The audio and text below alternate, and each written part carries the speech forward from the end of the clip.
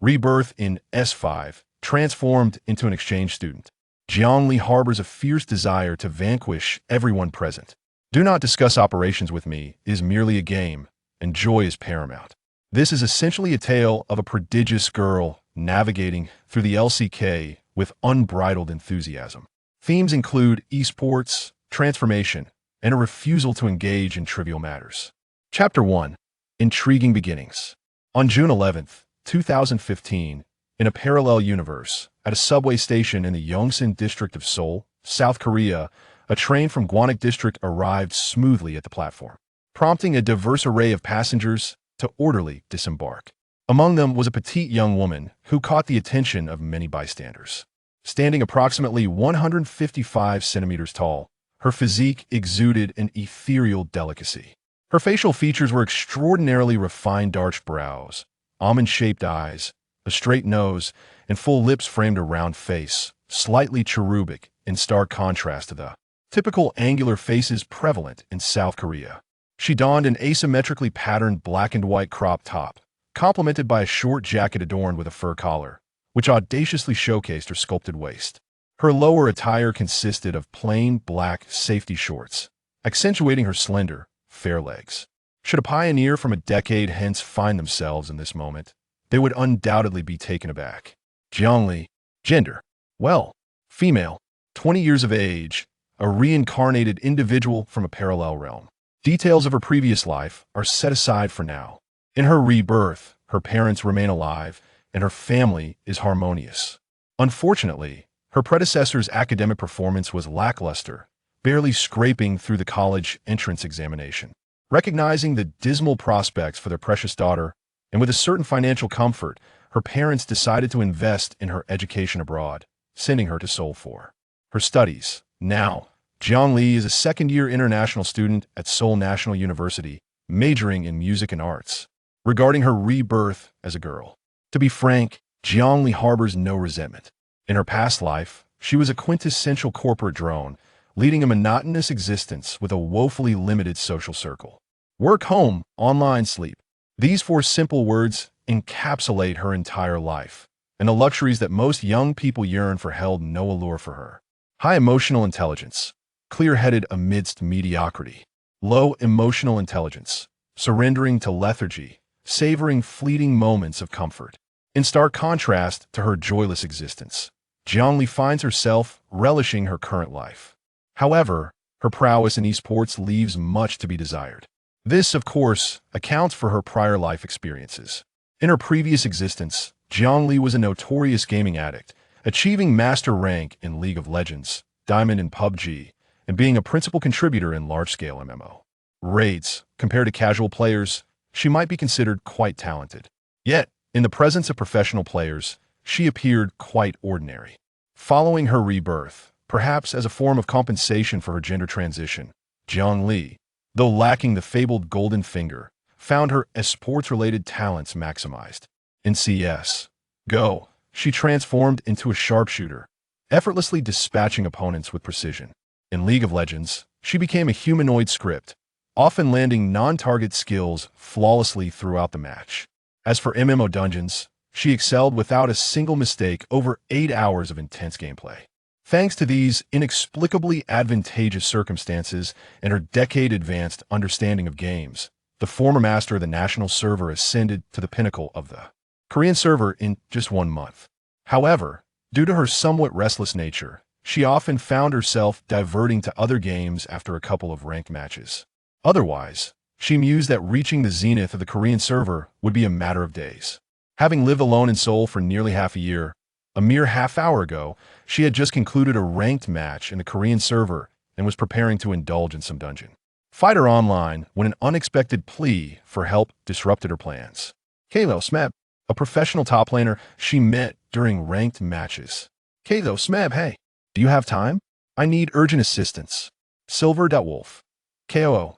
Smeb, you know our mid laner Kuro, right? He accidentally injured his hand at noon.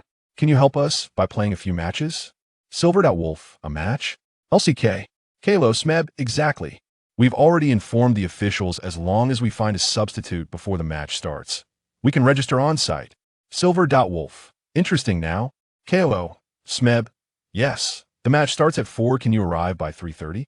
Silver. Wolf. Sure, I'll be there. Thus, the benevolent Jiang Li agreed to Smeb's request, promptly heading out to the subway towards Yongsan district after their conversation. LCK. Let's hope their courage is a bit more robust. Reflecting on her previous chat with Smeb, Jiang Li's gaze took on a playful glint. Once a gaming addict, now a gaming enthusiast, she had contemplated whether to pursue a professional career after reaching the pinnacle of the Korean server. However, the thought of living and competing alongside a group of youthful, fervent gaming addicts dissuaded her. Perhaps it was best to refrain. Initially, she intended to explore the arcade section, seeking a personal competition in games like King of Fighters or Street Fighter for a change of pace. Yet, Smeb's sudden request presented her with an exceptional opportunity. No contracts, no dormitory living, and no pre-match training required. Such a rare chance existed. Even though Smeb had not mentioned any remuneration, it was likely to be voluntary labor. However, for Jiang Li, who was not financially burdened, the opportunity to experience the competitive atmosphere firsthand was worth far more than any monetary reward. To avoid squandering this serendipitous chance, Jiang Li intentionally concealed her gender and nationality in their private chat. She understood the uniqueness of her situation. Revealing everything beforehand might frighten Smeb and his team away. But maintaining this temporary concealment changed everything. With the match scheduled for 4 o'clock and her arriving by 3:30, even if Smeb had second thoughts, they would have no time to seek alternatives. As for whether her deliberate concealment would come off as unscrupulous, how amusing! With the undignified life of a corporate drone as a backdrop and the emotional upheaval of her rebirth, Jiang Li's mental state had ascended to an entirely new echelon. This was evident in her attire. Jiang Li adorned herself in the fashion of her past life as Silver Wolf, desiring to embody the same self-fashionedness and not succumb to the mental turmoil of her previous existence. Rather than constrain herself, she preferred to challenge others. The opinions of others are mere illusions. Her own joy is the ultimate reality. After all, she had transformed from a brother into a sister. So long as she lived joyfully and freely, the happiness of others was of no consequence. Chapter 2. I have been betrayed thrice. After EDG clinched the inaugural MSI World Championship, the LCK region's 2015 summer split has now entered its 3rd week. As the runner-up of this year's spring split, KOO Tigers, currently positioned 2nd in the regular season standings, finds itself quietly spiraling into a dire situation. Unnoticed by many, this is due to yet another unfortunate bankruptcy of their sponsor. From the previous Huya Tigers to the mid-spring split G Tigers and now to the recently renamed KOO Tigers, they have cycled through 3 sponsors in just 6 months. Having only just received a month's salary, they now face their 3rd loss of financial support. For the members of KOO, the existence of a training facility is not particularly significant. They can train in internet cafes. While struggling to receive their wages, they can barely sustain themselves through streaming and prize money from internet cafe tournaments. However, today at noon, the team's sole mid laner Kuro accidentally injured his finger while helping his family, requiring at least 4 weeks in a cast. The sudden bad news struck them like a bolt from the blue, plunging their already challenging circumstances into deeper despair. The vibrant tiger, which has roared for its dreams since inception, now seems to have reached the end of its journey. On the vacant steps to the left of the main entrance, the KOO team, led by Coach Inof, anxiously awaited developments. The rotund and heat-sensitive prey was visibly sweating under the sun, his breath heavy. Observing his old partner's discomfort, the sociable support player, Gorilla, who is known for his affability, suggested, "Jongren, if it's too much, you should rest inside for a while to avoid heat stroke." "It's fine, I'm actually okay," Prey replied, wiping his brow. He added earnestly, "The others came all this way without saying a word or even asking about compensation. We must show respect to the new member." While they were preoccupied with worry, a silver-haired girl, slightly apologetic in stature, yet strikingly unique in her attire, suddenly appeared before them. It was Jiang Li, who had come specifically to assist. Having just arrived by taxi at the shopping center's main entrance, she intended to use Kakao to inquire about Smeb's location, but spotted Prey, resembling a mountain of flesh, on the steps and decided to approach directly. "Smeb, right?" "Ah? Upon hearing the silver-haired girl pause before him and cheerfully utter his ID in a somewhat endearing voice, Smeb was momentarily taken aback. That's correct. I am Jiang Li, with the ID Silverwolf. Do you understand what I mean? Upon hearing the ID they had been waiting for, Smeb was rendered speechless. Even the other KOO members, who had initially intended to remain silent, widened their eyes in unison, collectively embodying a moment of confusion. Fortunately, Jiang Li produced her phone from her pocket, opened the Kakao interface, and displayed her previous conversation with Smeb. Here, my phone, take a look. Enof, observing the girl's phone adorned with charms and the displayed conversation, appeared utterly bewildered. He turned to Smeb, his expression filled with questions hidden behind his glasses. Little brother, what's going on? Under Nof's peculiar gaze, Smeb began to sweat profusely. This can't be. I've always referred to Silverwolf as bro. If you are indeed him, why didn't you correct me? Because it's not important. A player capable of reaching the rank of master is usually single. They're all so starved for attention, it's as if they've never seen a woman. It's just a nickname online. Why would I complicate matters for myself? The cold words pierced Smeb's innocent heart like a sharp blade. Even the others who had remained quietly observing were not spared, all experiencing a wave of humiliation. Your reasoning is impeccable, we believe you. After Jiang Li succinctly validated her identity, the KO team members hung their heads in despondence. Enof, witnessing this bizarre scene, felt a headache coming on. He had begun to comprehend the situation's origins. In essence, they had assumed too much without verifying via voice communication, relying solely on typed exchanges. Jiang Li, adhering to the prevailing online culture, would not proactively clarify, resulting in this misunderstanding. Enof's mind began to spiral with unsettling thoughts. On one hand, the inherent disadvantages female players face in the esports arena make it difficult for them to compete directly with their male counterparts. More critically, the reputation of their team within the LCK region is rather poor. It's not surprising. As a team funded by a Chinese company, they bear the original sin of impure lineage. The early stages of the spring split were manageable. With veterans Prey and Gorilla from the OGN era, their fanbase, though modest, was not non-existent. However, everything changed after the IM9 concluded 3 months ago.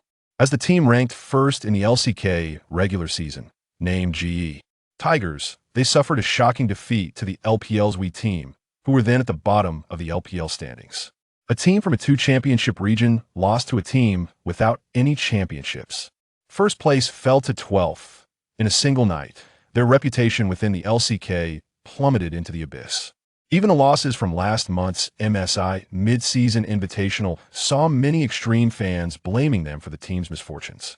It's all because of the hybrid team that gave the LPL confidence. How could SKT lose otherwise?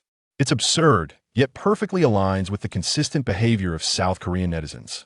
With such a tarnished reputation, how could Enof dare to pioneer the inclusion of a female player in the professional arena? What if? But Enof's expression was conflicted, his heart in turmoil. Unlike a typical professional team, which could easily pull a substitute from their training squad or temporarily borrow from another team in case of unexpected absences, Tigers had no such luxury. Due to the frequent bankruptcies of their sponsors, they have never had a proper training squad. The players are still uncertain about whom to approach for their wages this month, let alone seek another team to borrow a mid laner from. Given the current circumstances, Enof faced only 2 paths. 1. Overlook Jiang Li's gender and allow her to play as previously discussed. However, this would lead to complications. The mid lane is the most crucial lane in League of Legends. Any player capable of reaching the rank of Master typically already has a team. Presently, Jiang Li is the only non-professional player who can consistently rank within the top 50 on the Korean server. The strongest player on paper, Silverwolf, stands right before them. Surely, common sense must prevail. Were you all pondering? Do you have something on your mind? Just say if you need help, there's no need to waste energy crafting your words. Observing the entangled expressions of those before her, Jiang Li chose not to squander any further time, laying the matter bare for all to see. Admittedly, her tone may have been somewhat brusque, but this was closely tied to her state of mind.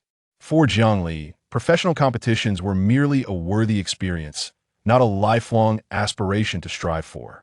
If the opportunity to participate arose, That would be splendid otherwise. There was no need for undue pressure.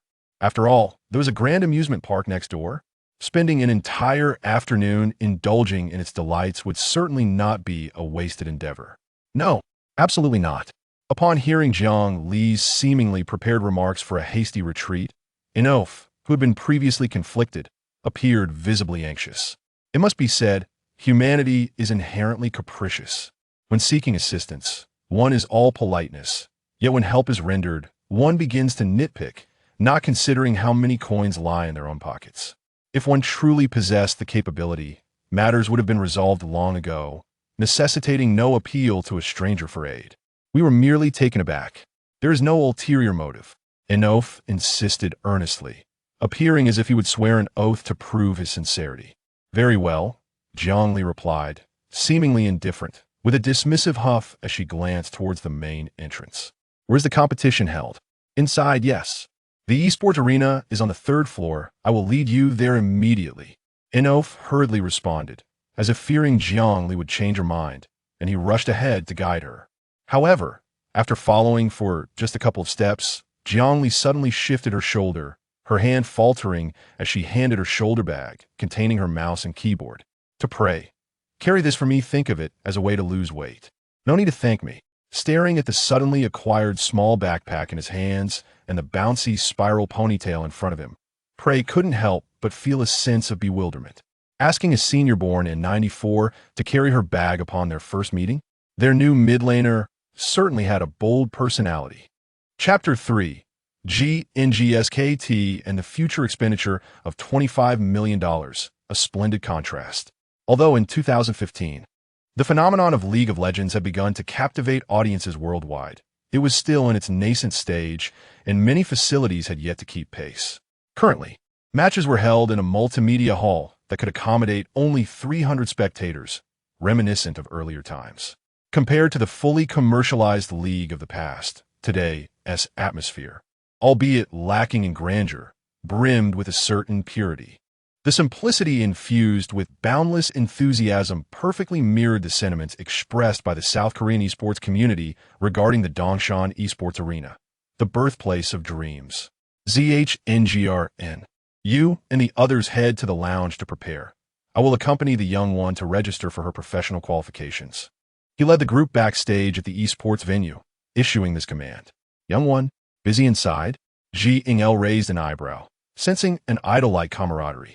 Noticing Ji Ing-el's evident surprise, he felt a wave of relief wash over him. He had almost forgotten her name in his astonishment downstairs.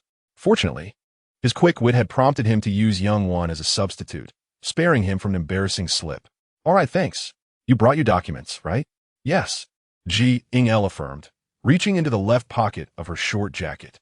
Then, to the astonishment of the responsible party and the onlookers, she produced a bright red passport. You're not South Korean. The official's eyes widened in disbelief, as he never anticipated that a female player would not only assist in the competition, but also be a skilled Chinese player. Surely, he had not committed such a grave sin in his previous life. Seeing the incredulous expression, Ji Ing-el felt a twinge of guilt. However, her conscience was as light as a feather, and in less than a heartbeat, she donned an innocent facade. Well, I noticed other regions have foreign players. Is that not acceptable? It is. He waved his hand weakly, signaling the official to proceed with the registration. After all, they had previously stated that their team struggled to find a suitable mid-laner. With the situation at hand, all they could do was hope that the online mob would show some mercy. When he and Ji Ing-el arrived at the team's lounge, the first match of the day was nearing its conclusion. Casually glancing at the computer screen in the lounge, he noted the matchups. The two teams at the bottom of the rankings failed to pique Ji Ing-el's interest. Here, take a seat and rest for a bit. The jungler offered chair, his melancholic expression adorned with a shy smile. All right, thanks. He noticed her surprise as she instinctively turned to look at him. What are you staring at? She muttered under her breath, but felt compelled to return his gaze, forcing a polite, yet awkward smile. GNGSKT. Who? Observing her guilty demeanor, Ji Ing-el found the situation amusing. You have someone inexperienced playing. That is quite interesting. Losing is better than forfeiting. Actually, you need not worry too much. Though they're strong, We are not weak either. If we play well, there's a chance to win. Jiang Li shot him a sidelong glance. So you want to play? The support suddenly interjected. The training team just informed us that their starting mid laner is absent. Why not let me take the position? Jiang Li felt a wave of exasperation wash over her. She had come to experience the atmosphere of a professional match, only to be told she would be facing off against thin air. All right, everyone, let us pause. Young one, you need not heed Jiang Li's nonsense. She clapped her hands, drawing everyone's attention. Their strength is formidable, and since Young One is new to the professional scene, let us not put too much pressure on her. Unconcerned about winning or losing, Jiang Li was taken aback, just as Jiang Li pulled out his tactical notebook. Ye enge hao. Today you need to play aggressively, strive to gain lane control early, and shift towards mid whenever possible. The jungler should do the same, applying pressure to mid. He glanced at Jiang Li, attempting to soften his words. Young one, just focus on your lane today. Help in small skirmishes if you can, but prioritize pushing your lane and securing your economy. Can you manage that? What do you mean? Underestimating me? Jiang Li raised an eyebrow, her lively eyes scanning the group before blossoming into a radiant smile. All right, Chapter 4. Upon seeing the short sleeves, let's celebrate. As we triumph with a score of 20. Congratulations! Following the conclusion of the first match of the day, the commentators promptly delivered their victory remarks. As the spring finals champion and runner-up were set to face each other in the second match, the commentary team was exceptionally noteworthy. The main commentator, known as the Roaring Emperor, Jiang Li, had been in the esports industry for over 20 years, earning a reputation as a living fossil. Now that the previous match has concluded, we will witness the showdown for the top spot. The spring season's runner-up will face the champion. The Roaring Emperor's voice resonated with fervor, showing no signs of his approaching half-century. However, before the match begins, I have an announcement to make. Due to an unfortunate injury to our familiar mid laner, a rookie will step in as a substitute. Suddenly, the esports arena erupted with laughter, a blend of mockery and schadenfreude. Typically, a team missing a key player would be a cause for lamentation. Yet, as previously mentioned, the team's reputation was abysmal, with few fans to begin with. Facing a team named the home team rendered the atmosphere decidedly one-sided. For the home players, what could be more delightful than witnessing their opponents falter in numbers? Forget about the spirit of esports. Regardless of whether such a concept existed in South Korea, it certainly would not apply to this team. The Roaring Emperor, unfazed by the lively atmosphere, confidently took control. I certainly believe they have a higher chance of victory, especially since they have maintained an undefeated streak for the past 2 weeks and are in high spirits, facing a weakened opponent. He deftly catered to the fans' sentiments, knowing how to play to their expectations. Upon hearing the emphatic declaration of a flawless victory, the audience swiftly fell silent, revealing the extraordinary composure of the champions. Personally, I find myself more intrigued by the performance within the arena than the match's outcome. With a few reassuring words to calm the fans, the atmosphere turned suspenseful once more. The Roaring Emperor, clearly adept at reading the crowd, naturally played along. Oh, what do you mean? Are you familiar with him? Well, I wouldn't say I was well acquainted. I had merely seen him a few times during ranked matches, leading me to believe I had a basic understanding of him.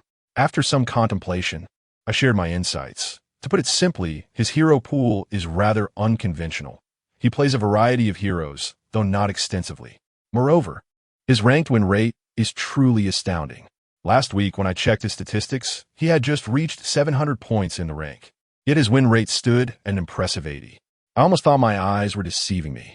His tone was exaggerated, perfectly aligning with the typical style of South Korea. Although the Roaring Emperor recognized the intention behind this emotional manipulation, he couldn't help but feel a sense of anticipation after hearing those words. Conveniently, the broadcast director had already shifted the camera to the gaming booth. The Roaring Emperor boldly declared, "Let us witness the impressive debut of the player known as Lang." Upon uttering that, he regretted it almost immediately. After all, everyone knew the status of women in South Korea. It was clear that speaking such words would lead to unfavorable consequences. Fortunately, neither the live audience nor the online viewers seemed to notice his slip, as they were all equally captivated by that tuft of silver-gray hair. In a flurry of excitement, the chat rooms exploded with comments. A female player? Is this a mixed team going crazy? Did he just say her name is Yinling? I need to check her stats. Indeed, ranked 27th with 996 points and a 77 win rate. Incredible. A female player in the top 30? She must be cheating. All platforms, including Mouse Station and YouTube Live, were inundated with chatter, a sudden frenzy. Prior to the match, there had been no whispers of such news. Who could have anticipated that a top-ranking player would quietly introduce a female mid-laner? This team certainly delivered a significant surprise. Regaining his composure, the Roaring Emperor wiped his brow and sincerely admitted, "I apologize for my earlier indiscretion. Ever since the announcement of the closure in 2012, I have not seen the presence of female players in major events. Indeed, furthermore, it was evident that Yinling was an emergency substitute with no prior announcements, making it truly shocking. This revelation caused a collective gasp. Compared to other regions, South Korea, an esports powerhouse, tends to exhibit a more lenient attitude towards female professional players, especially with the legacy of the legendary female player, the StarCraft Empress, as a precedent. The return of a talent like Jiang Li after 3 years could be seen as a positive development for South Korean fans. However, the immediate concern was that Jiang Li's beauty was strikingly high. Moreover, her outfit, reminiscent of the former Yinling, was rather flamboyant. Mr. Zhou Shuren once stated, "Upon seeing short sleeves, one thinks of fair arms, which inevitably leads to thoughts of nudity." Even though the presence of a computer desk prevented the live broadcast from showcasing Jiang Li's slender waist, her delicate, round face was difficult to overlook. A dedicated player who spent years in front of a computer, her youthful complexion seemed almost too good to be true. It was as if common sense had been disregarded entirely. Chapter 5. As clumsy as Li Xianghe thanks to a previously established notorious reputation. Players with pronounced biases were quick to speculate the worst. Those with a bit more decorum pondered whether Jiang Li would resort to cheating in ranked matches. Meanwhile, less scrupulous individuals had already concocted scenarios of her being a team harlot, relying on dubious means for rank advancement. Amidst the cacophony of skepticism, the first match for Jiang Li commenced. Due to an unfortunate coin toss before the match, they found themselves on the blue side, possessing the privilege of first pick. However, what should I select? The individual known in the gaming world as the esports version of Li Yuchen was feeling somewhat perplexed. As a renowned coach, he certainly would not judge based on appearances like the viewers in the chat. Though he learned in advance that the opposing mid laner was a female, he did not let that cloud his judgment, diligently reviewing her statistics. After all, newcomers often face disadvantages in hero pools, and it was his duty as a coach to prepare accordingly. Yet, upon viewing the displayed data, even his good-natured temperament couldn't resist a few expletives. With only 140 ranked matches played, the number of heroes utilized was 50, with the most frequently played hero appearing merely 7 times. Adding insult to injury, that hero was none other than Yasuo. With a total record of 0 to 7, her performance could easily be compared to that of Li Xianghe. "What shall we do now?" inquired Jung Sun, seated on the first floor. "Let us go with Makai and see how it plays out." As he spoke, another voice chimed in from behind. "Ji Xuan, their new mid laner has scan information. Be cautious and don't underestimate her just because she is a girl." Understood. In truth, he had no intention of being lax. After all, esports is not akin to a romantic drama. If it were an off day, he would gladly engage with a charming female player. Yet, within the realm of competition, every individual, regardless of gender, was his formidable adversary. Chapter 6. First Blood. Amidst a chorus of organized cheers, they entered the Summoner's Rift. At the onset, Jiang Li, under the guidance of her teammates, proceeded toward the upper jungle. Meanwhile, their counterparts congregated in the lower jungle, establishing vision at the 3 wolves position. A lane swap. For players who began their journey in the esports era, the strategy of lane swapping might seem somewhat unfamiliar. Yet in Season 5, at least half of professional matches employed this tactic.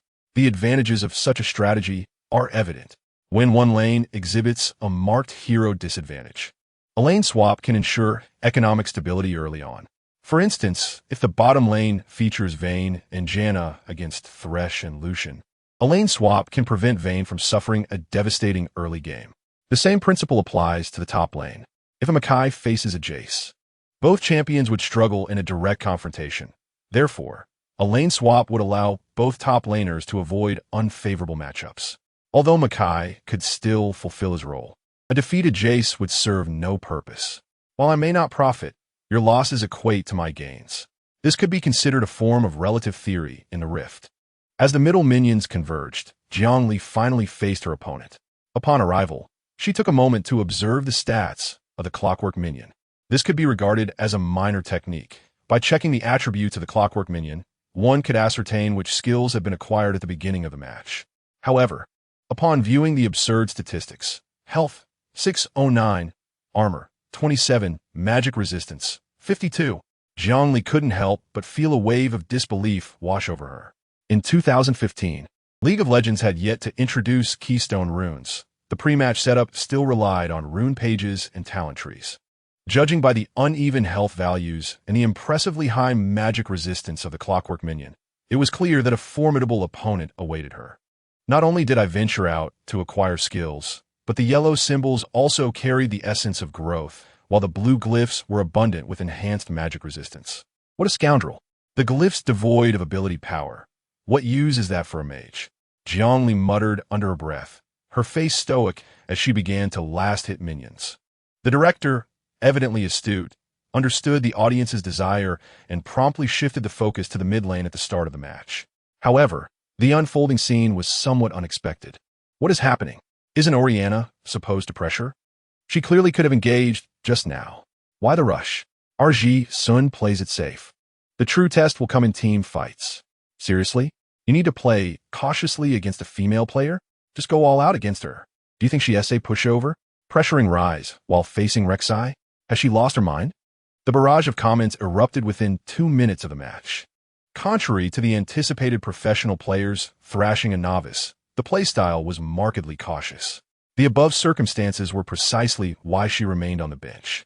Indeed, with the shield provided by her skills, Orianna could easily use her range to diminish Rise's health. However, applying pressure on health would push the minion wave forward. In contrast to the currently mainstream mid-lane champions, Rise could effortlessly collaborate with the jungler, and Rek'Sai was also a top-tier jungler in the early game. Once the wave was pushed, Rise could flash and root, and Rek'Sai could follow up with a skill, making it exceedingly difficult for Orianna to survive even with a flash. Blindly applying pressure is a reckless act. To be adaptable is the hallmark of a true champion. Unfazed by external judgments, she remained resolute in fulfilling her role. The mid lane commenced in tranquil silence. The bald mage and inflatable doll exchanged glances across the minions, failing to ignite any sparks. Observing the mid lane's lack of action, the director swiftly redirected the camera to the top lane. In the top lane, due to prior instructions, the Rumble played aggressively, hoping to establish an early advantage. Unfortunately, experience was not on his side. Revealing the Centaur, he had already soloed a magic toad with his smite before entering the lane, thus gaining a level lead over Rumble. The smite teleporting Centaur, the updated spring split molten jungle knife, was exceptionally powerful. With a base health of 400, coupled with an additional 25% health and the single target damage reduction and true damage from red smite. A Centaur equipped with 3 items and the molten jungle knife could easily dismantle the opposing backline in the mid to late game. Furthermore, the high damage of smite against jungle monsters allowed the Centaur to withstand pressure more effortlessly in the early stages. Such was the essence of his gameplay. Starting with a crystal flask, he paid no heed to Rumble's flames and began pushing the lane with his skills immediately. The same scene repeated itself. Although Rumble appeared fierce, he struggled to secure any advantage. In stark contrast to the harmonious mid and top lanes, the bottom lane promised much more excitement. Sivir and Brown, the shield bearer and the anti-thief support, exhibited a clear counter to the Tahm Kench in the bottom lane. Faced with the strong pushing capability of Sivir, the aircraft pilot also found himself at a slight disadvantage prior to acquiring 3 items. Thus, after several rounds of early exchanges, while the bottom lane's last hitting was still lacking, they had managed to gain some health advantage. However, the minion wave had pushed forward. The ace pilot requested to engage, seizing the opportunity as Sivir positioned herself forward. The The aircraft suddenly dove at an angle, maneuvering to the left side of the bottom lane minions. His position was precarious. He could deal damage to Sivir while using the minions to obstruct Braum's skill trajectory. Sivir retaliated with an exchange of blows, but failed to activate her shield skill. His approach was remarkably composed. The aircraft was only just level 3, and the damage from his first skill was insufficient. Chapter 7. What a surprise! As the first blood information appeared at the center of the screen, the venue erupted in a cacophony of excitement. No one had anticipated this turn of events. Not only had they failed to establish dominance in the mid lane, but they had also lost a jungler within the first 5 minutes. Huh? What is happening? Am I hallucinating? Did the jungler just die in mid lane? What is going on? They can't be throwing the game, can they? Director, get in here and show the replay. I want to see that again. The live chat exploded instantaneously. The broadcast displayed the scene of the barrel, having finished the upper river crab, intending to set vision at the red buff's position. However, upon spotting Rek'Sai in the bottom lane, he abruptly turned and dashed towards the mid lane. In the face of the opposing jungler's early appearance, not being able to secure anything was not a loss. This was a playstyle very much in line with professional strategies. Not sensing anything amiss, he continued as before. Yet, it was clear that Jiang Li would not share that sentiment. Ryze flung a skill at the barrel and took a symbolic step back towards the tower. Immediately after, she noticed the barrel had downed a drink and, with a skill cast at a maximum range, charged towards her. Wandering Mage, observing the knock-up status above her head and the 4 stacks of passive on her, Jiang Li could not contain herself and raised her hand to type a question mark in the public chat. Concurrently, Orianna cast her skill at the barrel, adjusted the position of her puppet, and dealt damage, reducing Ryze's health to half. And then, there was nothing more to follow. Orianna had yet to reach level 6, lacking the crucial ultimate ability. Chapter 8. Not a sister. Are you training a dog? In a manner often described by domestic players as a lunchbox. The current mainstream Ryze had been playing in the top lane, adhering to the traditional build path of Archangel Staff into Iceborne Gauntlet. Despite Jiang Li's intent to avoid transitioning into a tanky build in the mid-game due to her prior experience, it was evident that she could not neglect the 2 core blue mana items, the Staff and the Archangels. With a lead in levels and gold, Jiang Li attempted to initiate pressure. Unfortunately, her efforts were in vain. Orianna's playstyle was too steady. She maintained her position diagonally opposite Ryze, showing no intention of engaging in trades. Only when Ryze displayed impatience and moved forward did she retreat and cast a skill to keep that bald pervert at bay.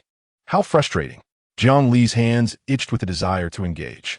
After all, Ryze's range could not compare to Orianna's, and her yearning for a brawl left her momentarily at a loss against Orianna.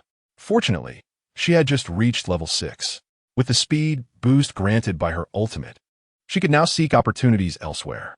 Scanning the minimap, Jiang Li signaled in the upper half. Go, find a barrel. Her expression stiffened. Are you training a dog? Suppressing the peculiar feelings within her, she finished off the 4th jungle camp and proceeded stealthily, placing a ward in the 3 wolves area. Oh, already cleared? Jiang Li was somewhat surprised. Given her prior death, the barrel's jungle efficiency would undoubtedly be slower than Rek'Sai's. Now that the 3rd round of jungle monsters had respawned, he had just finished the 4th. Logically, he should have been at the 3 wolves. However, since the 3 wolves were missing, aside from the magic toad left for the centaur, the barrel's location seemed to require no further thought. Overload. 2 skills cleared the low health minions. Ryze, edging along the wall, arrived at the right side of the mid lane bush, feigning to place a ward while actually heading straight for the blue buff's position. Caution. Ryze is moving towards the bottom half. The energy was palpable, and the information was relayed instantly. Just as the barrel was about to clear the 4th camp. Wait. Something was amiss. Upon considering a certain possibility, the alarm bells rang loudly. The barrel, having used his skills to clear the jungle, could not afford to linger on the low-health 4th camp and attempted to flee the cold nest. But it was too late. Despairing power, without a trace of hesitation. Upon arriving at the entrance of the blue side's 4th portal, Ruizi swiftly unleashed his ultimate upon encountering the barrel, having already stacked 4 layers of passive along the way, instantly transforming the old mage into a lord of thunder and lightning. The spell was cast first, establishing control while simultaneously inflicting lethal damage on the enemy. The skills were executed in rapid succession. The barrel barely took a step before being caught in another confinement, followed by a complete combo. The earlier scene in the mid lane replayed itself. Faced with the formidable old mage, the barrel, yet to reach level 6, had no means to retaliate and was swiftly reduced to a lifeless body. You're simply too fierce. The onlookers, having witnessed Jiang Li's skillful maneuvers, were left in utter awe. What is happening? We had agreed to wait for him to assist in the mid lane, yet you decisively obliterated the jungler first. It's just a small matter, Jiang Li replied with an air of calm arrogance. Her demeanor, expressions, and tone bore a striking resemblance to the legendary Yinlang from her past life. The spectators were flushed with admiration. In comparison to the online influencers, Jiang Li's attributes were simply extraordinary. With remarkable looks, prowess in esports, an enigmatic expression, an exuberant personality, and even a fashion sense reminiscent of anime, she perfectly embodied the fantasies of those enamored with gaming culture, save for a slight shortcoming in physique. Stealing a glance at the silver-haired maiden beside her, she couldn't help but clench her fist gently. Apologies. The jungle has collapsed. It had been previously mentioned that since the conclusion of the World Championship, professional matches had placed immense emphasis on success rates. The 9th chapter, all is in vain. A quadruple kill. Ruizi flashed away. Wow, Ruizi's damage is astonishing. The clockwork also flashed. Ruizi followed up with control. Was there any means of escape? No escape. A solo kill in the mid lane. The roar of the commentator was filled with enthusiasm, and the audience's emotions erupted instantaneously. This is outrageous. To be fair, drawing from the examples of previous women's StarCraft tournaments, Korean players were not entirely averse to female competitors gracing the stage. However, Jiang Li's performance was so outstanding that it set her apart from previous female players altogether. The notion that female gamers were inferior to their male counterparts is not a declaration of gender discrimination, but rather an objective truth stemming from biological differences. A simple illustration suffices. She is already quite renowned, is she not? Yet, even the formidable StarCraft queen could only reign supreme within the women's division, often failing to advance beyond the group stage in mixed competitions. She could only occasionally compete against domestic players. However, Jiang Li was different. She stood upon a foundation rich with glorious history, possessing 2 championships. Before her stood an opponent who had secured the regional championship, reborn from the ashes with a flawless record. Yet this was precisely in the hearts of South Korean fans, the hallowed grounds of esports. That girl, known as Yinlang, boldly dominated the stage, single-handedly overturning the mid-jungle within 10 minutes. Such a dazzling performance rendered the previously questioned gender irrelevant in an instant. The fans present, without exception, even the most loyal, could not restrain their applause for her. The only source of dissatisfaction was likely Jiang Li's affiliation. How could such a stunning and talented female player choose to assist a mixed team in competition? On the competition stage, he was casting a death glare at the mid-jungle. Normally, regardless of circumstances during a match, teammates should never exert pressure on one another. Yet, he could not contain himself.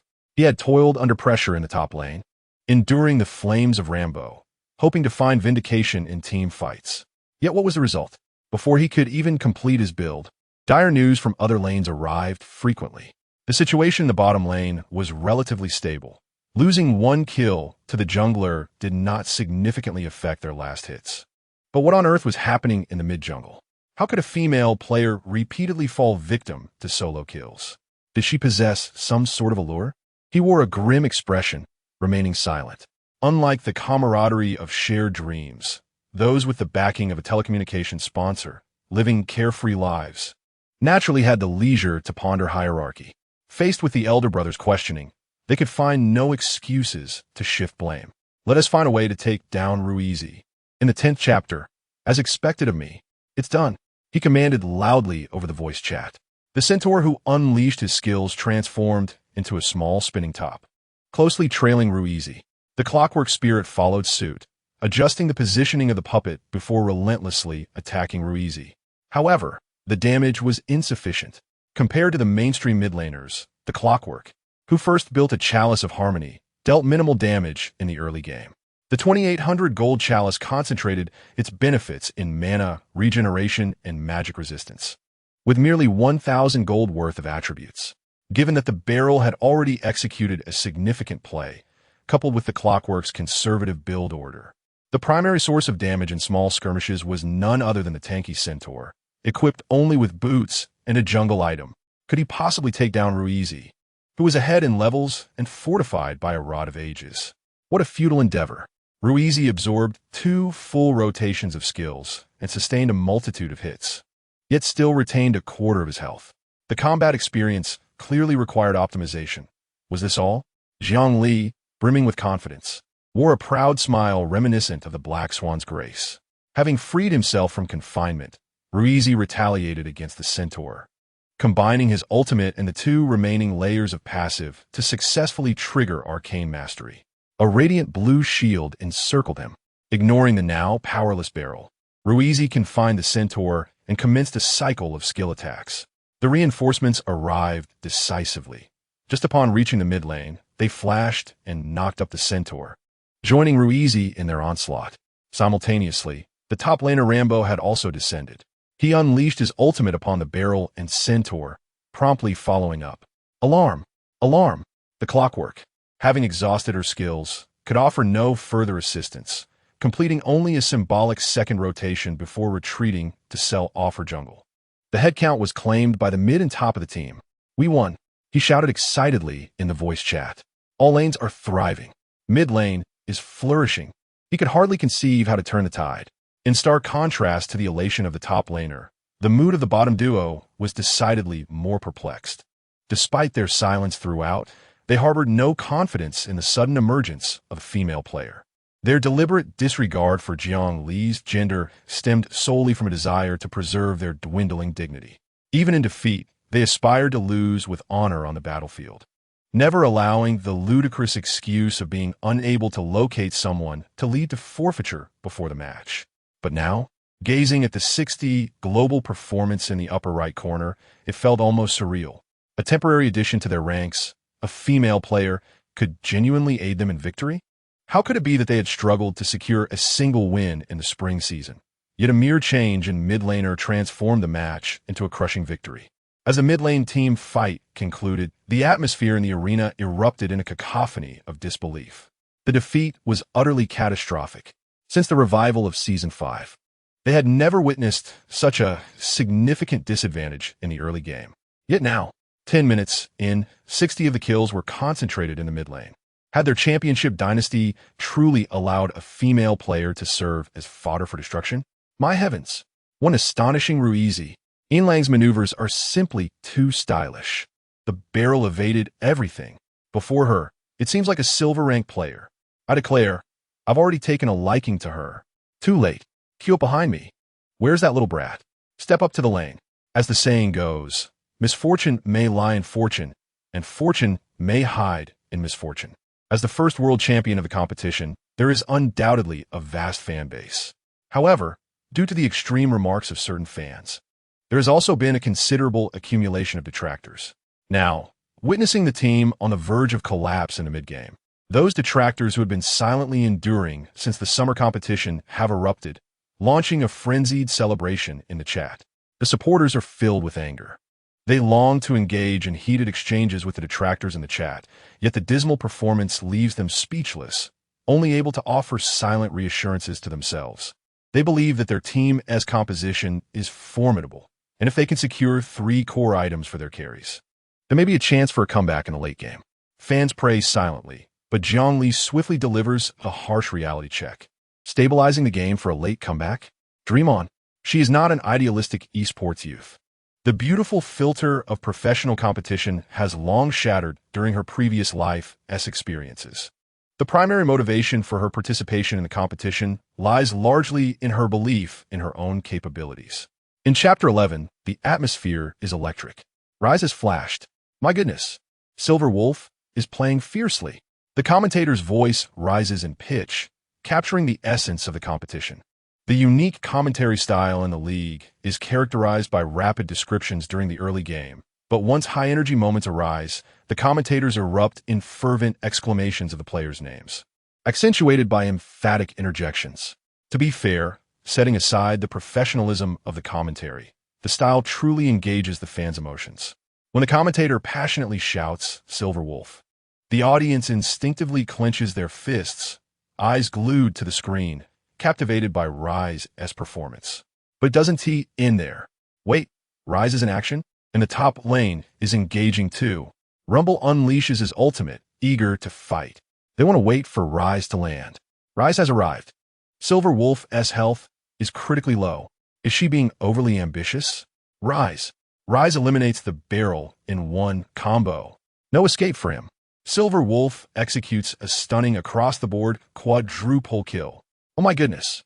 Accompanied by the commentator's ecstatic shout of the quadruple kill, the atmosphere reaches a crescendo. The audience willing to pay for tickets to witness the match tends to possess a purer mindset than those who merely spectate for free. Although the majority of the audience belongs to the team's fanbase, they also embody the spirit of passionate esports enthusiasts, willing to invest both time and money into the competition. Witnessing a new star rise in the esports arena, the audience feels their adrenaline surge, momentarily forgetting gender biases, solely eager to cheer for Silver Wolf's thrilling performance. It is exhilarating. Simultaneously, within the team's competition area, when the sound of the quadruple kill resonates in their headsets, Chapter 12 unfolds. All right, everyone, let us rally. Don't let the outcome of the first game affect us. Upon entering the room, the coach begins to offer motivational words. However, it proves futile as the other team members remain lost in their thoughts, disengaged and despondent. It's overwhelming. During the match, they were preoccupied with farming and executing plays, which somewhat diverted their attention. But once the match concluded, the gravity of what had transpired hit them hard. As the first world champion of the league, a universally recognized favorite, they had been thoroughly outplayed by an unexpected newcomer in the arena for a full 20 minutes. To paraphrase a statement made by a certain commentator after a defeat to a female player, losing to a girl is quite disheartening. Tears are almost shed. Observing the gloomy expressions of his team, the coach feels a profound headache. As the saying goes, those not in positions of authority should not meddle in governance. For the league's fans, Jiang Li's presence is indeed surprising and delightful. However, as the team's coach, he can only feel anxiety. It is ruthless. Setting aside other exceptional plays, it's not unusual for a few prodigious newcomers to emerge among the many teams in the league. But what does that astonishing quadruple kill signify? Flashing and executing under 500 health. How much confidence must one possess to play so audaciously? Let us not discuss recklessness. Jiang Li's actions are undeniably bold, yet such boldness is predicated on her belief in her own ability to execute. In a situation where death is inevitable, who would willingly rush in to throw their life away? The issue lies in the fact that, even from an omniscient perspective, there appears to be no room for maneuver. Where does such a monster emerge from? It is truly disheartening. He has endured a year of hardship, only to see the re-emergence of a formidable opponent. In Chapter 13, Jiang Li enters a custom room with the help of the referee. Upon entering, she spots a globally recognized player on the opposing team. A substitution? Jiang Li raises an eyebrow, intrigue glimmering in her eyes. As a dedicated esports fan in her past life, she is well acquainted with his journey. To summarize, he is currently in a low period of his career. In terms of individual skill, he still maintains a world-class level. However, the resurgence of traditional mages at the start of the season has rendered him a benchwarmer. A player with an assassin background brings an inherent flavor to any hero they play. Regular viewers of competitions understand this well. When they take to the field, they can easily gain an advantage in the early to mid-game. Yet, in the latter stages, they often face sudden deaths, causing them to squander significant advantages. Why does he frequently meet untimely ends? Because he is accustomed to the playstyle of assassins. More specifically, he is used to their positioning. He instinctively seeks opportunities. Even when playing a champion like Xerath, he cannot resist diving into the backline, asking who else would die if he survives. However, a mismatch in style does not equate to a lack of skill. The thought of facing the future 5-time champion directly causes even Jiang Li, with her resilient mindset, to involuntarily hum. The red side comprises Rise, Makai, and Rek'Sai, while the blue side features LeBlanc, Callista, and an empty slot. As for the empty slot, his expression is one of resignation. Who knows? The referee just mentioned a penalty for one player. In Chapter 14, wow, so fierce. Upon seeing the champion revealed on the opposite team, a certain unknown substitute mid laner cannot help but raise an eyebrow. Due to Jiang Li's relatively low amount of ranked games and her casual playstyle, they rarely find themselves in the same match. To his recollection, they have only played together twice, both times on the same side. In their first ranked game, he played Yasuo in mid lane, finishing with a score of 27, leading to an effortless victory. In the second ranked game, feeling dissatisfied, he played Yasuo again, finishing with a score of 3-11, inadvertently causing a loss. After the second game, he promptly sent a friend request. She did not decline, as it seemed only fair to compensate for the loss he caused her. However, the outcome was unexpected. Instead of offering comfort like a typical player, she launched a sharp critique. Your Yasuo is as terrible as it gets. If you can't play, don't play. To be honest, since he became the champion of a league, transforming into a comprehensive idol, it had been a long time since he heard such pointed remarks in the Korean server. He cannot believe that a Korean server master would not recognize her skill or consider her Yasuo poorly played. After removing friends, I dove into another match, swiftly selecting Yasuo. Following a ranked game, I felt a sense of satisfaction. Who could have anticipated that the Silver Wolf, whom I had been musing about for a week, would appear on the professional stage, even choosing Yasuo in a match against me? Additionally, a female professional player? Reflecting on that fleeting glimpse I had before the match, an unusual feeling stirred within me. Chapter 15, Danger. Last year, the designer suddenly went on a spree, striking Yasuo 7 times, resulting in a year's worth of adjustments equivalent to 3 years of work on Daomei. Among these changes, the modifications made in July had the greatest impact on Yasuo. The maximum additional damage from T-Chi and ZHN was reduced from 4 stacks, 100, to 2 stacks, 50. The increase in damage from the waist cut effectively severed Yasuo's joyful early gameplay. Nowadays, Yasuo can only rely on skills to cautiously farm in the early game.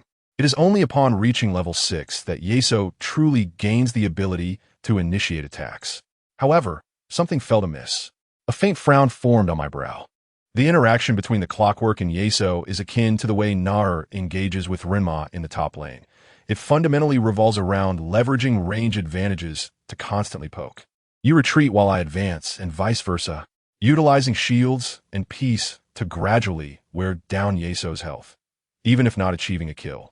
It is crucial to instill a sense of caution in Yasuo, preventing him from trading health after reaching level 3.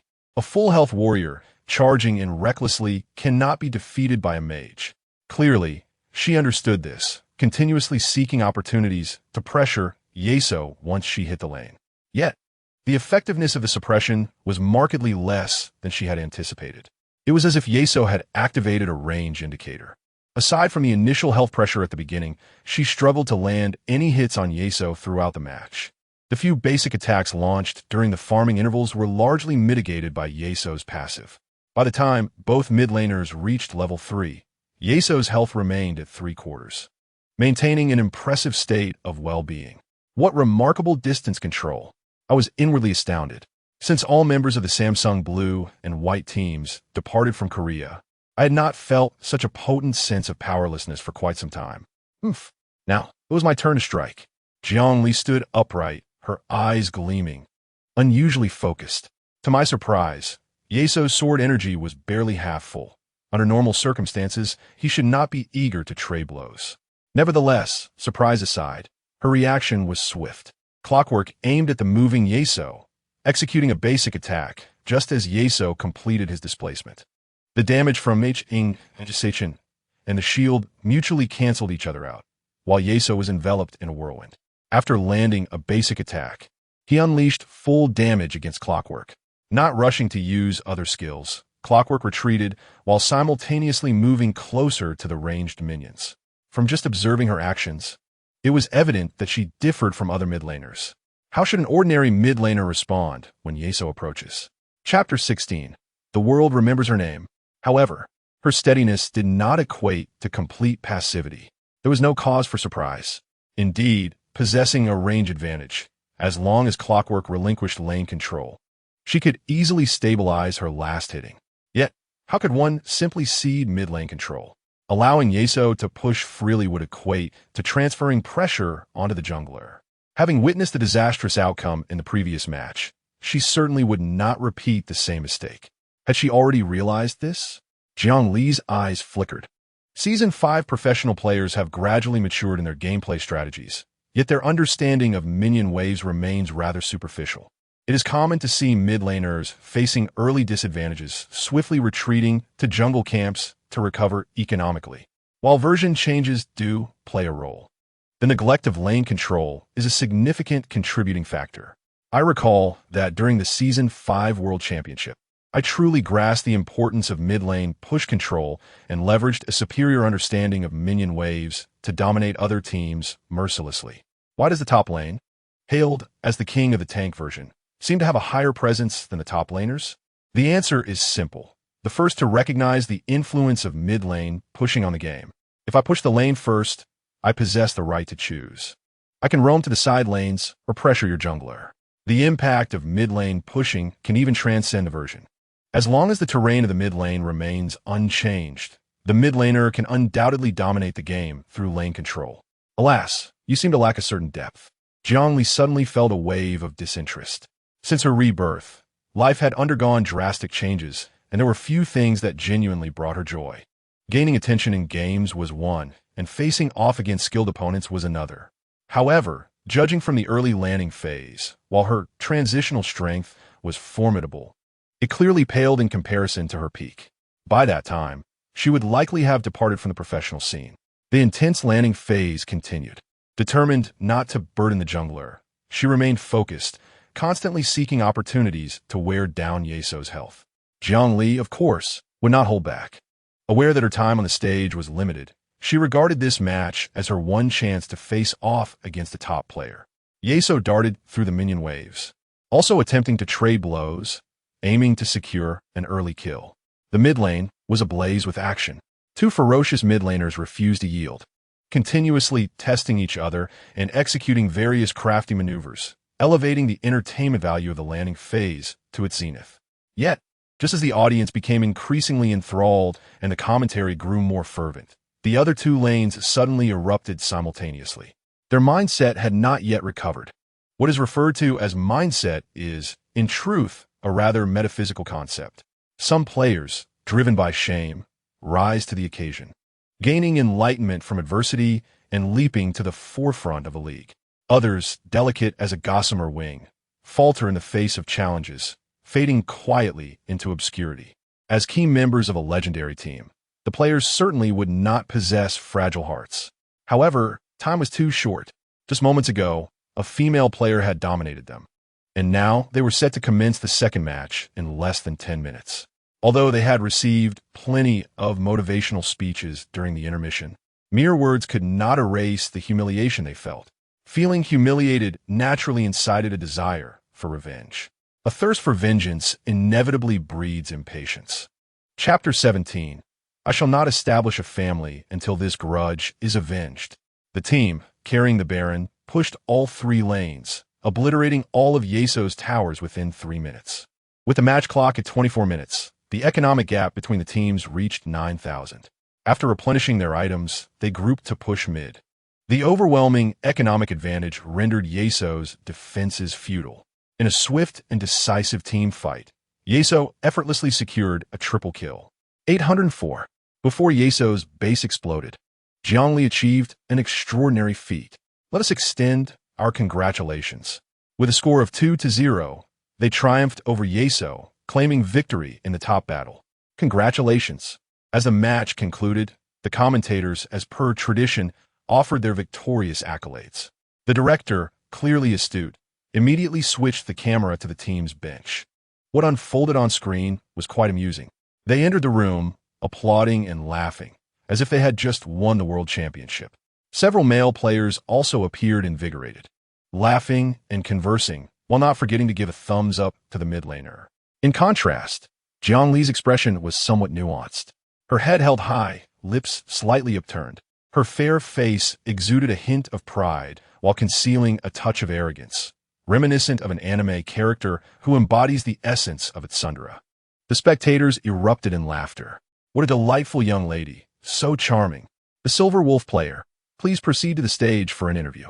After briefly expressing her emotions at the team bench, Jiang Li was soon guided by the staff to the center of the competition stage. Although the match had concluded, the audience remained largely in their seats. It is evident that the professional female player, unique to the competition region and indeed the entire esports realm, arouses immense curiosity. Why does she compete? What gives her the edge over other female players? Will she continue in this field? Countless questions swirl in the minds of every spectator who has watched the match, all eager to uncover every detail about her. After a brief preparation, Jiang Li and the host took their positions. The host for Season 5 was Xiaoanjing. Indeed, she is the woman who captivates Li Ji's dreams. According to the conventional timeline, Miss Jing would resign from her job in 2017 and marry an actor 20 years her senior a few years later. Chapter 18. The Absolute Kindness of a Little Angel. Meanwhile, the post-match interviews continued. Realizing that the young lady before her had a somewhat arrogant disposition, Zhao Venjing exercised caution during the interview, anxious that Jiang Li might spring a surprise on her. Following a series of unremarkable exchanges, as the interview approached its conclusion, Zhao Venjing finally posed a question of utmost concern to the audience. What are the future aspirations of the Silver Wolf player regarding her career? Will she continue? Perhaps not. She won't continue. A sudden wave of dissent rippled through the esports arena, each face reflecting disbelief. How could they not want her to continue? Given her impressive debut and stellar performance, Zhao Venjing was equally taken aback, but quickly seized upon a key detail. Attending school? You are studying? Yes. Jiang Li nodded and added, a Chinese national studying at Daehak University in Seoul. Wow! A fervent uproar erupted in the esports arena. Unlike the competitive landscape back home, South Korea's concentrated educational resources mean that a significant proportion of talent resides within Seoul University. Let us not kid ourselves. The so-called Sky Alliance is merely a self-glorifying label for Korea University and Yonsei University, which are not recognized by the Korean populace. A famous line from a Japanese drama states, "Fail to get into Todai, and one remains a failure for life." Similarly, for Koreans, fail to enter Seoul University, and one is destined to be a mere wage slave. This is the only opportunity for the common folk to ascend the social ladder, holding a revered status in the hearts of the Korean people. Chapter 19. So arrogant? Who is she? The dormitory area of Seoul University is significantly smaller than that of domestic universities, and the living conditions are rather modest. Thus, apart from those who come from humble backgrounds and have earned their admission through merit, most students opt to rent their own apartments. As a proud second-generation, wealthy individual, Jiang Li certainly would not settle for less. A splendid 50-square-meter studio apartment. Even among the affluent international student community, this could still be deemed luxurious. Perhaps this is why Jiang Li adapted to her new life so swiftly. Her monthly allowance exceeds her previous annual salary by a factor of 2, making it difficult to harbor any dissatisfaction. They provide far too generously. Upon changing into a pair of fluffy bear slippers at the door, Jiang Li tossed her jacket onto the sofa and eagerly headed to her bedroom to log onto her computer. Ahem. Do not blame her for her lack of restraint. As previously mentioned, Jiang Li intended to assist in the matches, partly to engage with skilled players and partly to bask in the limelight. With the competition concluded and the spotlight shown, she was naturally curious to see how the online community would evaluate her performance. She logged into the Korean server client and opened the esports forum. Unsurprisingly, nearly all posts on the forum's homepage pertain to her. I heard there was a female player in today's match. Can anyone share the details? This was the most popular post on the Korean forum, with a seemingly unremarkable title but vibrant comments. She died a tragic death on site. It's hard to believe she lost to a female player. The key point is that she didn't even intend to go pro. She just came to help. Xiang He also fell. Isn't it frightening? A Chinese exchange student performs so well without any training. Chapter 20. Director, I am your fan. After finishing dinner, Ming Kai entered the manager's office and knocked on the door. Who? A delicate voice called from within. It's me, Ming Kai. It's Kai Kai. Come in quickly. Upon entering, Ming Kai noticed Abu's affectionate gaze, prompting him to furrow his brow, sensing something was amiss. Just a mere illusion? You seem anxious. Abu smiled gently. We VE agreed to meet from 7 to 10 this evening for a total of 3 hours. Only 3 hours? Ming Kai expressed his dissatisfaction, and Abu, noticing this, couldn't he help but inquire, "What's wrong? You look unhappy. Is that female mid laner really that strong?" "Very strong." Ming Kai's expression turned grave, his tone serious. Many veteran players may be unaware that the Season 5 matches were also broadcast domestically. However, due to the small scale of the broadcasting platform, even with Shi Ka and Xiao Xiao as commentators, the live viewership was not particularly high. Yet today was different. As the two leading teams were set to clash, many domestic players made time to watch. As a renowned strategist, Zhuge Ming Kai was no exception. After all, he has always excelled at analyzing his opponents. With two teams likely to compete in the World Championship facing off, he had every reason to study the match. However, upon watching, even Ming Kai, with his composure, felt a twinge of anxiety. That suddenly emerging female mid laner was remarkably formidable. She dominated her lane. She held her ground against the same advantages. In team fights, she annihilated everyone in her path. Even his most esteemed father could not reach such heights. To ascertain whether her performance was an anomaly, Ming Kai decisively instructed Abu to arrange a practice match. He could not rest easy without first-hand experience of her abilities. At 7:30 in the evening, having just completed a dungeon run, Jiang Li logged onto the Korean server and was promptly invited into a custom game room. Although this was half an hour later than expected, there was no dissatisfaction on their part. After all, they lived next door to a group of players who often arrived late for practice matches. Chapter 21. As long as I can reach that place. To serve the purpose of training, both sides had agreed beforehand not to swap lanes, starting the game normally. It feels like we are constantly playing against a fiddlesticks. While waiting for the minions to spawn in the mid lane, Jiang Li couldn't help but mutter, who told you not to play standard champions? Mainstream mages like Quinn can only perform decently against fiddlesticks." A merciless taunt echoed through the voice chat. "Oh, you're finally acting normal?" Jiang Li raised an eyebrow, retorting, "What happened to the coward who had to lower his head this afternoon?" Upon hearing this, the banter began. "All right, I wonder who was secretly drinking to muster courage earlier." Her old teammate chimed in, quickly following up with a quip, "It wouldn't be the top laner. Emperor Song Jinghao, would it?"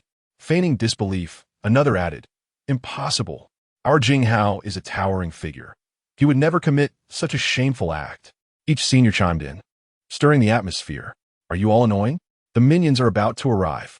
Can we focus on training?" Laughter filled the voice chat, and Jiang Li couldn't help but smirk. "Humph. A bunch of noobs."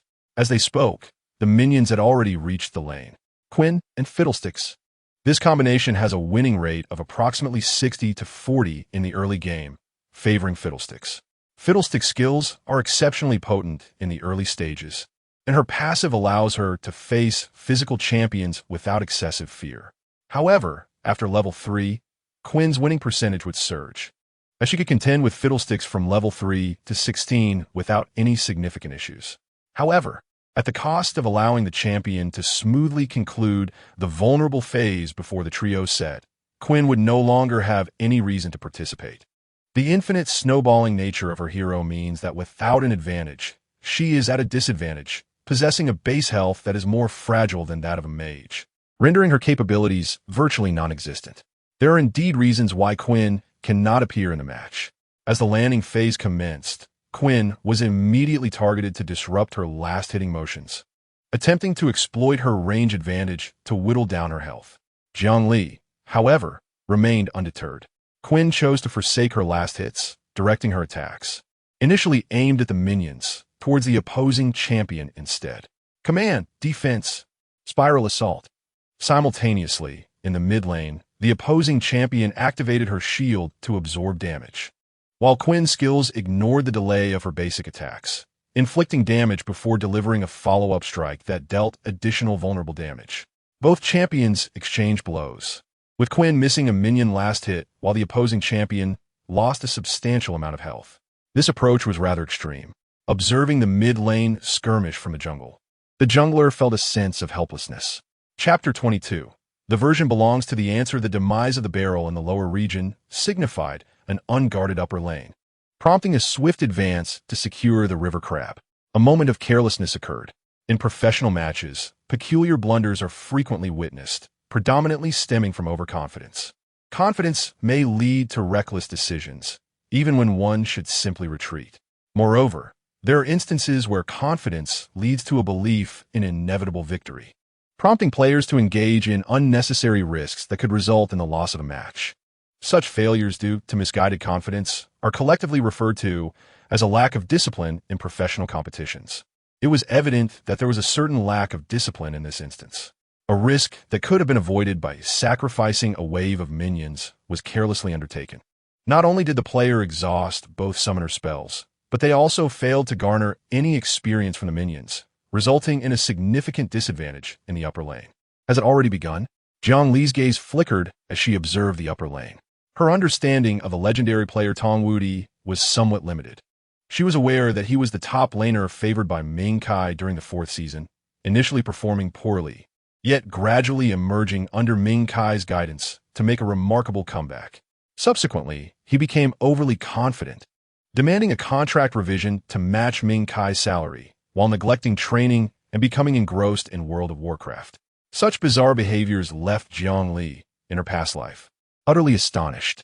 The 5th World Championship ended in a crushing defeat, attributable not only to the inability to adapt to the evolving meta, but also to significant internal conflicts within the team. The practice matches continued. With a comprehensive disadvantage in the upper, mid, and jungle, the players instinctively adopted a familiar defensive posture, tightening their lines to safeguard their economy. The strategy was excessively targeted. Quinn completely disregarded the upper and lower lanes, relentlessly pursuing the barrel in the jungle alongside the blind monk. In Season 5 of League of Legends, Vision Stones were introduced. The blind monk promptly secured a Vision Stone in the jungle. Chapter 23. Nationality spreads. Popularity explodes. At this moment, she was engaged in a private conversation with Ming Kai. Chasing me all night? Are you really my fan? Zhuge Ming Kai initiated with a soul-searching inquiry. Jiang Li, upon noticing the private message, was suddenly reminded of the Brazilian saint monk, and she couldn't help but chuckle. Of course. Wanting to prove it? How can a fan prove anything? Indeed, A Midsummer Night's Dream, Fish Die and Nets Break, Dancing Before the Tower. I remember everything about you. Thank you. Ming Kai squinted his eyes, puffing out his cheeks, rendering him quite comical. With a plethora of embarrassing pasts, how could he dare to call himself a fan? Little black sheep. Sooner or later, I will drag you to mid lane for a timeout. Wait, timeout? A glimmer of cunning flashed in Zhuge Ming Kai's eyes as he casually began typing. What made you think of participating in the competition? They were short a mid laner, so I came to help out for a couple of games. Temporarily? Does that mean you're not planning to play regularly?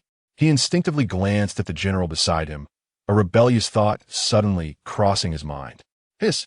Just as the general was awaiting a recap, a sudden pain shot through his waist, akin to being unexpectedly backstabbed. Amidst the excruciating pain, the general's Chinese became notably more fluent. Kai, pass me the medicine. Ming Kai, with a face full of concern, left his seat. Yet, with his back turned to the crowd, that expression of concern vanished in an instant, revealing the cold facade of Dark Kai. Chapter 24. What do you consider dreams? As dawn broke, Jiang Li emerged from her cocoon of blankets at the behest of her alarm clock, her eyes still bleary as she commenced her morning routine. The courses at South Korea University are theoretically arranged by the students themselves on computers. However, due to the abysmal configuration of the campus network, which frequently results in lag, most students, aside from a fortunate few with immense patience, must rely on chance. Jiang Li unwittingly found herself at the mercy of fate, spending an eternity trying to secure an afternoon class, only to be left frustrated, ultimately landing an early morning slot without warning. Riding the prevailing winds, she arrived at school. Due to the self-scheduling nature of courses, there is no concept of classes at South Korea University, especially in foundational cultural courses. One often witnesses peculiar scenarios where first-year students sit alongside third-year students, and science majors are side by side with humanities majors. Seating herself in the back row by the window, Jiang Li had barely taken out her textbook when she suddenly heard a hushed whispering from the front.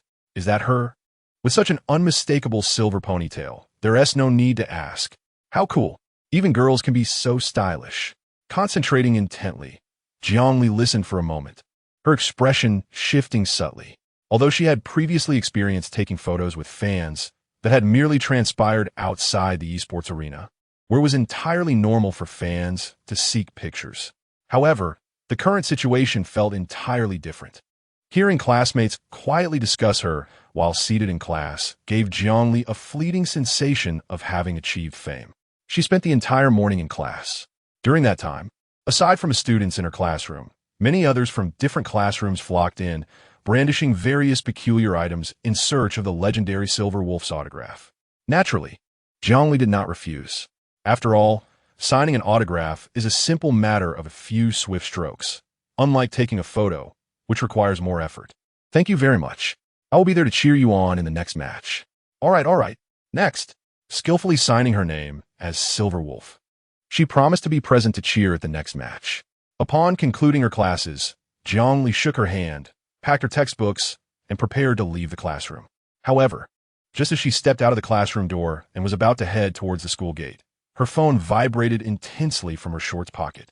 Pulling it out, she glanced at yet another bothersome message. Little one, do you have time? Urgent. A matter of utmost importance.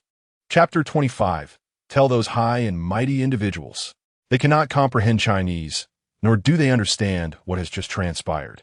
From their perspective, the previously arrogant sponsor seemed to have said something, after which the little one abruptly turned cold, slammed the contract on the table, and with just a few words, dismissed the sponsor. Based on the illustrious traditions of the South Korean entertainment industry, they instinctively conjured a dramatic scene titled Sponsor Coercing Female Team Members. Filled with humiliation, yet rendered speechless, fearing they might inadvertently provoke the little one's wrath. Ultimately, one of them, displaying a sense of responsibility, cautiously approached. Little one, are you all right? Phew, I'm fine. Jiang Li exhaled a sigh of relief, waving for the other team members to come forward. Naturally, they could not ignore her summons and gathered around, sitting up straight, ready to receive the little one's reprimand. Let us discuss the outcome first. They demanded that I sign a contract for live streaming as a professional player, to which I disagreed, resulting in the loss of your sponsor. Jiang Li opened with a definitive verdict for the group. No worries, as long as you're fine, little one. If we lost the sponsor, then so be it. She secretly sighed in relief, entirely devoid of any dissatisfaction. After all, one must possess a semblance of conscience. It was already a profound kindness for the young one to assist in the competition. They could not possibly expect her to sacrifice herself for sponsorship. Indeed, young one, you must also be cautious. Your popularity is soaring, and you cannot sign a streaming contract haphazardly. After offering this piece of advice, the other team members joined in to provide consolation. Observing the concerned faces before her, Jiang Li felt a slight comfort within. Although her recent anger was primarily directed at the trampling of dreams by capital, it had also ignited a spark of frustration. Chapter 26. Unique and Unmatched. Jiang Li flung herself onto the bed, her right hand raised with fingers spread wide, gazing at the intricate patterns of the ceiling through the gaps between her fingers. Since her rebirth, she had adhered to the fundamental principle that happiness was of utmost importance. Whenever she encountered something amusing, she would indulge in it momentarily. Once the novelty wore off, she would cast aside. With little sense of responsibility and no urgency, her days were blissfully comfortable. But what was the outcome? A horde of unfortunate souls, emerging from nowhere, had turned her joyful existence into utter chaos. Once again, it was competitions and training, and now, due to a moment of impulsiveness, she found herself using her pocket money to support a group of idle gentlemen. I was wrong. I truly was wrong. I should never have participated in the competitions. Had I not done so, I would not have become so familiar with them. If I had not become familiar with them, I would not have descended to this sorrowful state. Unbeknownst to her, Jiang Li had transformed into a lamenting figure, lying on her bed and muttering to herself. Ding ding. The nightmarish chime of a message echoed from her phone, causing Jiang Li to involuntarily shiver. Young one, have you arrived home? Come join the training match. Silver wolf, little silver wolf. I want to sleep. What do you mean sleep during the day? It's training. Championship. Silver Wolf, little Silver Wolf. I'm coming.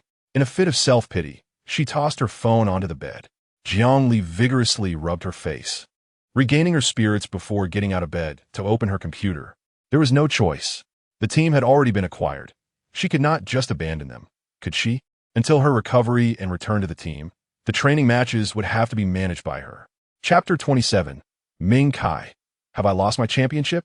With only a week left until summer vacation, the corresponding courses were limited. Brushing her teeth, washing her face, hydrating, and applying makeup. Once all preparations were complete, it was nearly time for the scheduled meeting. Jiang Li donned her customary Silver Wolf attire and departed the apartment with a small bag. Miss Jiang, I sincerely hope you can reconsider. Our ideas are not fundamentally at odds. In the familiar CAF, Ho Longtao was attempting to persuade her. While the outcome may not conflict, the process is far more significant to me. I can participate in competitions out of interest and prove myself on the field, but I will not tolerate you using money to buy a professional team, forcing a group of dream chasers to revolve around me. That would be revolting. Jiang Li's expression was icy, offering not a shred of goodwill. Spare me the pleasantries. Where is the transfer agreement? Ho Longtao appeared helpless. Jiang Li's attitude was resolute, leaving no room for negotiation. All his elaborate schemes were rendered futile. Very well. Since Miss Jiang has made up her mind, I shall cease my persuasion. With a resigned shake of his head, he retrieved the transfer agreement from his briefcase and placed it on the table. Jiang Li wasted no time and began to scrutinize the terms of the agreement. Unlike the streaming or professional contracts, the transfer agreement was straightforward, with only one violation clause, alleviating any concerns of hidden traps. After diligently reviewing each clause and confirming the absence of loopholes, she declared, "All right, I wish Miss Jiang a prosperous future." Ho Longtao organized the contract, revealing a merchant's characteristic insincerity. Chapter 28. Facing off against the gangster heiress. After waking up in the morning, she attended classes and post-lessons. She accompanied her teammates for training. Meanwhile, a myriad of trivial matters demanded her direct oversight. This included the basics: team uniforms, logos, and Twitter updates, as well as the salary card for transfers and new contracts for the players. Though it seemed informal, akin to a makeshift troop, essential procedures could not be overlooked. Additionally, the officials had requested her to participate in photo shoots for display during match openings and post-match summaries. These seemingly simple, yet genuinely troublesome tasks left Jiang Li feeling overwhelmed. Ultimately, she resorted to a nonchalant approach, making a call. "I hereby solemnly declare that your girlfriend has been requisitioned. She is to report to work, with a salary equal to yours." Doesn't that sound a bit awkward? On June 15th, 2015, competition day in the region. The first match of the day would feature her team, and Jiang Li arrived at the venue early. "Ali, over here." Upon arriving at the shopping center's entrance, a long-haired young lady in a black skirt approached. Han Shiyan, the girlfriend of Han Shiyan, was also serving as her life assistant, makeup artist, Twitter customer service representative, and cook, among other roles. "Hand over the backpack." "Thank you." Jiang Li tossed the backpack containing her peripherals to her, glancing inside. "Is everyone here?" "Yes, they're already inside." Han Shiyan nodded enthusiastically, her small head bobbing rapidly. After all, her future happiness depended on the young lady before her. The combined salary for the two of them totaled 400,000 Korean won, equivalent to approximately 20,000 yuan. Even in a cosmopolitan city like Seoul, they could live comfortably. Jiang Li, however, remained indifferent. In 2015, the salaries of professional players were not particularly high and were notoriously low. The highest salaries previously amounted to around 15,000 yuan per month. For those who were previously unknown, monthly wages could be as low as 8,000, laughably cheap. Chapter 29. The Tremor of a Small Minion Wave. Jiang Li's luck was poor. She lost the pre-match coin toss and secured the blue side. 3. Rise, Yasuo LeBlanc. 3. Makai Tom Kinch, Thresh. What a targeted strategy. They completely eliminated all the heroes Silver Wolf had played in the previous match. In the Chihuang live streaming room, Bella, serving as the atmosphere coordinator, spoke in a sweet voice. "No problem. After being humiliated, one would definitely feel faint. targeting Silverwolf is a must. Sika's commentary was casual, reminiscent of a buddy watching a match at an internet CAF. This was a hallmark of the Chihuang live streaming experience. Unlike official broadcasts, commentary did not require strict adherence to decorum, allowing for candid expressions of thought. Continue. On the blue side's first floor, they swiftly secured the first pick, the clockwork. I can't believe it. Jiang Li was utterly speechless, feeling somewhat nauseous. Having played professionally for 4 to 5 days, with both practice and competitive matches involving the clockwork, she now felt queasy at the mere sight of it. Ha! Upon hearing Jiang Li's grumbling, her teammates erupted in laughter. After spending several days together, they had grown accustomed to fighting alongside a female teammate, and their interactions had become more relaxed. Of course, this was primarily due to Jiang Li's unique personality. She was neither a cutesy type nor a sophisticated, mature woman. When not attending classes, she indulged in gaming, and her tone remained casual. Aside from her slightly youthful voice, there was nothing particularly noteworthy. She was just one of the guys, engaging in back-and-forth banter. Before long, the lineups for both sides were nearly finalized. Blue side, top Jace. Jungle Poppy, mid Clockwork, Ezreal, support Alistar. Red side, top Rumble, Jungle Jarvan, Sivir, support Karma, mid reserved. The Tiger team's lineup seemed formidable. With Rumble and Jarvan combined with 2 team accelerators, the scenes of team fights were daunting to imagine. Observed the lineup and clicked his tongue in realization. Indeed, however, the Hu team only had a single prince in the front line. If they fell behind early, it would be challenging for them. It was uncertain what the mid laner would choose. Shika possessed profound game comprehension, immediately pinpointing the flaws in the lineup. Miss Bella chimed in, suggesting, "What do you think about picking LeBlanc for mid?" Shika responded with a look of disbelief, "Sister, it's LeBlanc." Bella, taken aback, quickly apologized in the streaming chat. Chapter 30, The Era of Wolves. What is happening? After issuing a pause command, Master and couldn't help but inquire. The match had just begun. He had completed his red buff and was preparing to move to the 4th camp when he suddenly heard the mid lane shouting for a pause. Upon glancing, he noticed the mid lane's health bar was already at half. What was going on? The minions should not be attacking her. He was filled with righteous indignation. The cunning opponent had resorted to underhanded tactics in the match. Without minions to assist in focusing fire, how could he possibly compete against the early invincibility of Kalista? Observing his furious expression, the referee behind him began communicating with the officials. 5 minutes later, the news arrived. The standard protocol dictated that the match would continue. Upon hearing this, he erupted, "What? What kind of mechanism allows minions not to attack her?" The referee showed no leniency towards his outburst. The match was being broadcast live. Could he possibly be deceived? Quarreling with a female player would only bring shame upon him. Simultaneously, the director relayed this information to the commentary booth. According to the referee's findings, the reason the minions did not attack Kalista was due to the Silverwolf player's mastery of the aggro mechanics. While the ranged minions initiated their attack, she targeted the opposing champion, then clicked on the ground.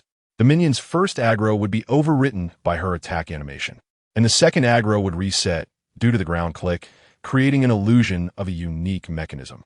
Such brilliance! The Roaring Emperor conveyed the referee's message with a tone filled with awe. He truly admired the Silverwolf player, even though she had only played that one match. She seemed to invigorate the entire league. Who would have imagined that minion waves could be manipulated with such artistry? Chapter 31. Watch my lip movement, noob.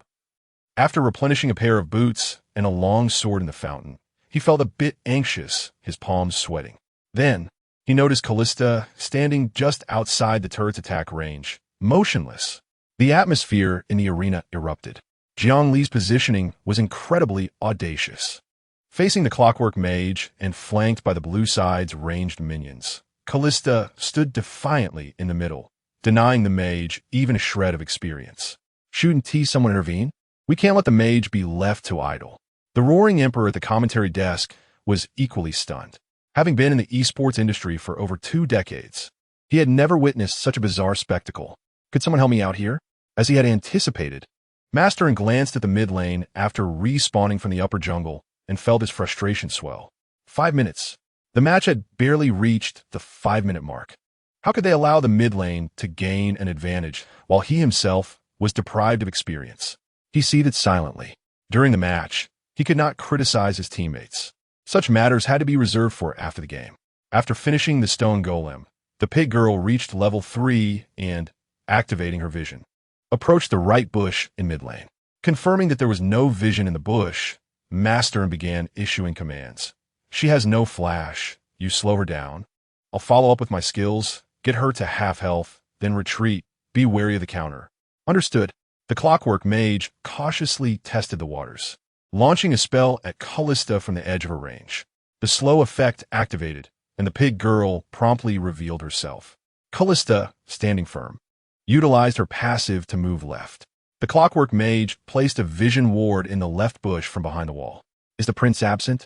Hesitating at the edge of her range, Master felt a spark of inspiration.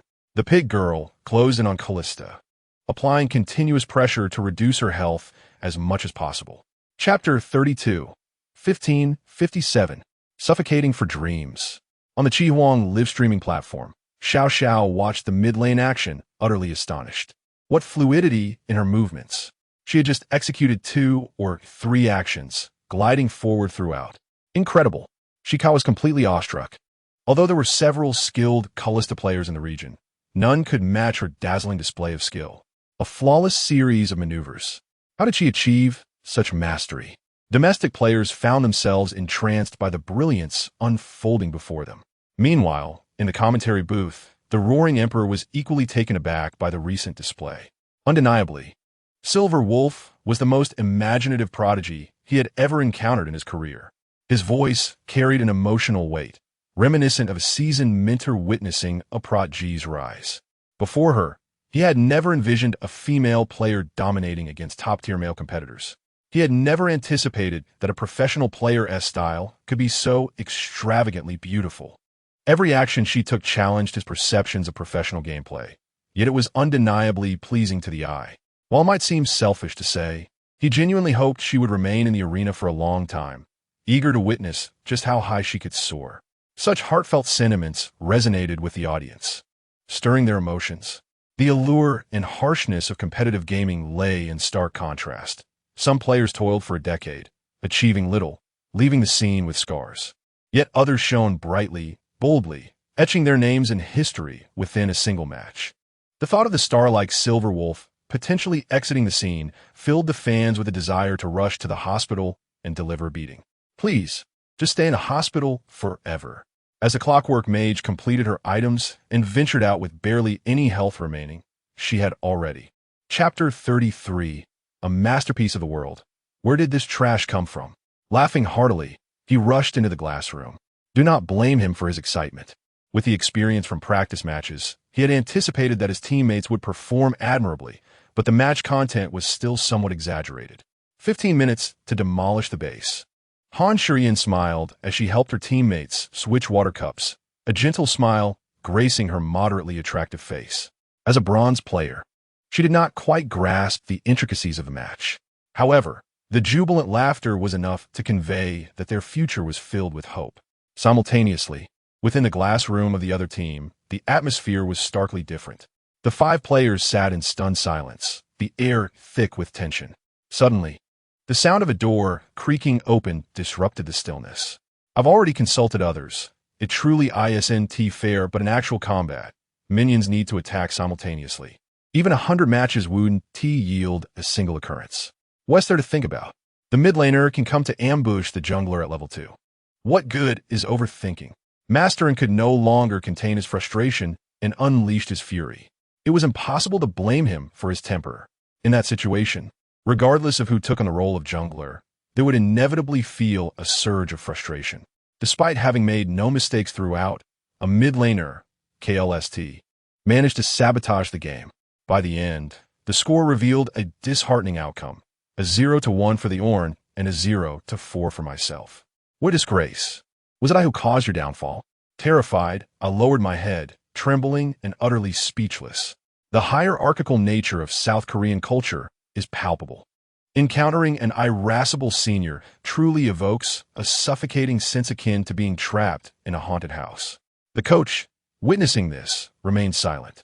In the competitive arena, As players heard their affiliations announced by the referee, they could hardly contain their laughter, shaking their shoulders in amusement.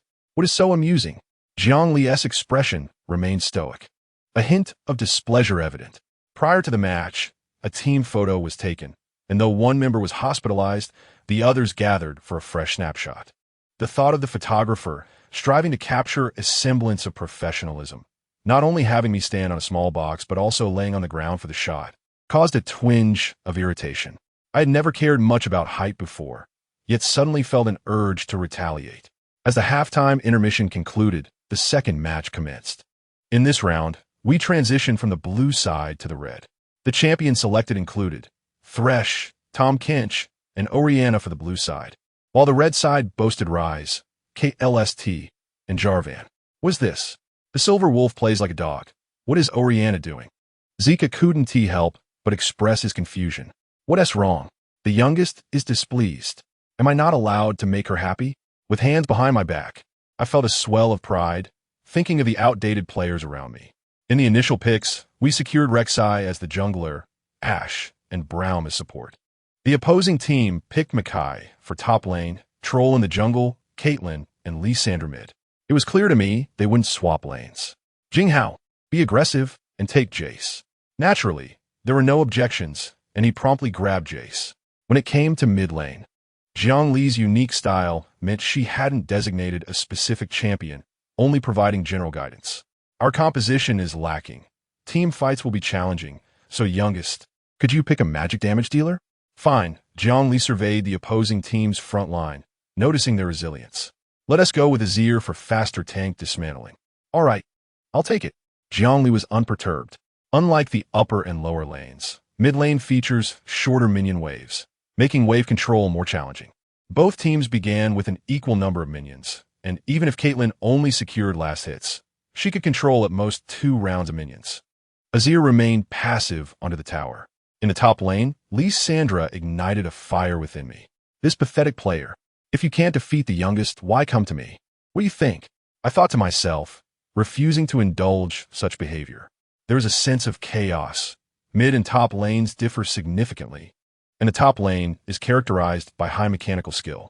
Even with his positioning, Jace was able to chip away at Lee Sandra's health with clever maneuvers. Once the top lane hit level 2, a perfectly executed ability caught Lee Sandra off guard, nearly eliminating her on the spot. Where do these monsters come from? I felt like crying without tears. Unable to win mid or top, how did I go from being told I might surpass expectations to this? Who told you to bully my fountain? Hurry and bring in the next genius mid laner. The top lane was already dominating, and the situation in the bottom lane was no better. Although Caitlyn paired with Annie Bo's strong poke, their execution potential is quite mediocre. In contrast, the bottom lane had a different dynamic. Ashe's slows increased Braum's skill hit rate, allowing him to help Ashe secure kills. From the beginning, our opponent remained under the tower, too intimidated to even approach for experience. I glanced at mid, where a wave of minions had already reached the tower. Azir summoned sand soldiers to begin farming from a distance. The comfort of that farming environment and the fluidity of his technique almost made me drool. The pressure from the Silver Wolf was overwhelming. They shifted the bottom lane to mid, which felt like a tactical maneuver.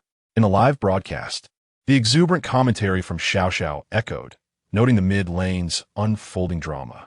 With the advantage of a god's eye view, Xiao Xiao could deduce that Azir was intentionally baiting.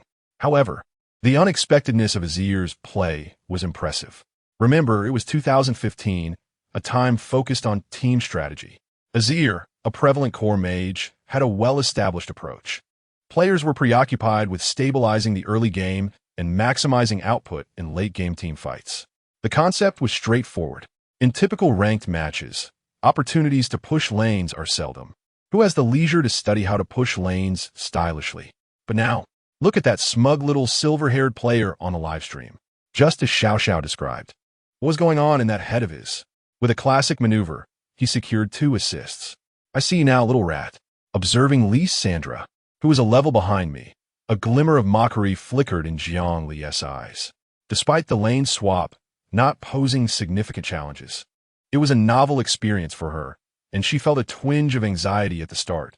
Now, witnessing the instigator of her fluttering heart, Wouldn't it be reasonable to give him a good thrashing? With the Sand Soldiers summoned, Azir wasted no time. From a distance, he unleashed a barrage against Lissandra. With her limited reach, struggled to escape the attacks. After 5 seconds, he executed the same tactic for maximum range. Feeling a bead of sweat form, anxiety crept in. He couldn't fathom what the girl opposite was thinking. In a matchup where Azir, a late-game powerhouse, could trade blows without fear of loss, why press the attack? I, as Lissandra, have both Flash and my ultimate. Are you not concerned I might call for a gank?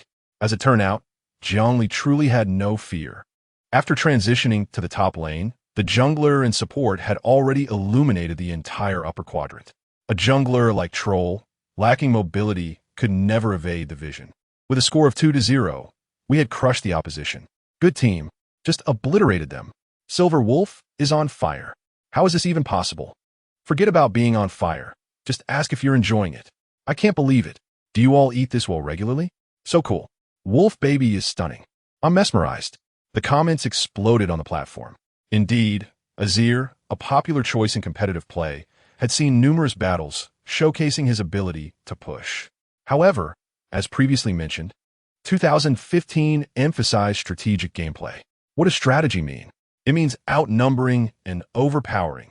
A core team fight champion, even when pushing, would only do so when victory was assured. Often, when Azir appears at a location, the audience can anticipate his next move. With expectations set, surprises diminish. Yet Silver Wolf was different. In mid lane, while others exchanged skills and engaged in skirmishes, Azir suddenly charged forward. What normal person wouldn't be startled? Not to mention, his teammates were equally decisive. In an instant, Azir dashed in, and the other 4 players surged forward. The tree's descent lasted a mere 4 seconds, managing to obliterate the backline entirely. 4 seconds to conclude the team fight. Where did this extraordinary group of fierce individuals come from? From the moment the Tsar entered the arena until the complete annihilation of the team, the cheers within the Longshan Esports arena never ceased, even growing more fervent, echoing faintly outside the shopping center. If you had played like this from the beginning, who would dare to criticize you? Do not even mention defeat. Even if you were to lose all year long, I would still gladly remain a loyal fan. I can only say that the style of play is rather unconventional and lacks professionalism. Yet, there is no doubt that this is the strategy most suited to them, and it is precisely what the audience yearns to witness. The roaring emperor clutched his heart with one hand, his voice noticeably weakened. The elderly simply cannot withstand such excitement. Even though he had tried to overestimate Yinlang's skill and courage, the recent team fight was indeed quite terrifying. The live broadcast displayed the scene from left to right. With a fist raised high and a hearty laugh, it showcased the youthful defiance and fighting spirit. A radiant smile cast over to the adjacent player, whose expression was filled with joy, yet concealed a hint of yearning. As the camera shifted to the mid lane, all players watching the screen were momentarily taken aback. In the broadcast, a girl, having removed her headphones, gently shook her head, letting her silver hair, previously flattened by the headset, regain its volume. With her left hand raised alongside her right, which held the headphones, her eyes half closed, she exuded a languid demeanor, stretching like a cat. The core strength in her waist subtly engaged, her delicate figure naturally leaned forward, although she felt a twinge of apology.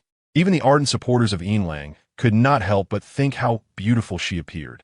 After a brief respite in the competition area, the results for the second match were soon announced. As anticipated, the official rating for the second game was impressive. After all, his statistics were exceptionally remarkable. With a luxurious record of 705 and an astonishing damage output percentage of 55, he truly earned his accolades. Conversely, Jiang Li found herself in an awkward position. In terms of presence during the match, the Tsar, who aggressively initiated fights, undeniably drew more attention than Jace, which was no fault of the Tsar. However, the problem lay in the Tsar's rather poor performance. While matches cannot be judged solely by statistics, the disparity was too great for the officials to overlook. With a flawless victory, they triumphed over their opponents. Welcome to the post-match interview with the players Yinlang and Jiang Li. Annyeonghaseyo. Zhao and Jing's opening remarks were characteristically engaging, and both Jiang Li and Yinlang exchanged greetings. Their demeanor radiated a quintessential South Korean charm, with smooth nods and slight bows. Jiang Li, however, maintained her usual approach, simply raising her hand to acknowledge the audience, seemingly indifferent to their opinions. The crowd erupted in enthusiastic cheers. Given the precedents set by previous interviews, South Korean fans had come to understand Eunlang's personality. Although there were some online detractors who claimed she lacked manners, the overwhelming majority of fans dismissed such trivialities. A genius should indeed embody a touch of eccentricity. What is wrong with being a little audacious? If I possessed Eunlang's abilities, I would. Jiang Li, in her red warm form, decisively declined the group dinner invitations, tidied up her equipment, and left promptly. As it was a competition day, no training matches were scheduled. The team members engaged casually, taking the opportunity to relax post-match. Naturally, as a devoted member of the harem faction, Jiang Li was not one to simply comply, intensely focusing on a game. Ding ding. Upon logging into the game, a private message popped up in the lower left corner of the client. Want to play? Jiang Li was somewhat surprised, but did not dwell on it. The veteran player from Season 5 still had some merit, despite suffering a significant defeat in the training match. His gameplay was comparable to that of a seasoned player. There were even rumors in the Korean server. If you can lose even when matched up, how bad are you? With a reliable jungler to provide support in the jungle, Jiang Li could afford to play more comfortably. Playing. The code was successfully exchanged. Ming Kai sent an invitation, to which Jiang Li clicked to accept. Shall we use voice chat? Upon entering the party room, the veteran player quickly sent a voice request. Sure, let us create a channel. She did not mind using voice chat. Her previous hesitance stemmed from a desire to avoid interruptions from overly enthusiastic players. Now that she had gained fame in the Korean server, there was no longer a need for secrecy. She opened the voice chat software she had downloaded during a previous team battle and entered the channel number provided by Ming Kai. As she entered the room, she was greeted by a nostalgic tune. How deep is your cunning? How foolish is my love? Jiang Li struggled to contain her laughter, complimenting, nice taste. A girl? Wow, the captain is making strides. Streaming with a girl? Wait, 1,000 points in the rankings? This is actually a girl? Is it Eunlang, the female mid laner from the Tiger team? The chat in Ming Kai's livestream was ablaze with excitement. The ranked match had yet to begin, but the familiar faces had already heightened the anticipation. Meanwhile, in the training room of the team, it was her. It was her. That very woman. The atmosphere was electric, eyes sparkling with enthusiasm. Since that match concluded, he had struggled to sleep for 3 days, haunted by visions of his own shortcomings. "Suk-hyuk, let us take this seriously," he urged, his gaze filled with determination as he observed his close friend lock in Draven. Yes, Zheng nodded, his eyes burning with an intense fire. From the moment Eunlang expressed her intention to teach him how to play Yasuo in the interview, he had resolved to sever any lingering desires within his heart. Perhaps one day in the future, he would regret not acting sooner. But at this moment, all he wished was for Eunlang to acknowledge that his Yasuo was not lacking. As the ranked match commenced, with no lane swaps from either side, both teams began normally. In the mid lane, as soon as the match started, Jiang Li naturally leveled up her skills, pushing the minion wave forward while shielding herself with Yasuo's abilities. Her approach mirrored perfectly the strategy she employed during the match. When facing Alpha against Yasuo, the key lies in whether one can suppress Yasuo's health in the early game. However, if Yasuo manages to reach level 3 with full health, the situation becomes rather precarious for Alpha, with a wind wall and passive shield to block the initial damage. A full health Yasuo poses a significant challenge for Alpha. Of course, anyone can theorize, but the execution ultimately depends on the player's situational judgment. Noticing Yasuo retreating behind the minions, Jiang Li deftly maneuvered her mouse to redirect the minion aggro, then advanced to apply pressure once more. Yasuo, standing behind the wave, awaited the cooldown of his skills, absorbing a basic attack from Alpha. He then unleashed his whirlwind. Against a Yasuo with wind, a typical player would likely hesitate, yet Jiang Li clearly had no such intentions. Instead of retreating after a basic attack, Alpha pressed forward, striking Yasuo again. After a moment's hesitation, Alpha had already drawn the minion aggro. With wind at her disposal, she figured she could outmaneuver him in a direct confrontation. However, Out of respect for her opponent, she did not anticipate Yinlang making such a fundamental error. Setting aside any improbable reasons, the only plausible explanation was the impending interference from the jungler. The blind monk would arrive at level 2, she thought. Yasuo, clutching his whirlwind, continued to retreat, while Offa moved forward to deliver 2 more basic attacks, simultaneously shielding herself against minion damage. 2 seconds later, Yasuo's skills were ready, and he swiftly spun to unleash his whirlwind, which Offa easily evaded. Thus concluded the initial exchange of blows in this early game. Yasuo's health has diminished by 1/3, while the Clockwork Mage has hardly lost any health thanks to her shield, resulting in a net gain. Are you not taking a bit of risk? Beginning with a blue buff, Ming Kai, who is currently clearing the 3 wolves, notices the scenario in the mid lane and cannot help but frown slightly. As long as we can win, that's what matters, Jiang Li responds nonchalantly, urging him to focus on the gains rather than how he plays. Ming Kai finds himself at a loss for words. His steady style does not favor this gamble of exchanging health. Yet the dismal defeat in the practice match leaves him speechless. We shall see, he thinks, as the mid lane has already suffered a substantial health deficit at the start, which inevitably causes some impatience. Under normal circumstances, with his mindset, he would not be overly concerned about a slight disadvantage in ranked play. However, the opposing team is particularly formidable. He hopes to hear the Silver Wolf declare that Yasuo is not weak, rather than having Yasuo lose to the Silver Wolf's Clockwork Mage in a match, only to subsequently face defeat again in ranked play with Yasuo against the Silver Wolf's Clockwork Mage. Xionggu, lend me a hand, he calls out, reaching out for assistance. Without hesitation, the good brother replies, sure, I'll head over after I finish my blue buff. Excellent. Yasuo cautiously maneuvers, maintaining his distance while controlling the flow of battle. In the upper half of the map, having cleared the lower river crab, Ming Kai rushes toward the upper river crab, seizing both crabs before swiftly claiming a magic toad, establishing an initial advantage in the jungle. Moreover, with the information about the blind monk heading to the upper half, those who have already gained a health advantage are also compelled to retreat. The substitute top laner, Xiao Huasheng, seizes the opportunity to catch his breath. All these cascading effects stem from the recent tactical maneuvers in the mid lane. The influence on the map is formidable, Ming Kai muses internally. As the saying goes, experts see the subtleties, while novices merely spectate. They fail to comprehend the significance of the early wasted flash by the barrel, engrossed in spamming 6 in the comments. And some even mock Ming Kai as a novice, questioning his age and directly asking about his lack of experience. However, as a representative figure in the competition, Ming Kai can acutely sense the Silver Wolf's influence on the jungler. The pressure exerted in the early game forces the opposing jungler to tend to the mid lane. With exceptional operational skills and quick reflexes, they rarely allow the jungler to secure kills early on. Despite employing a traditional mage that requires development and remaining fixed in the mid lane, she manages to exert an inexplicable influence on the jungler, leaving them feeling anxious and cornered. What kind of celestial life does a jungler usually lead?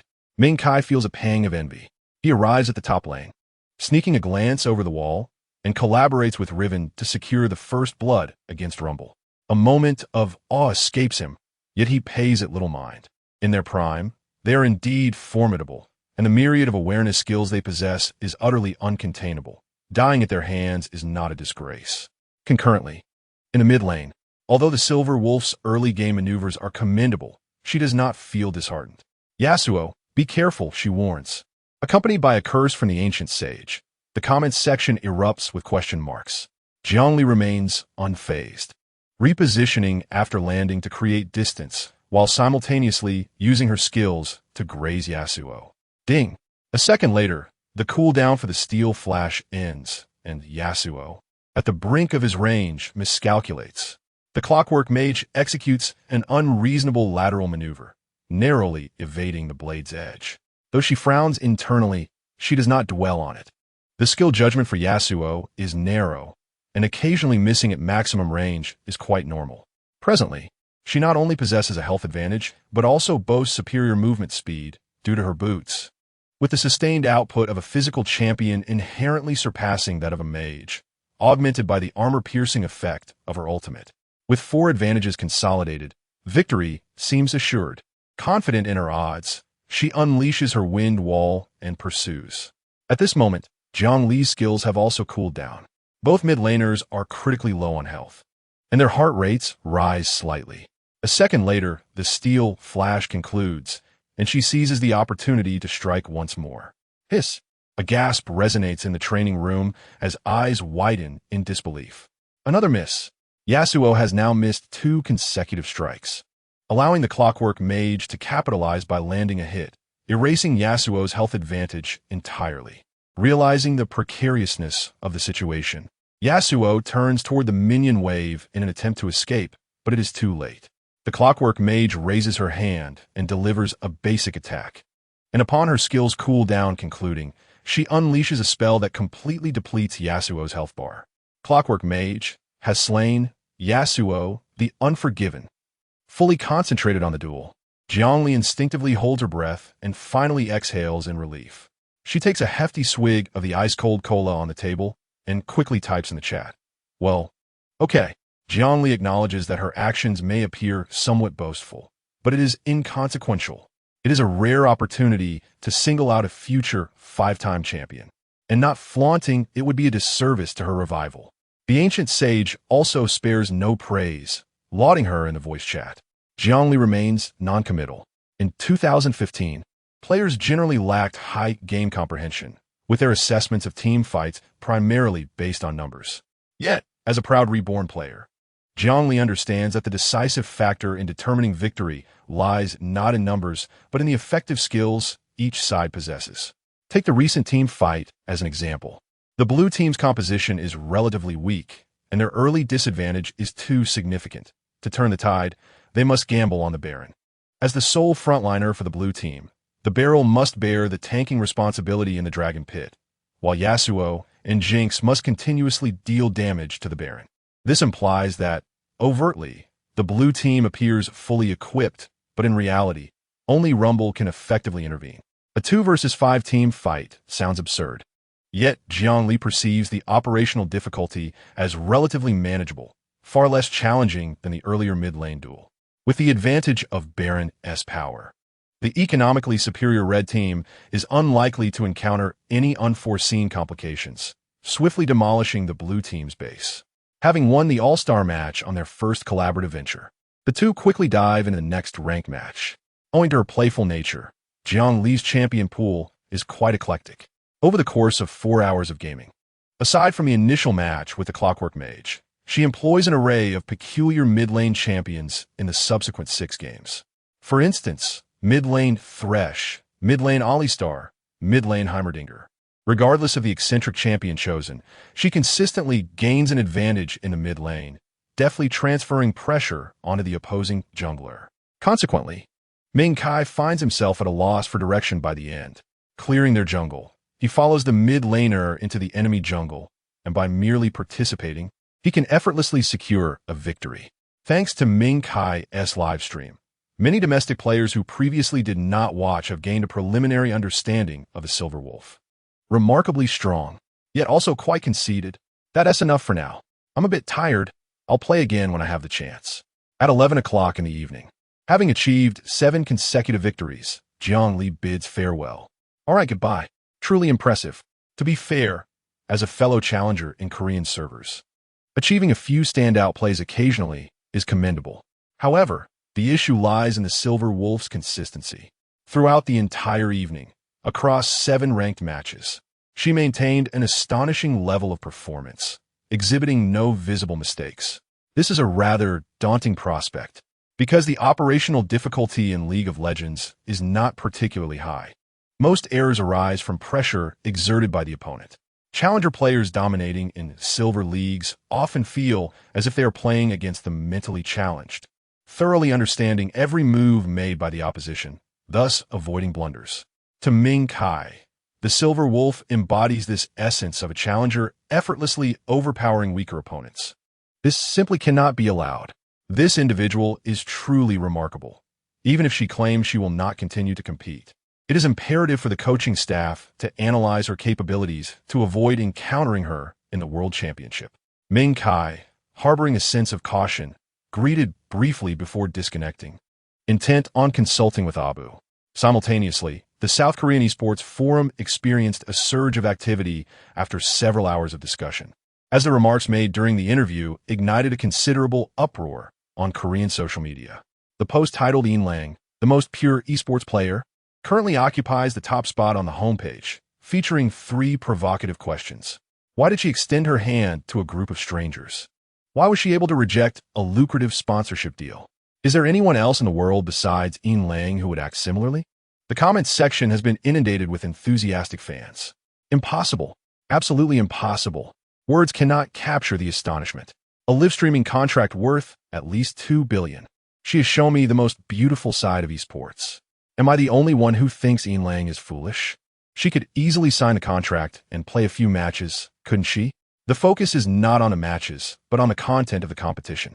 I cannot comprehend it, but it is deserving of respect. The forum buzzed with messages, and the post popularity skyrocketed. The visibility of female professional players remains extraordinarily high, and Jiang Li's actions have been nothing short of sensational. In 2015, the streaming industry was flourishing. Streaming companies were fervently promoting the industry's profitability, with everyone aware of the golden opportunities it presented. Yet, amid this opulent atmosphere, a Chinese student abroad was able to reject a sponsorship due to the ludicrous insult to esports. However, the following morning, a phone call abruptly pulled her from her reverie. I heard you've been living it up in Seoul, even purchasing a gaming team? Upon hearing the middle-aged man's voice on the line, Jiang Li instantly became alert. Dad, where did you hear that? Huh, I saw your picture on Weibo's homepage this morning. How else would I know? Her father's voice carried a hint of playful reproach. Wearing such a mismatched outfit, you really know how to show off. Jiang Li felt an inexplicable pang of guilt. That was just a coincidence. After a brief silence, he suddenly changed the subject. Those gamers haven't bullied you, have they? Feeling reassured that she was unharmed, Jiang Li relaxed and couldn't help but chuckle. Of course not. I'm the boss. Who would dare touch me? Oh, Jiang boss is getting cocky? Laughter erupted from the other end, and Jiang Li joined in. After some light conversation with her father, as the topic wound down, he casually remarked, let us end the call. I don't know how much you need for that venture, but I'll transfer $50,000 for you to use. If it's not enough, let me know. Upon hearing this, the smile on Jiang Li's face suddenly froze. She bit her lip, her gaze falling. Thank you, Dad. After he finished speaking, he promptly hung up. Jiang Li sat in stunned silence, her thoughts momentarily adrift before breaking into a blissful smile. She felt grateful to the heavens for her second chance at life. Having a doting father is truly wonderful. In the following week, Jiang Li's life was remarkably structured. She attended classes as usual in the mornings, taking the opportunity to sign autographs for her gaming enthusiast classmates. In the afternoons, she trained with her team, dominating the other teams in their scrimmages. Over the course of the week, they participated in 3 matches, which coincidentally were against the last 3 teams in the league standings. As the matches approached, excitement filled the air, with only 5 minutes remaining before the start. When the camera shifted to the competition area, Xiao Xiao immediately began to express his enthusiasm. What are your thoughts on today's match? Teacher Milo, Shika prompted. The commentary team for the 7 Huang platform was exceptionally distinguished. In addition to the regular commentators Xiao Xiao and Shika, they had also invited Milo, the official commentator from the league. The lineup clearly indicated that today's opponent was formidable, a well-established powerhouse with considerable popularity in the league. How popular are they, you ask? Let us put it this way. During the dual Z match, another Z was there. Milo began, revealing his own biases. Of course I support them. After all, their mid laner is one of our own. He continued, moreover, even without considering other factors, their skill is evidently superior. There is no need to elaborate on the prowess of Ian Lang, who had dominated the mid lane with an average of nearly 15 kills per game, something Milo had never witnessed before. Additionally, the other members of their team appeared to be improving significantly. No matter whom they faced, they excelled, and the jungler was no longer erratic. The bot lane was also impressively steady, suggesting that since Ian Lang's arrival, it felt as if the entire team had evolved. Amida spoke. A hint of concern crossed his face. To be honest, they seem even more formidable than before, which makes me quite worried. Xiao Xiao and Shika exchanged knowing glances, wisely opting for silence. This is one drawback of official commentary. It often escalates to serious matters. How could they continue? The livestream comments erupted. Here we go. The young lady looks stunning today. Wolf baby. My wolf baby. Oh, isn't me Lu being a bit alarmist? Can they win? It's hard to say without having fought, but it does seem a bit daunting. This bunch of Korean players is driving me crazy. They're making a third-rate team sound like world champions. They're done for. Since Samsung disbanded, what is left are all subpar players. The comments quickly devolved into chaos. As Ian Lang's popularity soared in the domestic scene, the commentary booth was electrified when the Roar Emperor noticed Akali's icon and gasped. However, he soon saw Akali's icon suddenly shift to the third floor. She is going for it. Wow, Akali in the mid lane. The Roar Emperor's voice was filled with excitement, and the live audience erupted in cheers. This is Ian Lang. Another commentator, filled with admiration, exclaimed. She is so confident. In her 10 matches since debuting, she has consistently showcased unexpected mid-lane champions, and her team fully trusts her, disregarding the so-called meta. As the genius mid-laner continued to astonish, the commentators could only marvel. When Akali's hero icon appeared, Milu gasped, and when Akali was locked in, Xiao Xiao echoed his astonishment. As Akali shifted to the third floor, the steadfast Shika could not help but add his own gasp. These simple exclamations perfectly encapsulated the commentator's astonishment. Shadow Blade Akali, this incredible hero making it to the competition? The comments section exploded. 66,666. Oh my goodness. Akali is here too? My favorite hero. Wolf baby, I love you. Even a hero known for bullying low-tier players can compete? This young lady is a bit wild. It's rare to see. My wolf baby may be petite, but her skills are extraordinary. Is it really that impressive? I find it hard to believe. As the comments polarized, the longtime fans were elated while the newcomers exchanged skeptical glances. As they shared their thoughts in the comments, the match officially commenced. Summoner's Rift. Upon acquiring the formidable output champion, Lan Bo, the initial phase of the match presented no particular challenges. The entire team congregated in the upper quadrant, poised to establish vision and exert pressure in the landing phase. A cunning ambush was executed. The 5 players huddled together in the brush near the blue buff, remaining motionless to avoid detection by Lei Kusai.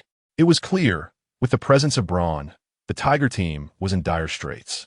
In a live broadcast of Chapter 47, the Wolf Cub's rear is off limits. The audience was met with a sudden exclamation from the commentator, Shishika. As the match unfolded, when Lei Kusai approached the lower lane, Akali advanced and unleashed her abilities upon the Sand King, remaining composed amidst the chaos. The Sand King summoned sand soldiers while simultaneously casting his spells. At that moment, Akali activated her shroud and stealthily advanced to engage, swiftly following up with a second ability. Something felt amiss. The Sand King, sensing danger, created distance by summoning sand soldiers. Then, in a surprising turn, he observed Akali standing still, seemingly attempting to trade blows. Frowning, he contemplated the situation. Although Akali's early game synergy was nearly non-existent, out of respect for the Silver Wolf, he decided to proceed with caution. The Sand King prowled near his tower, waiting until the barrel had arrived at the second turret before he attempted to farm and apply pressure. However, just as he summoned his sand soldiers, preparing to poke at Akali, a cockroach unexpectedly emerged from the jungle entrance on the lower right side. What? His expression turned to shock as he instinctively glanced at Lei Kusai's equipment, expletives spilling forth. At 4.5 minutes, he possessed merely a jungle knife. So, he had been camping mid after clearing his first jungle rotation? This pathetic creature, devoid of self-respect. Cursing inwardly, he urgently called for assistance from the barrel through voice chat. But it was too late. Lei Kusai executed his abilities, launching the Sand King into the air while dealing damage, simultaneously applying red buff.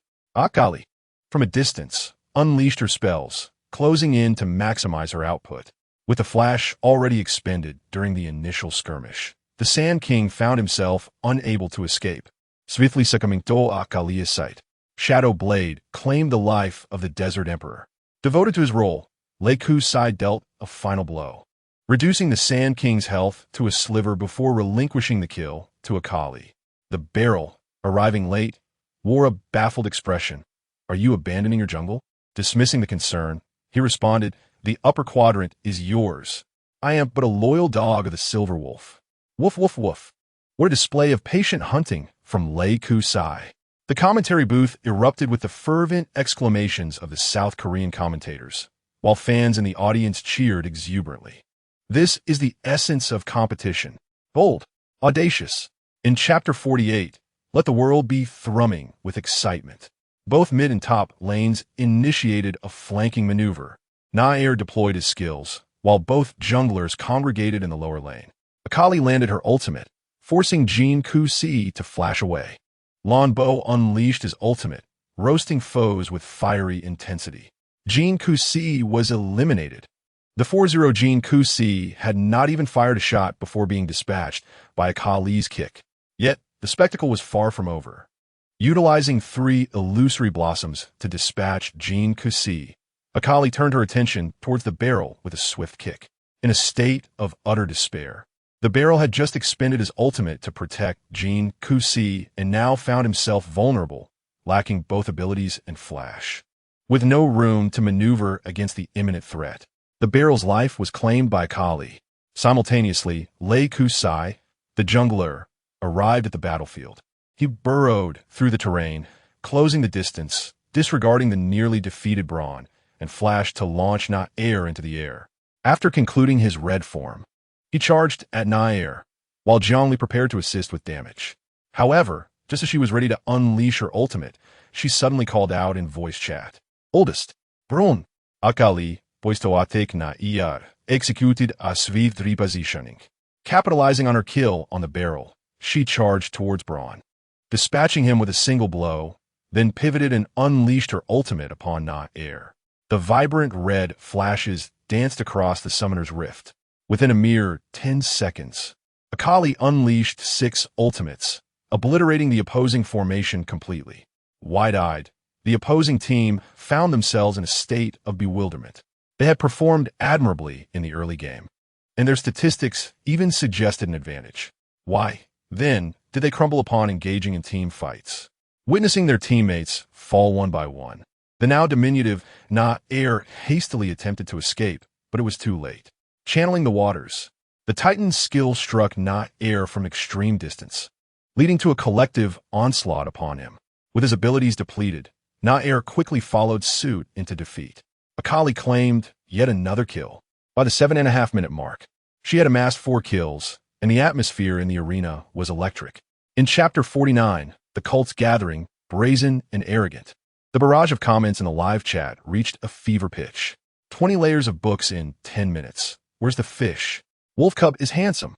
I am swooning. What a poor display. Allowing a female player to dominate like this? Could it be that my Wolf Cub is simply too strong? The familiar scene of the 7 Huang livestream unfolded once more. Whenever certain matches were broadcasted, new players would flood the chat with astonishment and various doubts. Yet, as the subsequent match commenced, they would transform into seasoned veterans, adopting a teasing tone to encourage the latest batch of newcomers to remain composed. Their rapid attitude shift bore a hint of dark humor. The Silver Wolf is truly magnificent. Akali is now invincible. In the commentary booth of 7 Huang, Shishika was actively strategizing. With Akali wielding 20 layers of books, the Tiger team need not even contemplate their strategy. They can simply follow the Silver Wolf into the jungle. For their composition stands no chance. One must commend Shishika, a former professional player, for his astute predictions regarding the match's progression. With Akali becoming an insurmountable force, chaos erupted in the lower quadrant. The jungler and support utilized wards to clear the vision in the lower jungle entirely. Akali, after pushing the minion wave, stealthily dove into the jungle. Her brutal, single-target damage rendering the opponents entirely defenseless. In less than 5 minutes, the barrel had perished twice in the jungle, while Braun, in a desperate attempt to establish vision, also fell to Akali. Even Jiang Li, who had taken refuge in mid, was not spared. The entire lower quadrant lay shrouded in darkness, as Akali stealthily maneuvered behind the tower. With a score of 1-4, Jiang Li could not even fire a shot before being swiftly eliminated. By the 20th minute, all three outer turrets of the opposing team had fallen, leaving them a staggering 9,000 goal behind.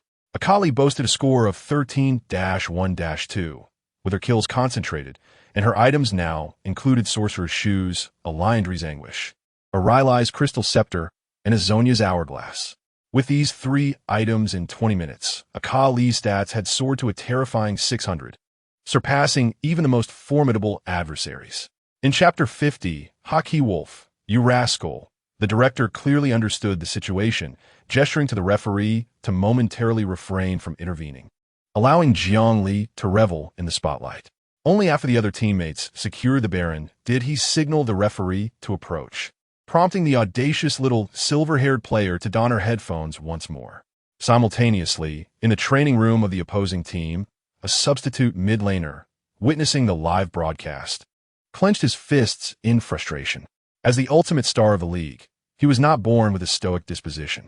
On the contrary, having recently emerged from his killing spree, he often indulged in the youthful fantasies unique to his age, seeing his longtime rival flaunting his prowess in an audacious manner during the match. How could he possibly maintain his composure? That was precisely what he had always yearned to do, but had never dared to attempt. Hockey Wolf, you scoundrel, do you possess no sense of shame whatsoever? A wave of envy surged within him as he maintained a stern expression, swiftly closing the live broadcast window. He cast a sidelong glance at the training room, ensuring no one noticed him before discreetly retrieving a photograph of Yin Lang from his pocket and placing it beneath the keyboard. That image was specifically acquired from a tournament photographer. Whenever he felt mentally fatigued and tempted to slack off, he would use the photograph of Yin Lang to remind himself not to forget the humiliation and to train doubly hard in pursuit of revenge. Time could no longer be squandered. Training. He must train. His eyes burned with the spirit of battle, and within his heart, he silently vowed that no matter the cost, he, Li Xianghe, would surely defeat Yin Lang.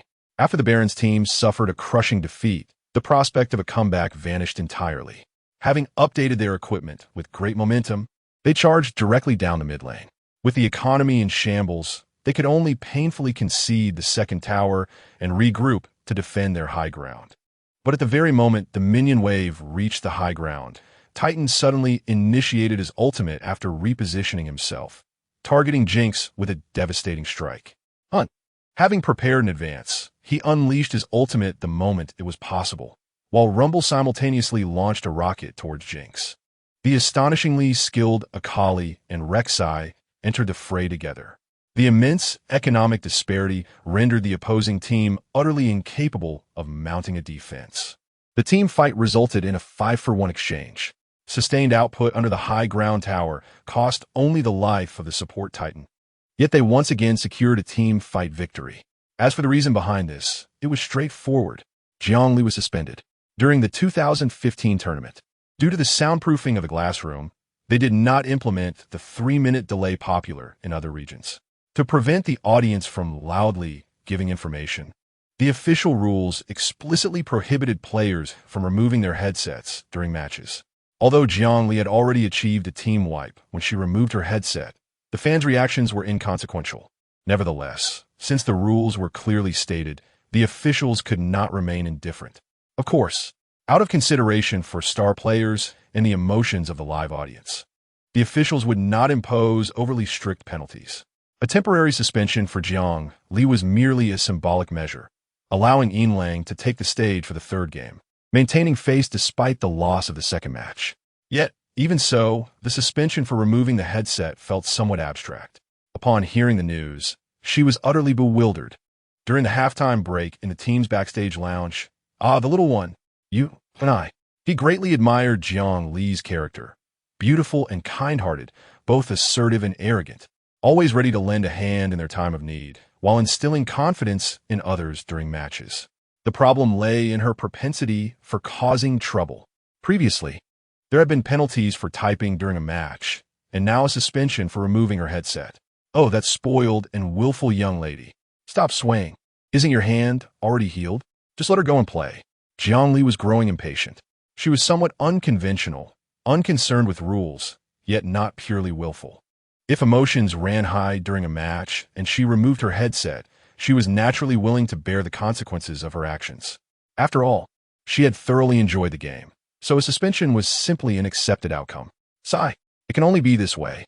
Due to the commentators having previously explained the situation, players from the region remained calm.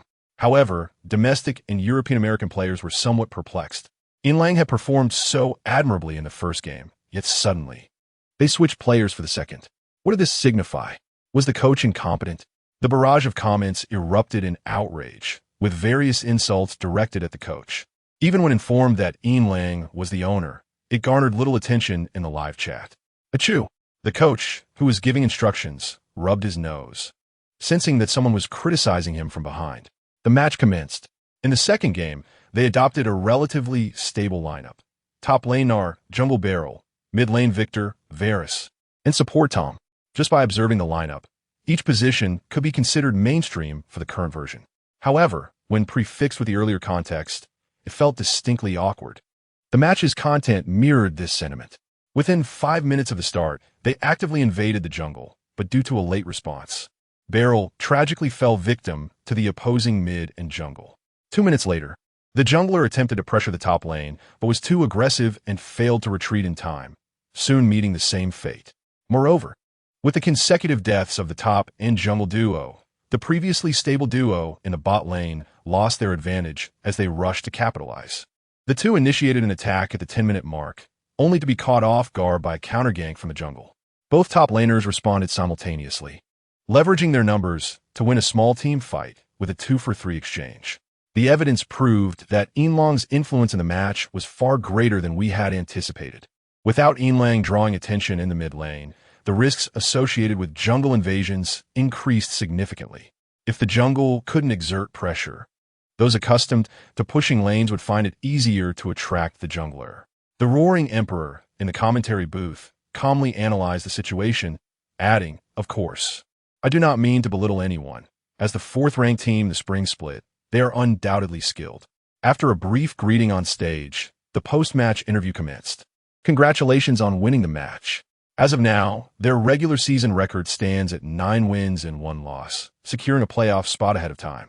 As the owner of the team, what thoughts does the player Inlang have at this moment? Zhao Enjing was quite astute. She prompted Jiang Li to summarize the performance right from the start, preventing her from causing any trouble. Unfortunately, she clearly misjudged Jiang Li's character. Perhaps it was due to the natural friction between women. In Zhao Enjing's mind, Inlang was always an arrogant and rebellious figure, acting with self-centeredness. While this perspective wasn't entirely incorrect, it was also somewhat one-sided. Jiang Li simply enjoyed standing out in games. She didn't care much for post-match interviews. She spoke her mind freely, disinterested in carefully crafting her words, and unafraid of offending fans of other teams, which inevitably created the impression that she was intentionally acting up. Thus, when Zhao Enjing asked her how she felt, Jiang Li, without a moment's thought, turned and asked, "How did you lose before?" Her expression froze, revealing her embarrassment. He glanced at the silver-haired girl beside him, who looked perplexed and was gazing up at him with innocent eyes, and after a moment, managed to stammer. "There were a lot of mosquitoes that day. We didn't sleep well before the match." Ha ha ha. Laughter erupted in the audience. Hearing this, Jiang Li also felt a chuckle bubbling up, but she still bore some semblance of an idol's image. So she merely tugged at the corner of her lips before turning her gaze back to Zhao Enjing. From her expression, Zhao Enjing could roughly gauge the silver-haired girl's intentions, and her breathing quickened. How infuriating! Despite all precautions, she couldn't prevent Jiang Li from causing a stir during the interview.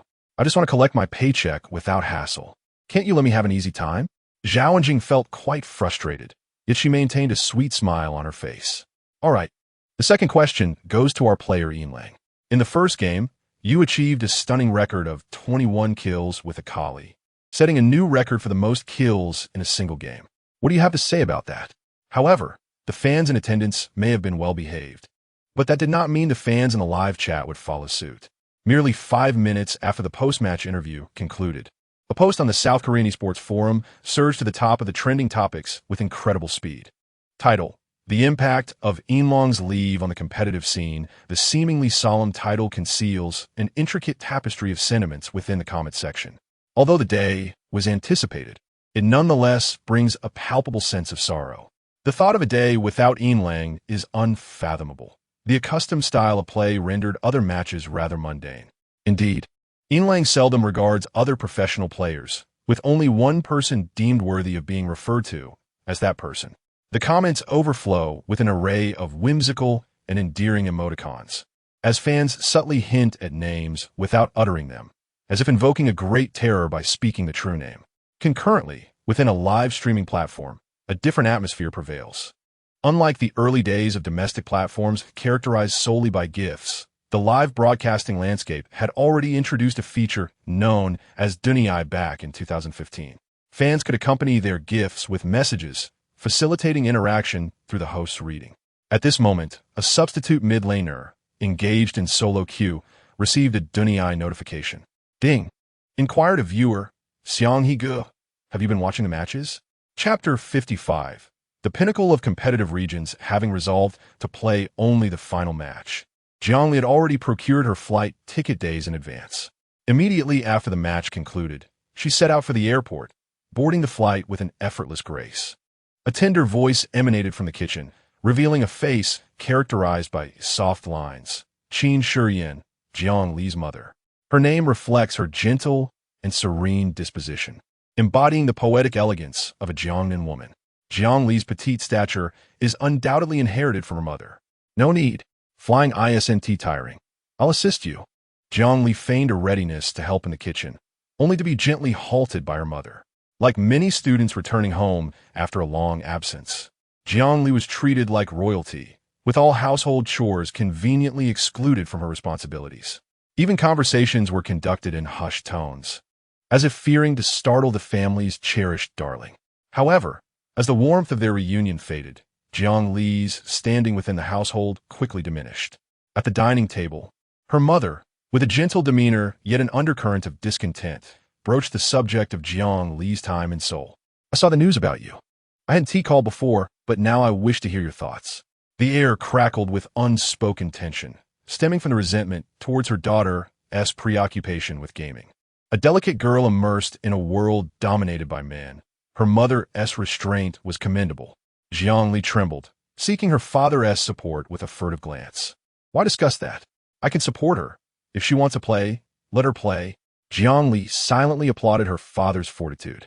They exchanged covert glances, prompting amusement in her mother, who resolved to say no more. Let us eat, she concluded. Chapter 56. The arrival of the reforged warrior. Life settled into a rhythm of eating, sleeping, and gaming, occasionally accompanied by her mother on shopping outings. Naturally, as the owner of a professional team, Jiang Li made time to watch matches during her break. The competitive landscape was compelling, despite the maps in play being less impactful than Jiang Li's. The team's remarkable strength maintained an astounding win rate during the second round of the regular season. Apart from a single loss, they triumphed in all other matches with an impressive score of 20. In contrast, their rivals seemed to stumble, achieving a similar loss record but with many victories narrowly won. As the regular season drew to a close, both teams boasted a total record of 16-2, yet the latter had a significant edge in points.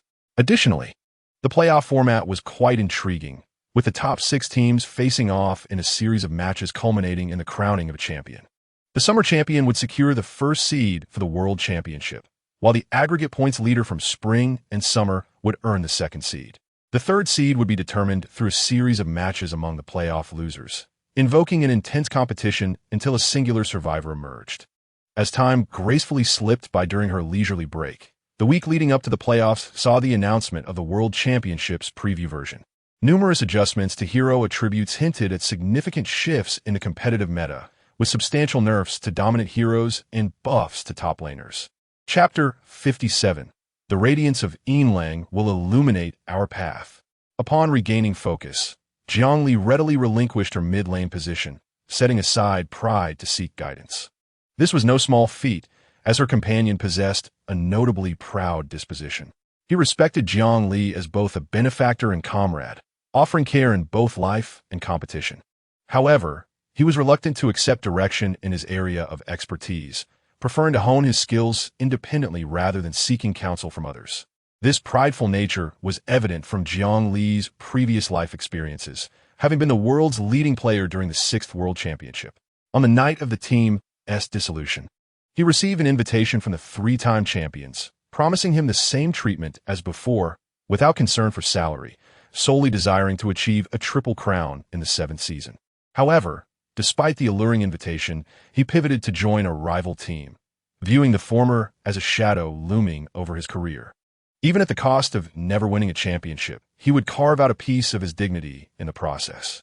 Such a proud character makes it difficult to fathom the extent of Jiang Li's talent that compelled him to set aside his pride and humbly seek her guidance. The subsequent 2 weeks were fulfilling for Jiang Li, filled with solo queue practice upon waking, afternoon training matches with others, and evening custom games for refinement. Time quietly slipped away amidst the bustling training sessions. Soon, the 2015 summer semi-finals of the competition had come to a close. The results mirrored expectations perfectly.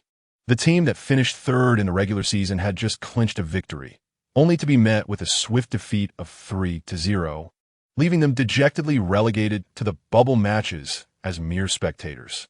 As the semi-finals concluded successfully, the atmosphere was notably different from the commercial praise prevalent in the league.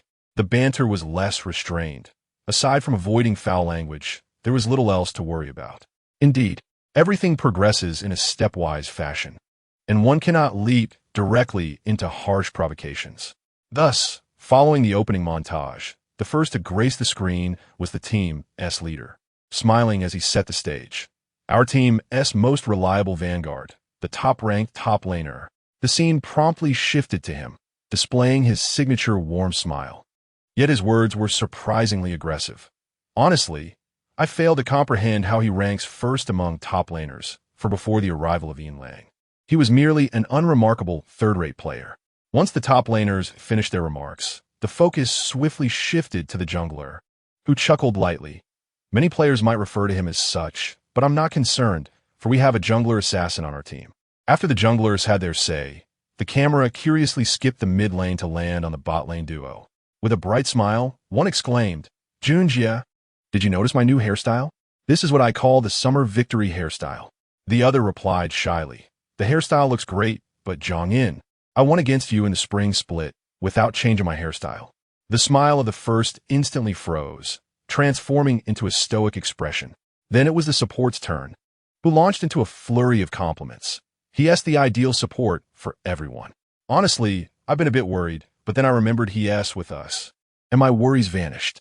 The normally stoic Jiao Tai Lang interjected, "What championship?" Laughter erupted in the arena. Today's banter was particularly pointed, aggressively challenging while consistently returning to the theme of championships, leaving some speechless. In the 2015 finals, the officials did not arrange an entrance segment for the players.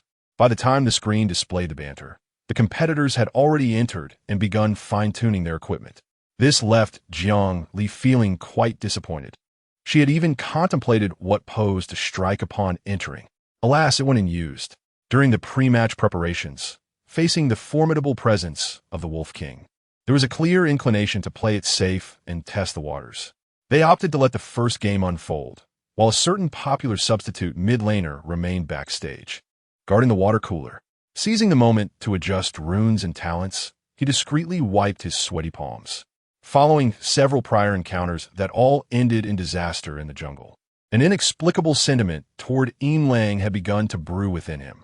He yearned to avenge himself on the stage, to cleanse the shame of the past. Yet, simultaneously, he was gripped by an intense fear of facing Jiang Li. He lacked confidence in withstanding Jiang Li's early incursions into the jungle, fearing further humiliation. With emotions piling up, he had frequently dreamt of Jiang Li's figure over the past fortnight. Initially, he thought little of it, attributing it to his fervent desire for revenge. However, as time progressed, he soon recognized that something was amiss. He found himself waking in the dead of night, laughing foolishly. "Lord Jiang Li is stepping on me again." This peculiar affliction was no longer merely a matter of social embarrassment. He had quietly consulted several psychologists, but to no avail. In a bid to conquer his inner demons, he even discreetly sought out Li Xianghe for a photo of Jiang Li. hoping to confront his fears during training like a good partner. However, he was met with refusal. The stingy Li Xianghe, oblivious to camaraderie, stubbornly insisted that he had no photos of Lang. This left him trembling with indignation. The two shared the same dormitory, and Li Xianghe often broke into laughter in his sleep. Did he truly believe he was deaf to it, refusing to even lend a photo and calling themselves brothers? Bah, surface-level brothers. If they lost the match, it would all be his fault. He silently fumed, yet failed to grasp Li Xianghe's feelings. Upon hearing such words, he nodded solemnly. All right, brother, I understand. In truth, he did not require reminding. He was already aware that maintaining composure was paramount. For, in the preceding regular season, there had already been teams eager to challenge them. Gazing at the hero icons on the first floor, he couldn't help but furrow his brow. Unlike the pessimistic outlook of casual players as a gold-level coach, he had sensed early on that those new heroes appeared quite formidable. The reason for disregarding Jiang Li was simply due to her brief tenure in the league. Professional players differ vastly from casual gamers. Casual players can imitate videos of experts to practice new heroes, with less emphasis on proficiency. As long as they can manage in ranked games, it suffices. However, as pioneers of operational procedures, professional players struggle to find useful references for new heroes, and the expectations for hero proficiency are exceptionally high. With only about a week for preparation, they needed to coordinate team tactics while maintaining their grip on older heroes. How could a normal person possibly reach a competitive level with new heroes in such a short time? Zheng Jun, should we pick Makai? He pondered, a sense of foreboding tightening his features. Yes, let us execute the plan as previously outlined. We'll focus on stability in the early game and aim to extend the match into the late game. With a determined expression, he was prepared to take a gamble. The time for contemplation was too brief, and devising a last-minute strategy was no longer feasible.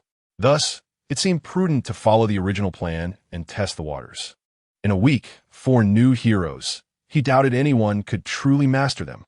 Upon acquiring Makai, the back-and-forth exchanges ensued. Soon, both teams had finalized their compositions. Blue side, top lane Jiang Li, jungle spider, mid lane Xandala, Sivir, support titan. Red side, top lane Makai, jungle barrel, mid lane Fatai, Jinx, support bullhead. The lineups for the first match were set. As the pre-game countdown commenced, the commentators habitually began analyzing the formations. The composition of the blue side was remarkably robust, featuring 2 tanks in the front line and 2 powerful teamfight champions in the back line, with support bullhead providing central coordination, an exemplary 2-1-2 teamfight setup. In the commentary booth at Longshan Esports Arena, the Roaring Emperor was the first to analyze the lineup. Today's commentary featured both him and another, a common sight in major competitions and entirely unsurprising in the league. Indeed, in contrast, the lineup of the red side exudes a distinctly wolfish flair. Setting aside the top lane Jiang Li, the most resilient member of the entire team is surprisingly the support titan. It's hard to fathom that this is indeed the finals of the league. As he spoke, he couldn't help but chuckle. The allure of Lang lay precisely in this. When she was present, she often deployed seemingly bizarre lineups and, in an incomprehensible manner, achieved overwhelming victories. The commentators of the league had long since grown accustomed to this. Upon encountering an unusual lineup, they first glanced at the team name, and then at the mid lane. What? Lang? Well, then it's nothing to worry about. Amidst the resounding cheers from their respective fan bases, they descended into the Summoner's Rift. The moment the match commenced, all 5 players grouped together. Fans raised their support signs and cheered loudly, their eyes wide with disbelief. What on earth is happening? On the Chihuang livestream platform, the iron-blooded wolf Wazi Zixika looked utterly astonished. Did I just see that correctly? Did the Jiang Li really just use Flash? Can heroes in League of Legends still use Flash? The key point is not whether Flash can be used, but that the new Jiang Li can actually break the flaw with Flash. Xiao Xiao was dumbfounded, struggling to articulate. Jiang Li just debuted on the Korean server a week ago. How could she play so proficiently? The 2 commentators were shocked and bewildered, while the live chat exploded with questions. At the same time, in the team voice chat, the other members were equally taken aback when the words solo kill appeared. A level 1 solo kill across the minion line? How is that even possible? Completely baffled, they instinctively called out to their teammate. "Qingwang, what is going on?" Hearing this, he pursed his lips. He hadn't seen the specifics of the top lane and was unaware of what had just transpired. But looking at their disheveled expressions, he reassured them, "It's fine, just steady yourself a bit. I'll try to find a chance to help you." All right, Jiang just used her flash. The impact of an early solo kill is not overly significant. Given Makai's resilience in a lane swap scenario, he should be able to manage if he focuses on surviving. However, Jiang Li was acutely aware of the reality. In this match, unless he completely loses his mind and feeds 3 waves, Makai has already been thoroughly overwhelmed, having died twice right at the start and already expended his flash. When he resurrects and returns to the top lane, Makai is still only level 2, while Jiang has already reached level 4. Looking at Jiang's equipment, one could hardly believe it. Doran's blade and Tiamat.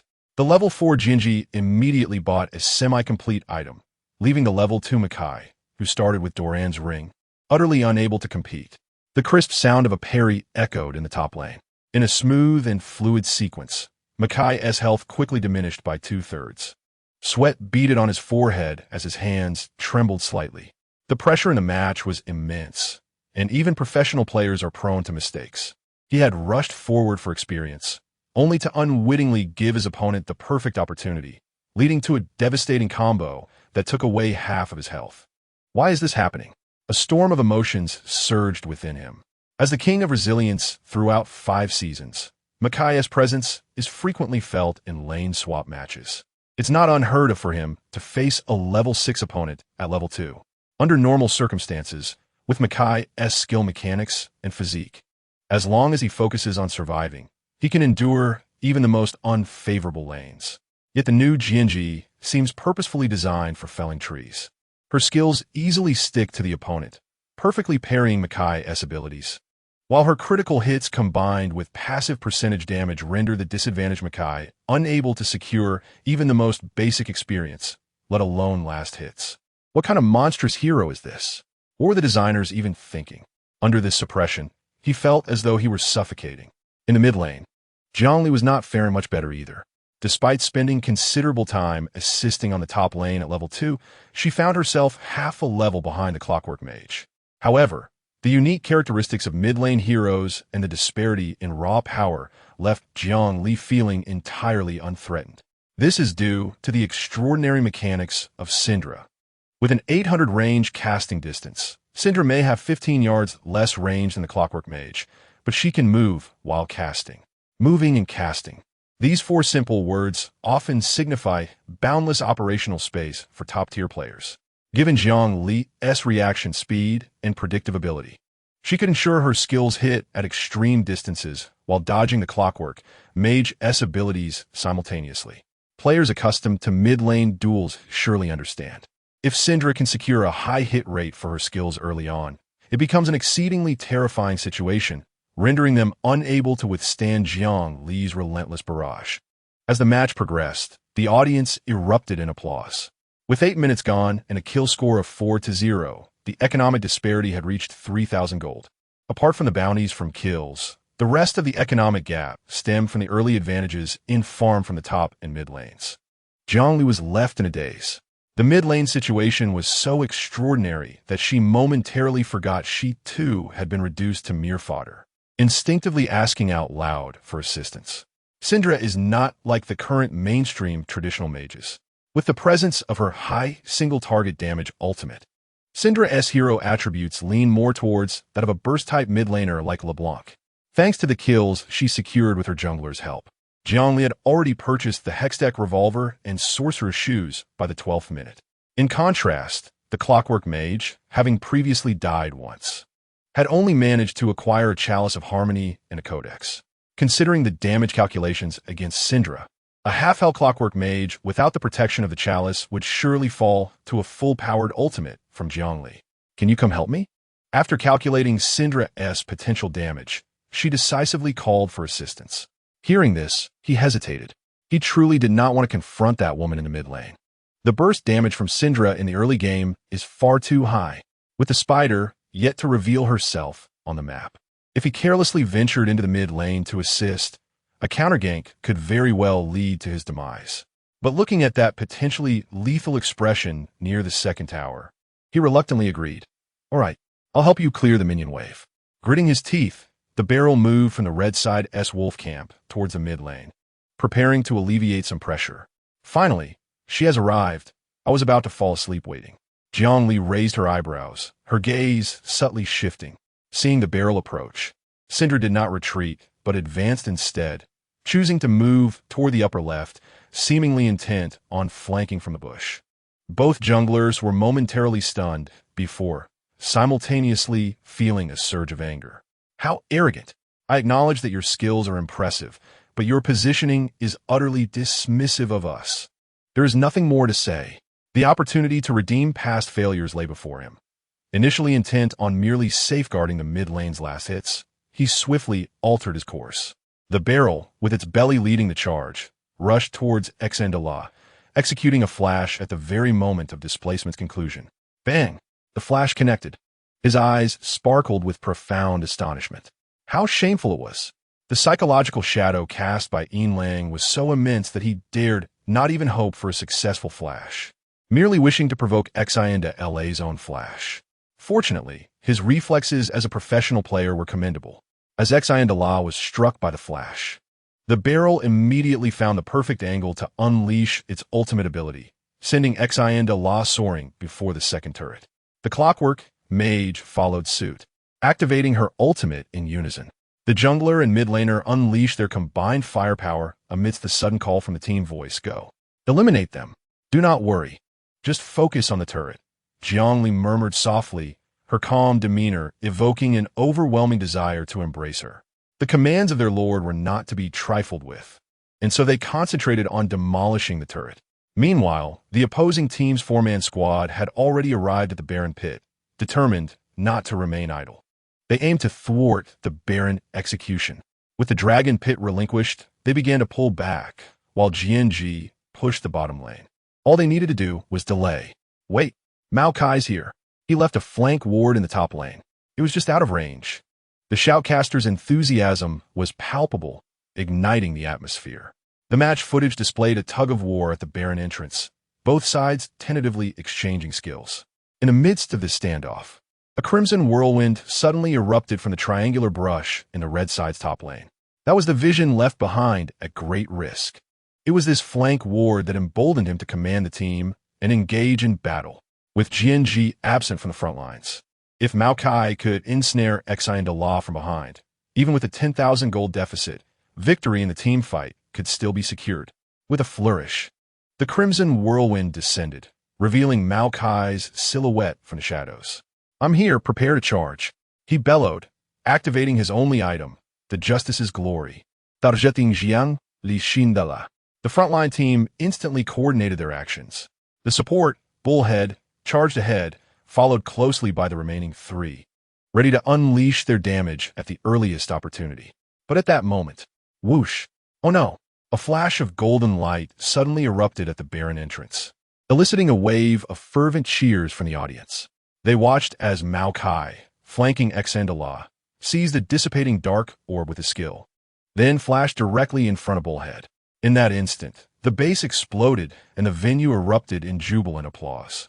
Fans brandishing support signs rejoiced, contrasting sharply with the despondent expressions of others. It's just the first game. Once Jiang Li arrives, everything will turn around. Fans reassured themselves internally. Yet, the ferocious GNG instilled a sense of foreboding.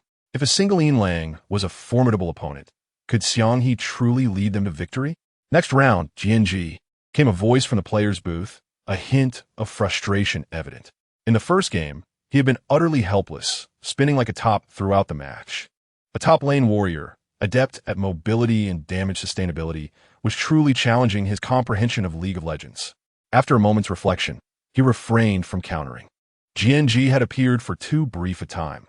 One game was insufficient to devise a reasonable counter-strategy. Thus, it would be better to concede. They were set to play on the blue side in the second game, liberating Kallista's position, which would perfectly suit GNG. In the second match, they needed to adjust their strategy. After succinctly addressing the issue, he turned his gaze towards his teammates. though he wished to protect his younger brother's pride.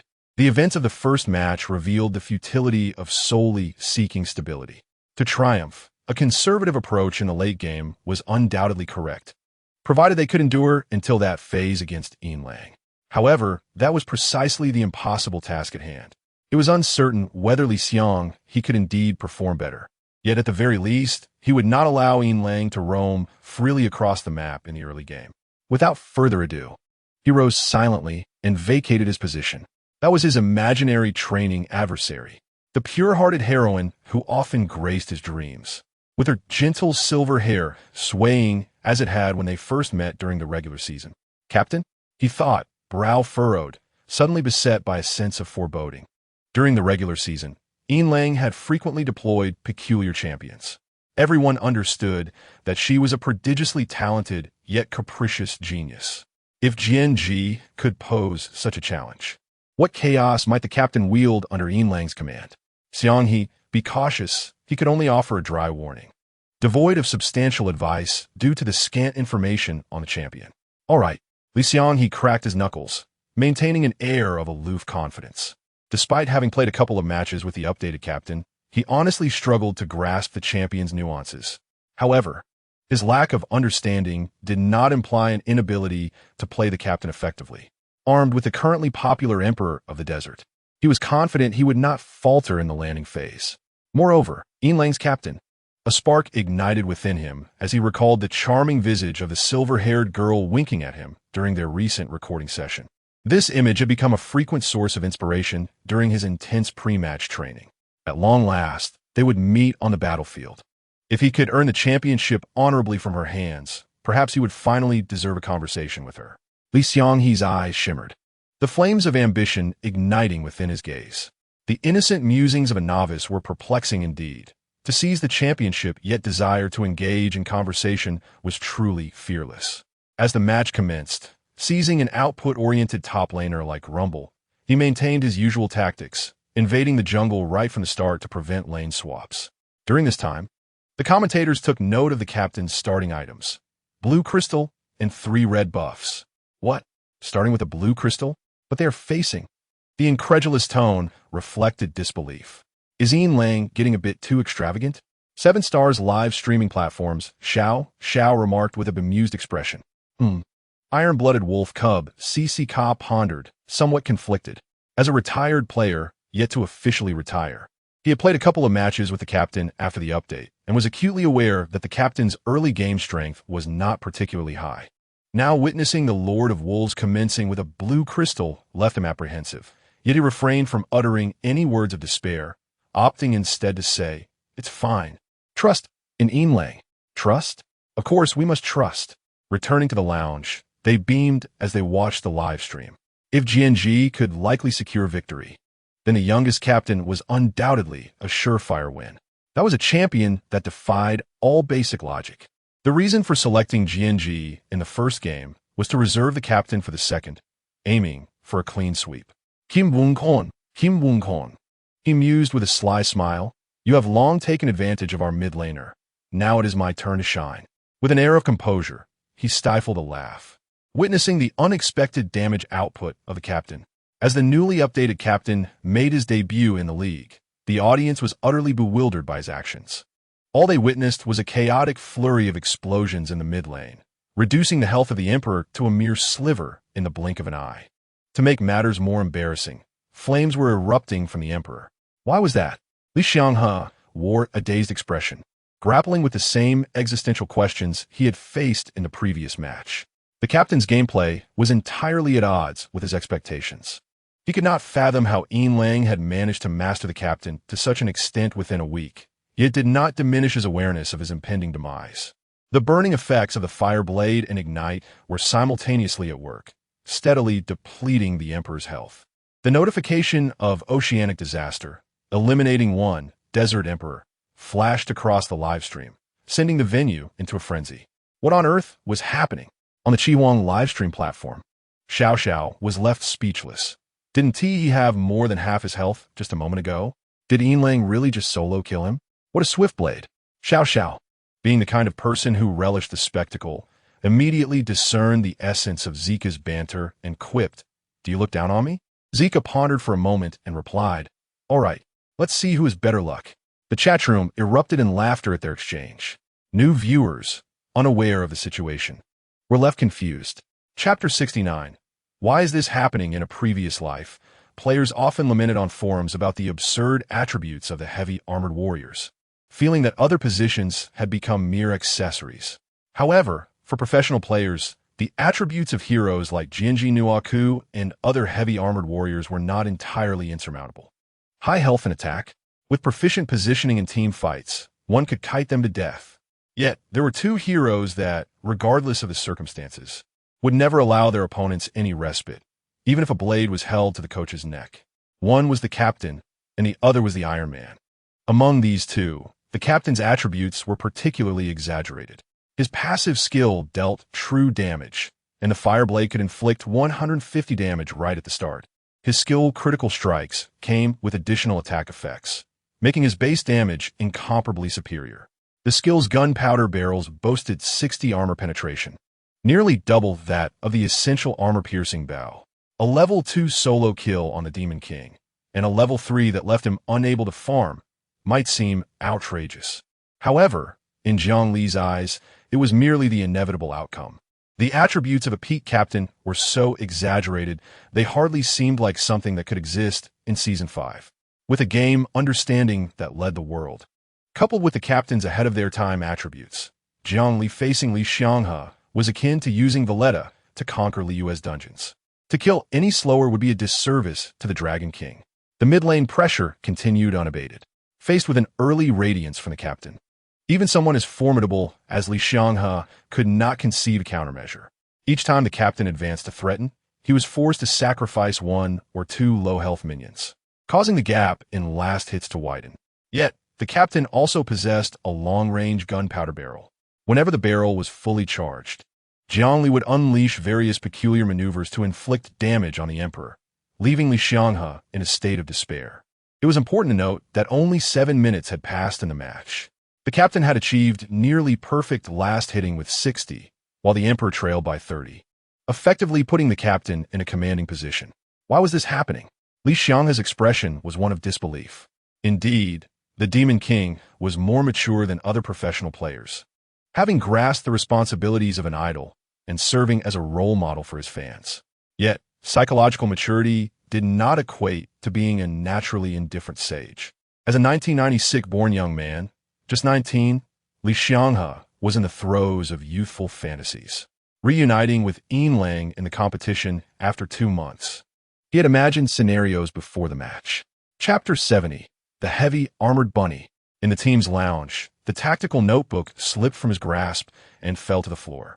He had anticipated that Li Xianghe might struggle against Yin Lang, but he never expected the mid lane to collapse so dramatically. The captain's hero attributes were utterly ludicrous. Clenching his fist, sweat began to bead on his palm. Li Xianghe's pure landing ability was undeniably superior. There was no doubt about it. If he could last 10 minutes against Yin Lang, then under normal circumstances, he should at least be able to endure for 15. But now, witnessing the mid lane's one-sided situation from the very beginning, he felt a lump of frustration lodged in his throat. How can newly revamped hero be mastered so swiftly? It was quite disheartening. The proudest moment of his life was 2 years ago when he managed to seize Li Xianghe from under the noses of others. Yet, looking at the audacious captain on the livestream, he suddenly felt that Li Xianghe was not as appealing anymore. Once the skill levels increased, Jiang Li paid no mind to the emperor in the mid lane. After clearing the minions with his gunpowder barrels, he moved to farm the jungle. The opposing team had 4, and so did his own. Both sides had 3 wolves. The greedy pirate captain swept through like a bandit raiding a village, plundering every visible resource. His loyal allies were entirely unconcerned with their own jungle count. After completing the Frostfire Gauntlet, Rek'Sai immediately purchased an Ice Stone, constantly safeguarding the mid lane. Faced with the jungle's bandit tactics, the team dared not approach the mid lane and could only seek opportunities in the other 2 lanes. At the 14-minute mark, with a 30-second lead cooling down, the troll circumvented the vision in the lower lane, placing a ward behind the enemy's lower tower, while the top laner Makai provided support. A sudden four-man ambush in the lower lane resulted in the sacrifice of the support to tower damage, successfully taking down the two old spirits of Xianming. Oceanic Disaster. Eliminated 1. Heart of Freljord. The support Brahm's kill was snatched by the captain's ultimate from afar. Not only that, but pushing into the lower lane also allowed the captain's ultimate to explode entirely. Li Xianghe's expression was cold, yet his mind was in disarray. The captain's growth rate had completely surpassed his comprehension. With 10 minutes to sport 3 items, the captain had, by the 15-minute mark, bought a full ghost blade and boots.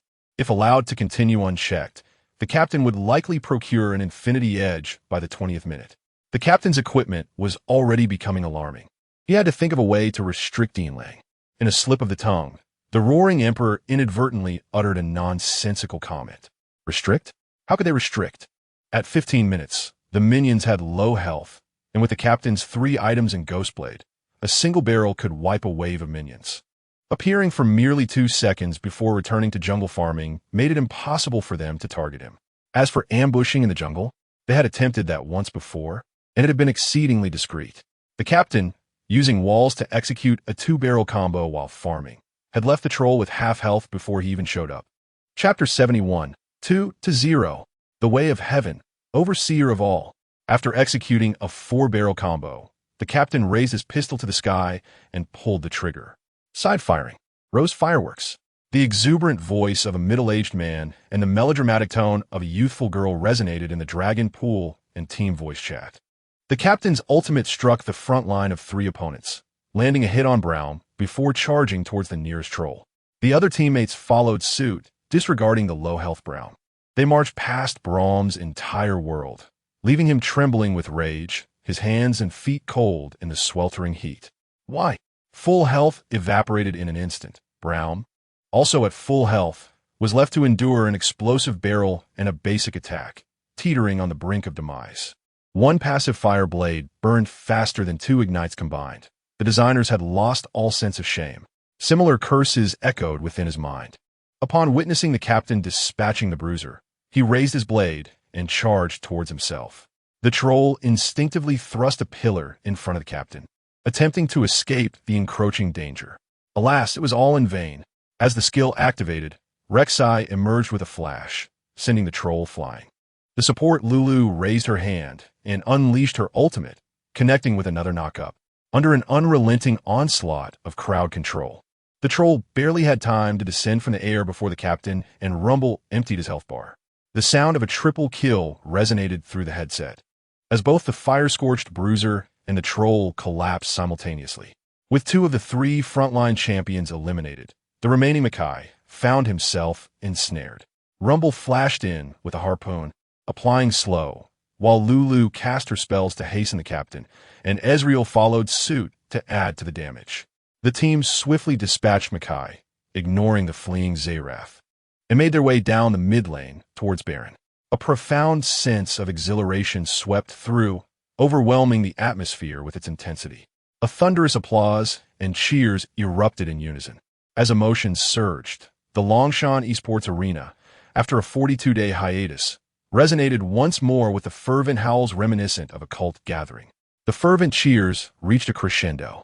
The director, in tune with the fans' fervor, hurriedly shifted the camera to the ongoing team fight.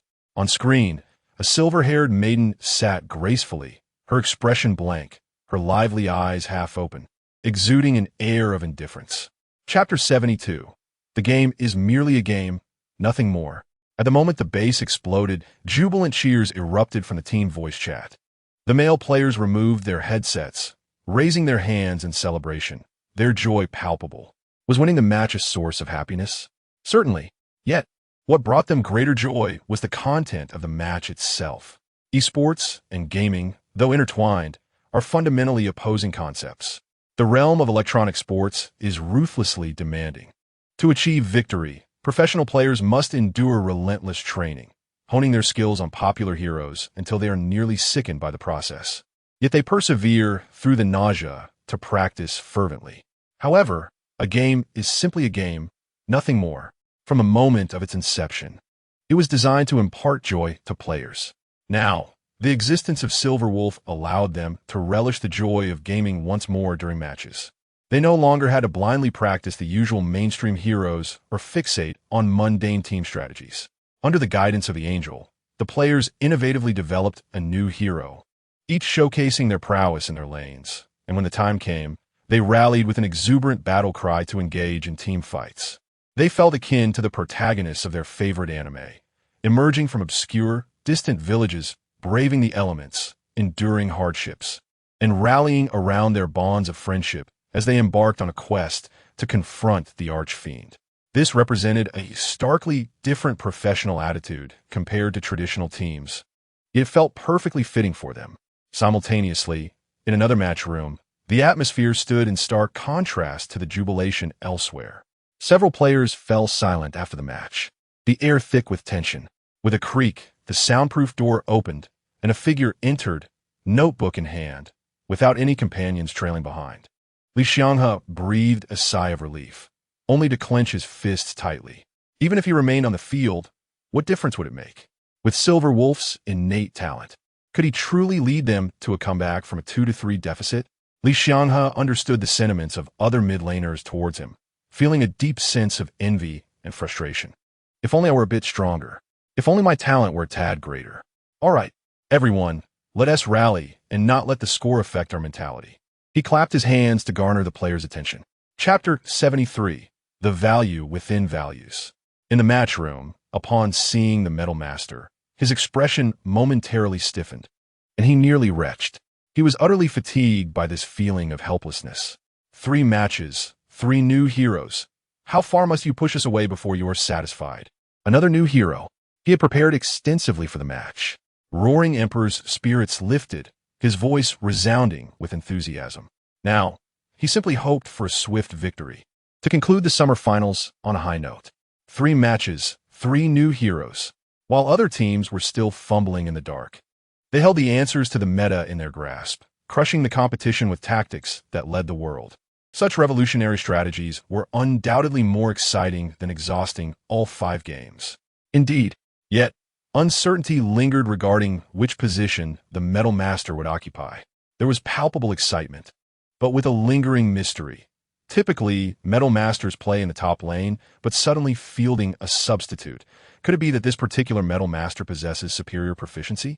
It must be said, the speculation held considerable merit. Although the Metal Master's updated skills allow him to monopolize experience during the early stages of gameplay, players would still instinctively position him in the mid or top lane. Only during downtime would they occasionally share jungle experience. Thus, after some discussion, it became a common belief that the Metal Master would appear mid. They simply could not comprehend how unprofessional the internal atmosphere could truly be. Considering the seriousness expected of professional players, it was implausible that the more skilled Silver Wolf would be sidelined if not for the Metal Master's higher proficiency. In the face of the Metal Master, who lacked both reach and range, the most straightforward and prudent approach was to secure a ranged farm in the mid lane. The Clockwork Mage. The familiar visage of a hero materialized in the first floor, and the conservative composition seemed to foreshadow the match's outcome. The exchanges continued. Soon, the lineups were fully revealed. Blue side, top lane Crocodile, Jungle Troll, mid lane Victor, Metal Master, support Nidalee. Red side, top lane Makai, Jungle Rek'Sai, mid lane Clockwork, Jinx, support Brown. The announcement of the lineups instantly ignited a cacophony at the match venue. As the hero positions were shifted, they suddenly realized that the Metal Master would be taking the bottom lane.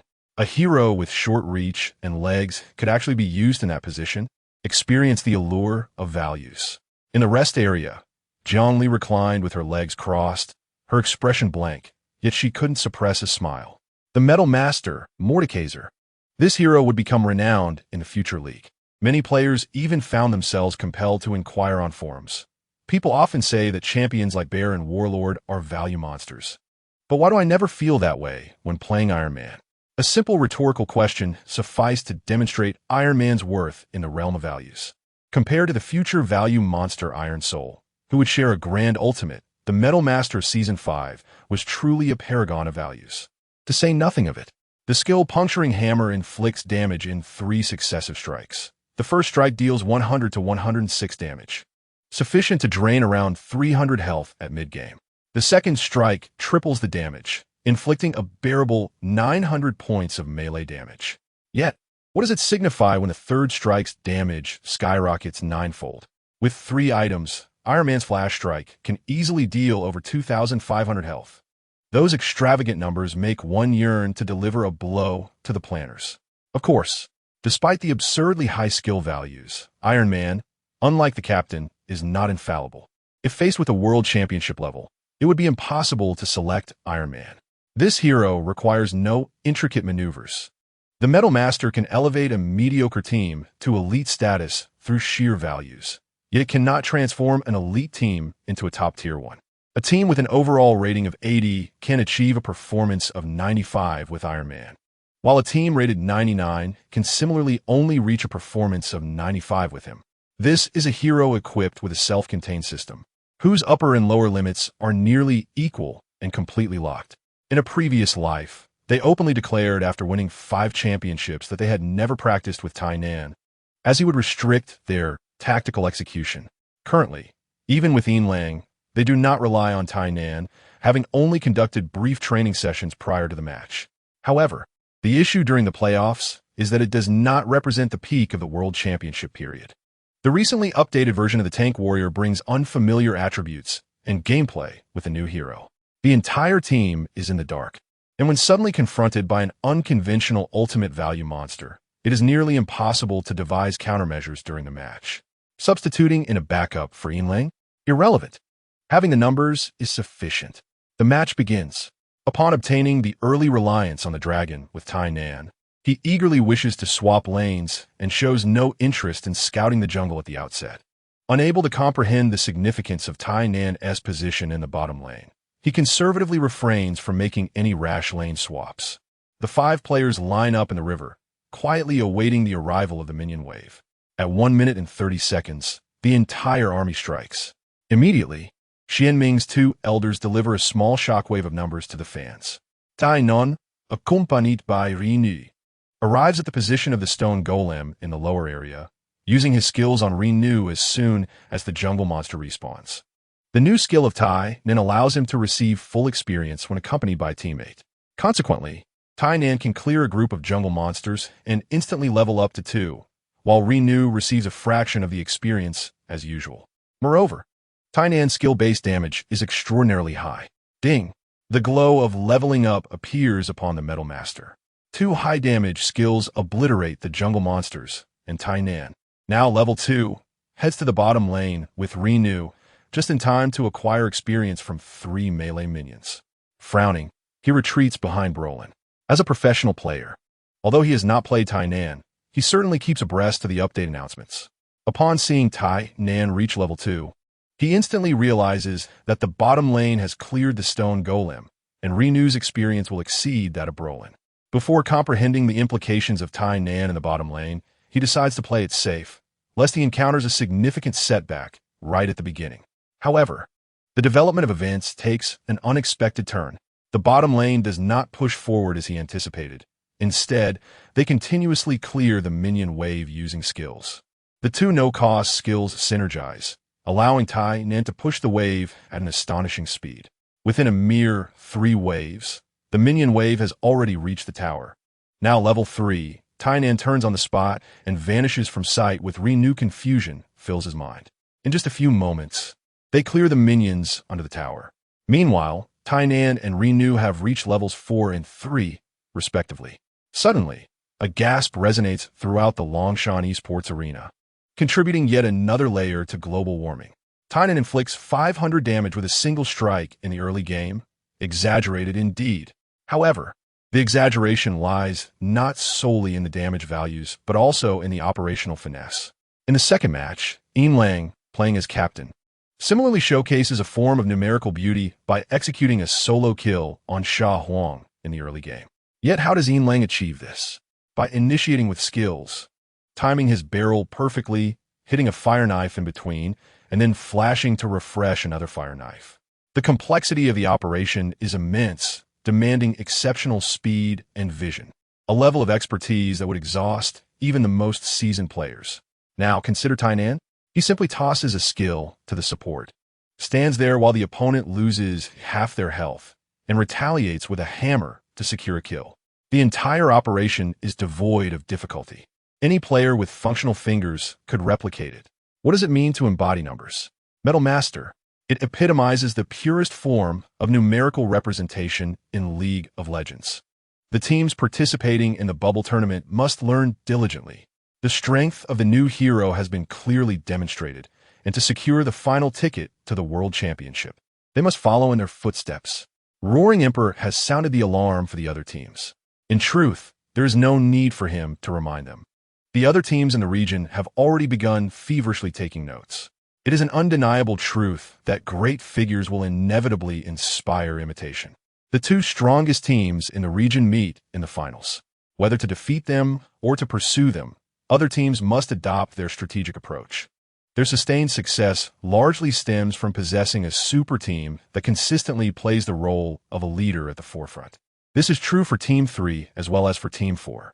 Now, with Ian Lang emerging prominently, they have also seized control of the regional banner. They sweep away all doubts with their impressive record, standing at the pinnacle of the region, illuminating the path for other teams. The first round of suppression forces Tai Nan to use Flash, landing a hammer for an immediate kill, causing the resurrected players to hesitate in advancing. The bottom lane's trade blows peacefully, while Tai Nan and Renew farm the jungle, leading in both economy and level. This is quite a painful situation. Observing the substitute Ian Lang enter the fray, he feels a mix of humiliation and a strange sense of relief. Yet who would have thought? After the jungle assassin exits, two jungle bandits emerge. After clearing their own stone golem, Tai Nan and Renew proceed to invade his frogs and raptors. Wait, why say again? The lower area frequently suffers jungle invasions, naturally leading to a deficit in level and economy. Once the jungle position falls behind, the mid lane cannot escape the repercussions. Li Xianghe performs admirably this match. Although he fails to secure a solo kill in the early game, he maintains an impressive lead in minion kills and health. However, due to the overwhelming threat posed by the jungle, Li Xianghe hesitates to attempt a solo kill, causing the mid lane advantage to progress at a sluggish pace.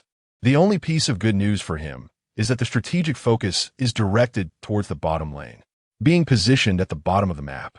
Even if Tai Nan and Renew play aggressively, the range of their influence remains limited. However, as the match time reaches 8 minutes, and the solo lane successfully reaches level 6, the dynamics of the match shift significantly. Both the mid and jungle positions converge on the bottom lane, pushing forward with vision to engage the dragon. Aware of the synergy between the new Tai Nan skills and the dragon, they cannot afford to sit idly by and hastily regroup to intervene. Then, they suffer a disastrous 1-for-4 exchange because the crocodile arrives. In the recently updated tank version, alongside numerous hero reworks, the crocodile has also received significant buffs. With the enhancement of the rage mechanism, the level 6 crocodile can easily take on 3 opponents in the early game team fights. The valiant crocodile stands at the forefront. While the early combat strength of the others is not particularly strong, they simply follow suit, unleashing their skills to secure victory in the team fight. With the Void Beast claiming the dragon, the first dragon is firmly secured with Smite. After the dragon falls, a translucent ghost dragon emerges from its carcass. The passive of Tai Nan's ultimate. Upon slaying a target, he enslaves their soul to fight for his side. This unique skill characteristic is another significant reason why Tai Nan is not a mandatory pick in the World Championship. How terrifying is it to have the dragon assist in battles in the early game? Why is this the case? Li Xianghe bodes, appearing sumawet pitiable. He had just maneuvered excellently in the team fight, hardly receiving any damage and maintaining a good amount of health. Yet, who would have imagined? After securing the dragon, they would group up to push mid. A full 4,000 health dragon leads the charge. What can a single Oriana, equipped only with double Doran's blades and boots, do to defend the mid tower? The ghost dragon, under the control of the Metal Master, relentlessly assaults the mid tower, each strike visibly chipping away at the tower's health. As the second chapter unfolds, I shall rise above the heavens as the current second-best region in the world. The summer finals of this region rank among the largest events, second only to the finals and the World Championship. Players from around the globe gather in a grand assembly, communicating in a myriad of languages, fervently cheering for their favored teams through the barrage of comments. Some yearn to witness the prowess of female players on the battlefield, while others remain indifferent, solely desiring to enjoy a high-caliber competition. Yet at this very moment, all players, regardless of their initial mindset, find themselves subjugated beneath the overwhelming numerical superiority. Clang. 1974.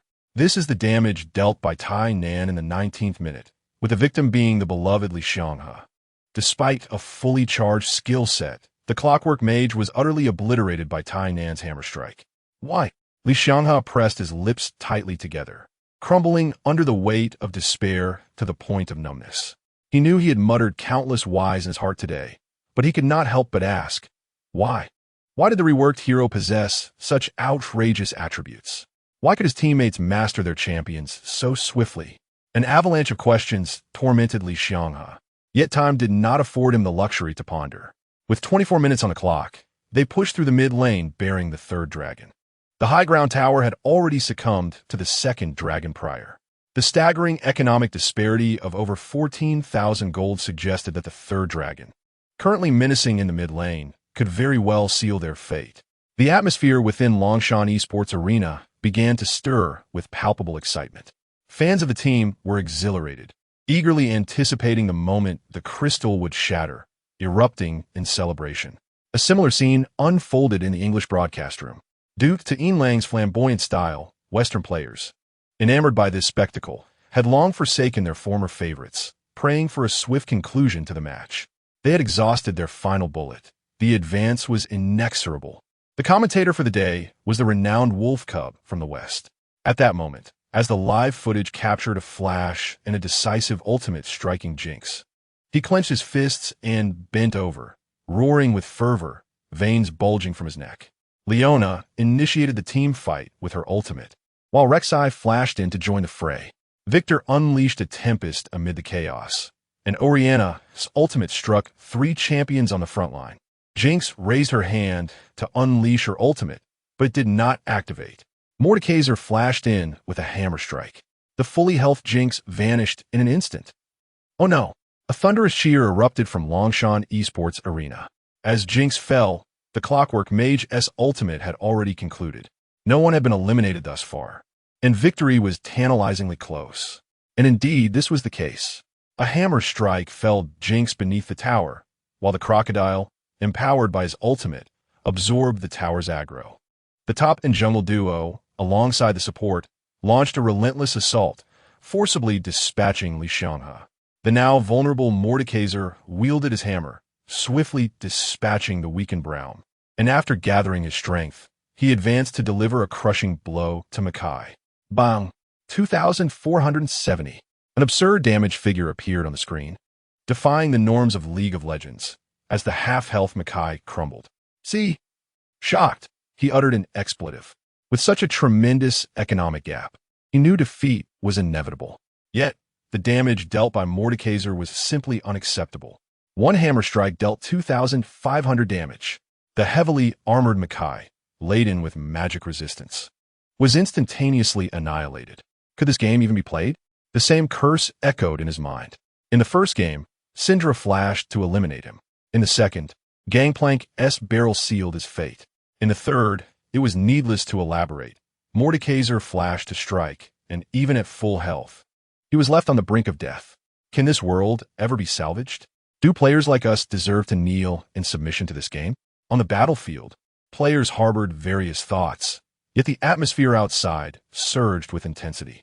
With 5 champions dispatched, only the jungle troll remained, utterly incapable of salvaging the situation. The outcome of the match was sealed as he pressed down on the table. Chapter 76. Next time, dare to challenge. The stunning visuals graced the screen, and the fans in attendance began to howl like wolves. Jiang Li felt a surge of anxiety. Although the championship trophy was not insurmountable, it still bore considerable weight.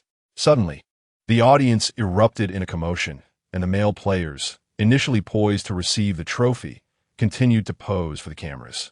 Jiang Li felt her breath hitching, her calves trembling ever so slightly. Fortunately, the host, the roaring emperor, recognized her predicament and quickly gestured to the other players. Only then did the oblivious male players realize, rushing to accept the trophy. "Are you all right, little one?" One whispered beside Jiang Li, filled with trepidation. They had been so focused on allowing her a moment of glory that they had forgotten her delicate stature. "Oomph, it's just a small trophy. What could possibly happen to me?" Jiang Li huffed, standing with her hands behind her back, secretly rubbing her palms in the blind spot of the camera. Her palms stung. Yet, next time, dare to challenge. It is somewhat tragic, for apart from Jiang Li, there are no true newcomers on the stage.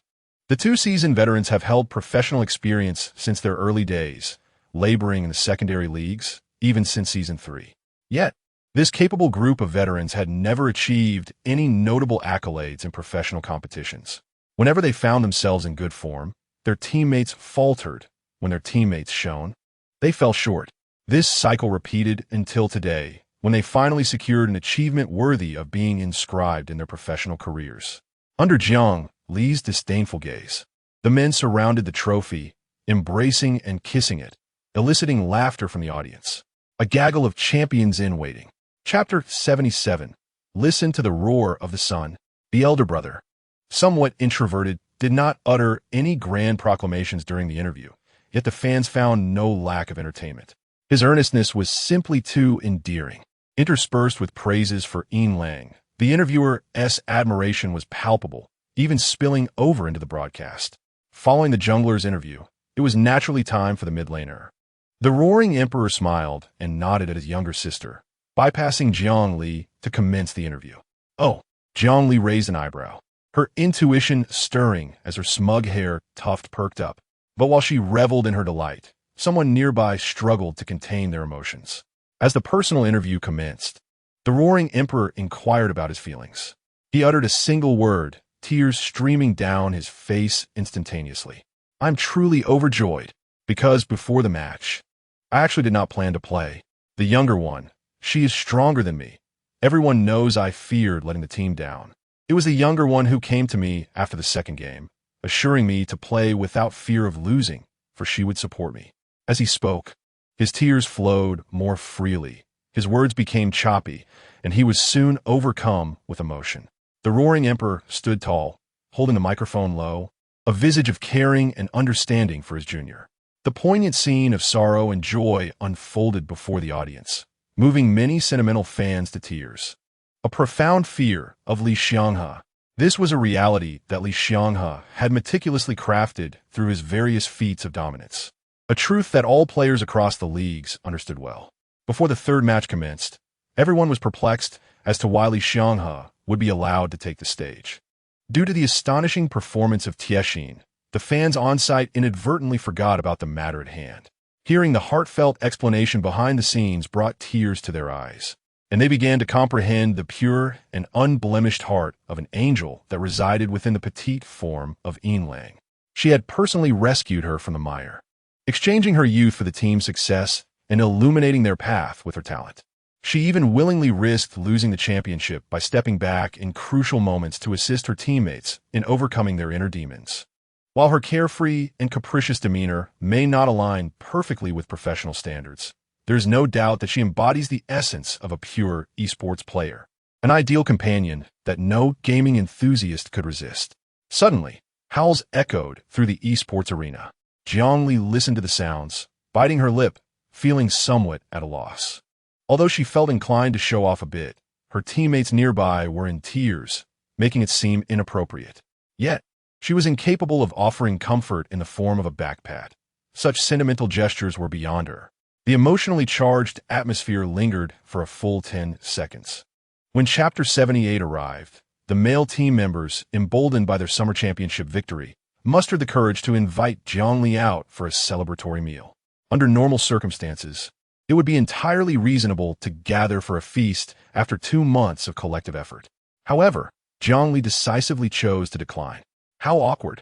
During the interview, witnessing the fans below raise their fists in fervor, many words flowed forth effortlessly. Yet, once the fervor subsided, she felt foolish. How could someone with an image of elegance and grace suddenly act so juvenile? It was all so frustrating. Why couldn't she simply be a good person instead of clowning around, leading her astray? Ahem.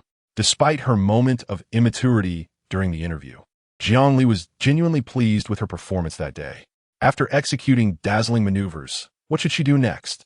Naturally, she would log onto the internet to see how the online community was praising her.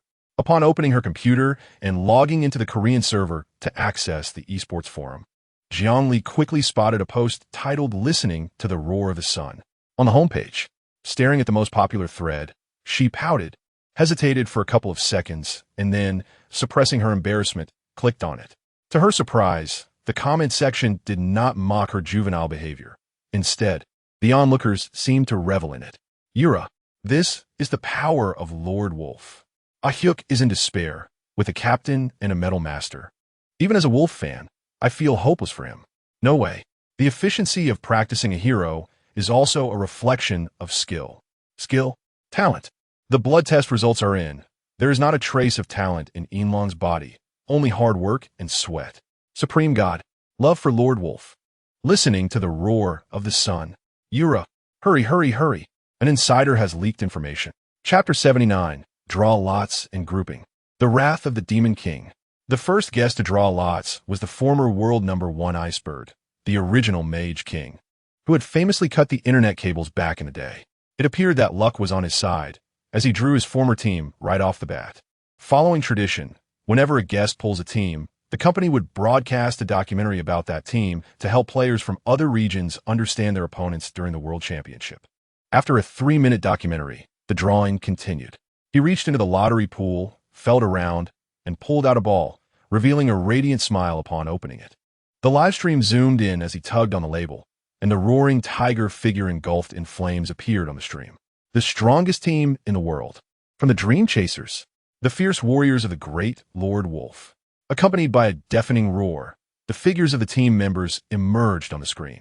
The male players appeared in sequence, as familiar fans flooded the chat with comments. However, as the documentary played for half a minute, the moment a silver figure appeared on screen, the livestream froze for a solid 10 seconds. When the connection was restored, countless question marks flooded the chat, mixed with plenty of inquiries about the presence of a female player. There is no need to be surprised. Although Inlang had gained fame within the esports community, it was still relatively niche. The explosion of popularity for League of Legends truly began in Season 3, with the company amassing a player base of hundreds of millions over 2 years, solidifying its status as the world's most popular game. However, since there had been no precedents of this magnitude before, players from Seasons 3 and 4 were largely focused on their own games, rarely participating in professional competitions or visiting forums.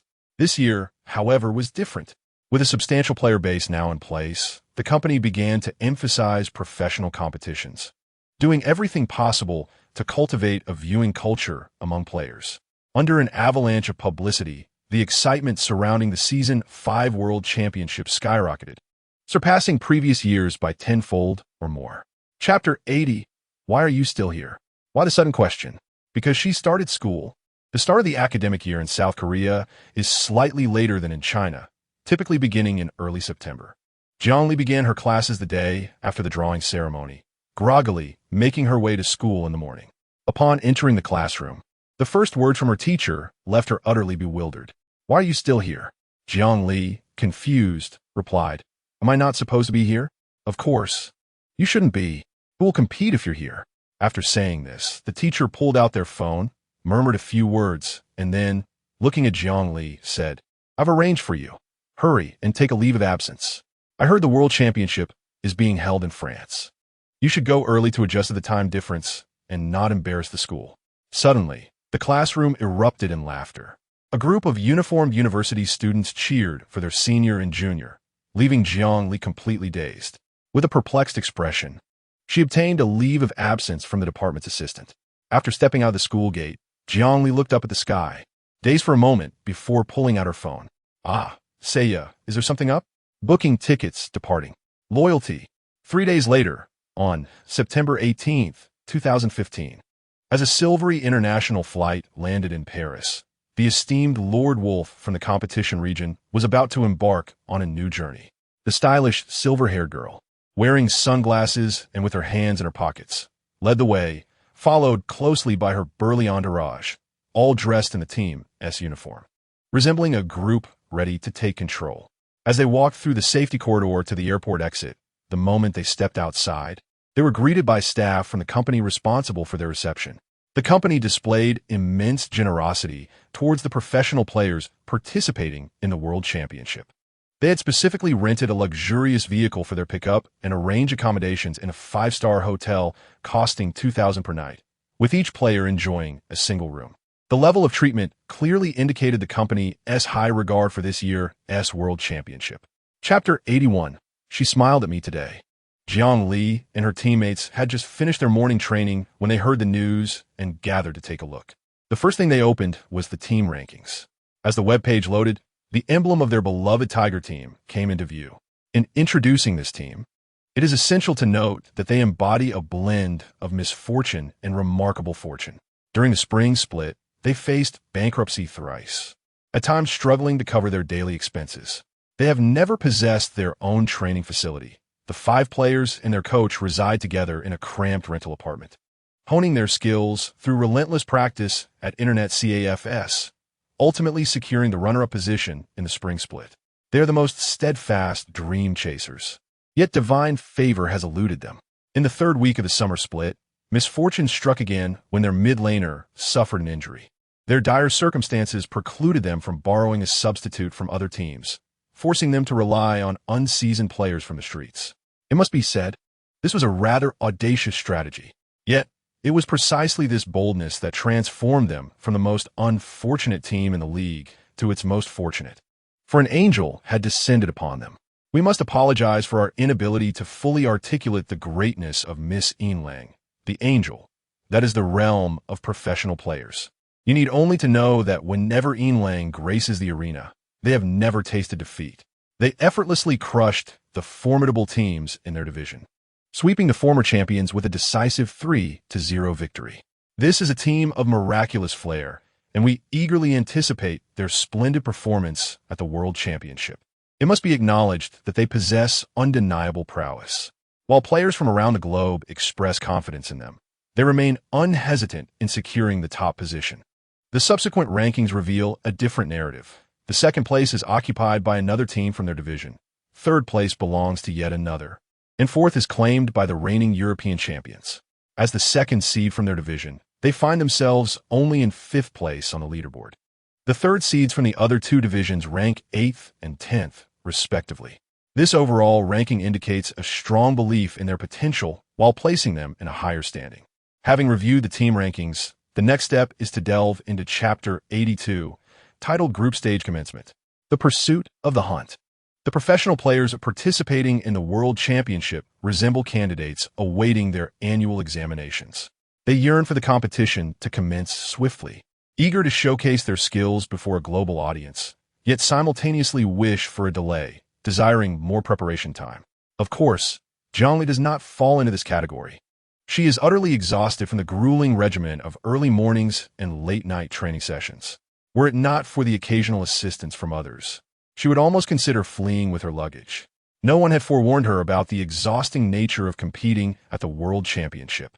On October 1st, 2015, at the Pullman venue in Paris, France, the day marks the birthday of their motherland and the official commencement of the 5th World Championship. At 9:50 p.m. Beijing time, only 10 minutes remain until the opening of the tournament. Domestic players on holiday have already procured snacks and beer, anxiously awaiting the event. As the clock strikes 9:59 p.m., an aerial view of the competition venue graces the official live broadcast. Thousands of spectators join in synchronized chants, their excited voices creating a deafening roar. 10, 9, 8. As the final second passes, the official logo of the tournament appears on the grand screen. Subsequently, the theme song of the 5th World Championship, sung by a female voice, fills the air, accompanied by a promotional video showcasing familiar and unfamiliar professional players sharing their aspirations. Fighting on home turf, the legendary mage known as the Old Mage makes his grand entrance, arms wide open. Welcome to Europe. I shall bring home the 2nd World Championship. Mid-laner Wei Shen declares, they have issued a false ranking. I shall show them who the true number 1 is. In Chapter 83, titled National Day Surrender, the non-existent butterfly effect. The opening match features teams from their division. In the sixth game, Jiang Li and her teammates arrive early at the waiting room. Warming up seems futile, so they settle in. To accommodate Jiang Li's emotions, a Chinese live stream is arranged. The older gentleman, seeking praise, inadvertently amuses Jiang Li. "Thank you. No need to mention it. It's only natural." He beams with satisfaction, stepping aside to leave the prime position for the little angel. Simultaneously, the training room's live stream displays familiar faces. "Hello everyone, I am Wawa. I am Xiao Xiao. I am Xiao Xiao." The three commentators introduce themselves in sequence. Two former players, now popular streamers, along with a professional commentator, create an impressive lineup. After the introductions, the commentators analyze the team's strengths and weaknesses. Among them, Wawa is an unseasoned commentator, while Xiao Xiao is more experienced and discerning. They focus on the positive aspects, with Wawa nodding eagerly. The trio's commentary paints a dismal picture, highlighting their opponent's advantages, much to the delight of the live audience. "Little one, who do you think will win?" one asks. Jiang Li glances at him. "Huh?" Taken aback, he instinctively queries, "You don't support them?" As she blinks, intending to respond, a hand suddenly covers her mouth from behind. "Shoo!" She's pulled aside, a finger raised to signal silence. In Chapter 84, titled "If You Don't Want to Be Presentable, Then Don't Be," following the conclusion of the match between two teams, the next contest features the number 1 seed from their division against the number 3 seed from another. Once again, it is a number 1 seed facing a number 3 seed, with Western teams pitted against Eastern ones. The match lasts 24 minutes, culminating in a brutal 170-0 slaughter. The overwhelming disparity leaves fans in disbelief, leading to harsh criticism directed at the recently concluded match, with even Principal Wang, far away in the homeland, sneezing multiple times in frustration. However, the situation does not end there. Following the match, the next contest features the number 1 seed from their division against the number 3 seed from another. This match is one in which fans harbor the utmost confidence. Players from around the world anticipate victory, and even local European fans hope to witness a commendable performance. Yet, it is precisely this seemingly foregone conclusion that results in defeat. Their actions serve as a stark reminder to the world. No matter how formidable the power, arrogance can lead to downfall. To be fair, their opponents are indeed strong.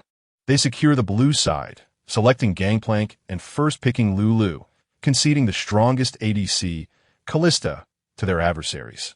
Moreover, they show utter disregard for the meta by selecting a tank in the top lane against a 4 setup. This absurdity borders on insulting the global player base. Nevertheless, they managed to maintain control early in the game. At their peak, they even managed to suppress Kalista with Kog'Maw, prompting admiration from all observers.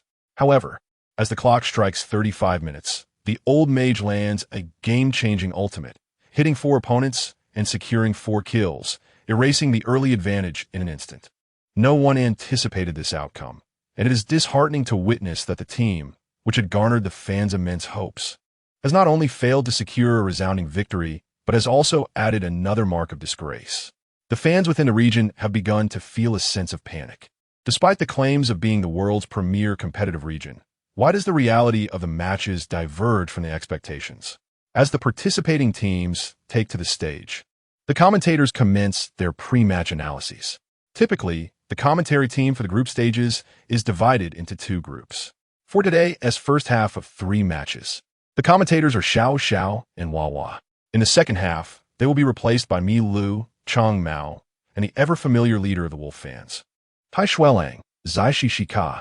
What are the thoughts of the two regarding the upcoming match? The seasoned commentator Chang Mao quickly seizes the opportunity, passing the burden of displeasing the fans onto the other two. "I certainly hope for a victory, but to be frank, it does seem quite challenging." Mi Li's straightforwardness inadvertently offends the fans. In contrast, Shishika exhibits remarkable cleverness, acknowledging that the Wolf fans are well aware of his perspective, and begins to speak with a touch of exaggeration. It's not entirely devoid of opportunity. The Tiger team is formidable in the mid lane, but the strength of the other 2 lanes is rather comparable. If we can extend the match in the late game, there is a chance of winning. Just as this conversation unfolds, the director suddenly shifts the visuals to the interface. Upon the familiar interface appearing, domestic fans cannot help but feel a pang of anxiety.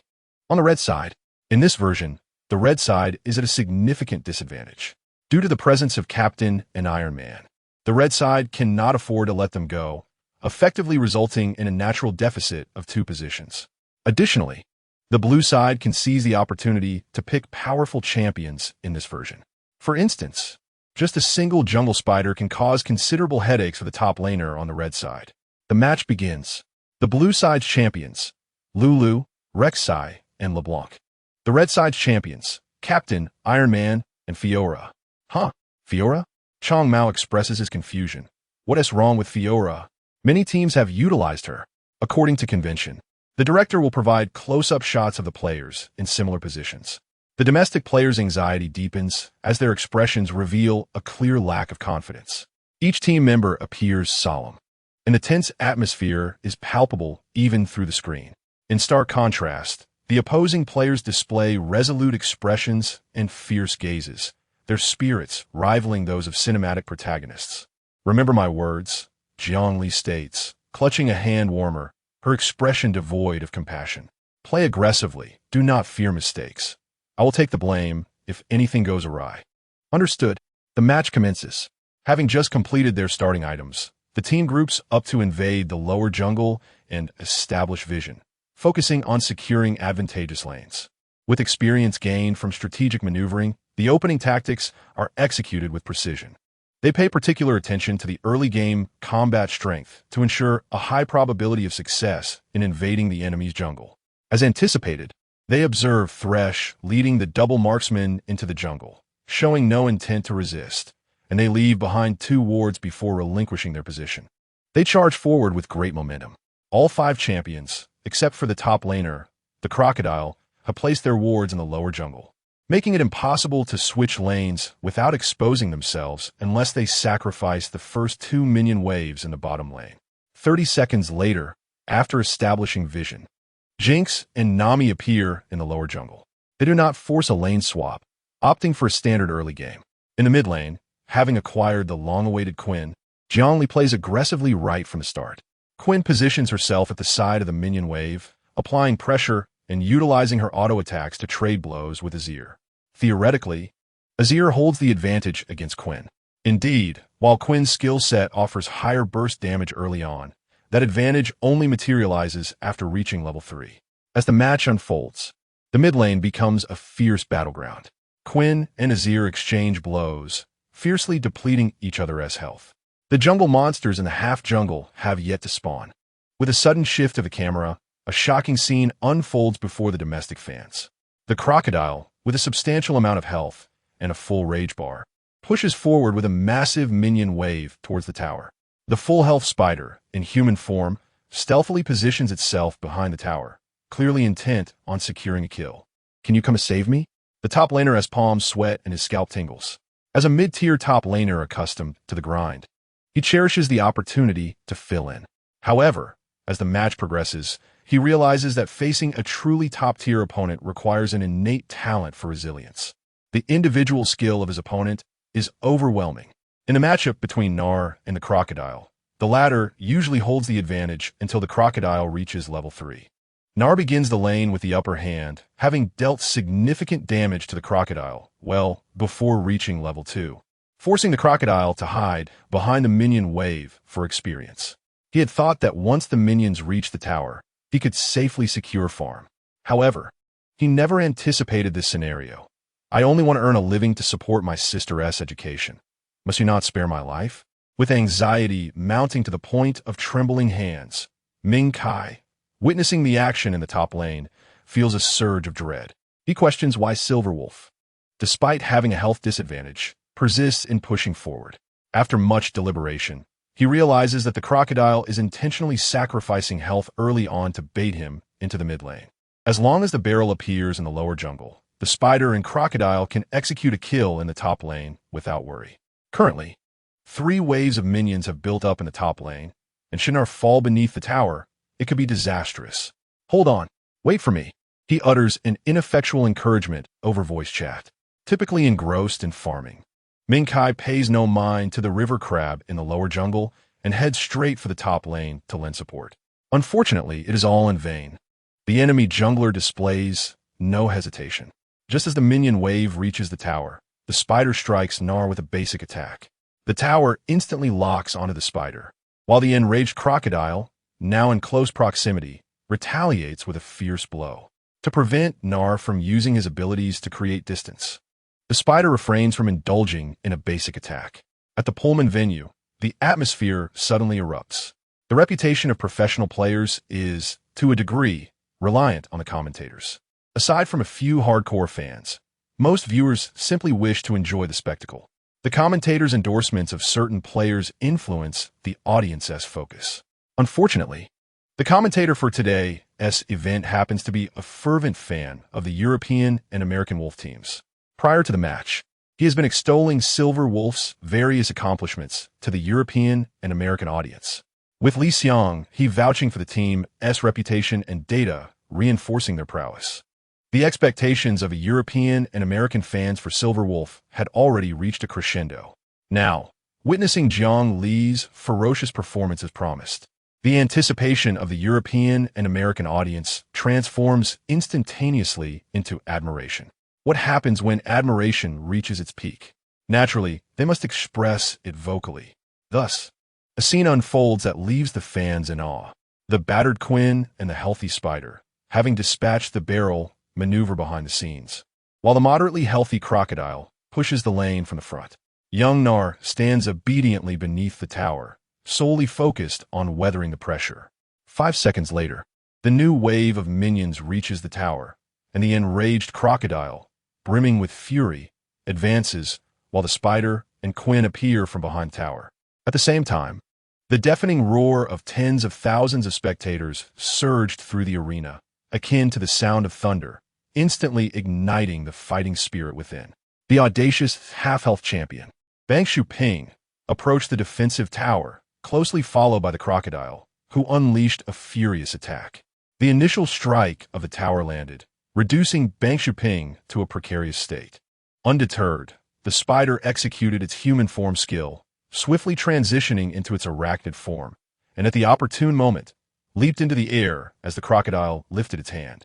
The tower's target reset, and the crocodile's damage triggered, successfully drawing the second round of aggro. The critical aggro transfer was executed flawlessly. Chapter 89. The Desert Emperor is still farming minions, except in the top lane, who will come to my rescue. His face was pale, drenched in sweat. He could hardly dare to approach the tower, let alone engage in a normal lane matchup. Yet the outcome?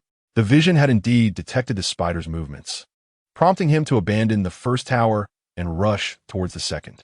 However, this came at the cost of wasting 2 waves of minions. Now, the crocodile was on the verge of reaching level 6, while his NR remained at level 3.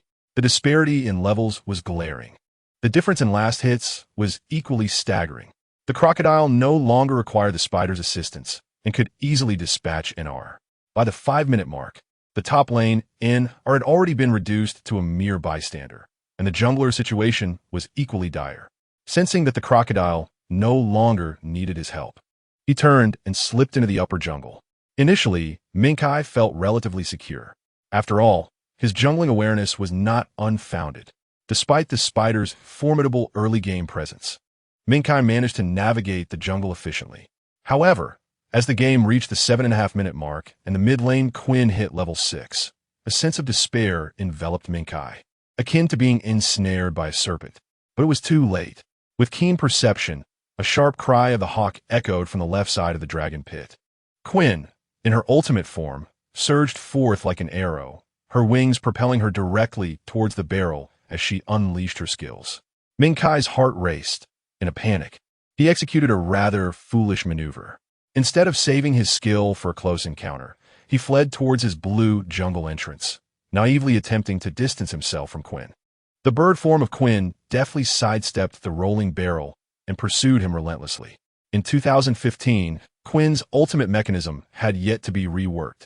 When activated, her Battle Eagle, Warlord, would replace Quinn, granting immense movement speed and transforming her abilities into melee attributes. Her skills featured a central area of effect, with significantly increased damage. The passive attack speed bonus was doubled compared to her human form, peaking at 80. Additionally, the post-hit jump mechanism was removed, resulting in a substantial damage increase. The straightforward yet powerful skill descriptions exuded a numerical beauty. As one of the league's most fragile heroes, the pre-rework Quinn's ultimate positioning was indeed awkward. While her bird form boasted higher damage than her human form, her frail body could easily succumb in team fights. However, as compensation, Quinn's prowess in one-on-one encounters prior to team fights was formidable, with her skill values rivaling 1/5 of the formidable Malphite's. With a Bloodfeather Phoenix skin enhancing her abilities, the Crimson Warlord collided with the barrel, delivering a fierce peck at close range. The dazzling assault inflicted damage and blinded the target, as Jiang Li's basic attack triggered the accompanying vulnerability passive. With an attack speed boost of 40 from her first skill, the Battle Eagle transformed into a woodpecker, her sharp beak drilling into the barrel's head. Having secured a kill and an assist in the top lane, Jiang Li's gold remained competitive, despite her lower last hit count compared to the continuously farming Azir.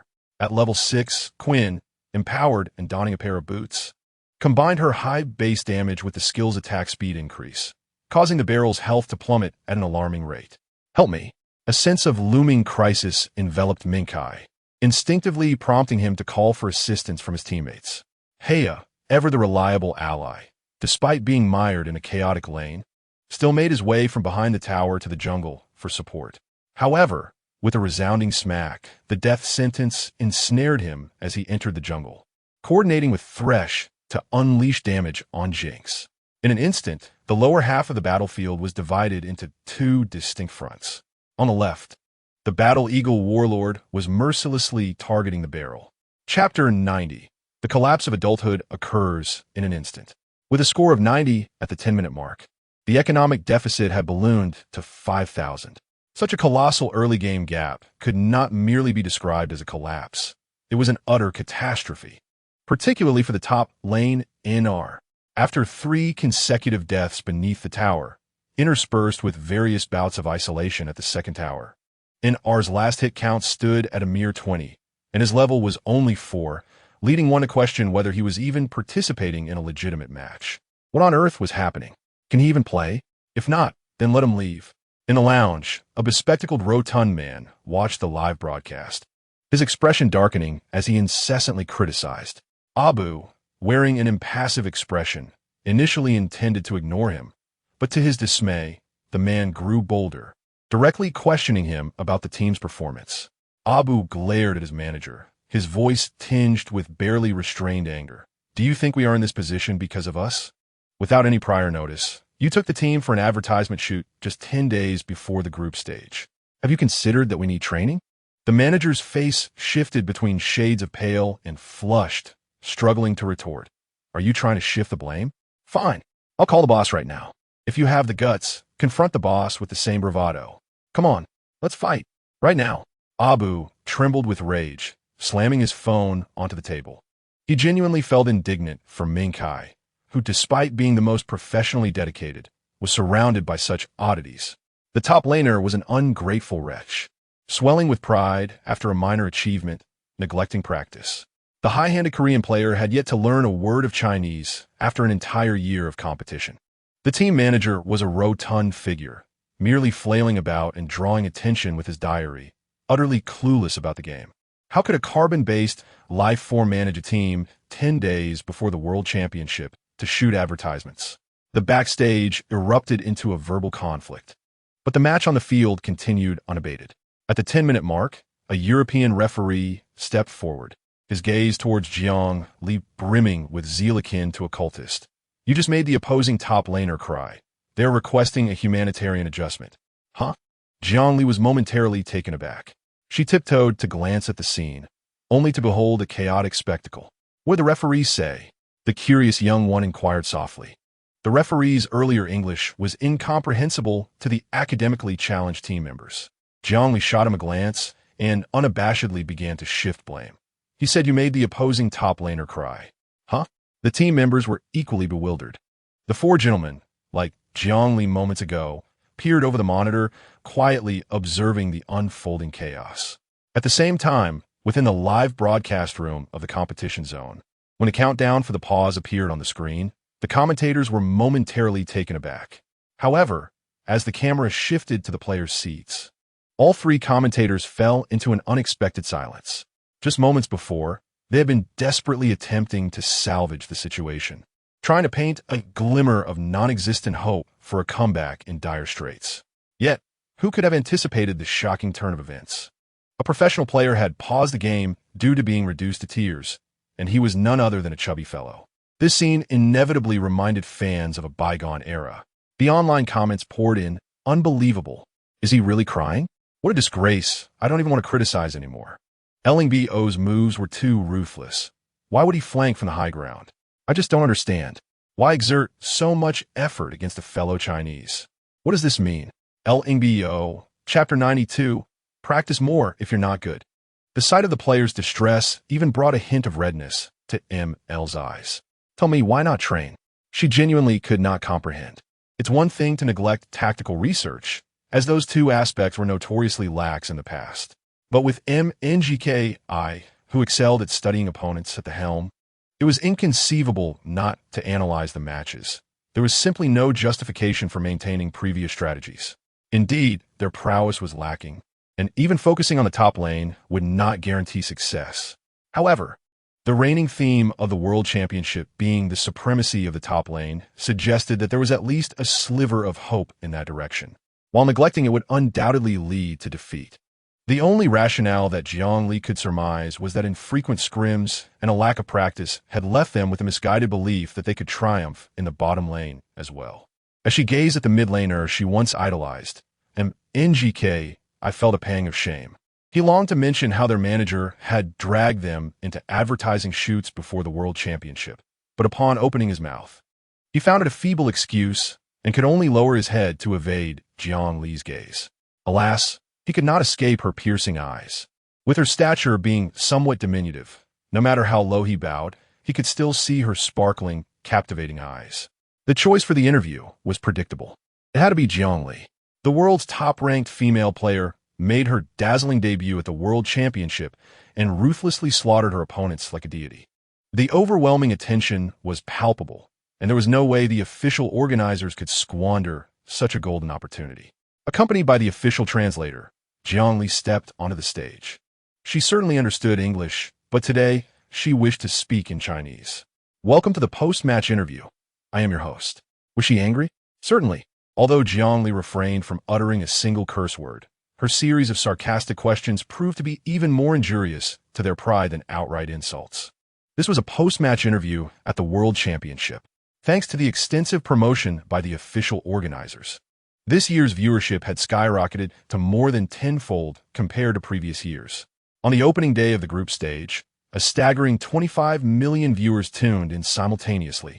Everyone witnessed the humiliating defeat and the moment a female player directly insulted them by name. Yet, amidst the anger, fans inexplicably felt exhilarated. It was as if someone who was usually at a loss for words suddenly encountered an eloquent cyber advocate, allowing their pin-up fury to be unleashed in an instant. Awesome. Well said. Ignorance and weakness are not barriers to survival. Arrogance is. The lady has a way with words. A group silence for half a year. Keep them quiet. No wonder LCK was so aggressive today. He must have been infuriated. A bunch of pathetic losers, boasting as if they were real. I was such a fool to believe them. Better to watch than not at all.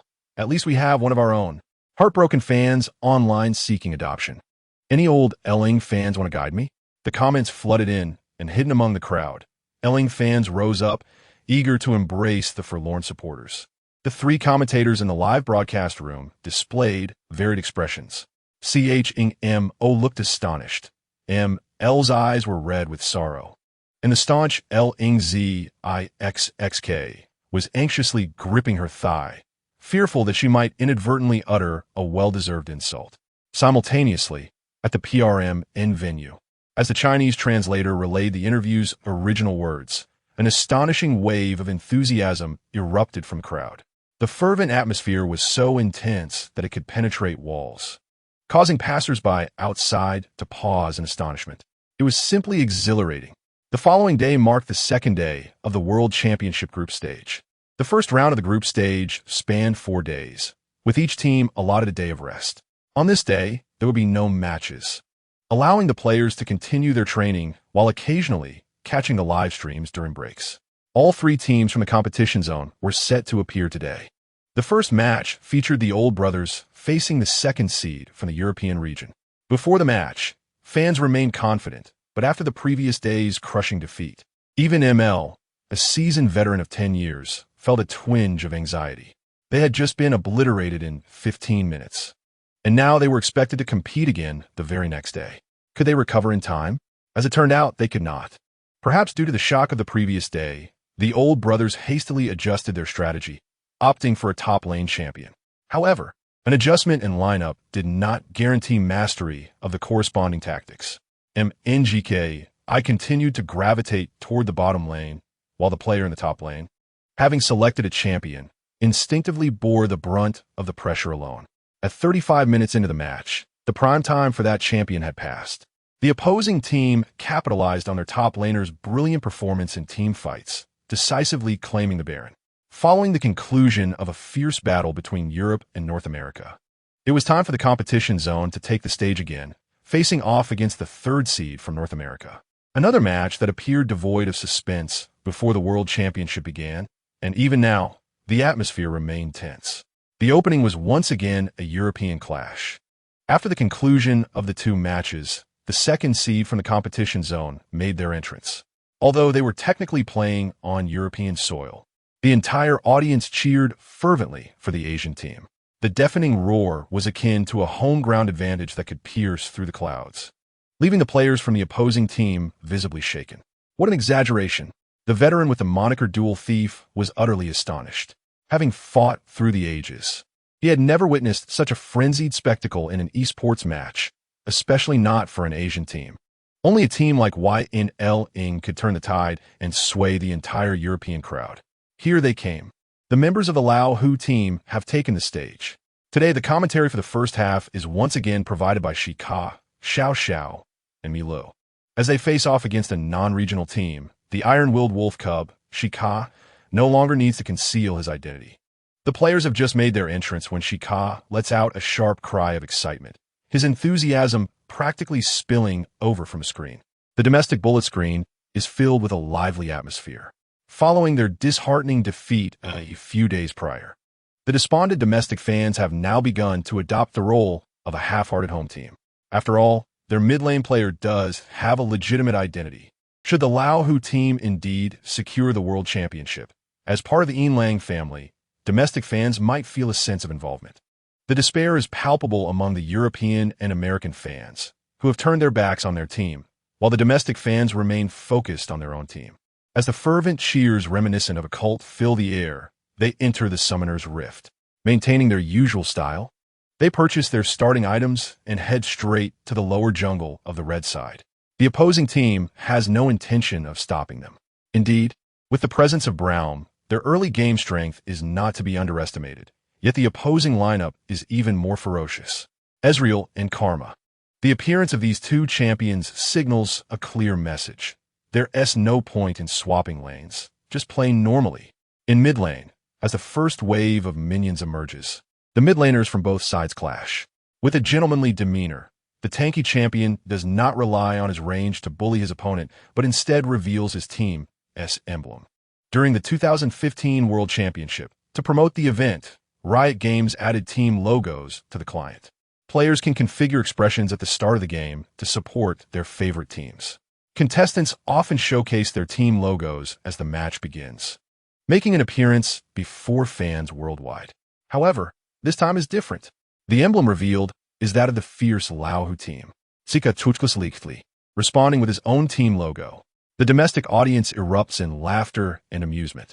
The aggressive playstyle often leads to opportunities, while forcing a lane can easily yield advantages. Pushing forward without jungle support can lead to ruin, unless the youngest member issues a massacre order beforehand. The male players typically maintain their refined and amiable demeanor. The French jungler's face is pale, lost in thought. Faced with the reigning champion team from their region, he knows the hope of victory is slim. With no expectation of winning, this Parisian player maintains a relaxed attitude, even planning to greet Lang after the match, perhaps to share the charm of the romantic city. However, at this moment, he just wishes to stay as far from Lang as possible. At 17 minutes and 8 seconds, he has been killed by his opponent 7 times. He cannot fathom when he might have affinity in Lang, who prefers to harass him in the jungle rather than focus on the mid-lane minions. With a serious expression, he keeps his gaze fixed on the screen, fearful of catching a glimpse of the jungler's resentful eyes. As a seasoned mid-laner, he knows that much of the blame for the jungler's misfortunes lies with him. Yet, there is nothing he can do. Although the Shadow Assassin's power is not formidable in professional matches, this only applies to evenly matched scenarios. With a significant disparity in strength and Lang claiming first blood and the red buff, can he, a development-dependent champion, hope to stand against his opponent? At the 21-minute mark, the base of Team 2 explodes. Not a single player has fallen, as they have decisively defeated the second seed from their region with a score of 210. Following this, the post-match interviews conclude swiftly. As they make their way from the player tunnel to the backstage area, they encounter the team competing in the next match. Upon seeing the silver-haired girl dressed in the fierce Lao Hu uniform emerge from the tunnel, the expressions of the opposing players vary. Some appear cold and pained, while others wear solemn expressions. In contrast, the warmth from the other side is palpable. The kind-hearted players nod and smile, while the 2 larger players wave cheerfully, exuding friendliness. Among them stands a substitute mid-laner who seems out of place. With a rigid posture and avoiding eye contact, he resembles a soldier, his curly hair making him appear awkward. Despite being from the same region and exhibiting amicable behavior, Jiang Li does not ignore them. As she approaches, she casually inquires, "Not coming?" With that light remark, she continues down the path, her gaze fixed ahead. However, Li Xianghe's mood darkens at her words. Does she think I am inferior to Jihoon? The feelings of indignation surge within him, quickly replaced by a fervent determination. No, I must achieve a remarkable performance. I cannot allow her to look down on me. As the final day of the group stage arrives, the unexpected victory leads to an explosive reaction from the fans. They can tolerate Lang's dominance alongside the Lao Hu team and her sarcastic remarks during interviews, as she is a professional player and winning is her duty.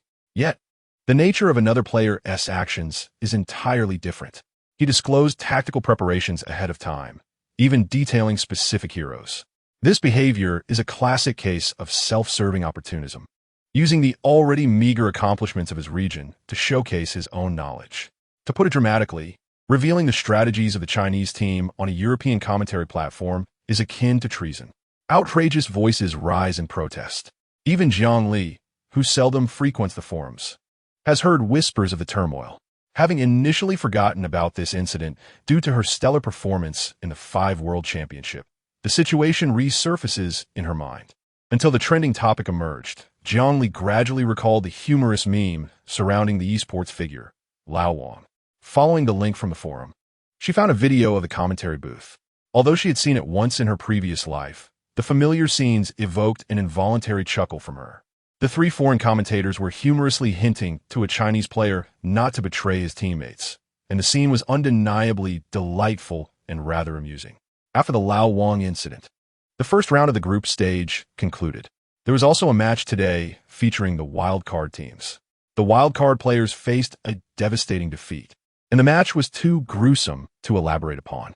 After the first round, 4 teams emerged victorious, essentially securing a spot in the next stage. Chapter 100. Who did this? Come out if you dare. While the sudden influx of wealth is certainly joyous, the quest for the World Championship is what truly drives them. A flawless performance in the initial round does not guarantee complacency. Each team is adjusting their strategies based on their first-round performances, meticulously studying the match footage of stronger teams to discover the most effective tactics. The version of the World Championship is never static. This has been the case every year. During the first day of the group stage, everyone opted for non-aggressive jungle champions. Yet by the end of the matches, the Spider champion suddenly became a hot topic of the World Championship, showcasing its intimidating presence in solo lanes. With the Spider's ability to soar high, it can recklessly tower dive in the top lane, while its high damage synergizes well with mid lane and jungle invasions. Whoever secures the Spider will gain the upper hand in the early game. However, the Spider is not without its weaknesses. The first round of matches was tightly packed, and the teams did not showcase any unconventional champions to maintain their rhythm. Yet after a week of rest, it is highly probable that some teams will bring out champions like Lee Sin or Olaf to counter the Spider. In esports, victory and defeat are the ultimate measures. Each day brings forth new strategies, and every day, other teams are growing stronger. This is a prime example. No matter how great the honor may be, the moment it is attained, it becomes history. To achieve even greater accomplishments, one must dedicate themselves to rigorous training. Stagnation equates to demise. Training during the break continued fervently. After over half a month of consistent practice, Jiang Li was delighted to return to her leisurely ways as she planned to take the stage in the second round.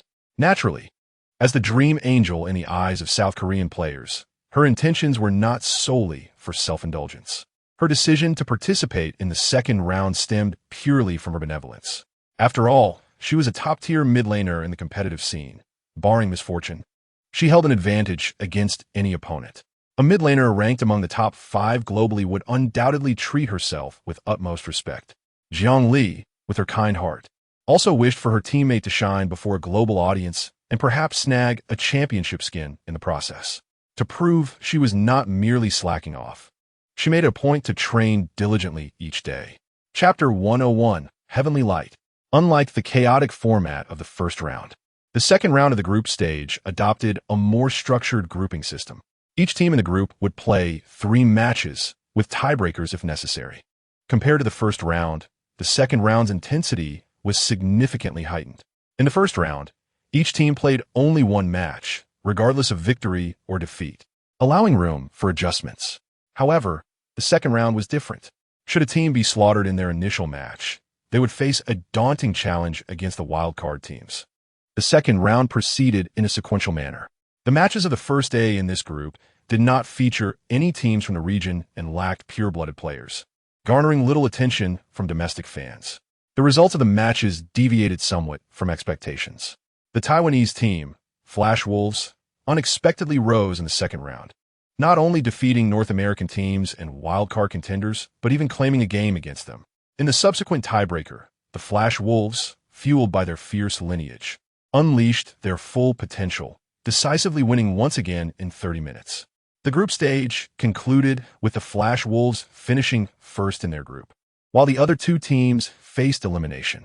South Korean fans, who had previously been enjoying the spectacle, were left incensed, nearly to the point of fury, as these teams were seen as guaranteed frontrunners. Securing second place in the group implied a 2/3 chance of an intra-regional clash in the quarterfinals. The following day, the second round of group matches commenced. Compared to the previous group, the intensity of this round was noticeably heightened. Silver Wolves. In the current esports landscape, this name signifies absolute popularity. A mere half hour before the second round began, the official live stream surpassed the viewership of the opening day. As the first match concluded, the global independent viewer count soared beyond 30 million. Players who had watched the first round took it upon themselves to promote the event, collectively establishing a new viewership record for esports. Chapter 102, The Final Lesson, The Savior of Silver Wolves. In critical moments, it must be our own. Wow, I'm getting goosebumps. Heavenly Radiance. Heart of the Wolf. Oh my, the great love for the Wolf King. The domestic comments section exploded in excitement. In 2015, Galio's ultimate was still known as Duran Statue. Yet at this moment, when that radiant silver hue graced the live stream, domestic players immediately thought of a singular phrase: the hero has arrived. The Wolf King from the ancient Eastern Kingdom had not forsaken her subjects back home. She would take to the battlefield herself, bestowing a match that would surely lead to tiebreakers. In the commentary booth, the narrators passionately extolled the grandeur of the Wolf King, using the most exquisite language. The familiar and awe-inspiring synchronized cheers echoed once more in the Pullman venue. The players of Team 2 appeared pale, their hearts racing to the point of trembling hands. This was not mere exaggeration. After all, awareness of one's own limitations is crucial. as not every team considers the World Championship their sole objective. Fans often deride the perennial quarterfinalist Ming Kai. However, for most European and American teams, reaching the quarterfinals is a significant honor, one worthy of being inscribed in the annals of their history. Facing the towering figure of Silver Wolves, Team 2 had not anticipated victory. After their loss in the second round, they had already resigned themselves to aiming for success in the tiebreakers. Yet the emergence of Silver Wolves cast a shadow over their spirits. Silver Wolves represented an entirely different concept. Not only did she possess unparalleled individual prowess, but her aggressive playstyle was also exceptionally ruthless. Under her leadership, the entire team transformed into a ferocious force, and any misstep could lead to a bloody massacre. Every team that fell to Silver Wolves would inevitably find themselves bewildered, with the only difference being the duration of their confusion. Their current state was evidently superior to the first round. Should they allow Silver Wolves to gain the upper hand in the match, they were cautioned to maintain their composure. Remember, stay calm.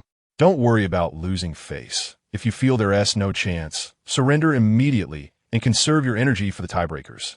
The coach of Team 2 was instilling a sense of resolve before the match. What seemed like shameful advice did not repel the players. Rather, they nodded in agreement. While conceding a match is undoubtedly disgraceful, it must be contextualized.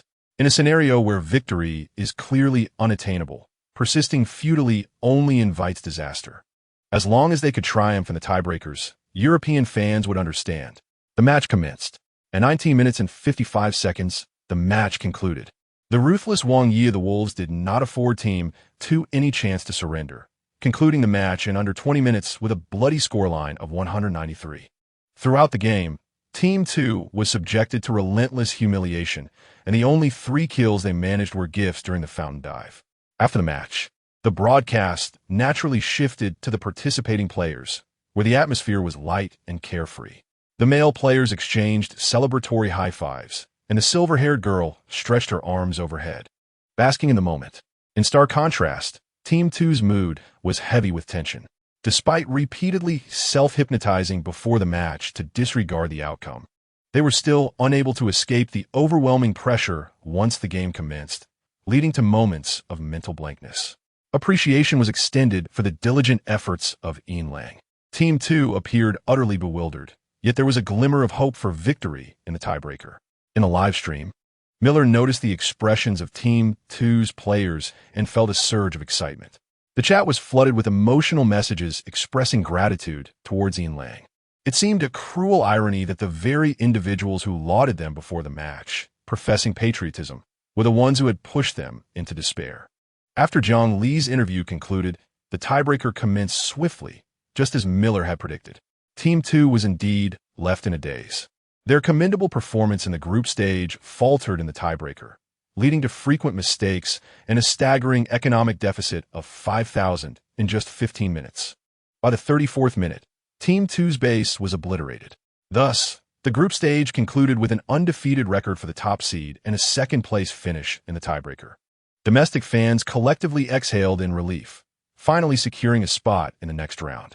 The previously boasted first-ranked region would have faced immense embarrassment had it failed to produce even a single top-8 contender. After all, they had already suffered significant disgrace. Notably, the esteemed Lord Ming Kai participated in the interview. The astute strategist understood his own capabilities, graciously expressing gratitude for guidance during the off-season while refraining from discussing aspirations for the top 8. Meanwhile, Team 2's players seethed with frustration from the sidelines. The leader of their group had teamed up with the third place to overpower the second place, even going so far as to decisively overwhelm them before the tiebreaker.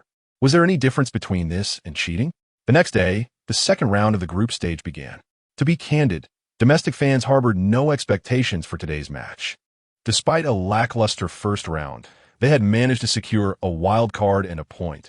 Performing decently in the second round might present an opportunity to advance. However, with 2 teams having lost all matches in the first round, advancing would necessitate a flawless second round. Did they possess such capability?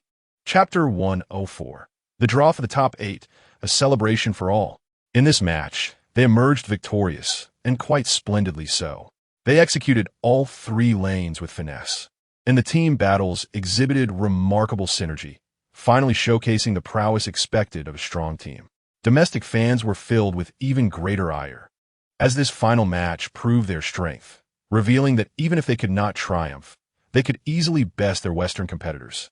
This aligned perfectly with Ian Lang's commentary during the first day's interview.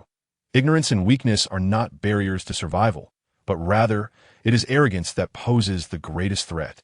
Representatives from the victorious teams in other groups were also present at the event. As the draw ceremony commenced, each of the top 8 teams sent a representative to the stage, arranged according to their group placements.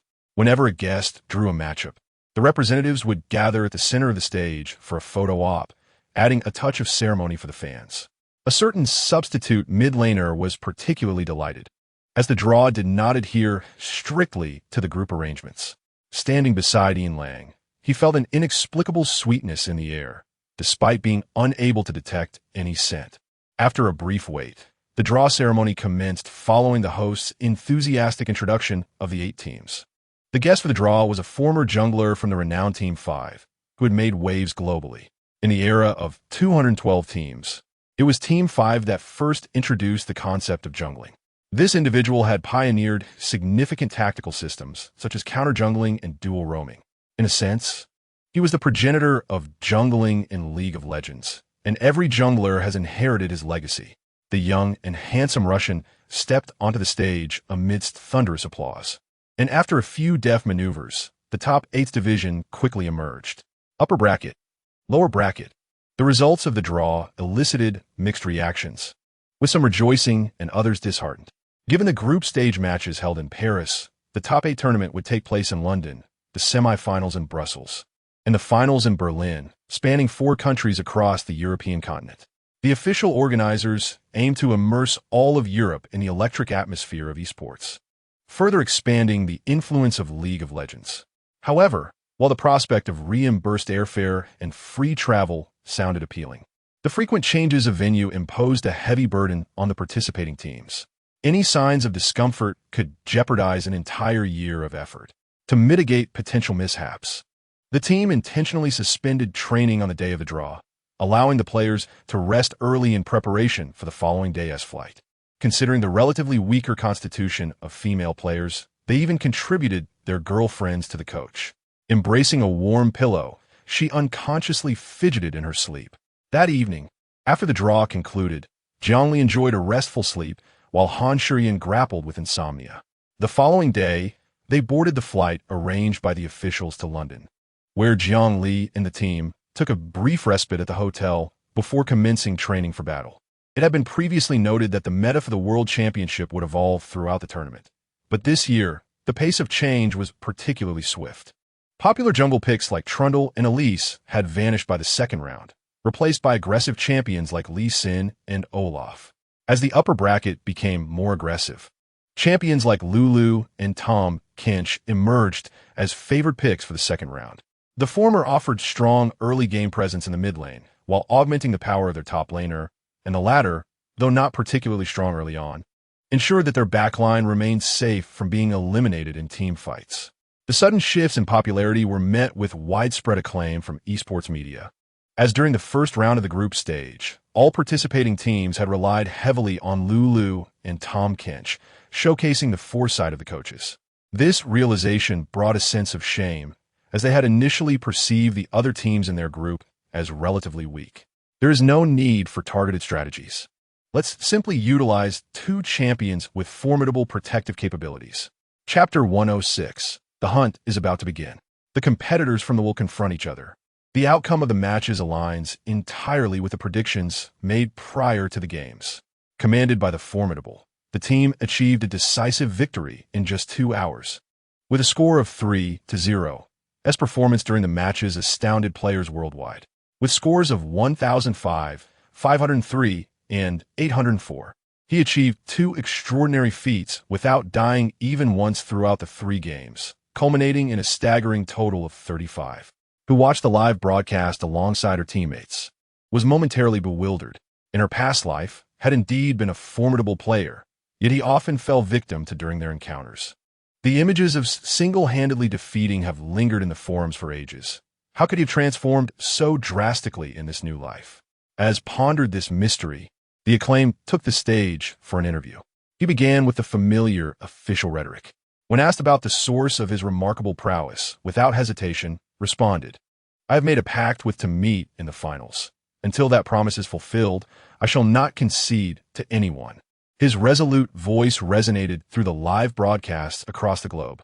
"Youngest, did you have an agreement with him?" Upon hearing the interview, curiosity flickered in her eyes. "Did I?" replied, puzzled. She couldn't recall having spoken to it all. What was the origin of this inexplicable sense of mission? With the conclusion of the upper bracket matches, the lower bracket contest commenced. The first match was between and facing the third seed from Europe, the Lightning Wolves, who had dedicated their lives to countering the Korean teams, struggled to maintain their momentum.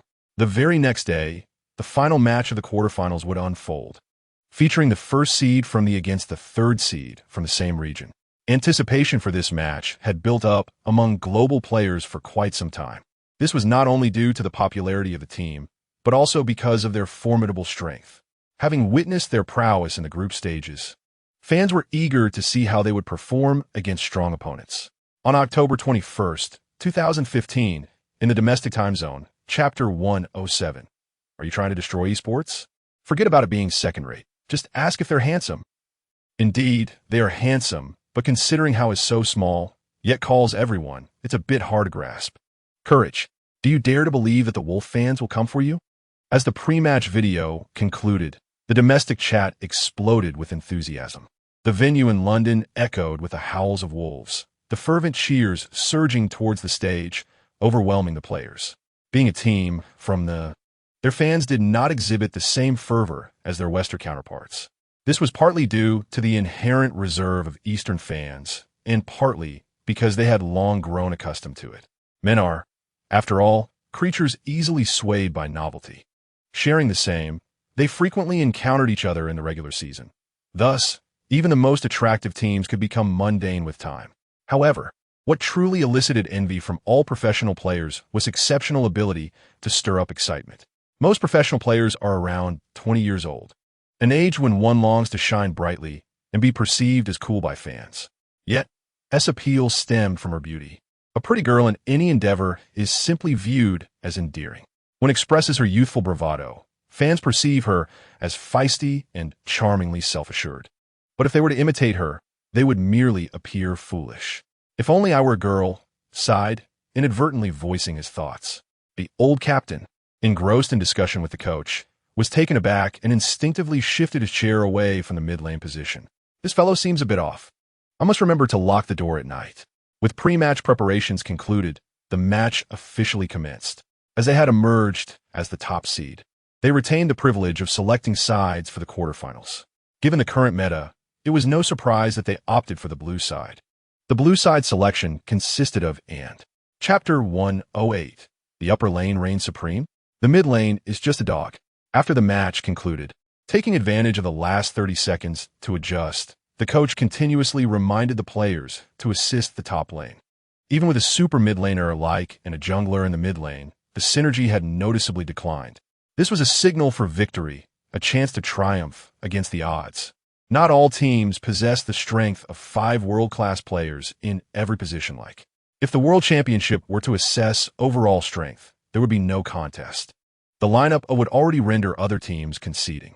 However, in this year's skewed meta favoring the top lane, they felt they had a genuine opportunity to win. Their team core was indeed an exceptional top laner, rivaling the best.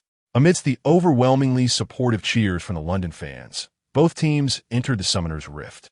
Maintaining their usual style, they immediately executed a coordinated invasion of the enemy jungle to establish vision and prepare for lane swaps.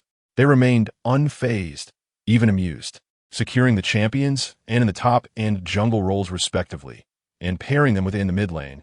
They had already placed their bets 30 minutes prior, with no intention of swapping lanes.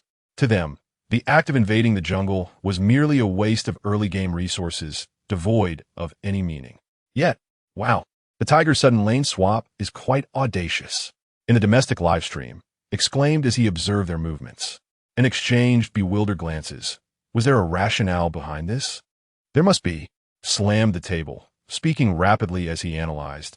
A substantial portion of their lineup revolves around. But wait. The lane swap for both top laners is completely compromised. Can effortlessly handle 3 in the mid-game.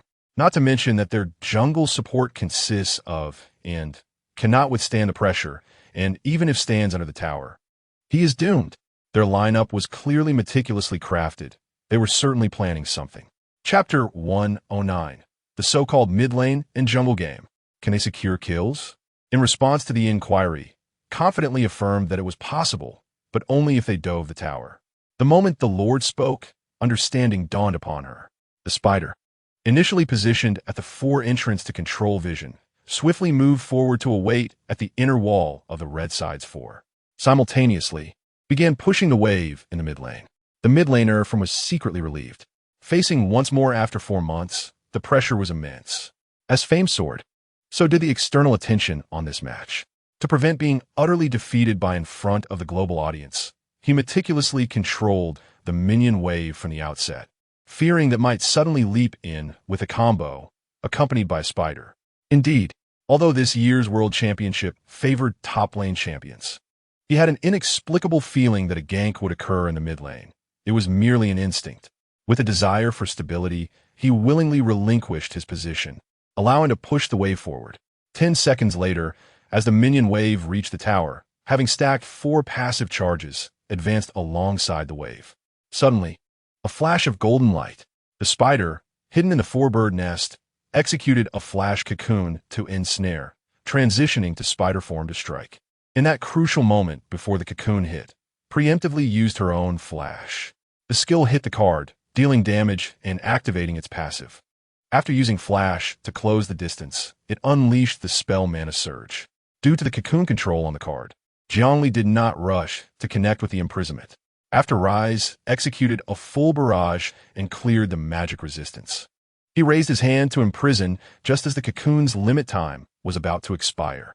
The player under the tower suddenly took a full set of damage. Trembling in fear, he could not fathom why the spider appeared in the mid lane while the minion wave was pushing into the tower in the top lane. But it did not prevent him from realizing he was about to explode. Chapter 110. Let us go. The adorable milky sneeze echoed through the voice chat, causing the entire team to falter in their actions. Little one, are you all right? The tone was gentle, filled with concern, as if she wished to take off her team jersey and drape it over her lord. I'm fine. Jiang Li rubbed her nose with the back of her left hand, humming, it must be someone secretly in love with me. I'm used to it. The male players stiffened at her words, their heads instinctively lowering as they continued playing. Surely, she couldn't have noticed, right? After this unexpected interlude, the lane continued. Aside from a first blood in the mid lane, there had been no kills in the first 10 minutes. Come help me. His face flushed with urgency. This was not mere anxiety, it was pure panic. With the champions Renekton, Lee Sin, Twisted Fate, and Callista lined up, it was akin to wearing a bomb around their necks. If they could not take down the opponents within 30 minutes, they would be the ones to blow up. His Renekton had already been set back early on, and the disadvantage in farm for both the jungle and mid lane was growing. How could he not be anxious? Renekton must become strong. Only by ensuring Renekton's equipment was ahead could they possess the means to conclude the game in the mid-game. With the core of the team speaking up, the other members naturally responded in agreement. 11 minutes into the match, the Master of Cards disregarded the minion wave in the mid lane and forcefully used his first ultimate to fly to the top lane, uniting the team's strength to decisively take down Renekton. Just as he was preparing to showcase his prowess in the solo lane, staring at the black and white screen, he finally managed to mumble, "What a joke."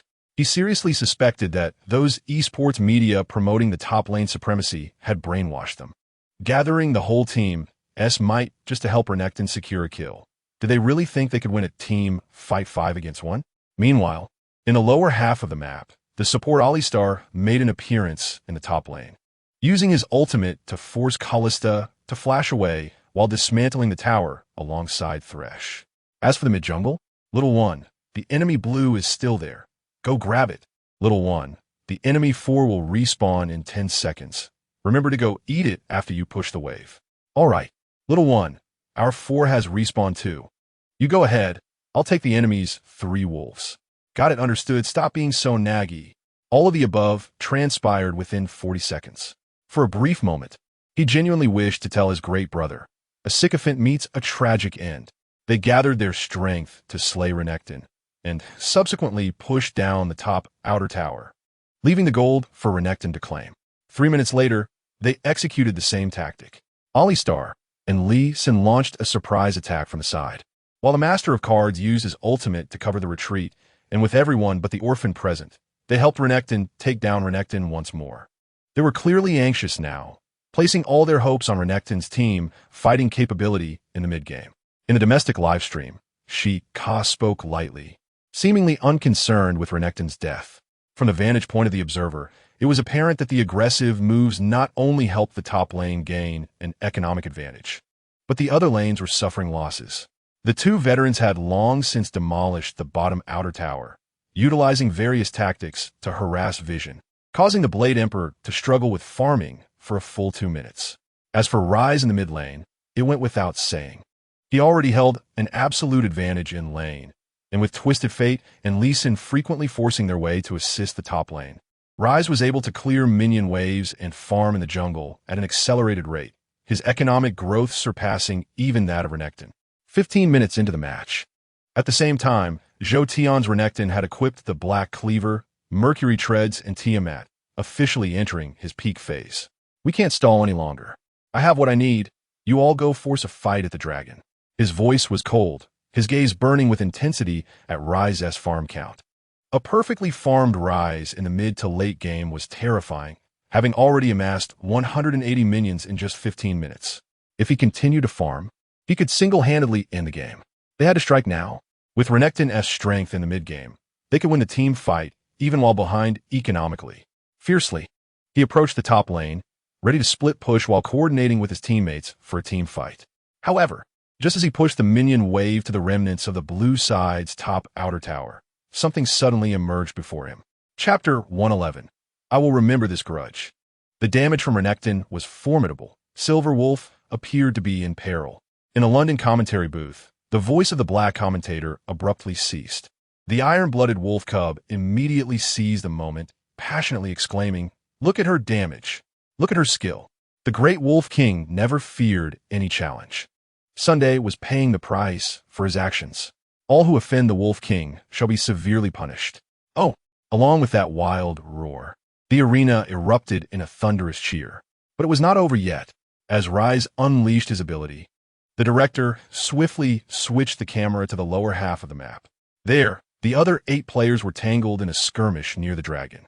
The support Alistar seized an opportunity, flashing in to knock up Ashe and Thresh. The veteran captain, lying in ambush on the side, was overjoyed at this sight. The Master of Cards quickly switched to yellow card to initiate control, while Kalista leaped and danced, beginning her assault. Poor Ashe was unable to even use her flash, instantly being overwhelmed and slain. Just as everyone was filled with excitement, ready to pursue their advantage, a soft and alluring moan echoed through their headsets. "Let us go." The team froze in shock. Their previously focused energy on gameplay momentarily scattered, and they instantly noticed the kill notification in the upper right corner of the screen. Our beloved big brother, whom we've nurtured with everything, was solo killed? The harsh reality unfolded before them, and panic swiftly spread. Just a second ago, they had been brimming with confidence, but now they were transformed into a state of disarray. However, it was too late. Ruthless Iron Hand. From his side, a direct flash followed by a King S pull ensnared both champions. At the same time, he also flashed forward to unleash a swinging attack, dealing his own damage. Meanwhile, the Ryze who had solo killed Renekton was already on the ground. Since he had just finished using his last skill in the top lane, his passive had concluded, and Ryze had accumulated a layer of arcane mark. Upon landing, he quickly stacked another layer of passive, and now the half-health mage, bolstered by 2 layers of arcane marks, arrived at the front line. Rune Prison. Overload. With 2 items at the 15-minute mark, Ryze's damage was extraordinary. A simple combo instantly reduced Kalista, who was already at half health, to the brink of death. It's my turn to perform. Having been targeted throughout the match, he shouted gleefully as he unleashed his ultimate. Noxian Guillotine. Boom! The heavily armored general leapt high, his battle axe cleaving down, instantly obliterating the barely alive Kalista. Following the execution of the enemy champion, Blood Rage was triggered, and the blood-scented battle axe swung fiercely, aiming straight for the Master of Cards. Crippling Strike. The reworked Renekton had absurd numbers. Even though he had been heavily targeted and had only a black cleaver, a single Blood Rage still took away a third of the Master of Cards' health. His complexion turned pale, helpless, and at a loss.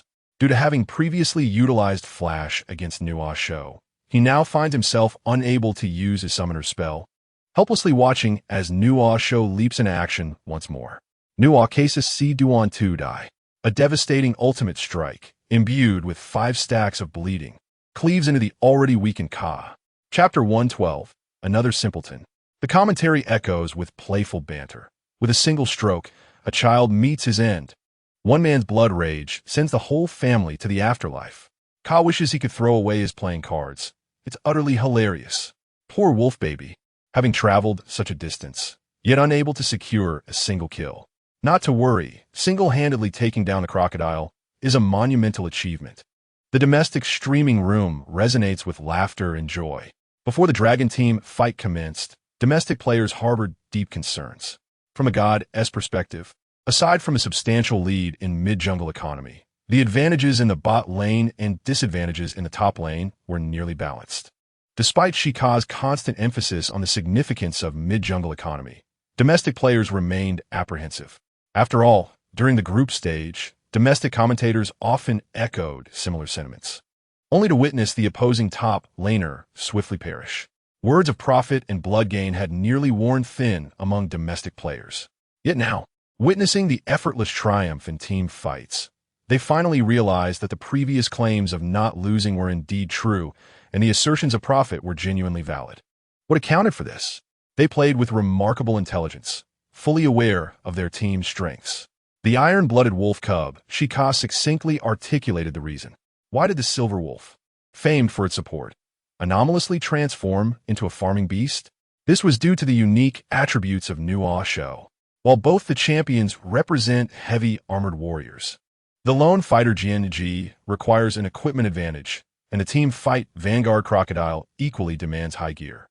Yet, the reworked Nua's show requires merely a black cleaver and a blood rage. How can one enable Nua's show to unleash blood rage?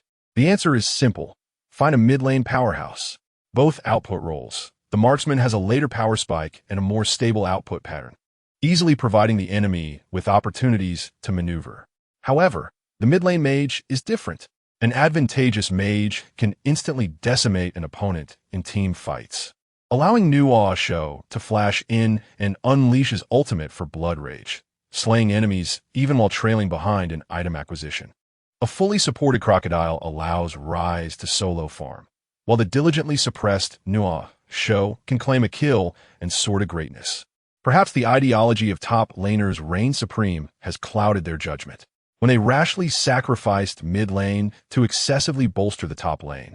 The outcome of the match was already predetermined.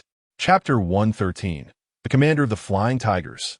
Upon witnessing Rise approach after dispatching the Frost Archer, despair washed over them. As challengers facing the summer championship of their own region, they understood the gravity of their situation and prepared extensively. They had considered every conceivable strategy for the top lane meta, yet they had never anticipated sacrificing top lane to prioritize mid-lane dominance. Indeed, it was both this way and that. The mantra of top laners reigned supreme. Could they not show some respect to the designers? Filled with indignation, yet powerless to change their fate, the spider and Thresh ensnared the crocodile, while Rise seized the opportunity to unleash his passive, obliterating the crocodile's health bar in overload mode. The announcement heralding the highest honor of team fights resonated, plunging the venue into a fervor of celebration. As a side note, Rise finally activated his ultimate, yet refrained from stealing the kill, allowing the crocodile, half health, to leap and unleash his ultimate, merely participating in the festivities. The Wolf King from their region was mercilessly ravaging her prey, unable to escape. No reasoning, no leeway.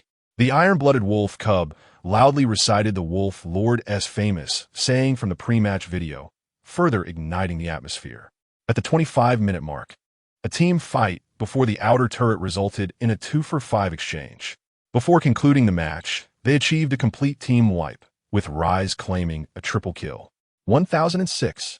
Jiang Li delivered a spectacular performance for London fans in the first match of the quarterfinals. As the players made their way to the backstage resting area, a synchronized wolf howl erupted from the London crowd. The silver-haired maiden, her back to the audience, paused at the sound, and her accompanying guards instinctively halted as well. The photographer, accurately anticipating a moment of significance, maneuvered the camera to capture their backs. Cold indifference flickered between strands of hair, with the Tiger Squad uniforms flanking them, forming an imposing backdrop. After a brief 2-second pause, the Wolf King smirked disdainfully, striding confidently towards the backstage. The vigilant attendants followed suit, their synchronized movements inciting wild cheers from the crowd. Chapter 114. For you, my lady. Blue side, top lane Crocodile, Jungle Barrel, mid lane Shazhuang, Jinx, support Brown. Red side, top lane GNG, Jungle Spider, mid lane card, Zivier, support Shun. With the team compositions finalized, the commentators traditionally analyzed the match before commencing. However, as the Shazhuang and Jinx were revealed first on the 4th and 5th floors, the three domestic commentators were momentarily taken aback. Familiar scenes flooded their minds, exchanging glances, even neglecting to emphasize Silver Wolf's card plays. Don't you think the second game lineup feels familiar? Shika's expression turned peculiar, hinting at something. Wawa and Mi Lu exchanged wary looks, hesitant to respond. How could it not feel familiar? Selecting a late-game comp in the second game, they were thoroughly crushed from start to finish. In the third game, they donned resolute expressions, each picking their signature champions, leaving no regrets on the world stage. Wasn't this the very tactic they had employed at the World Championship? Observing the imposing brows and large eyes of the opponents, did they not realize that even the teams they encountered could falter? Domestic comments flooded with excitement, apart from a few Wolf fans urging Shika to take it easy. Most players were fervently cheering. Before the first match began, a portion of domestic players still struggled to set aside their pride. However, after witnessing an overwhelming victory in the first game, they were fully entertained. What nonsense! As long as the team was led by Chinese players, it was the purest Chinese squad, with the same heads hanging from their necks. Why should South Korea be allowed to take from us while we endure? You steal, and we shall steal too. Incensed at those foolish players. Amidst the fervent wolf howls from London fans, 10 champions descended into the Summoner's Rift. In the second game, due to their composition lacking early game strength, they refrained from invading the jungle as usual. The 5 champions lined up in the river, guarding the entrances to the jungle. Although the Crocodile faced some disadvantages against the GNG in terms of mechanics, that was a matter for later. In the early landing phase, the Crocodile would not only avoid being suppressed by the GNG, but could even exert slight pressure on her, making it unnecessary to swap lanes. This round depends on you all. While awaiting the minions to spawn, Jiang Li stretched lazily. The Lord had spoken, and the other team members readily agreed. It seemed somewhat intriguing.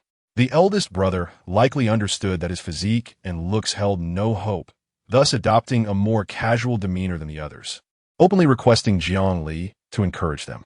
Encourage? What encouragement? Just say something cool. Aren't you the best at that? Jiang Li's expression stiffened, almost causing her to utter a slanderous remark. Fortunately, she had inherited the gentle demeanor of Jiangnan women from her mother. With a twitch of her lips, she merely remarked, "Immature." The teammates, upon hearing this, displayed expressions of regret but did not press the issue, quickly rallying their spirits to prepare for the lane. At 1 minute and 30 seconds, the entire team launched into action. As the announcement of the minions' appearance echoed, a chilly yet playful voice emerged in the team chat, declaring, "Crush them, my warriors."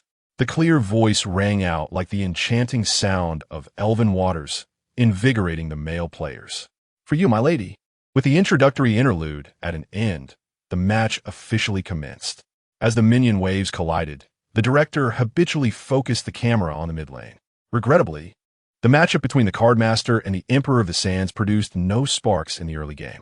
The Emperor immediately summoned Sand soldiers to push the lane, while the Cardmaster had to continually control the minion wave's position.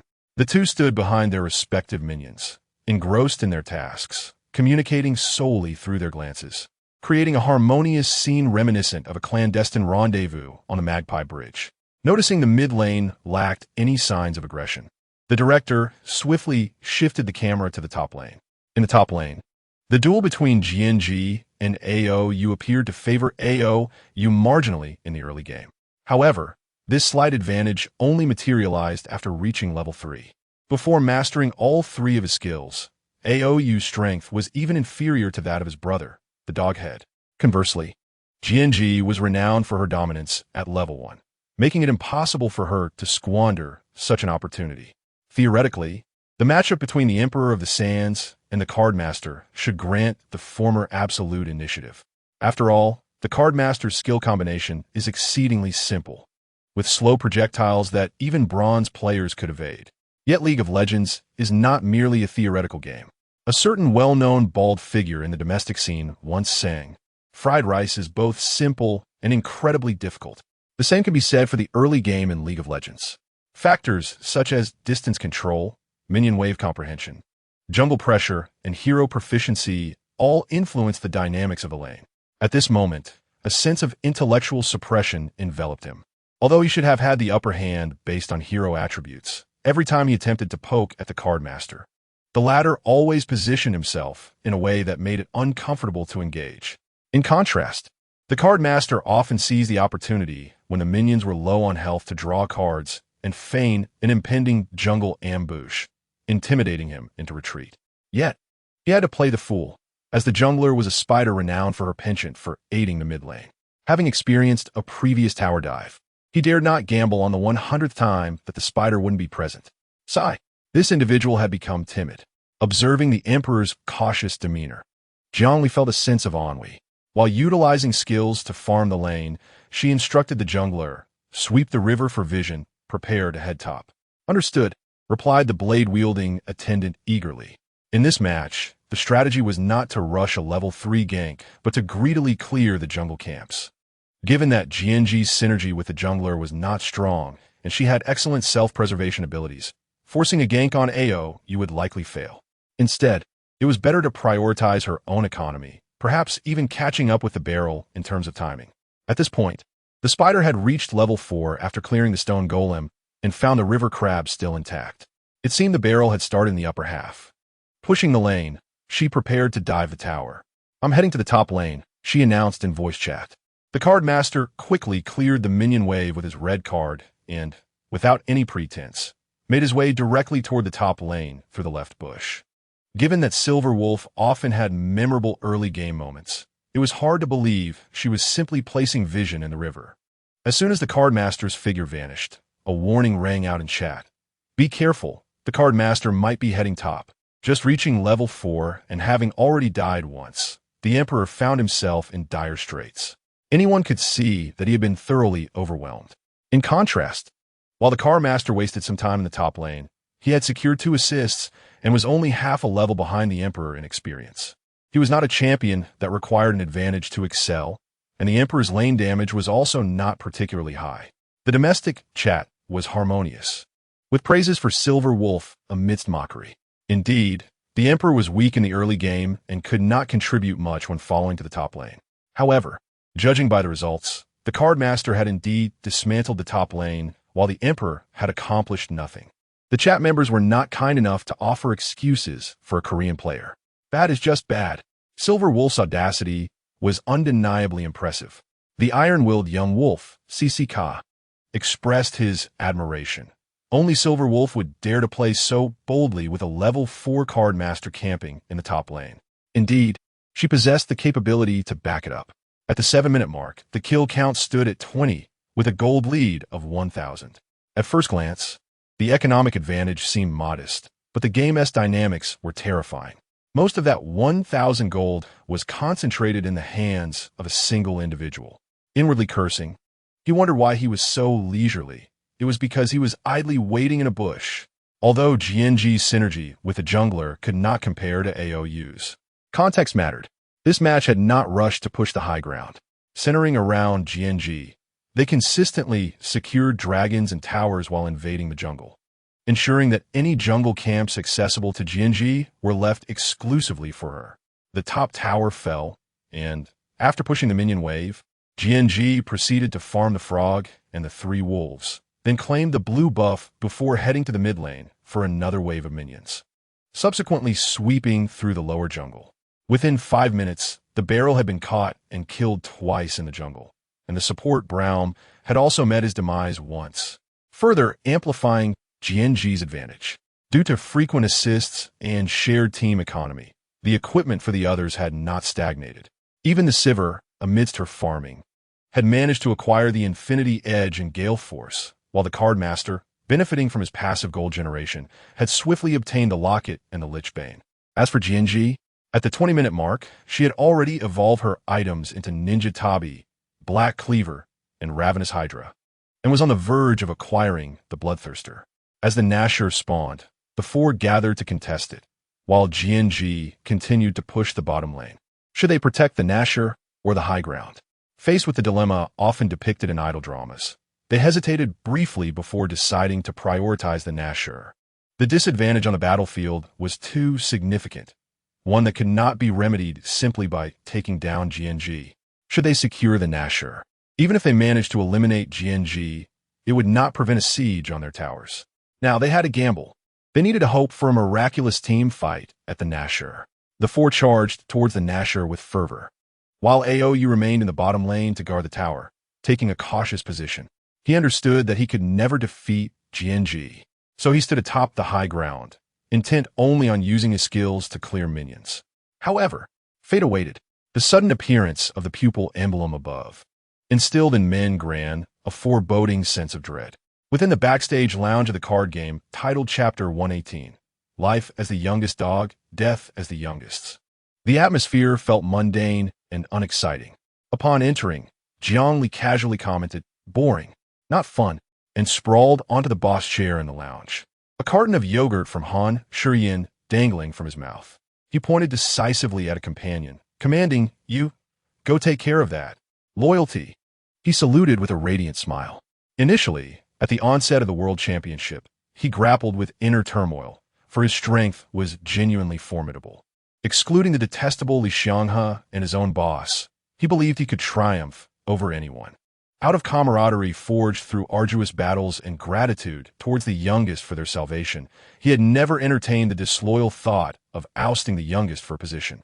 Yet, confident in his abilities, he was reluctant to remain a mere shadow as a substitute.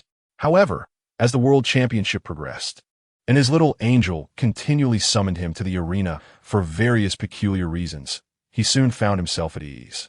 Who cared about being a substitute? No match could compare to the essence of a youngest, not to mention the sacrifices the youngest had made for them. Just today, the youngest personally stepped onto the battlefield, establishing a lead that psychologically pressured the opponents, subsequently dismantling the mid laner's mindset with a masterful display. The third game, which he could easily dominate, was reserved for him to shine. Who in the world, apart from the youngest, could treat him with such kindness? Moreover, he had gained considerable financial windfall. As the exclusive substitute for the world's top female player, he enjoyed the most substantial share of viewership. In the latter stages of the regular season, daily streaming income could surpass 2 months' salary, transforming him from a pauper into a wealthy individual earning tens of thousands monthly. With endless benefits laid before him, he had completely succumbed to the allure of the Wolf Lord.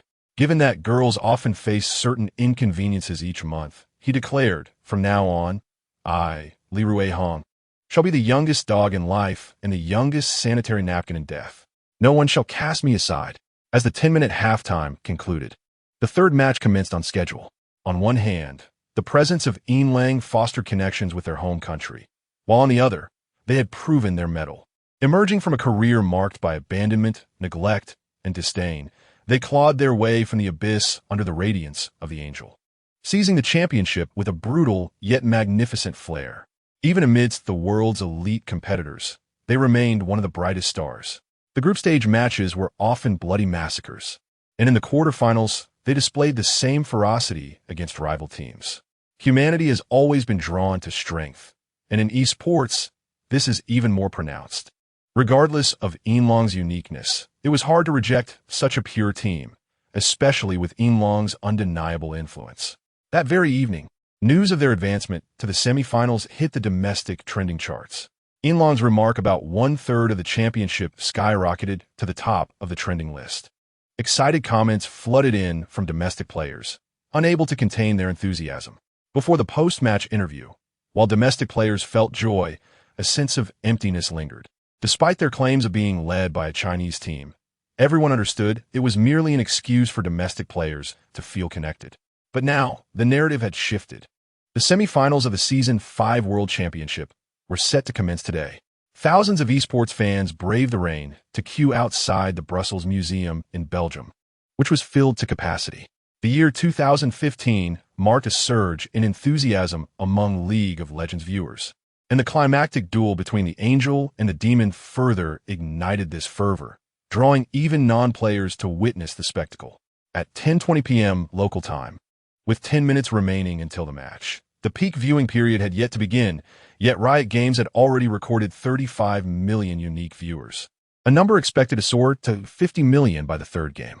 This figure far exceeded all previous esports records, doubling last year's World Championship final statistics. It was merely one match today, yet the popularity of the Demon alone had elevated the event to unprecedented heights. No one could predict the level of excitement that would ensue when the even more popular Angel took the stage to face off against the Demon. In a flash, renowned brands from around the world began to take notice. Various automotive, footwear, and even food enterprises clamored to secure advertising space during the finals.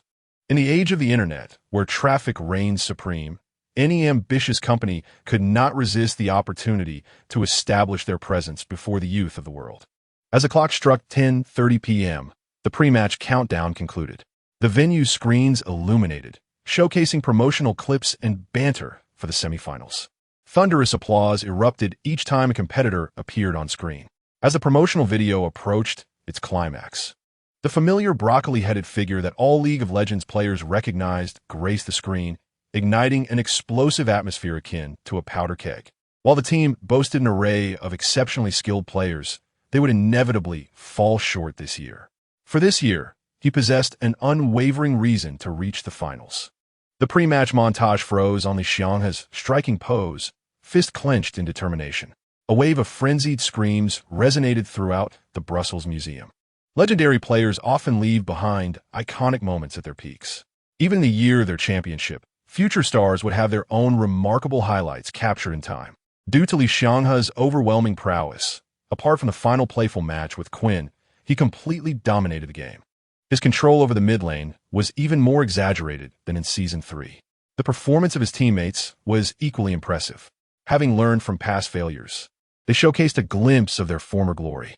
The top lane radiated an unexpected brilliance, ruthlessly suppressing opponents with assistance from the jungle, while the jungler, adhering to a similar style, played a protective role. Domestic players felt a tinge of anxiety, for unlike the players, they could not simply accept any champion. The situation did not appear to be any worse. Surely, they couldn't have lost even a third of the championship, could they?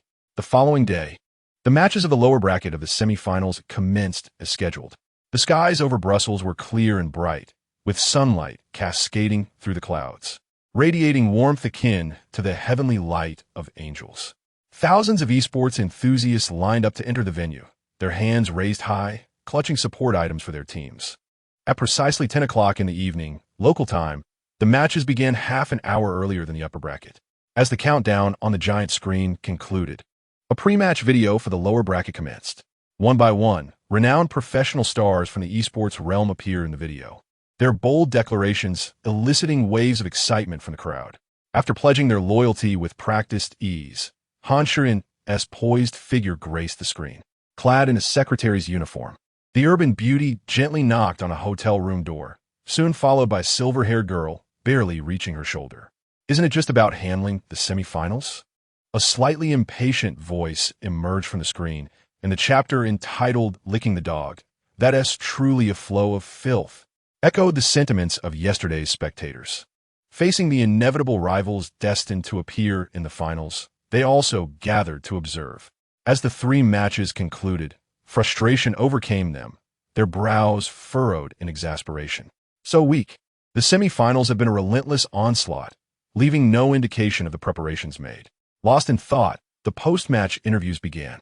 Silver Wolf, brimming with arrogance, gestured menacingly at the camera, prompting a substitute mid-laner to stand abruptly. "I need to use the restroom." With that terse statement, the substitute mid-laner, his expression as cold as a cinematic assassin, made his way to the bathroom. Observing his resolute figure, concern crept in. It seemed Xiang he was not in high spirits. Suddenly, a heavy hand landed on his shoulder. "Junji, you're still too young." With a sigh of resignation, he shook his head, then raised a finger to signal silence and listen. The sounds of various air strikes echoed from the bathroom, accompanied by faint, unsettling laughter. With a furrowed brow, he lamented. Once a woman becomes involved, escape becomes impossible. Huh? After a moment of eerie silence, the teammates, without exception, turned their blank faces towards the indiscreet young man. Their piercing gazes resembled ravenous wolves in a dusky forest, stirring an inexplicable unease. Fortunately, the coach stepped in to alleviate the awkwardness. A 30-year-old bachelor patted his shoulder, expressionless yet softly reassuring. "Junji, we'll practice for 4 additional hours today." The young man, bewildered and naive, pondered, "Am I not speaking the truth? Why does it feel like I've broken some kind of taboo?" Following the conclusion of the semifinals, global player enthusiasm surged once more. European players, despite both of their teams being eliminated, held their heads high as their overall performance had established them as the second greatest victors after the dominant region. 2 of the 3 competing teams had made it to the semifinals. The only team eliminated had succumbed to unsportsmanlike conduct. The second-best region's status remained unshakable. Other regions, though disappointed by their lackluster results, had not harbored high hopes, so their sorrow was muted. Even players from other regions remained exhilarated, despite their own team's poor performance. The presence of Silver Wolf provided domestic players with a far greater sense of involvement than the mere spectatorship experienced in the West. A multitude of casual fans, often uninvolved in League of Legends, joined in the fervor, engaging in spirited discussions. This phenomenon was hardly surprising. Every World Cup saw a surge of Cloud fans, especially among flamboyant female celebrities, who would suddenly become experts on Messi and Ronaldo, articulating their analyses with fervor. Nevertheless, it was undeniable that the influx of Cloud players signified a breakthrough for this year's global finals. In response, the official organizers hastily allocated funds to further amplify their already substantial promotional efforts, sparing no expense in their quest to create a viewership miracle. On October 31st, 2015, 3 days after the semifinals concluded, the team had already flown to Berlin and, the following morning, was guided by staff to film promotional videos. Participating in the World Championship was a cumbersome affair. Beyond continually adjusting lineups and training schedules in accordance with match progress, they were also required to cooperate with the official recordings of various promotional materials, particularly during the finals. Every scene needed to be jointly managed by both teams, and the workload for filming videos was significantly heightened compared to the group stage. "You're here." Seizing a moment of respite while the staff arranged the background, a substitute mid-laner, after much inner turmoil, finally mustered the courage to approach the team. Behind him, teammates who had just finished filming followed curiously. Clad in black, the substitute mid-laner led the charge, with his similarly attired comrades trailing closely, resembling a group ready for a brawl. "It's about maintaining our formation." Just as the opposing team approached, Jiang Li, who had just settled down, sprang back to his feet. With trembling short legs, he stepped forward, hands on hips, chest out, and raised his chin, adopting a defiant posture as he regarded the broccoli before him. "Ah, you've arrived. What now?" After a brief introduction, the atmosphere suddenly turned awkward. Despite having rehearsed his lines in his mind beforehand, the moment the charmingly arrogant visage wafted before him, his mind went blank. Fortunately, he had prepared for this. Sensing the tension, Li Xiang he hastily rummaged in his pocket and produced a piece of red-wrapped candy. "I bought this on the way to replenish my sugar. Do you want some?" She glanced at the candy resting in his palm, then at the broccoli, and, after a long pause, managed to stammer, "That's a quick way to get arrested." "Huh?" Li Xiang he was taken aback. "Why?" "Because when an unfamiliar man suddenly offers candy to a girl, It can be misconstrued as a predatory act involving drugs. The innocent voice, carried by the autumn breeze of Berlin, sent a chill down Li Xianghe's spine. Haven't we already spoken?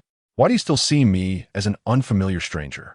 But at that very moment, as he pointed the candy, a gentle breeze wafted the sweet scent of the girl towards him. In desperate need of energy, the silver-haired girl swiftly snatched the candy from his hand with barely discernible speed. Forget it. Out of goodwill, I'll let you off this time. She tore open the packaging and popped the candy into her mouth. As she savored the sweetness, Jiang Li's eyes gleamed with delight. But her expression quickly darkened as she muttered, "Don't expect me to go easy on you. If I say I'll hit you, I will. Don't cry when you lose." Li Xianghe chuckled, scratching his head, his face betraying an uncontainable joy. "I hope we can deliver an exciting match." Behind him, a teammate who had witnessed the entire exchange scoffed silently. Having shared a dormitory with Li Xianghe, he was well aware of his friend's lecherous tendencies and did not view him with the same innocence as others. Observing his best friend's sudden emotional shift, his thoughts were singular. Licking the dog is truly a disgrace. Just then, he noticed the silver-haired girl's gaze shifting from Li Xianghe to himself. "And you're also forbidden from crying." A chilling voice pierced through the air, evoking painful memories. The fear once instilled by the silver wolf resurfaced in the mind, prompting an involuntary salute from those afflicted with severe lycanthropy, determined not to shed a tear. Chapter 123. The sharpest spear, the sturdiest shield. Thus, after the unexpected interlude concluded, they quickly parted ways. While leaving, an arm was draped around Li Xianghe's neck. Originally, Jiang Li had intended to extract some cool lines from a certain game, aiming to showcase her own charm while minimizing effort. However, it was unfortunate that the officials seemed keen on sculpting her image into that of an angel. The person in charge continuously hinted that she should speak more about team matters, ultimately resorting to pulling out a script from her bag. Jiang Li stared at the script, bewildered by the chaotic content. She tossed aside the manuscript filled with themes of friendship and dreams. With a cool snap of her fingers, she commanded the cameraman to start rolling, declaring, "Just watch my performance." The recording commenced. 20 minutes later, it concluded. Jiang Li left the recording studio, hands behind her back, swaying her head, followed by adoring male teammates. The staff present exchanged glances, astonished by her dramatic flair. 4 days later, on November 3rd, 2015, the day of the grand finals of the World Championship arrived. Millions of League of Legends players were already seated before their computers, eagerly awaiting the event, while those outside the gaming circle had prepared snacks. At 8 o'clock in the evening, local time, with half an hour remaining until the opening ceremony, players from Europe, America, Korea, China, and Taiwan were eager to witness the birth of a new world champion and, more importantly, the climactic battle between angels and demons. The number of online viewers on major domestic streaming platforms surged visibly. Chapter 124. The curtain rises in the name of angels. As the clock struck 8:29:50 p.m., the Mercedes-Benz Arena in Berlin suddenly plunged into darkness. In 2015, Riot Games eschewed unnecessary embellishments for the opening ceremony. There were no androgynous performers nor extravagant live bands. The cube-shaped screens suspended above the arena illuminated with a 10-second countdown, as fans collectively roared with each passing digit. 10, 9, 3, 2, 1. As the countdown reached its conclusion, the screens went dark. Brilliant lights flashed like the sun above, while the prelude to the World Championship theme song quietly began to play. Following the instrumental introduction, a melodious female voice began to sing. The 4 screens in the air lit up, showcasing the newly released promotional material for the finals. On the desolate black earth stood a striking blue ice pillar. The participants of this year's World Championship emerged sequentially from within the ice, each appearance accompanied by the passionate voice of Western commentators, mid laner, top laner beefsteak, and so forth. Though they may not have achieved their desired results at the World Championship, they nonetheless left their mark on the event. Images of dozens of esports stars appeared and swiftly vanished within the ice crystal. As the footage of last year's champions lifting the trophy emerged, the ice pillar trembled violently and erupted, transforming into a multitude of azure meteors soaring across the globe. Those were the tickets to the finals for the victors. Only the surviving team would earn the right to claim the glory of victory. Oh, a wave of fervent cheers erupted at the Mercedes-Benz Arena. The screens displayed the meteors as they streaked across the sky. Chapter 125, Sweet Nothings on the Battlefield, Opening Thunder. As the competing teams settled into their seats and began adjusting their equipment under the guidance of staff, the screens and major global streaming platforms commenced the pre-match short film. This year's theme, Fight for the Championship, was reflected in a nostalgic narrative. The first scene depicted a disheveled Li Xianghe sitting in a chair after losing in the mid-season invitational. When you lose, every word feels like an excuse. As the background music played, players from the team appeared on screen, showcasing various moments of being defeated, seemingly foreshadowing the collapse of a dynasty. They had exhausted their last bullets, unable to prevent their ascent to the throne. Accompanied by the passionate voices of Western commentators, scenes of their defeat in the summer finals followed. The mournful score accentuated the despairing image of Li Xianghe covering his face. Yet, as they appeared in their brand-new black team uniforms during the World Championship, the background music suddenly swelled with intensity. But we will not be submerged. A voice familiar to players worldwide resonated in the video, showcasing highlights of kills from the World Championship. The camera shifted. Clad in black, Li Xianghe stood atop a tall building, facing the gleaming championship trophy, surrounded by his teammates. With a solemn expression, he extended his right hand towards the trophy, fist clenched, palm facing upward. The scene froze on his radiant visage, eliciting a chorus of cheers from the audience at the Mercedes-Benz Arena. However, at that moment, as the footage ended, the pre-match short film transitioned to a different scene. In a dimly lit, noisy internet CAF, several young men in team uniforms were playing ranked matches before cracked walls, with a half-full bucket of leftover instant noodles on the table. This was a black internet CAF that Riot Games had specifically located in a German slum. Although it was filmed later, it perfectly captured the former struggles of the Tiger team. The impoverished players rejoiced over their progress, radiant smiles illuminating their waxy faces. I dream of scorched earth, where a new sprout breaks through the soil. It blossomed towards the rising sun, whispering sweet nothings to me. As those poignant yet somewhat comical scenes unfolded in the video, a gentle, soothing voice sang, "I have never been a diligent professional player, nor have I ever intended to make esports my main career. Yet, I seem to have genuinely moved those naive, pitiful souls." The scene shifted again, presenting the championship trophy.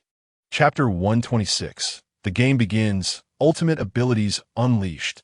His expression was stiff, his demeanor grave. He was uncertain how they had come to know about their internal information, but it did not prevent him from realizing he had been deceived. Just as he struggled to connect with Li Xianghe's captain, his control over the captain was similarly lacking. Given the captain's attributes in the current version, it would be easy for the two of them to dominate in ranked matches. However, competitions were not merely ranked games. Mastery of basic operations did not equate to the perfect execution of a hero's characteristics. To simplify, while Li Xianghe's captain was highly skilled, he lacked the spark of creativity. They could perform within the realm of normalcy expected from the captain, but could not emulate the Silver Wolf's ability to single-handedly turn the tide of a match. "Brother, shall we take it?" The tone was somewhat hesitant. He did not understand why the captain was released, but he instinctively sensed something was amiss. "Take it." After much deliberation, he ultimately locked in the captain.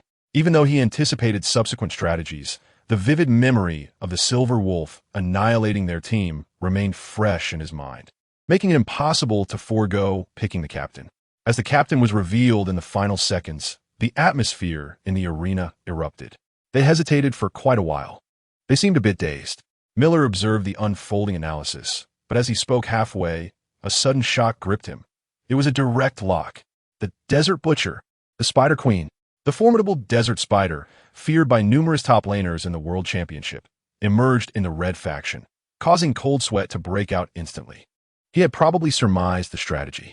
By employing unexpected tactics to disrupt his plans, they intentionally relinquished the captain, relying on the unassailable early game prowess of the Desert Spider. If all went as expected, they would soon secure other early game champions, aiming to conclude the match before the captain could make his impact. "I can use the captain in the mid lane," Li Xianghe suddenly remarked in the voice chat. His playstyle was thoroughly countered by Yinlang, a fact already validated in the summer tournament. Thus, during the ultimate showdown, Li Xianghe had shed the mantle of a substitute mid laner and took his seat from the very first game. In the first match of the fifth game, the opening did not unfold as previously, with no incursions into the jungle. The captain's early pressure was feeble, and he was heavily reliant on his development. If they secure the captain and had to swap lanes, it would be tantamount to forcing a demise. 10 heroes gazed intently at each other across the jungle entrance. The opening scene remarkably harmonious. Mid lane, the Hall of Fame Ari. Jiang Li's eyes glimmered with an unusual light as she beheld the nine-tailed fox staring back at her. In her past life, constrained by economic conditions, Jiang Li had been unable to acquire the signature Hall of Fame skin priced at a staggering $32.99. However, out of respect for the four-time champion, even while half-heartedly disengaging, she had nonetheless managed to save $286 to purchase a basic version. Now, while the Hall of Fame project remained a distant prospect, the Ari adorned with its name stood before her. Truly, it was a remarkable sight. Simultaneously, within the competition venue, Li Xianghe gazed at the fishman before him, his eyes ablaze with fervor. As one of the most professionally adept esports players globally, he would not allow extraneous emotions to infiltrate the arena, yet the agitation within him was beyond his control. His right hand positioned above the mouse, clenched and released repeatedly in a rhythm of anticipation. At last I see you. Li Xianghe's complexion flushed, his fingers trembling, not from anxiety or any negative sentiment, but rather from the adrenaline surging through him. After 2 months, he once again had the opportunity to confront Yinlang directly, and he could distinctly sense his form escalating at an astonishing pace. Following the conclusion of today's opening ceremony, he felt as though he had unlocked the legendary realm of godlike within the competitive arena. Everything around him appeared to slow, and his mind was extraordinarily clear.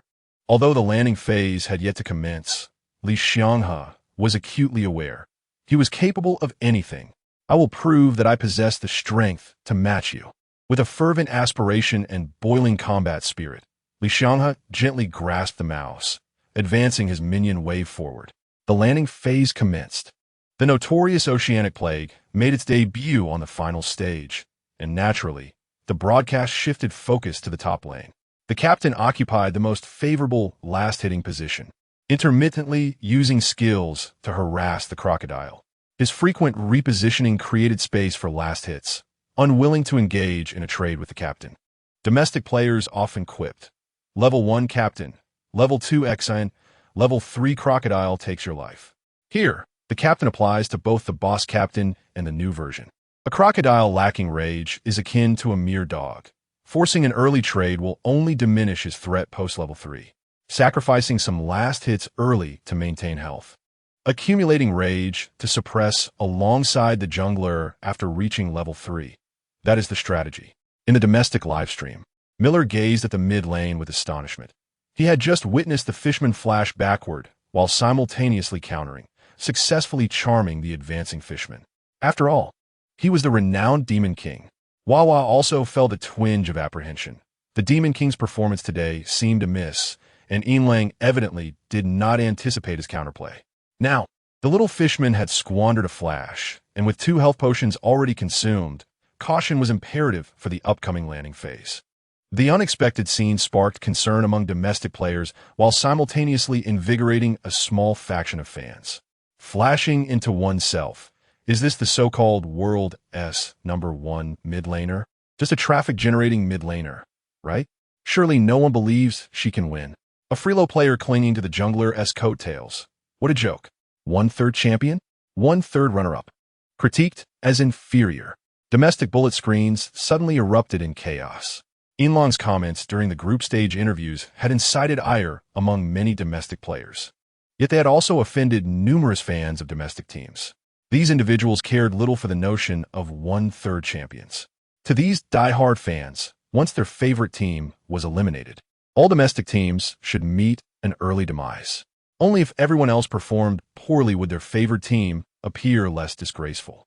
Having finally witnessed Yinlang falter in the early game, the devoted fans could hardly contain their excitement, almost wishing to celebrate with fireworks.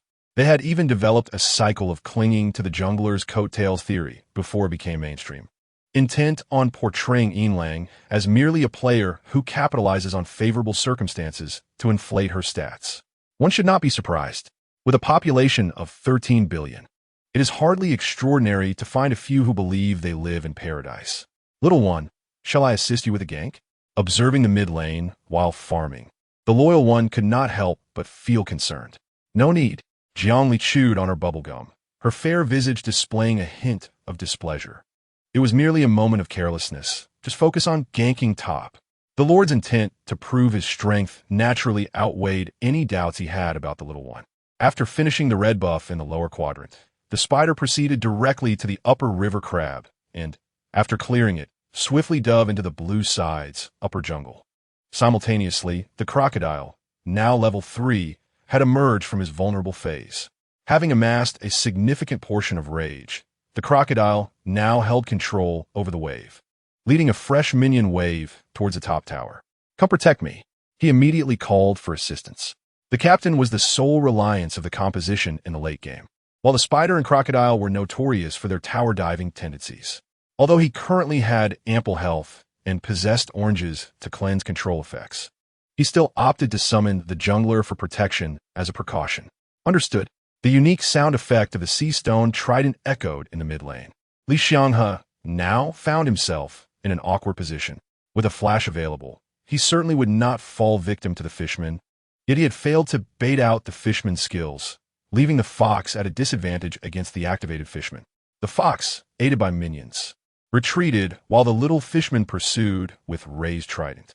3 seconds later, the duration of the sea stone trident expired. An unexpected exchange unfolded in the mid lane. At first glance, it appeared evenly matched, but due to the fox's assassin nature relying on her ultimate, the lower their health before reaching level 6, the more advantageous it became for the fishman. Of course, only a select few high-tier players might discern the underlying principles of the psychological warfare and foreshadowing at play. For the majority of ordinary players, they could only see that the mid lane erupted into conflict immediately upon departure, with neither side gaining a clear advantage. Lang is playing fiercely. She currently lacks a flash.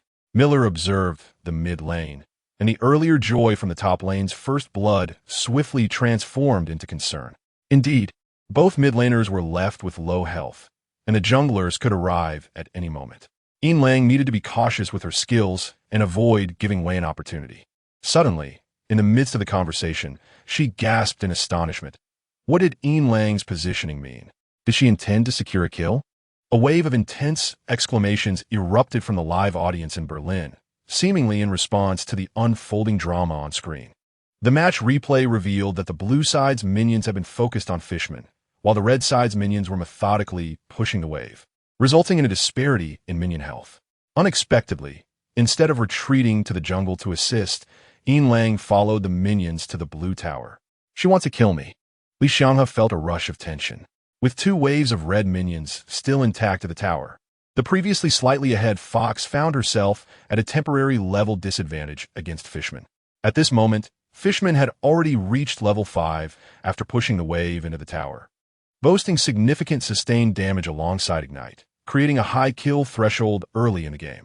A more conservative mid laner might have retreated to the second tower to avoid confrontation. After all, retreating to the second tower was a strategy rooted in resilience. Following the exchange of information in mid lane, the team's voice chat fell silent. The latecomers, teary-eyed, consumed the mid lane minion wave while casting worried glances at Li Xianghe. As the former partner and close confidant of the top player, he understood all too well the sacrifices his brother had made for today. 18 hours of intense training each day during the World Championship. He was no less devoted than his former teammates. Now, with the first game barely past the 6-minute mark, the concern grew over whether his brother could maintain composure after being forced to swap onto the second tower. Even in this state, can I still not defeat you? Li Xianghe's gaze drifted, his focus wavering as he stared at the screen. However, he was indeed a formidable player who had risen from the depths, and his moment of self-doubt quickly transformed into a fierce resolve. Losing a few minions in a 1-for-1 trade in mid lane, I can still fight. He reassured himself with a plausible excuse.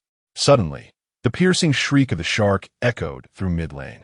Thanks to the experience gained from a previous solo kill, Jiang Li had reached a perfect level 5 by the time of her demise. Li Xianghe's reaction was a beat too slow.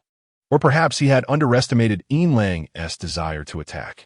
Given that Fishman's Ignite had already been used in the previous engagement and Flash would not be available for another 2 minutes, Li Xianghe thought he could safely reach level 6 with his full health and the nearby tower. However, the sudden assault from Fishman took him by surprise. The azure fish darted beneath Fox's feet, while Fishman approached with his spear. Li Xianghe timed his skill to negate the control effect, but the dual slow from Shark and Fishman prevented him from escaping immediately. In the live stream, Miller's voice sounded tense. This match had not particularly targeted the top lane. It wasn't that he didn't want to intervene. It was simply that someone was always there to shield the captain from harm. An unprovoked crocodile could not dive onto the tower. Even the subsequent 2 deaths occurred on the path where the captain had laid vision. Despite his efforts to suppress the captain's last hits, he still managed to purchase 3 items and a blade of the Ruined King by the 15th minute, thanks to his skill's money-stealing properties. Indeed, while the team displayed remarkable resilience, it was not without its costs. At the 15-minute mark, although the kill count stood at a mere 4-1, the team's economy was ahead by 3,500 gold. This disparity was a significant burden, even for the captain, who was one of the strongest champions in the current patch. Now, all that was needed was to maintain a hunting posture and patiently await the opportunity for a decisive strike. That opportunity soon presented itself. Due to their unfavorable hero composition and the support frequently utilizing ultimates to protect the top lane, the bottom lane remained under pressure near the tower. When the clock struck 17 minutes, after securing the 3rd dragon, they proceeded to harass the bottom lane, leading to the inevitable fall of the already weakened bottom tower. After clearing the bottom minion wave, the duo of Xianming shifted to mid lane, with Thresh setting up vision before joining the jungler to head to the top lane. Thanks to the ample vision in the upper half of the map, they had already prepared 10 seconds in advance for an impending single kill. Suddenly, a wave of intense gasps erupted from the audience in Berlin. The match replay showed that Fishman had single-handedly taken down the captain in the bottom lane, prompting the players who had been farming in the mid and top lanes to turn simultaneously, their sights set on the freshly respawned Baron Nashor. The players' faces paled in shock. The captain, raised with immense effort, had suddenly perished, and Shun, who had been in mid lane, followed suit to the bottom. With the 0 to 4-way lacking equipment and the previously oppressed yellow hair still unable to purchase the blade of the Ruined King. The only remaining force in the upper half was the Fox, known as the Queen of Scratches, who was incapable of contributing to a team fight.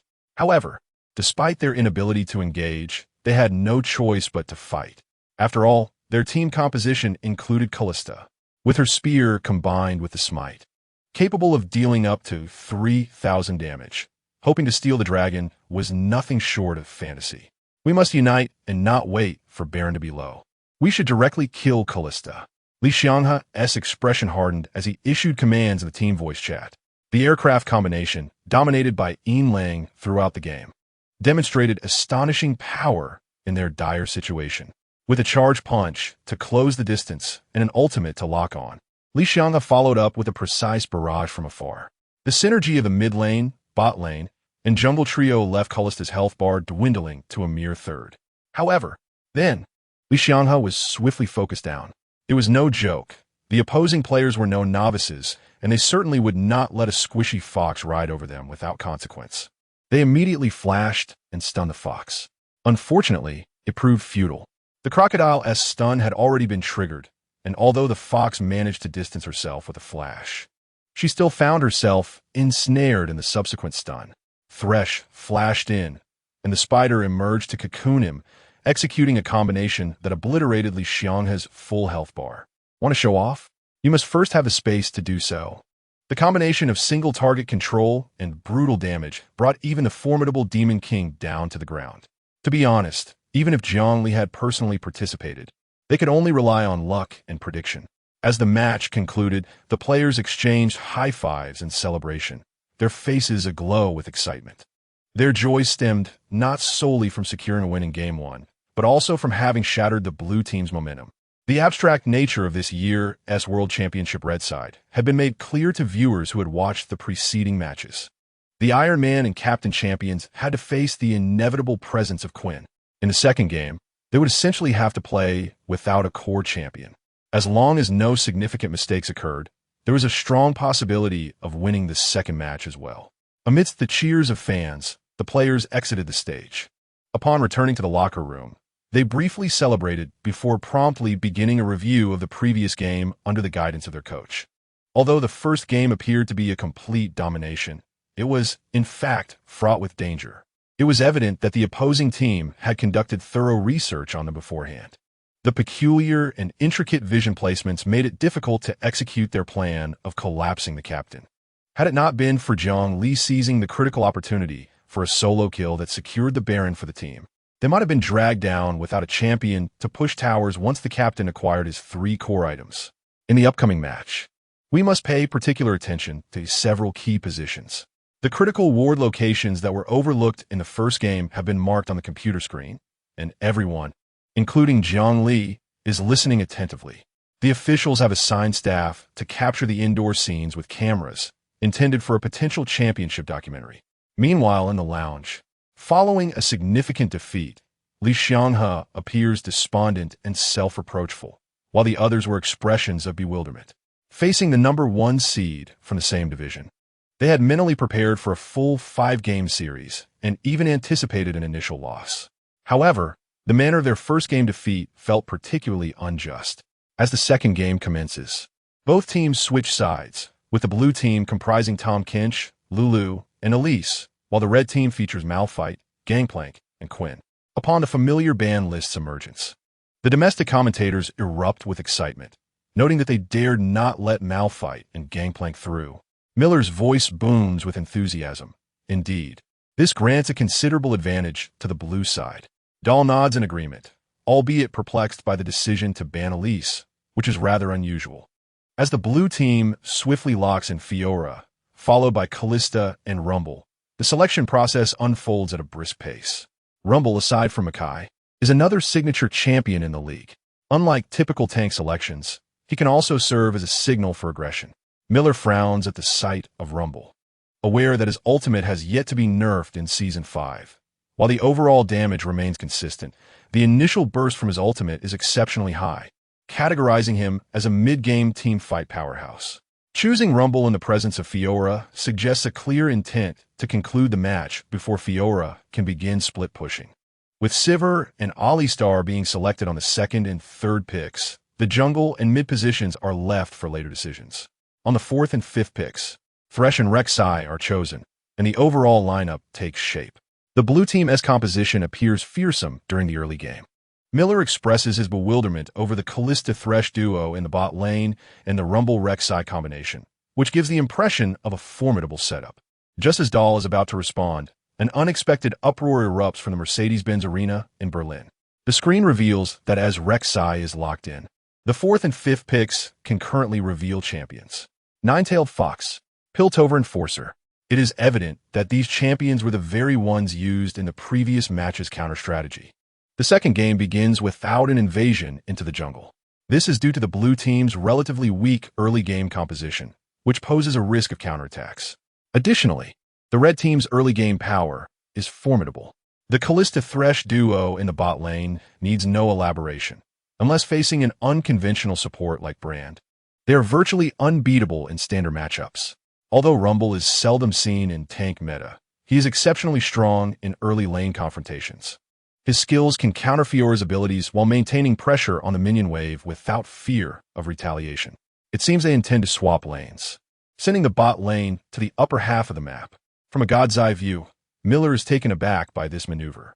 The barrage of questions floods the domestic livestream chat, with viewers expressing their confusion and disbelief. The lane swap strategy, which involves exchanging the upper and lower lanes to mitigate early game disadvantages, is designed to help late-game champions navigate the early phase smoothly. The primary beneficiaries of such swaps are champions like Kog'Maw and Vel'Koz, while top laners often assume the role of sacrificial lambs, unable to farm and instead relegated to assisting the jungler with monster camps. Consequently, the top laner's equipment acquisition is delayed by 5 to 7 minutes, and their levels lag behind standard matchups. Under normal circumstances, a team with an advantageous early game composition would not resort to swapping lanes. However, against the red team, the lane swap presents a unique advantage. Avoid early confrontations. Due to the considerable time spent maneuvering across the map, both Fiora and Rumble are currently at level 4, while their counterparts have already reached level 5. Although the top laner's level will eventually catch up, the timing of their power spike is postponed by several minutes compared to typical matches. This delay is a calculated outcome, as Rumble does not rely heavily on equipment, needing only a pair of Sorcerer's Shoes and a Hex Deck GLP. With just half an item, Rumble can deliver substantial damage in mid-game teamfights. Conversely, Fiora, as a split-pushing champion, requires at least 2 items to be effective. The simultaneous explosion of the top laners effectively compensates for Rumble's weaknesses in the mid to late game. Originally, a composition that would concede defeat by the 35-minute mark can now be extended to 40 minutes due to the lane swap. For the challengers, this gamble seems worthwhile. Regrettably, however, the intricacies of fate often exceed human calculations. They could never have anticipated that the meticulously devised strategy to counter Silver Wolf, crafted with the coaching staff, would transform a benevolent angel who enjoys roaming the map into a cold-blooded demon without a moment's hesitation. At the match venue, Jiang Li remains expressionless, her gaze coldly fixed on the screen. With the nine-tailed fox, a champion with crowd control and decent wave-clear capabilities, she had already planned to disrupt the jungler's activities. However, the illogical advantage of the lane swap has confined her to the mid lane for a full 7 minutes. What should one do when feeling discontent? Naturally, one must unleash their frustration upon the individual responsible for their unhappiness. Thus, the fans are left in astonishment as the chilling spectacle unfolds. No longer concerned with aiding her teammates or worrying about the jungler, Silverwolf focuses entirely on laning, consistently pushing Ryze back behind his minions with an astonishing accuracy in her skill usage. Impressive. Li Xianghe feels a tense sweat on his palms. As the greatest rival within the division, they have never engaged in practice matches, and with the commencement of the World Championship, both teams, as top contenders for the title, have remained distant from one another. Regardless of his sentiments towards Silverwolf, in actuality, their encounters have been limited to 3 games. One with Yasuo, one with Gangplank, and one with Fishman. With the emergence of a solo kill, Miller stutters in astonishment, yet no one perceives his reaction as unprofessional. The livestream audience shares in his shock and elation, caught in a whirlwind of exhilaration. After enduring a tedious 7-minute transition period, the sole Chinese player on the stage ignited the arena with a breathtaking maneuver. My goodness, how remarkably impressive is the young Prodigy. In the team communication, excitement tinged their voices with a quiver. As the most loyal, sword-wielding attendant under the Wolf King, he promptly switched the view to the mid lane the moment Lei Keisai appeared on the minimap. The Fox utilized her ultimate to engage, forcing the flash out with her charm, simultaneously predicting and dodging Lei Keisai's flash engage. Indeed, due to the almost simultaneous flashes of Ruizi and the Fox, none dared to consider the direction of a counter-reaction, instinctively believing it to be a confident prediction. 2 flashes accompanied by First Blood. The young Prodigy's recent display was akin to shattering the very backbone of their opponents. A mere trifle. Jiang Li chewed her gum, her gaze towards the screen cold and calculating. That recent solo kill, albeit impressive, bore a semblance of fortune. For Lei Keisai's flash engage cannot be evaded merely by reflex. Yet, this is understandable. For most professional players, the normal form of Li Xianghe is an unattainable ideal, let alone the inhuman reflexes of Jiang Li. Such sudden, unprovoked strikes would leave 99 of professional players unable to react. Ruizi had fallen and had already utilized his flash. Jiang Li directly employed her skills to push the lane into the tower, compelling Lei Keisai to remain in mid to defend. Seizing the opportunity, she pilfered 2 freshly spawned jungle camps from the red side's lower quadrant, revealing the emerging mid-jungle advantage. 1 minute later, the information regarding the mid-lane kill surfaced, plunging the team communication into eerie silence. the suffocating atmosphere palpable. Their composition was inherently risky. Rambo, Leikizi, Kalista. Thresh. These four champions belong to the category that thrives on early to mid-game success. Yet, relying on them to secure victory against such formidable opponents is utterly implausible. There must be a core champion capable of delivering substantial damage in the mid-game to conclude the match before the Fiora can split push. This responsibility fell upon Li Xianghe. His extraordinary performance throughout the World Championship had instilled in the rest of the team a willingness to place their hopes of victory upon him. However, now, the mid-game core, upon whom they had pinned their hopes, had succumbed to death twice a mere 10 minutes ago. The meticulously crafted tiger-hunting strategy had barely commenced before it crumbled under the Silver Wolf's claws. At the 11-minute mark, the ultimate abilities of the Fox and Wei concluded their cooldown. Li Xianghe proceeded with caution, accurately calculating that the Fox's ultimate was ready, preferring to sacrifice minions under the tower rather than granting Wei the opportunity for an initiate. Yet, he was caught off guard. The advantageous Fox and Wei bore similarities to Quinn. For typical mid-jungle pairings, securing a kill necessitates finding a close opportunity. However, for the dominant Fox and Wei, as long as there was a solitary target within a 2,000-yard radius, it was essentially a guaranteed kill. At 12 minutes into the match, while clearing the river crab in the upper quadrant, the scouting ward detected Jiang Li, whose murderous intent propelled her to initiate a siege. By 12.5 minutes, the kill score on the field transformed to 3-0. The Fox held 3 kills, with her kill book accumulating 8 stacks. 2 minutes later, the ultimates of the Fox and Wei were once again ready. Jiang Li, having finished pushing the minion wave, led an advance to the top lane. But despite her instincts to withdraw early, she was intercepted by the mid-jungle duo in front of the second tower. The meticulously prepared lane swap strategy had ironically become their own death knell, with both outer towers in the top and bottom lanes down. Lacking defensive towers for protection and vision, the advantage-laden Fox could run rampant. At 15 minutes, the kill score shifted to an unprecedented 2-0. For a composition that falters late game, trailing by 9,000 gold at the 20-minute mark is tantamount to a death sentence. The ensuing time became a desperate struggle for survival. The dominant team commenced their 41-minute push, with Fiora heading solo to the bottom lane, while the remaining 4 grouped to push mid. They fought valiantly, skillfully transitioning between the mid and bottom lanes, clearing the mid lane only to dispatch members to defend against Fiora. Moreover, while defending mid, they had to remain vigilant of their positioning to evade the Fox's charm, their minds racing at high speeds, their mental fortitude rapidly waning. However, professional players are not machines. Maintaining concentrated focus under pressure is an arduous task, and even the strongest players are prone to errors. At 22 minutes, Kalista fell victim to the Fox's charm while defending the second tower. The bull-headed initiate followed up with a flash and a control sequence, resulting in a swift kill. The head was claimed by Shi Wei, while the Fox, now with 18 stacks in her kill book, effortlessly took down the mid-second tower. 30 seconds later, as the Fox pushed for the high ground, she unleashed her charm once more, narrowly striking the tower. With a 4-3 advantage and only Ruizi remaining as the damage source, the naturally aggressive lineup did not hesitate. The moment the Fox's charm connected, Shi Wei activated her ultimate, despite rushing from the bottom lane to provide assistance. They could not preserve the lives of their mid-jungle support. A team fight resulted in a flawless 3-0 exchange. With all members alive, they proceeded to demolish the mid-lane crystal and headed straight for the high ground. Ruizi, who had just flashed for survival, intended to make a last-ditch effort. But the minion wave had just reached the tower when the Fox executed a precise charm, hitting Rambo from an extreme distance. Oh my! The opportunity to conclude the match was nearly within reach, and the venue erupted with fervent cheers. Another hit.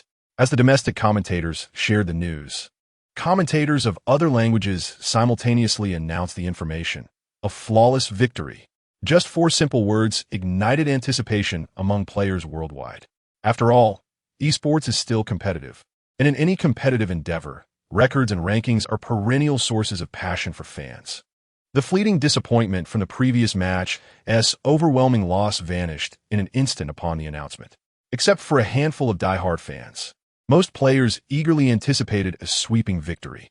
This is largely due to the exceptional rapport of the team, a group of dreamers led by angels. In the wake of their own team's elimination, players globally, regardless of region or nationality, naturally adopted this team as their second favorite.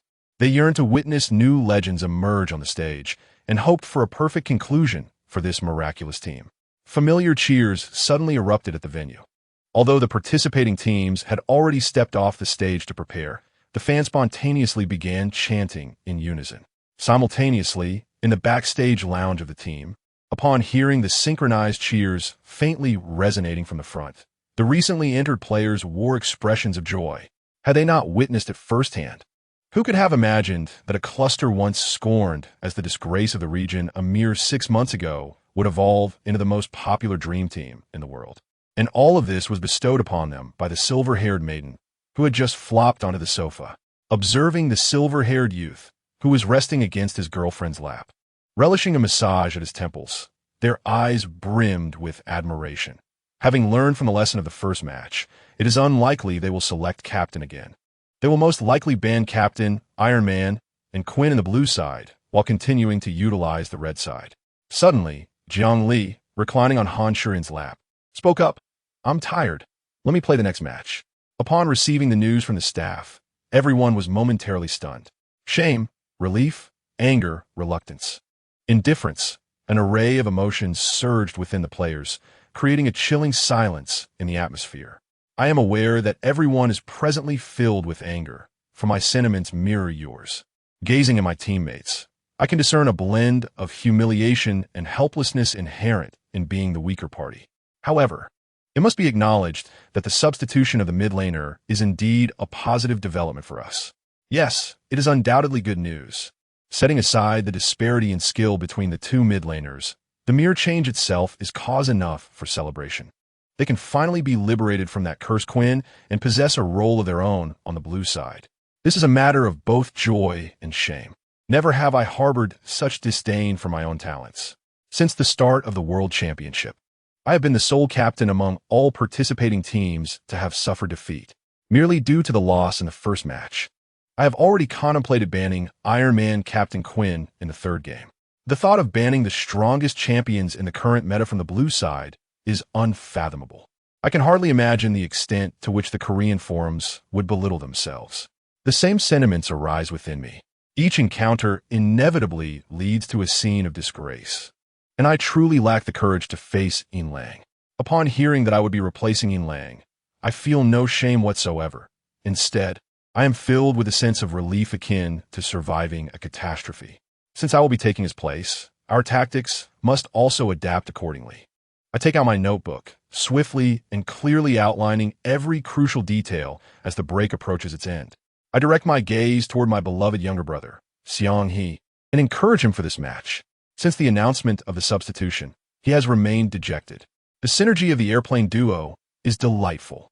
In contrast to Miller's subtlety, the Iron-Blood Wolf Cub, being of Western descent, is markedly more flamboyant. Their effusive praises are enough to make most Asians cringe, yet the fervent Western fans remain unfazed. Firstly, they inherently prefer such extravagant styles, and secondly, the sheer number of fans present amplifies the enthusiasm, rendering even the most extravagant words mere nourishment for their fervor.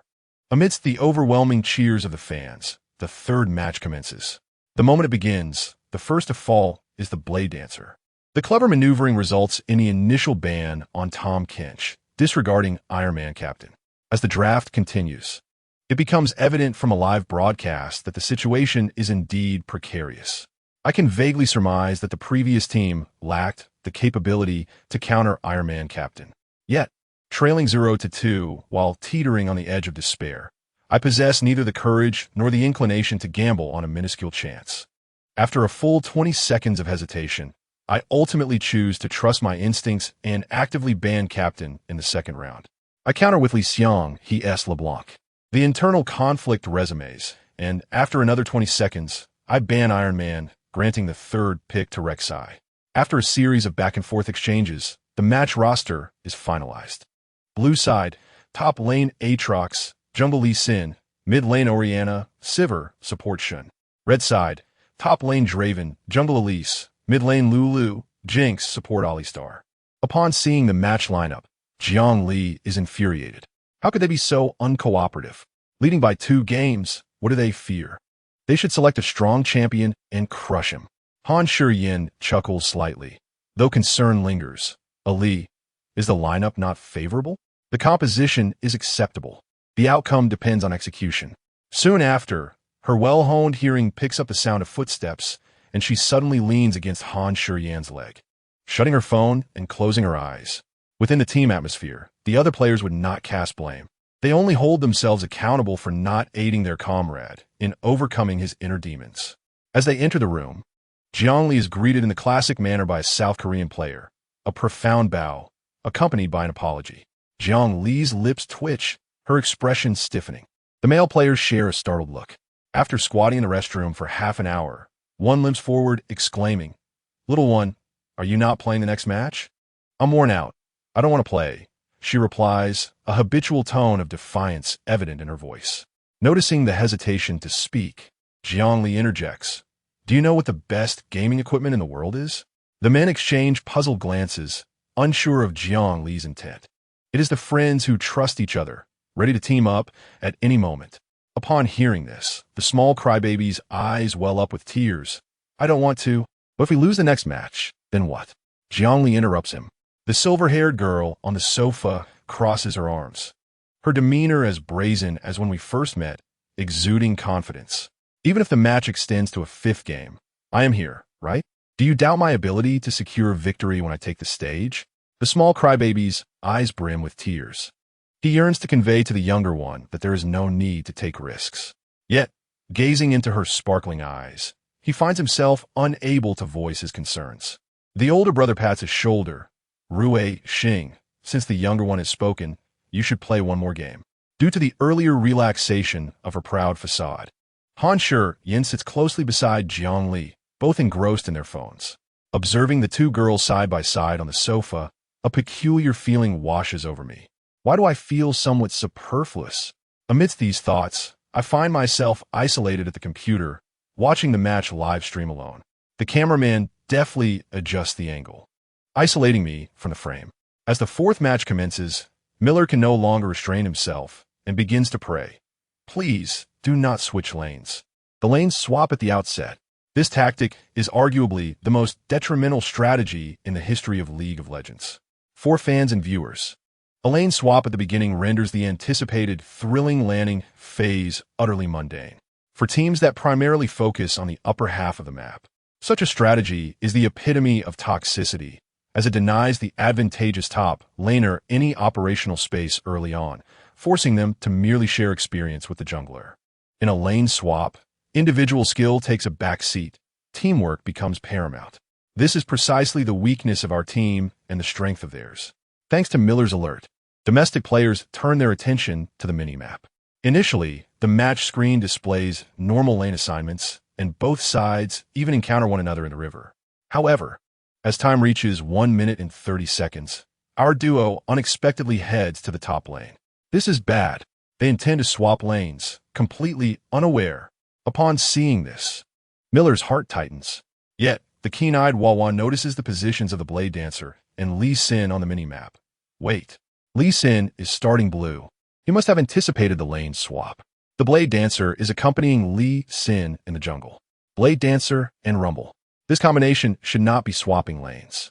However, drawing from the experiences of the 2nd and 3rd games, they are not without precautions. The Blade Dancer remains unhurried to ascend the lane. After assisting Lee Sin with the blue, upon noticing Alistar and Sivir in the top lane, she seamlessly continues to farm the Krugs. According to standard protocol, this situation should persist until around 7 minutes.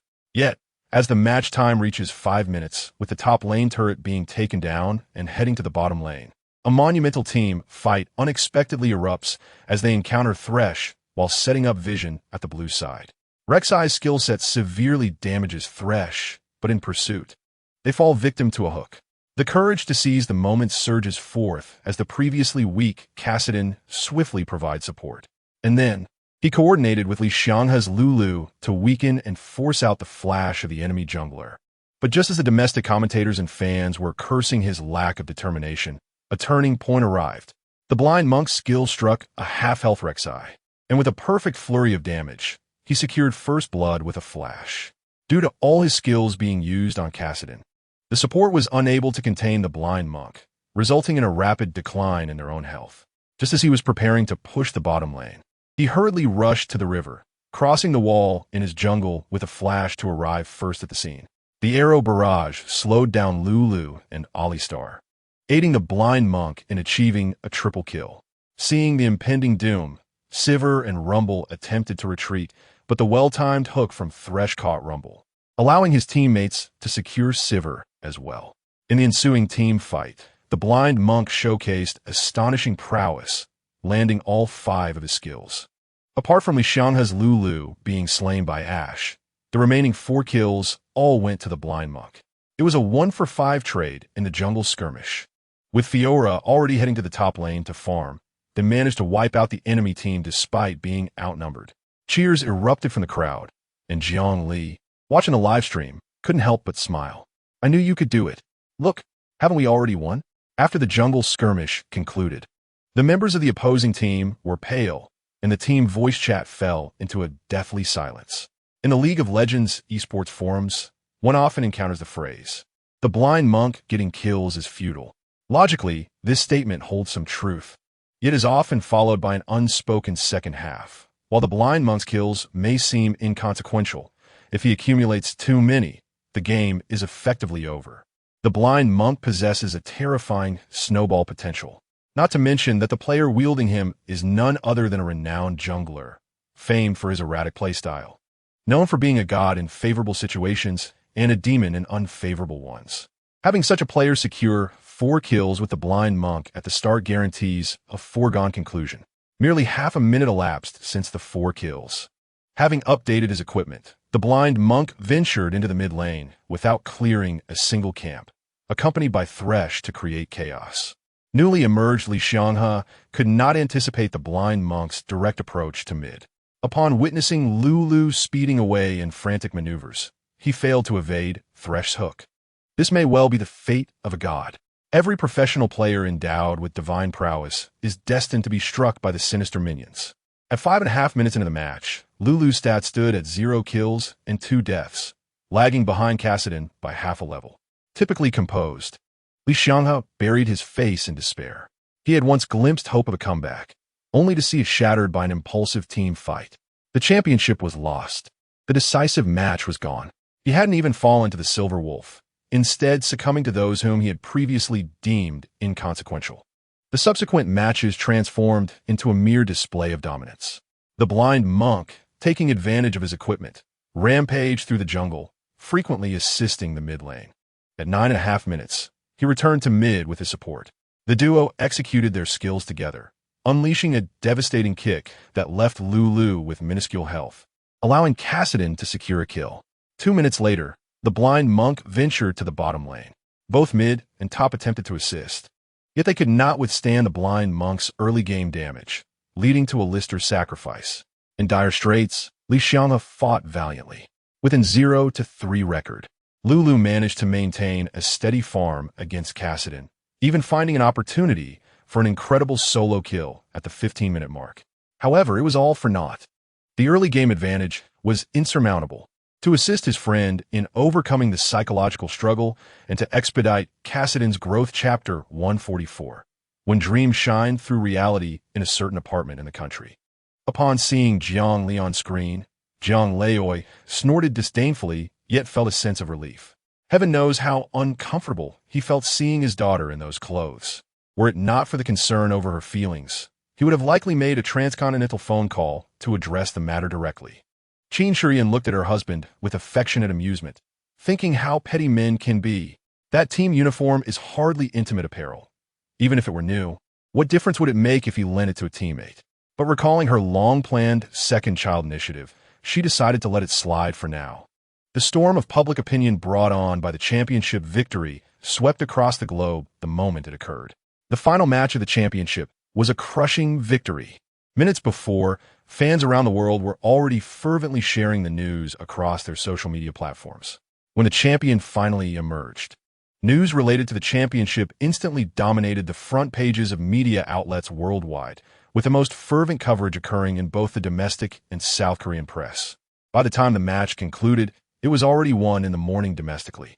With a 1-hour time difference, South Korea also found itself at midnight. Countless university dormitories erupted in cheers simultaneously.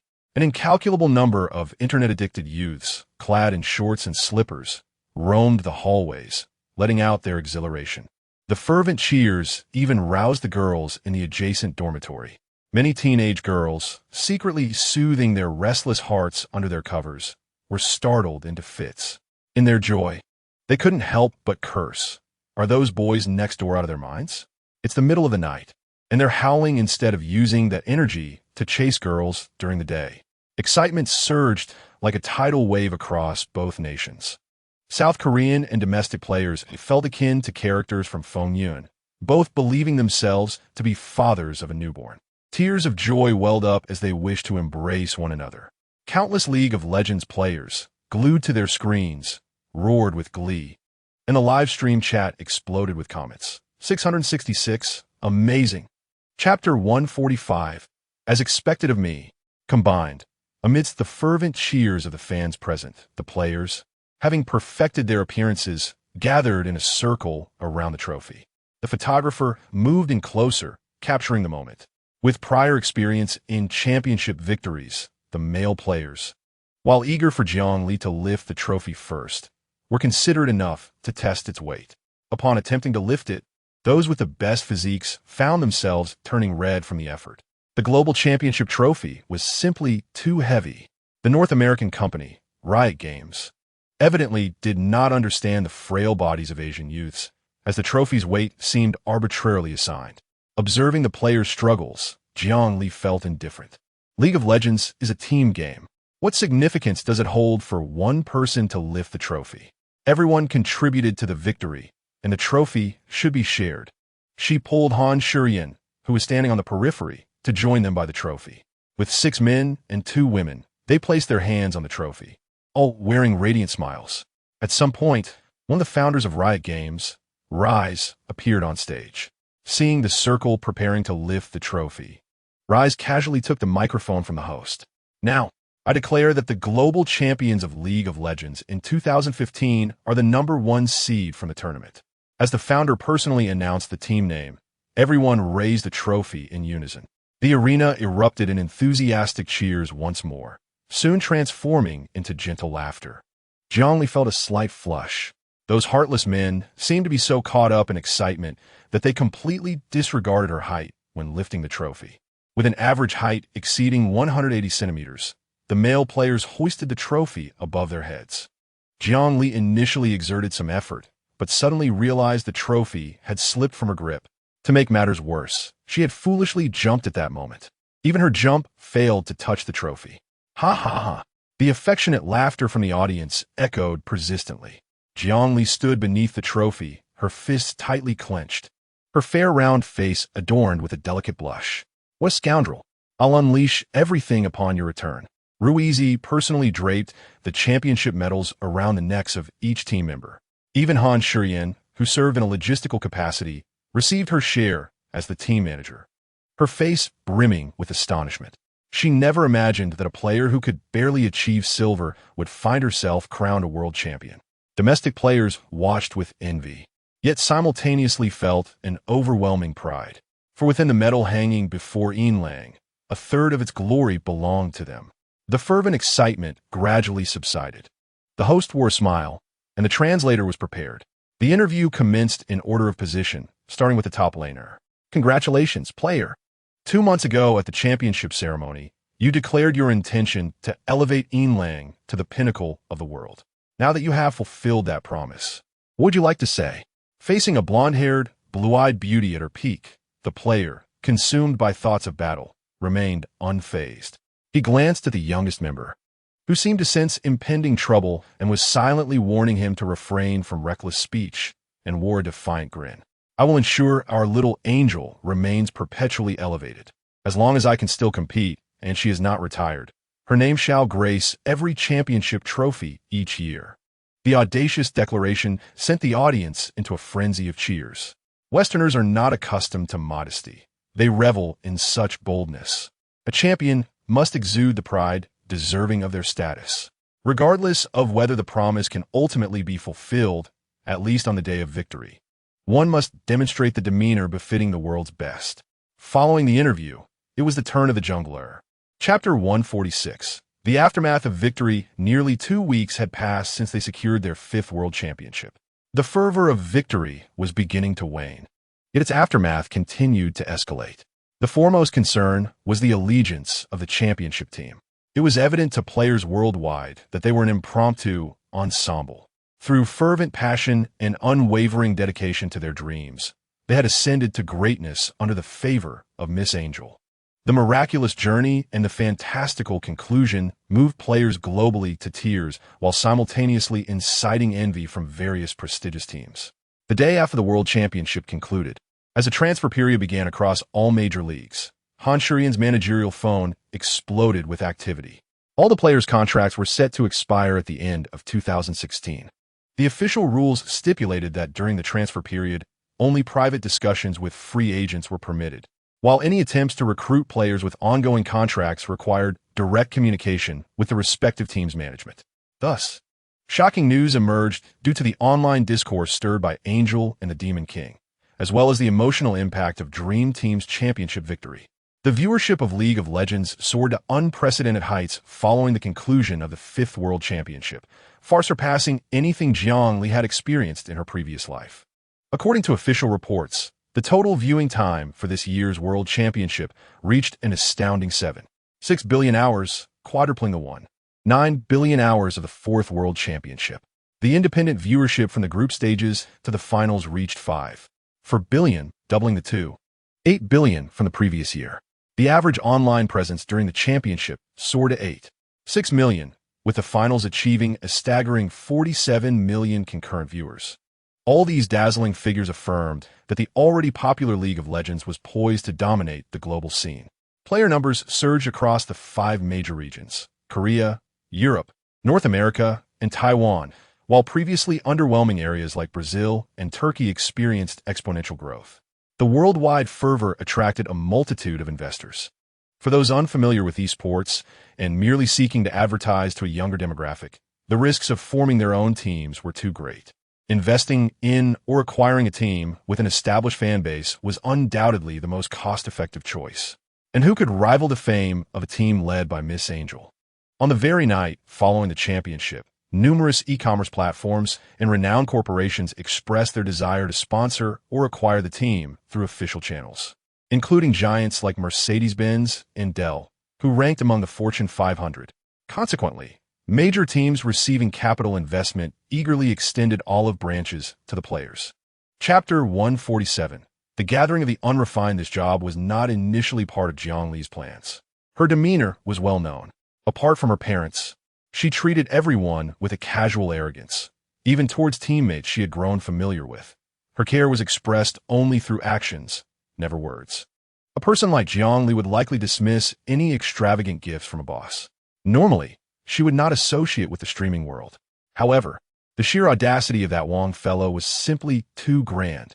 A streaming contract worth 300 million over 2 years seemed modest at first glance. But the terms were remarkably lenient. A mere 72 hours of streaming per month, with no restrictions on comments, gifts, audience size, or content. Hot Dog Brother was clearly sincere, not expecting to profit from Lang, but rather aiming to lose money for the sake of publicity and to attract users to the Panda platform. To this end, he even took on the disputes between Jiang Li and Huya. As soon as Jiang Li expressed any hesitation, Hot Dog Brother whisked his father's legal team straight to Huya.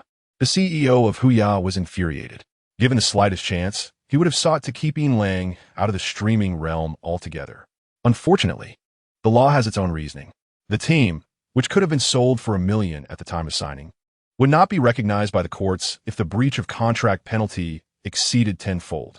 After some entanglement, Hot Dog Brother, with the aid of his father's legal team, effortlessly secured the streaming agreement for Jiang Li, personally covering $500 to finalize the deal. Yet Huya was not a soft target. Seizing the opportunity, while Douyu and Panda fought over Ian Lang. Kuya swiftly eliminated the competition by purchasing the broadcasting rights for next year's regional matches for $10 million in cash. Want to watch Ian Lang stream? Sure. Go wherever you like. Want to see her compete? Sorry, we're the only ones allowed to broadcast in the country. In the apartment, the team members bustled about like diligent bees, tidying up the somewhat disordered space. By the time Jiang Li was panting from the exertion, the players had arrived, having carried the trophy from the community entrance. Once inside, they were all breathless, even more so than Jiang Li herself. Huh, a bunch of weaklings, this is hilarious. Jiang Li stood in the living room, hands on her hips, pointing at the exhausted men on the couch. Their faces flushed as they rolled up their sleeves, determined to prove themselves by carrying the trophy to the bedroom. Han Shuyan hurriedly intervened, preventing a potential calamity. After the laughter, the players soon returned downstairs with a pile of items. Chapter 148. I am not crying or throwing a tantrum. Jiang Li gazed coldly at the foolish bunch, while the men, suppressing their laughter, stared at the floor, creating a moment filled with both tension and merriment. Han Shuyan displayed her role as both manager and secretary, lightly nudging Jiang Li and gently linking her arm with her bosses. Ali, they simply do not want to part ways. Please refrain from saying hurtful things. With a hint of regret, Jiang Li followed the lead, slightly pouting. After a brief pause, she suddenly spoke. Have you all made up your minds? Yes, yes. The players eagerly nodded, though some displayed signs of hesitation. Jiang Li raised an eyebrow, playfully, oh. It seems there is still a clever one among you. Wherever you wish to go, just say the word, and I shall assist you. The team members were taken aback, following Jiang Li's gaze. Just as they were about to question him, they noticed his sudden bitter smile. I don't wish to go anywhere. Observing his teammates beside him, a profound sense of reluctance reflected in his eyes. I apologize, everyone. I haven't informed you until now, but I will be enlisting next year. The teammates were momentarily stunned, and then dejectedly lowered their heads. Military service. These two words represent an unavoidable reality for every South Korean male. Regardless of their inner resistance or dissatisfaction, they must comply with the law. Jiang Li's expression stiffened slightly. A subtle disappointment quietly faded away, replaced by a surge of strong reluctance. Jiang Li gazed up at the ceiling. How long will it be? Forcing a smile, he replied, 2 years. Oh, that coincides with my graduation. Jiang Li murmured softly, her mood inexplicably growing a bit irritable. She propped herself up on the edge of the coffee table and stood up, her face cold as she made her way to her bedroom. I'm a bit tired. Please remember to clean up before you leave. With a click, the sound echoed as the bedroom door closed, a faint sound of sniffles seeping through the crack. The teammates remained silent for a moment before quietly getting up to tidy up the leftover food. 5 minutes later, they left Jiang Li's apartment quietly, carefully closing the door. That night, Jiang Li cried and made a fuss. Chapter 149. Preseason update. Live announcement confirmed. When Han Shuyan, under Jiang Li's instruction, released this news on the official Twitter, the South Korean esports fans erupted with excitement. Since the conclusion of the World Championship, the fans have been somewhat anxious. The official account had been eerily quiet. Aside from a few celebratory photos of the team lifting the trophy on the night of their victory, no further updates had been provided. A once popular team that had secured the championship without any business updates gave a sense of impending disbandment after achieving their dream. Consequently, South Korean fans felt a sense of panic at the prospect of departures, as leaving the team often seemed like a sign of impending dissolution. A team that does not engage in business ventures would struggle to acquire the necessary talent to match their capabilities. But now, their beloved Silver Wolf had finally begun generating revenue. Although the official account clearly stated it would not accept sponsorships or investments. Given Silver Wolf's current standing in the esports realm, as long as they were willing to shoot a few advertisements, they could likely achieve self-sufficiency without sponsors or shareholders. And indeed, this was the case. Following the announcement of formal recruitment, business inquiries flooded in from around the globe, selling cars, shoes, computers, peripherals, snacks, and beverages. Renowned companies from various industries bombarded Han Shuyan's work phone, and many South Korean skincare and cosmetics companies eagerly waved cash in hopes of collaboration. This was largely due to the fact that the team's Seoul was a charming young woman with stunning looks and supple skin. compared to celebrities who spent exorbitant amounts on beauty maintenance. An esports player who could maintain such a radiant complexion while sitting in front of a computer for long hours appeared far more relatable to the average consumer, making endorsements more persuasive. Jiang Li welcomed all these opportunities. Chapter 150. Wolf Zun's Endorsement. What sheer luck!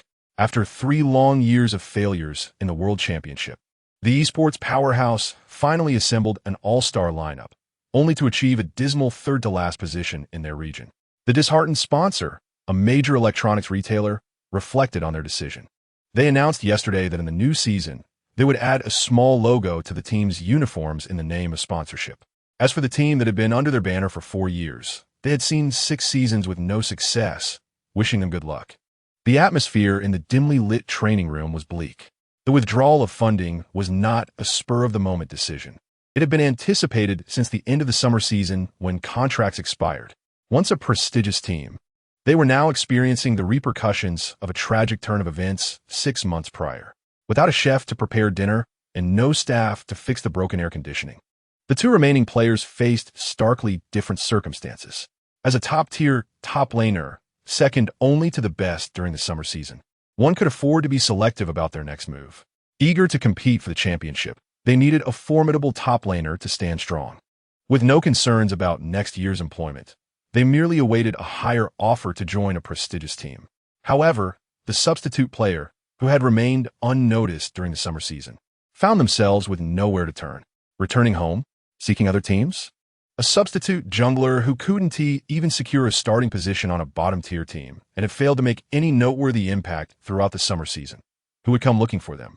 Despite once holding the title of the first in Korean servers?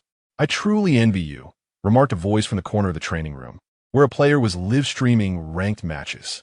With only a few dozen viewers online, the chat was quiet, and every message was clearly visible to the streamer. Wang Hao, will you continue playing in the new season? Of course. Although I haven't found a new team yet, I will find a way to stay in the game. Maintaining a confident smile, he expertly maneuvered his champion through the rift. Fresh messages appeared in the live stream, coming from a fan who had consistently supported him. Suddenly aware of something, his eyes turned red, and he fell silent. 10 minutes later, as the ranked match concluded, a notification chimed in his headphones, alerting him to a private message from a friend. Hey, is there something up? Nah, just wanted to ask if you found a team yet? Not yet, why? That's good. Our youngest thinks you have great potential. How about trying out for our team? Gasp. A rush of ethereal energy coursed from his head to his toes. He widened his eyes, staring at the screen, fearing he was merely hallucinating from fatigue. The previously quiet chat exploded with question marks as lurkers went wild in the comments, as if witnessing a lottery winner firsthand. Wolf Zun's Endorsement. Just those 4 simple words were akin to a miraculous ascent for those obscure professional players. An unimaginable opportunity had suddenly landed in his lap. The face of the newly adult player flushed bright red, excitement causing his fingers to tremble as he typed. Are you serious? Absolutely. Our youngest personally mentioned it. Want to give it a shot? Yes. Where do we go? I'm ready anytime. Let us aim for tomorrow afternoon. Add me on here, and I'll send you the address. Chapter 151. The Marvelous Journey of Xiaohua Shang.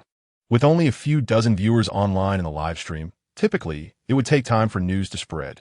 However, due to the immense popularity of the team, the chat screenshot inviting him for a trial quickly took over the South Korean esports forums within 10 minutes.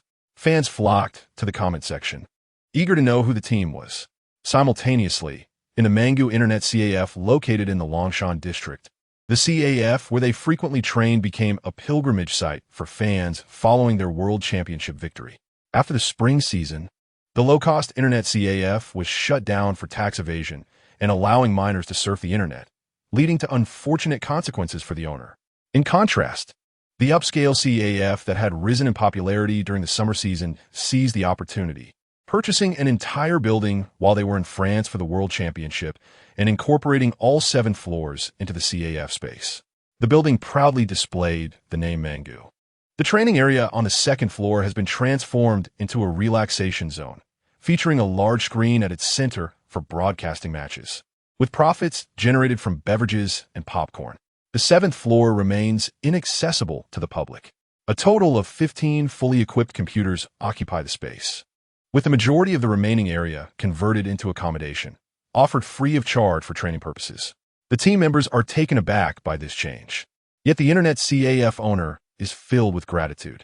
Although he has lost an entire floor of income, the revenue from the other 6 floors has more than doubled. As long as they are willing to train at the CAF, Ming Huang Ka has become the most frequented Internet sanctuary in all of South Korea, eclipsing even the lavishly funded chain CFS. Gazing at the impressive building, those arriving late at night cannot help but feel a sense of longing. The training location is no secret. Fans frequently share various photos on forums, bridging the gap between esports stars and admirers while simultaneously enhancing the CAF's popularity. Travelers, electrified with excitement, step through the CAF's entrance.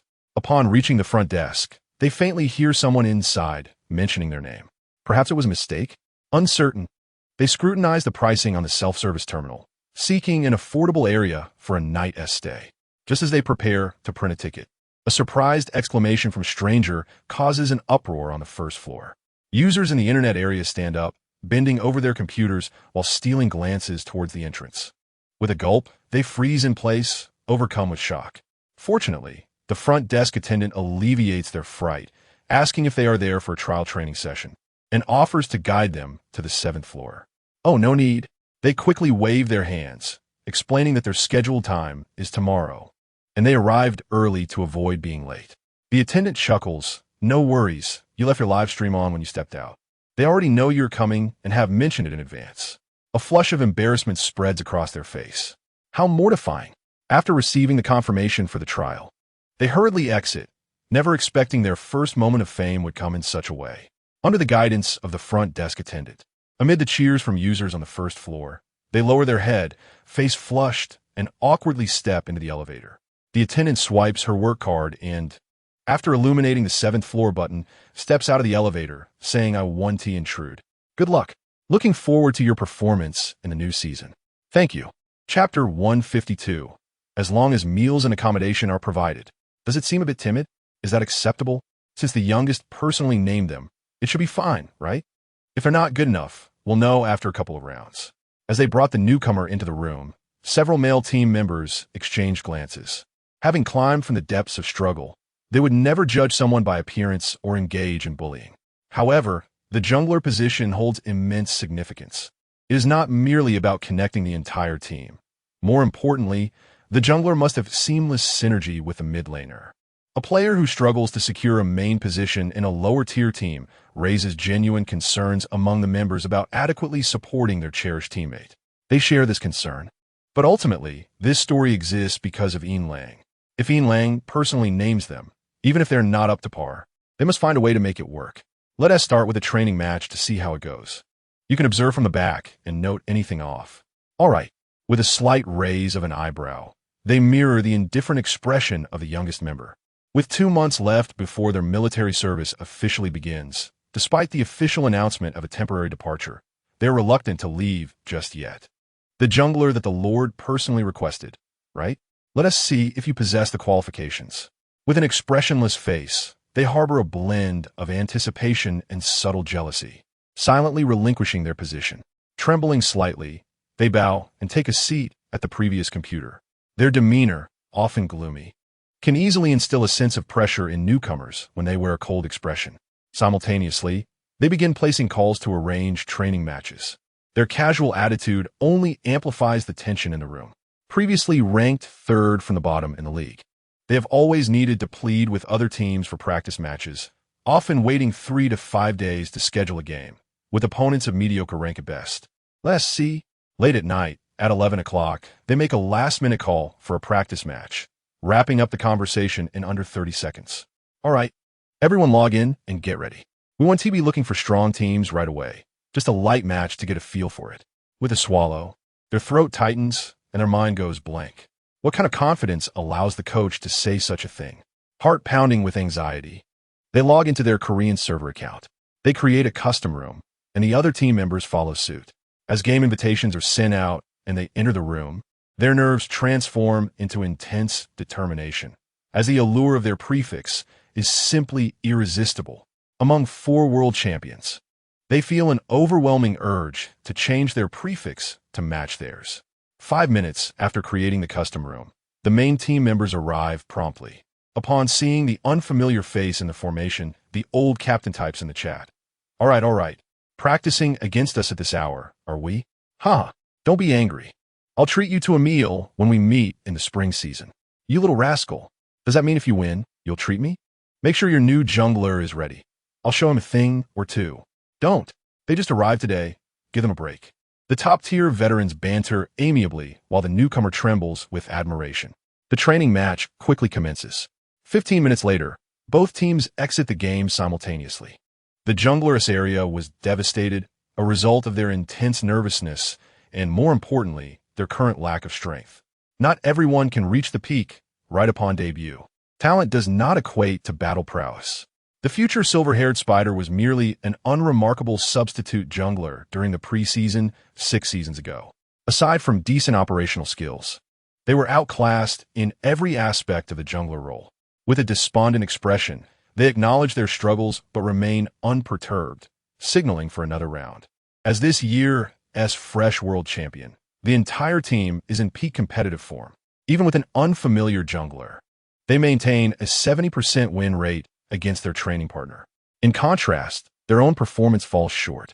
After 3 hours and over 10 training matches, they find themselves constantly pressured. The only match they managed to win came through a spectacular play in the early game with an upper lane crocodile, securing 2 kills and barely salvaging 1 game. Chapter 153. The spirited youth stands tall. As dawn breaks, they eagerly rise from bed. Newcomers must leave a diligent impression on the veterans. In the en-suite bathroom of the spacious room, they splash water on their face. The experience is a stark contrast to the shared wash basin in the dormitory, enveloping them in an inexplicable sense of happiness. After freshening up, they step out and head to the training room. Being considerate, they avoid the computers used in last night's practice match and instead opt for a machine in the far corner of the training room. After powering on, they first launch the League of Legends client, then contemplate before clicking into the Korean forum. Following a night of anticipation, news of their trial session has spread across the forum. Several CAF patrons even reported that they went up and never came down, suggesting they had successfully passed the trial. In no time, the forum is abuzz with their name. Just half a day ago, an inconspicuous substitute jungler transformed overnight into an esports superstar, sparking discussions about his past. Some expressed skepticism, while others were bewildered. However, the majority of fans on Hanwang forums conveyed their anticipation for his future.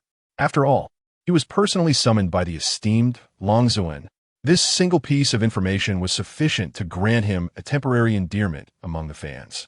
Yet, should he falter and make frequent mistakes in the spring split, this initial fondness might swiftly morph into profound disappointment. Given such a stark contrast, it is not impossible for him to become the target of widespread disdain. Unwittingly, I had squandered over half an hour on the esports forum. Realizing that I could no longer indulge in this distraction, I closed the webpage and commenced my daily ranked matches. Many aspiring professional players who had risen early for training privately expressed their envy through messages. The underlying bitterness in their words only served to heighten my already intense sense of pride and happiness. The ranked matches began. As the saying goes, joy invigorates the spirit. Despite having not slept for a night, my energy was remarkably high. Chapter 154. The Angel's Arrival, now recognized. Upon following my seniors into the studio under the guidance of the staff, I immediately spotted a petite figure who had dominated the esports scene.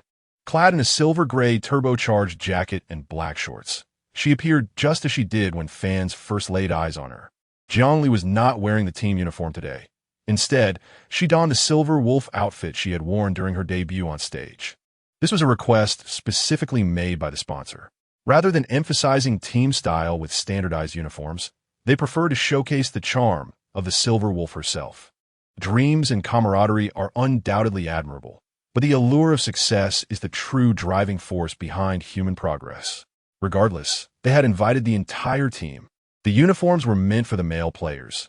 The silver wolf only needed to focus on her own beauty. I approached alongside my seniors. Ah, she has arrived.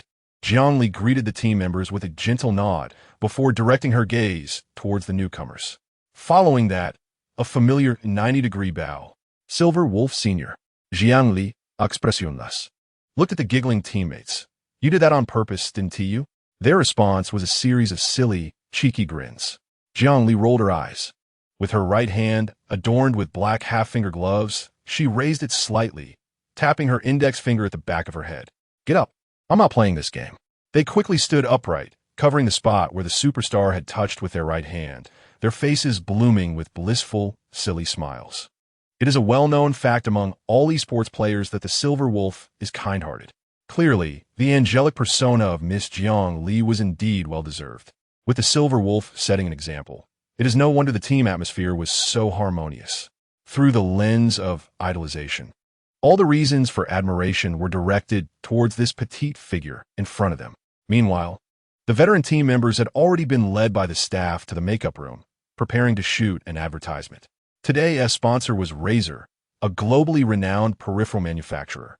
This was also the reason Jiang Li managed to bring her teammates along. After all, professional players shooting esports advertisements are a perfect match for the industry. If it were a cosmetics or a skincare company, they wouldn't care about your championship status. Chapter 155, the live premiere, Panda Sister. Various advertisements and commercial activities from different industries. Jiang Li never hesitated to share her fame whenever she could bring her teammates along. During the World Championship, promotional events organized by South Korean peripheral manufacturers had already yielded profits.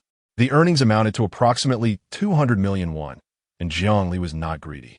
Excluding those who were not part of the team, including the coach and manager, the 8 of them divided the spoils, each receiving around 30 million won, a delightful and unexpected commercial gain. After 2.5 days of intensive promotional activities, the newcomers had already raked in 400 million won, while the veteran players had filled their coffers even more. Although the income was still less compared to other regions, the market value of their annual salaries was becoming evident. This was the commercial market's reward for dreamers who had achieved success, and a divine blessing upon them. Everyone understood that a significant portion of their commercial value stemmed from the presence of a youngest member. Only by uniting around the youngest could they truly be the dreamers with fans scattered across the globe. Yet, once they drifted away from the youngest, they would merely be unremarkable esports stars. During the downtime between team activities, I encountered 2 rather amusing incidents. The first involved the esports world's most handsome man, who appeared incredibly melancholic. The second incident was related to the father of the youngest member, who awoke from a slumber thinking he had awakened some kind of divine system that would yield tenfold returns on money spent for his son. Time gradually slipped away amidst the bustling money-making endeavors. Soon, it was time for Jiang Li's live debut. Chapter 156, The Mysterious Team of Streamers. My goodness. The voting results were as anticipated. Aside from a small number of viewers tuning into other games and an even smaller faction seeking entertainment through singing and dancing, the majority of the comments were focused on the game. After all, the Silver Wolf was this year's world champion. The world champion's live debut was predominantly attended by an audience eager for League of Legends. Upon opening the Korean server client for League of Legends, I found that the rank scores had been reset following the preseason update. Naturally, due to my high hidden scores from the previous season and the privileges of my account, I was able to climb ranks swiftly. Winning a ranked match granted me 33 victory points, and after 3 consecutive wins, I would have to engage in the promotion matches. The players matched in platinum ranks began at 300 points in the Korean server, making it quite challenging to maintain a competitive edge. After logging into the Korean server client and creating a ranked room, I excused myself, saying I needed to get some water. As I left the room, the sight of my Silver Wolf shorts swaying playfully drew a flurry of drooling comments in the live stream. But shortly thereafter, the viewers were no longer preoccupied with their infatuations. Upon my departure from the bedroom, a horde of players with intimidating prefixes suddenly invaded the ranked room. In the preseason of League of Legends, aside from adjustments to hero equipment attributes, there had also been updates to the rank system. Previously, players could only engage in solo or duo queues or 5-man teams. However, with the global popularity of League of Legends, Riot Games recognized the demand for a more flexible ranked mode. A considerable number of players found it challenging to assemble 5 people for a match, particularly among university students. Most dormitories housed only 4 individuals, making it difficult to form a full 5-man team. Thus, they were often left with no choice but to play in matches. To prevent players' enthusiasm for victory points from dwindling in matchmaking, Riot Games thoughtfully removed the restrictions on solo queue player numbers. Essentially, this was a welfare initiative for players. But it inadvertently led to a rather daunting situation. Professional teams began climbing ranks in 5-man queues. According to the normal timeline, Riot Games would reintroduce solo queue player restrictions in mid-2016 and by year-end, unveil a flexible team matchmaking mode distinct from solo and 5-man queues, catering to players with only 3 or 4 members. However, for the time being, the fact that professional teams were climbing the ranks in matchmaking was undeniably an insurmountable issue. Streamers and high-level solo queue players worldwide expressed their frustrations as matching against professional teams rendered them utterly helpless. A few days ago, the Korean internet was abuzz with comments. Is there really no one to send a warning? Do you all want to see the ugly ones get bullied? The global finals aren't over yet. All Chinese team, let us go. Hey, Brother Kai, how do you stack up against the Silver Wolf? The live stream chat erupted in an instant. Viewers lurking in 2 different rooms simultaneously bubbled up, relishing the misfortune that nearly caused Wu Kai to spit blood. He wondered aloud how the barrage of comments could suddenly surge, as if fortune had favored him. Brothers, what do you say? Let's give them a taste of their own medicine. He truly was the current king of live streaming. After initially grappling with confusion and pain, Wu Kai swiftly recognized this as an extraordinary opportunity. Should they miraculously triumph over the world champions, the flood of viewers would sustain them for a full 2 years. With plenty to spare. Even if they did not win, it was still advantageous. After all, if the world champions were to group up for ranked matches and lost, it would be expected, and they could still ride the wave of viewership. Worst case scenario, he could throw a tantrum and wail for sympathy. This was an area where he excelled. How dare I face off against that guy? Though he feigned a timid demeanor, his hands trembled with excitement. As a seasoned player, Wu Kai understood this opportunity, and so did lose someone. In contrast, the 3 earnest players in the jungle and bot lane appeared tense, for they genuinely yearned to rank up and battle against the world champions. After all, everyone needs a dream. What if they won? Simultaneously, Jiang Li gleaned the identity of her opponents from the chat. Can I actually be matched against him? A small voice of disbelief escaped her, prompting laughter in the live stream. I'm so pitiful. I've sunk to competing alongside Cho Kai. No way. My brother Kai has always been a top-tier player. The king of the national server has gone rogue. High-level matches are full of actors. Who knows if the ranks are legitimate? Feeling ashamed? This is the price you pay for having your little brother shoot ads. Wolf, charge. Let us make Cho Kai weep. Amidst the cheers and schadenfreude in the chat, they entered the Summoner's Rift. Upon entering, the opposing team flooded the screen with a barrage of pinyin. L and Ling SH. Jiang Li muttered a couple of times, her expression suddenly turning icy. She despised players who typed pinyin without spaces. Wu Kai, was it? You've sealed your fate. Unbeknownst to him, he had offended a woman with a keen eye for grudges. Observing that Lang did not respond to him, Wu Kai carried on, chatting with the barrage. Brothers, I'm not bragging. Back in the day when Wolf God wasn't a professional, I actually matched with her in Korean servers. I recognized her champion potential right after the match and wanted to add her as a friend to play professionally. Chapter 158. My eyes are so tired it may sound abrupt, but there was a reason for it. The streamer team and the champion team were utterly mismatched. The aging world champion jungler was mercilessly pressed onto the tower from the start, the massive health disparity rendering any assistance impossible. Even those who claimed to rival Wu Kai were thoroughly dominated by the champions in both jungle and mid. Within 5 minutes of the game, they had already perished 4 times. Calling it seeing the light was hardly an exaggeration. As for the seasoned duo in the bot lane, there was no need to elaborate. The early game Thunder League was not to be trifled with. Lucian struck with a combo that took a third of their health, while the support, LeBlanc, dealt more damage than anyone could fathom. The bot lane was utterly powerless, sending a chill through the hearts of many players in the national server, especially since the updates there lagged 2 weeks behind the Korean server. The preseason had not yet been updated. and countless marketing accounts were hyping up the rise of certain players. But just look at how poorly the Xiaming duo fared. Rise? I can't believe your nonsense. At the same time, in the training room, the much-anticipated Lang began her live stream in her hometown, garnering support from numerous fans in South Korea. Curious and industrious viewers attempted to register on Panda using translation apps, while the lazy ones opted to support Lang in other streamers' channels instead. This was one of the tender gestures left by Miss Angel for her teammates, as domestic and international streaming did not conflict.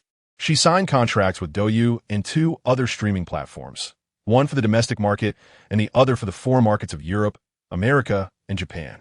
Given Lang's immense popularity in the esports community, it was hardly surprising that she could negotiate with multiple platforms, yet she chose not to. On one hand, Jiang Li found it burdensome and tiring. More importantly, she wished to leave some opportunities for her teammates. Only a minority had the patience to watch streams using translation apps.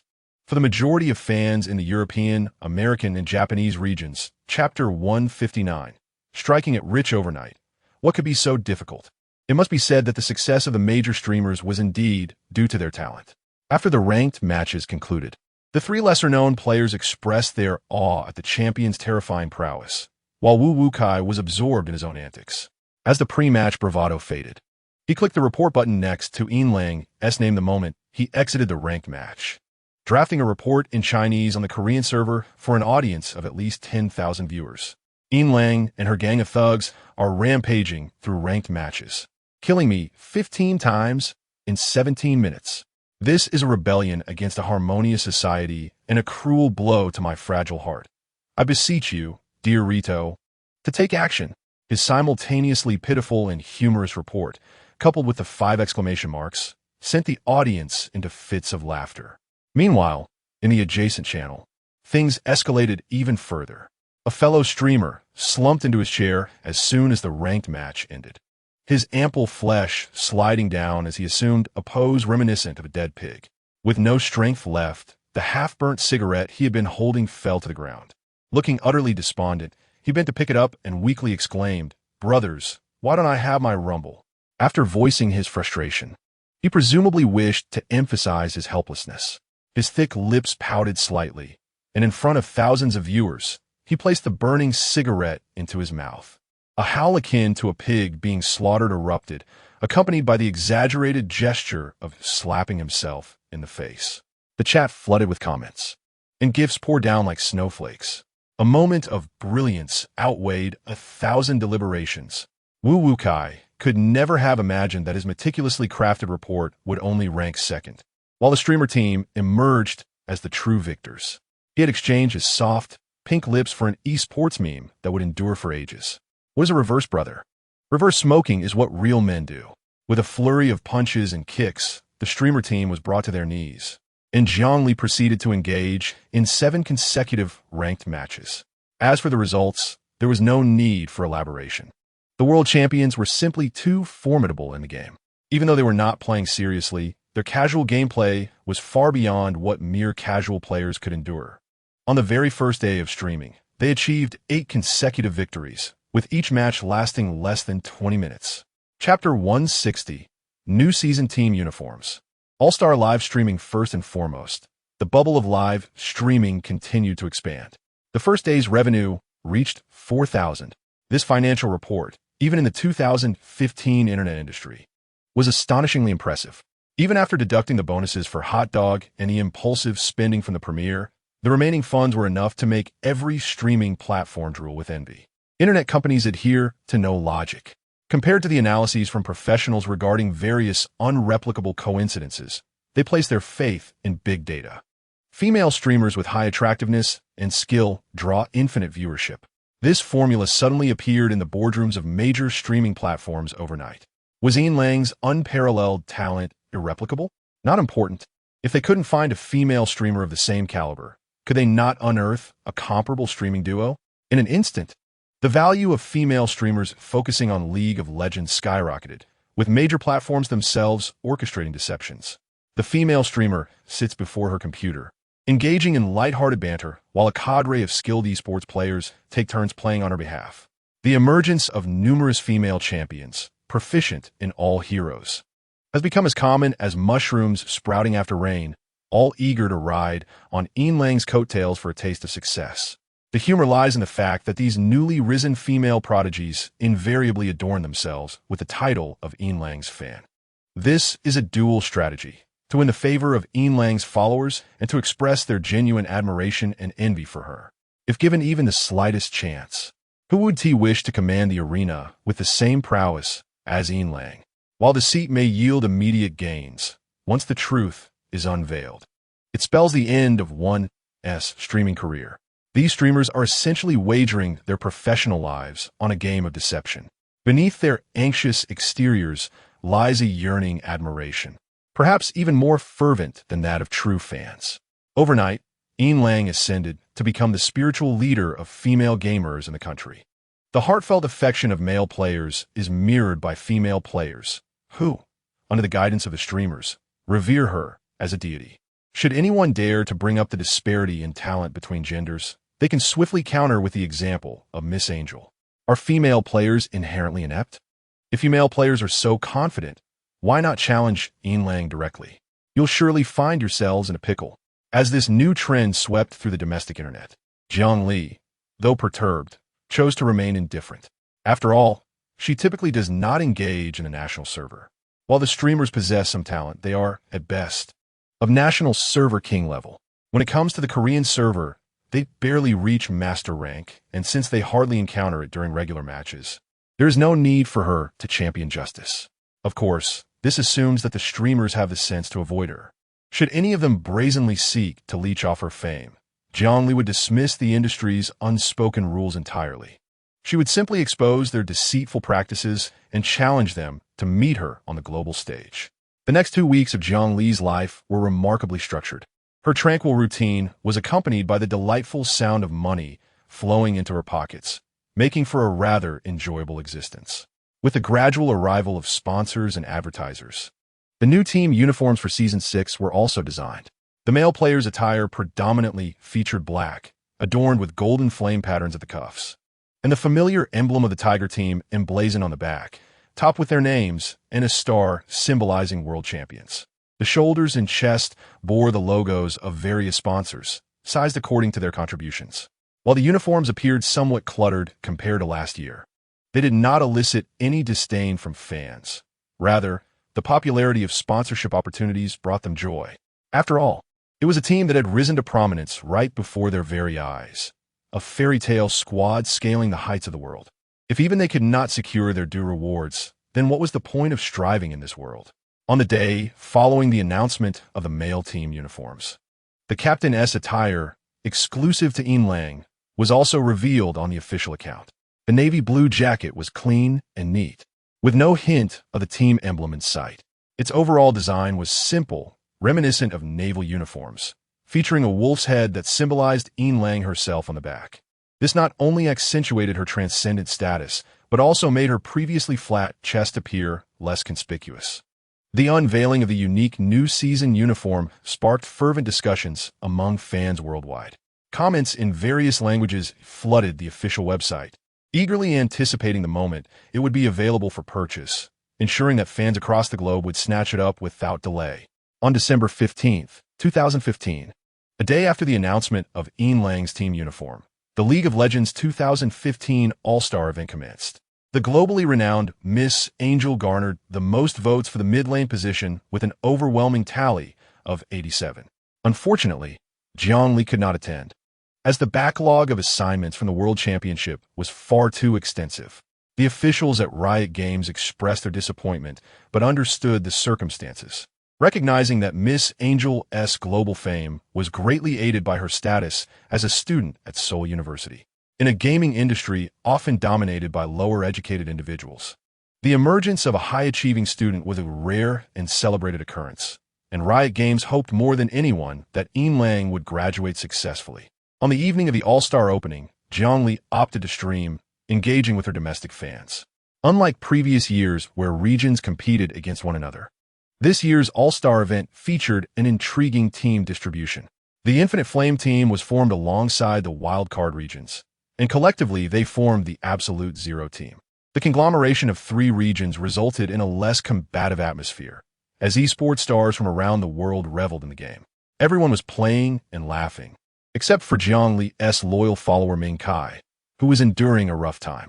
The All-Star event commenced with a familiar game mode, the Clones Battle. 10 esports stars simultaneously selected Lee Sin. However, one aspect caused domestic players to struggle. Each Lee Sin showcased different skills. Yet the one being kicked around bore the same name throughout. This was particularly evident during the 20-minute mark as the Flame team approached the second tower. The Vietnamese player executed a perfect kick, sending Ming Kai flying. Jiang Li's #1 supporter, concerned for his idol's well-being, executed a timely ultimate ability mid-air to alter Ming Kai's trajectory. From a moment the kick initiated, Ming Kai remained airborne, bizarrely kicked into a triangular formation beneath his own second tower. The former world's #1 jungler showcased the academic supremacy of the Lee Sin triangle kill for all to witness. Jiang Li could no longer contain herself. Known for her cool demeanor during streams, she momentarily lost her composure, arching her brows and covering her mouth as she squinted her eyes, succumbing to laughter. The live chat was abuzz with excitement. 9 out of 10 Lee Sins are showcasing skills, while only one is taking a beating. 9 masters offering guidance. And you could just learn from them.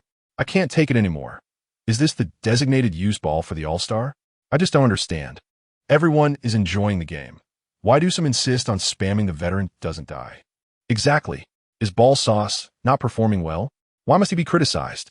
It's delightful to see Wolf Baby smile. He looks so charming, according to the natural course of events. North America's Lord Busan would ascend to the throne this year, backed by the humility of others. However, perhaps for some unspoken reason, Lee Sang-hyuk, who stepped in for Miss Angel, took the individual competition very seriously. The Demon King led the Flame team to victory while also claiming the championship for himself. At the moment Rise presented the trophy, Lee Sang-hyuk raised it triumphantly, smiling shyly for the camera. Did you see that? I used your reserve spot to help secure the All-Star Championship. Simultaneously, on the Panda streaming platform, Jiang Li and her fans watched the All-Star matches, not wasting time on the award ceremony. As soon as the results were announced, she switched off the All-Star stream and opened the arcade challenge platform she had recently developed. This was a new streaming project she had just launched a couple of days prior. While League of Legends was immensely popular, prolonged streaming of a single game could lead to viewer fatigue. Jiang Li had a sudden epiphany and decided to dedicate the last half hour of her daily streams to a challenge arena, inviting fans to compete against her. Of course, as a prominent figure in the esports realm, Miss Angel, aka Yin Lang, would never lack professionalism. Jiang Li merely worried that her fans might tire of watching League of Legends, and her desire to explore other games was purely for their enjoyment. It was absolutely not for her own amusement. Following 2 days of solitary domination in Street Fighter and 2 days of cooperative play in Metal Slug with her fans, she continued her journey.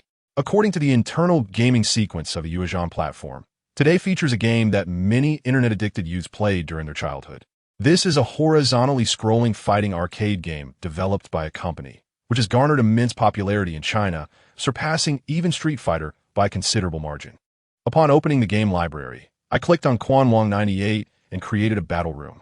Given the popularity of the Quan Wong series in China, it is theoretically the case that Quan Wong 97 is the most renowned version.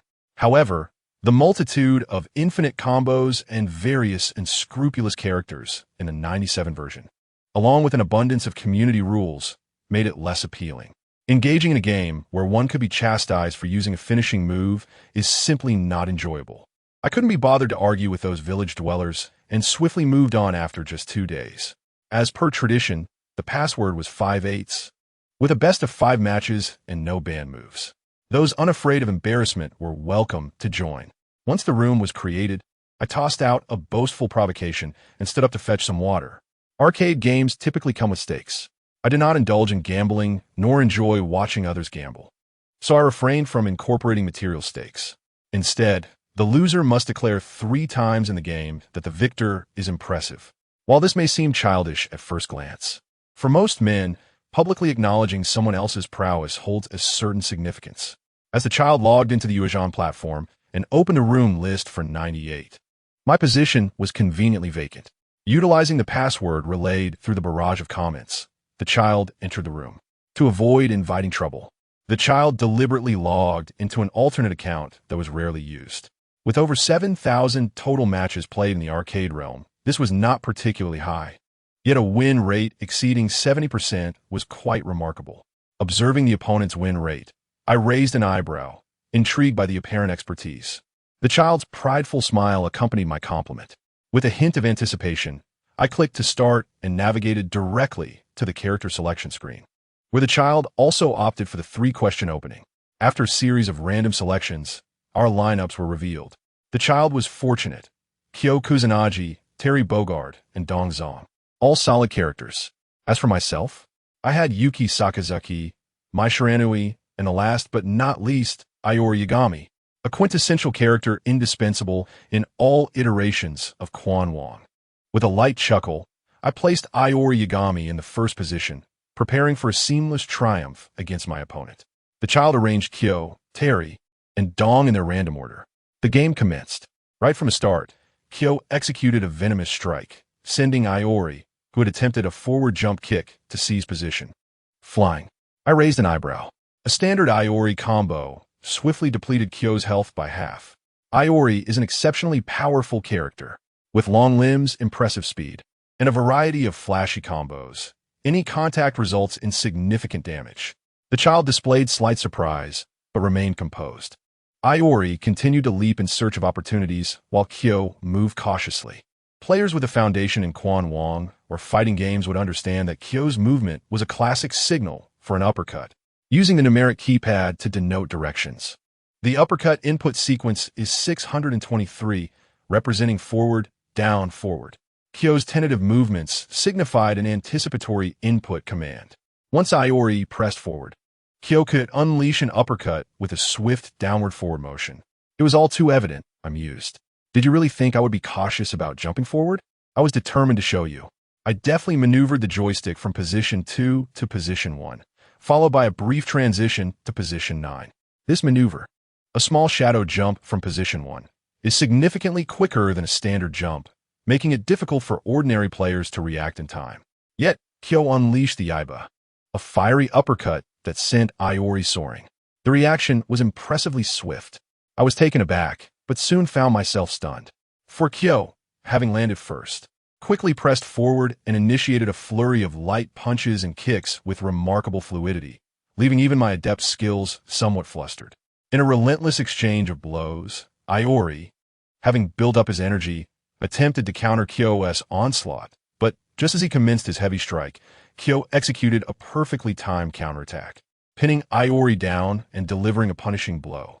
On the evening following the conclusion of the Quan Wong livestream, news of Child's triumphant defeat of women spread across the internet, accompanied by various clips of the match.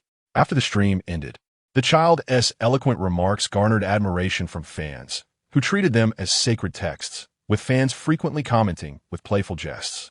The fighting community found itself caught in a whirlwind of emotions. The child tearfully embraced the influx of viewers brought by the stream, pocketing the gift money while vowing to seek revenge, determined not to carry the shame of losing to a woman like the infamous Brother 91 from the neighboring StarCraft community. In stark contrast, Brother 91 found himself in a jubilant mood, who understands the plight of his fellow comrades.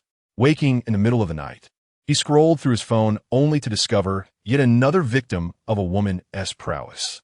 Brother 91 yearned for Silver Wolf to indulge in more games, hoping that all domestic streamers would face her wrath. If everyone is lost to a woman, then no one has truly lost to a woman, right? The prestige of the Canyon Theorem continued to rise. All fighting streamers, including the child, expressed gratitude towards Silver Wolf, regardless of her intentions. Her presence undeniably stirred excitement within the fighting community. The influence of a seemingly novice streamer astonished industry insiders. Classic games from over a decade ago found renewed life through Silver Wolf's streams. Imagine the profits if she were to stream a new game from our company. In no time, numerous offers for new games inundated Silver Wolf's private messages on the Panda platform. Some even went so far as to hire a translator to convert the offer details into Korean, sending them to their business email.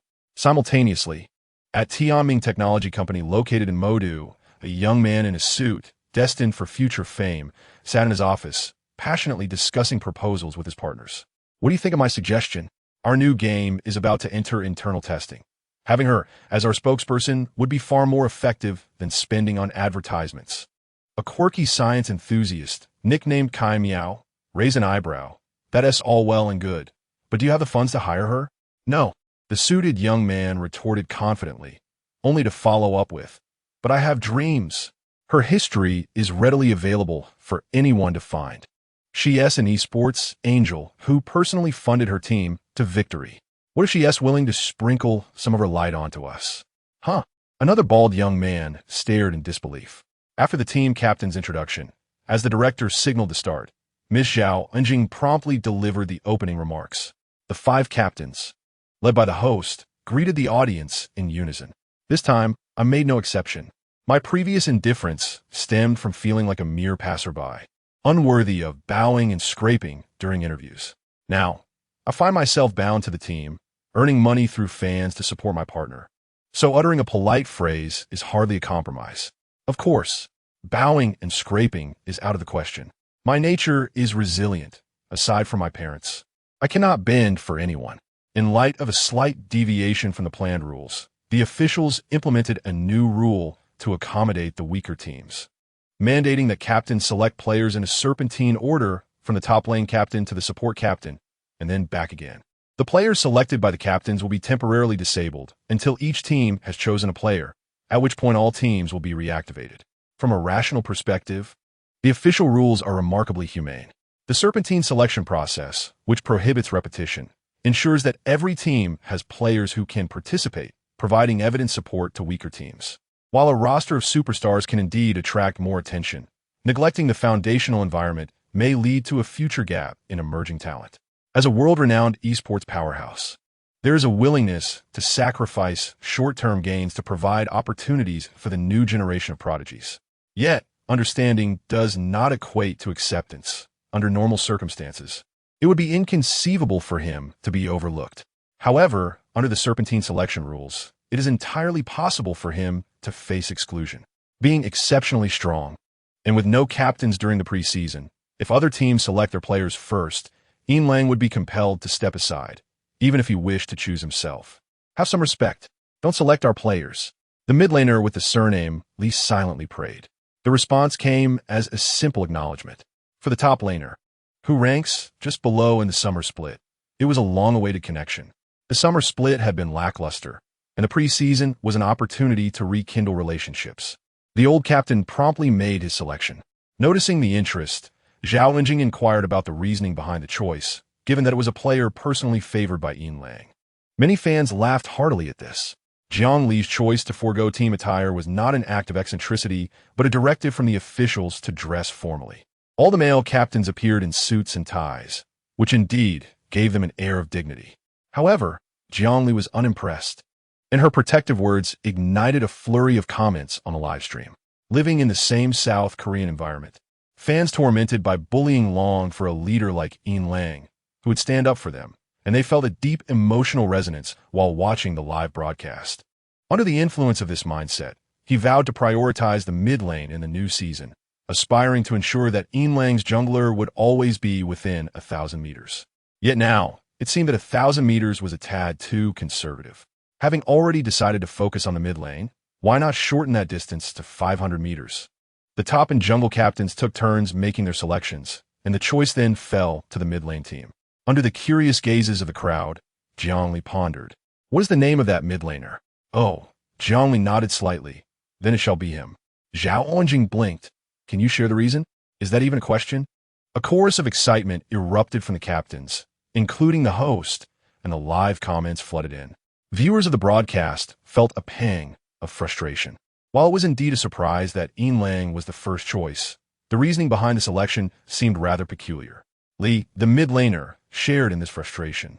If the other teams selected too strong a player, would she even want him? The selection continued in a back-and-forth manner.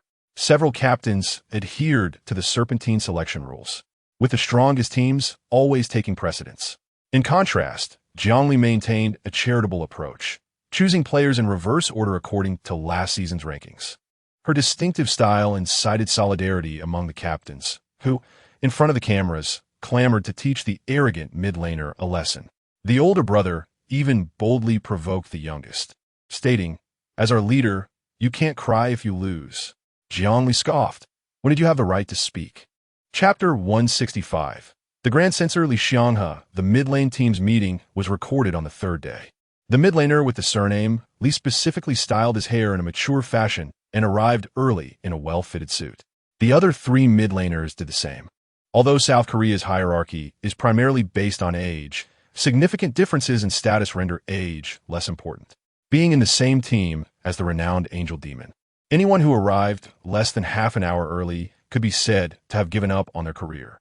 In the broadcast hall, they cautiously engaged Li in conversation until Yin Lang, dressed in a crisp white shirt, entered. The lesser-known mid-laners quickly stood and bowed. "Hello, Senior Yin Lang." "Oh, hello everyone." The kindness of the Angel Miss was reserved for her own, indifferent to the bows of strangers. Amidst the awed gazes of the lesser mid-laners, she took her designated central position. Jiang Li flicked her skirt and casually asked, "What else with your hairstyle?" Li Xianghe touched his gelled hair with a shy smile. Filled with anticipation, the official stylist did it. "I think it's a bit too formal." Jiang Li glanced at him and nodded in agreement. "Indeed, too much gel. You look like an old man." Li Xianghe smila froze instantly. The gel had been borrowed from his father. Why did Yin Lang think it looked outdated when his grandmother had praised his appearance before he left? The recording began. Right from the start, the captain assisted in introducing the team roster. Li Xianghe required no introduction. His mere presence was well known. However, the other three teammates needed Jiang Li to introduce them personally. Otherwise, few would pay attention. Chapter 166. She must be signed as the boss. Once the mid-lane team's meeting clip was released, it immediately sparked heated discussions among fans on Korean forums. Unlike other teams participating in variety shows for the first time, who appeared somewhat restrained, the mid-lane team's clip was filled with humor. The cautiousness of the younger mid-laners, the understanding nature of the Angel Miss, and the domineering style of the Demon King, Li, were all highlighted. The mid-laner with the surname, Li, felt a bit flustered. Unfamiliar fans used various sophisticated terms to analyze his expressions, attempting to decipher his feelings. From the anticipation when he mentioned wanting to play support, to the shock during registration, and the surprise when the jungler position became vacant, fans, under the influence of bias, speculated wildly about Li Xianghe's thoughts. "Please, can you all stop?" Li Xianghe felt both shy and angry, almost in tears. Overwhelmed with guilt, he sensed that the gazes directed at him felt slightly off. After all, he had yet to triumph over Yin Lang. Pursuing a consistently victorious general after being defeated would surely lead to rejection. Couldn't they wait until he won against Yin Lang before stirring things up? The preseason for the league would commence promptly at 3 in the afternoon. The participants had already arrived early, and the Longshan Esports Arena was packed, with tickets selling faster than for the playoffs. In the domestic scene, the Huya live streaming platform, despite it being merely a preseason event, was buzzing with excitement, yet the barrage of comments was surprisingly sparse. "Did you adjust the settings?" The Huya CEO frowned, glancing at the new esports department head seated across from him. The bespectacled middle-aged man wore an awkward expression. "I didn't adjust anything. The online audience is actually more than expected. Perhaps you should take a look at the Douyu platform?" "What?" The Huya CEO paused in disbelief, then opened the Douyu platform to view the live broadcast, his anger boiling as he saw the screen filled with comments and gifs that should have belonged to them. Chapter 167. The unpredictable Li Xianghe. Reflecting the entertainment-seeking nature of the fans, the commentary lineup for the preseason was particularly engaging. In addition to the seasoned veteran, the Roaring Emperor, who served as the main host, the commentators on either side were professional players about to take the stage. These included members from the support team and the other team. As veterans of the league, their emotional entanglements with Li Xianghe were well known. According to historical accounts, Li Xianghe often targeted the champion Yo2 during ranked matches out of jealousy, when Zhao Enjing interviewed him in a very formal manner, yet laughed and joked throughout the interview. However, this claim was promptly refuted by Li Xianghe himself, who believed that his Yo2 was not a hindrance but merely a playful choice that resulted in a poor performance. This was, in fact, a reversal of fortune. Regarding the match between the mid-lane team and the top-lane team, the two players had some thoughts. Seizing the moment while the match was loading, the Roaring Emperor provocatively posed a question to his juniors. The top-tier Kexi and others chimed in unison, declaring that the top-lane team would triumph. The Roaring Emperor secretly found this amusing, but maintained a fait aude of confusion. Oh? That seems to diverge from the predictions online. What is your reasoning? Does it even need to be said? Little Bear gestured with exasperation. I want to even mention how capable Neo 2 is in the jungle. The mere fact that Xianghe chose Neo 2 indicates he is not aiming for victory. With heavy expressions, they nodded in agreement. Indeed, that champion can obliterate his own bot lane. If used in the jungle, he could potentially devastate all three lanes. The banter from the two players elicited laughter from the audience. Aside from the transcendent Miss Angel, only two individuals dared to openly state that Li Xianghe was subpar without facing criticism. Both of them were currently seated in the commentary booth, revealing the ulterior motives of the officials. Meanwhile, Li Xianghe was blissfully unaware that two players were jesting about him on stage. Upon presenting his beloved Neo 2 before the Silver Wolf, Li Xianghe's fighting spirit surged. As the loading screen concluded, he eagerly began directing his teammates.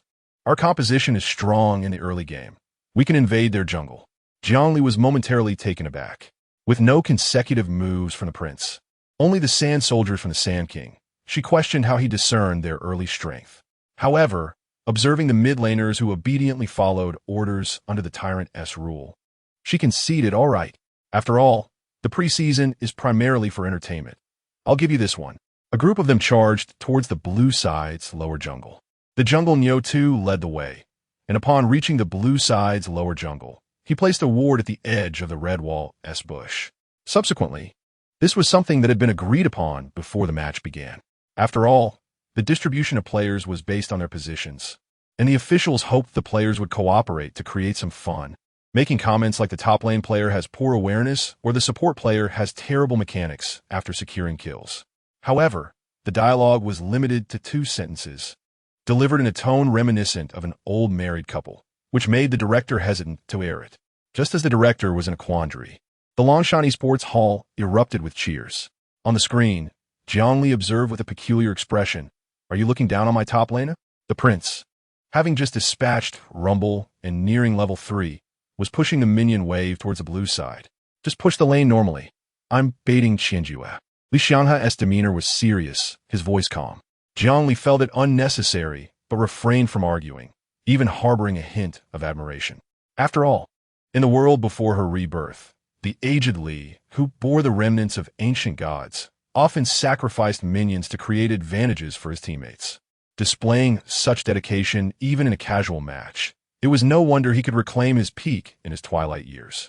According to conventional strategies, Neo 2 would solo start at the red buff, and Qianjue, having a level advantage, would directly counter jungle, which would be the optimal choice. However, the prince was known as Silver Wolf. With over 6 months of battling alongside each other, he understood that their youngest member would aggressively capitalize on any slight advantage. Normally, a top laner might survive a 30-second opening, but against Silver Wolf, such an outcome was impossible. Relying on Silver Wolf's assistance during the World Championship, they had consistently bullied their opponents. Through the economic boost from 4 kills, the prince completed the brutalizer by the 5-minute mark, additionally acquiring a pair of boots and a longsword. Upon their reunion in the top lane, Rumble could no longer hold his ground and was forced to linger behind the minions to farm. Yet, despite his cautiousness, he could not avoid being worn down. The prince's mobility was far too extensive. With a significant equipment advantage, the prince did not even need to place his flag behind Rumble to initiate a knockup. Placing the Debang military flag squarely on Rumble's face inflicted damage from a great distance, and a basic attack, enhanced by a passive ability, caused Rumble to lose a third of his health instantly. To make matters worse, the prince also possessed the red and blue buffs gifted by Qianjue. After merely securing a cannon minion, the prince seized the opportunity to chase Rumble from the river parallel line all the way to the turret's doorstep. The director immediately switched the camera to capture the contrasting expressions. Miss Angel, who enjoyed chastising her teammates, wore a broad smile, radiating innocent happiness. The beleaguered Rumble, with a pained grin, appeared to dance awkwardly, only to be met with an unceremonious skill from the prince. A wave of laughter erupted from the audience. The entertainment match's lax soundproofing allowed the laughter to reach the players, further brightening Miss Angel's already joyful demeanor. Presently, Rumble felt quite disheartened. Despite experiencing the bliss of being chastised by his lord, enduring rigorous training and public humiliation were incomparable. He suddenly found himself empathizing with those mid-laners who had their mentality shattered after losing to Silver Wolf. Having a delicate young girl ruthlessly dominate in front of numerous fans, even when aware that Silver Wolf differed from regular female players, could easily bruise a man's pride. Yet, the thought that it was his own lord who was delivering the punishment brought him a sense of satisfaction.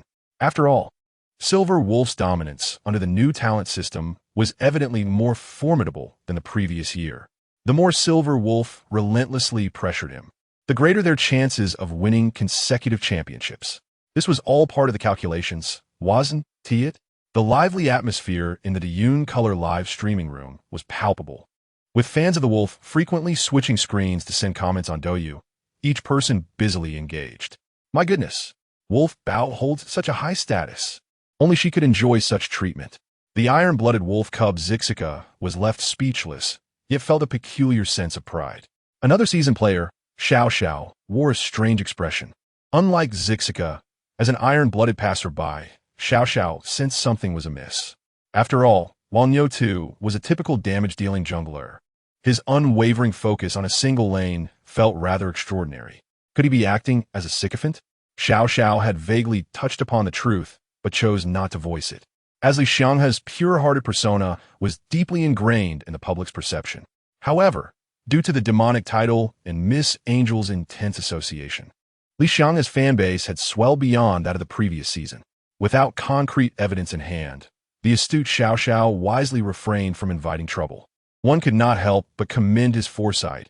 As a former professional player, he accurately anticipated the match's trajectory. As the top laner Rumble was outmaneuvered by the initiating Quinn, alongside the flanking Chinjue, not only did they force Rumble to use his flash and barrier, but his health was also brought to the brink. This should have been a flawless execution, yet it harbored a significant risk, as Quinn had also expended her flash. The prowess of the prince against heroes devoid of mobility has been elucidated through countless professional matches. Upon receiving the news, Jiang Li hastily completed her equipment and rushed to the mid lane. The prince exhibited no apprehension regarding his damage output. Upon emerging from the front of the mid-turret, he executed a swift two-step maneuver to close the distance, following it up with a cataclysmic strike that overwhelmed his foes. After delivering his ultimate, he triggered 2 auto-attacks, swiftly decimating Quinn's health to half. Yet he refrained from pursuing further damage, standing resolutely at the epicenter of his ultimate. Take him down.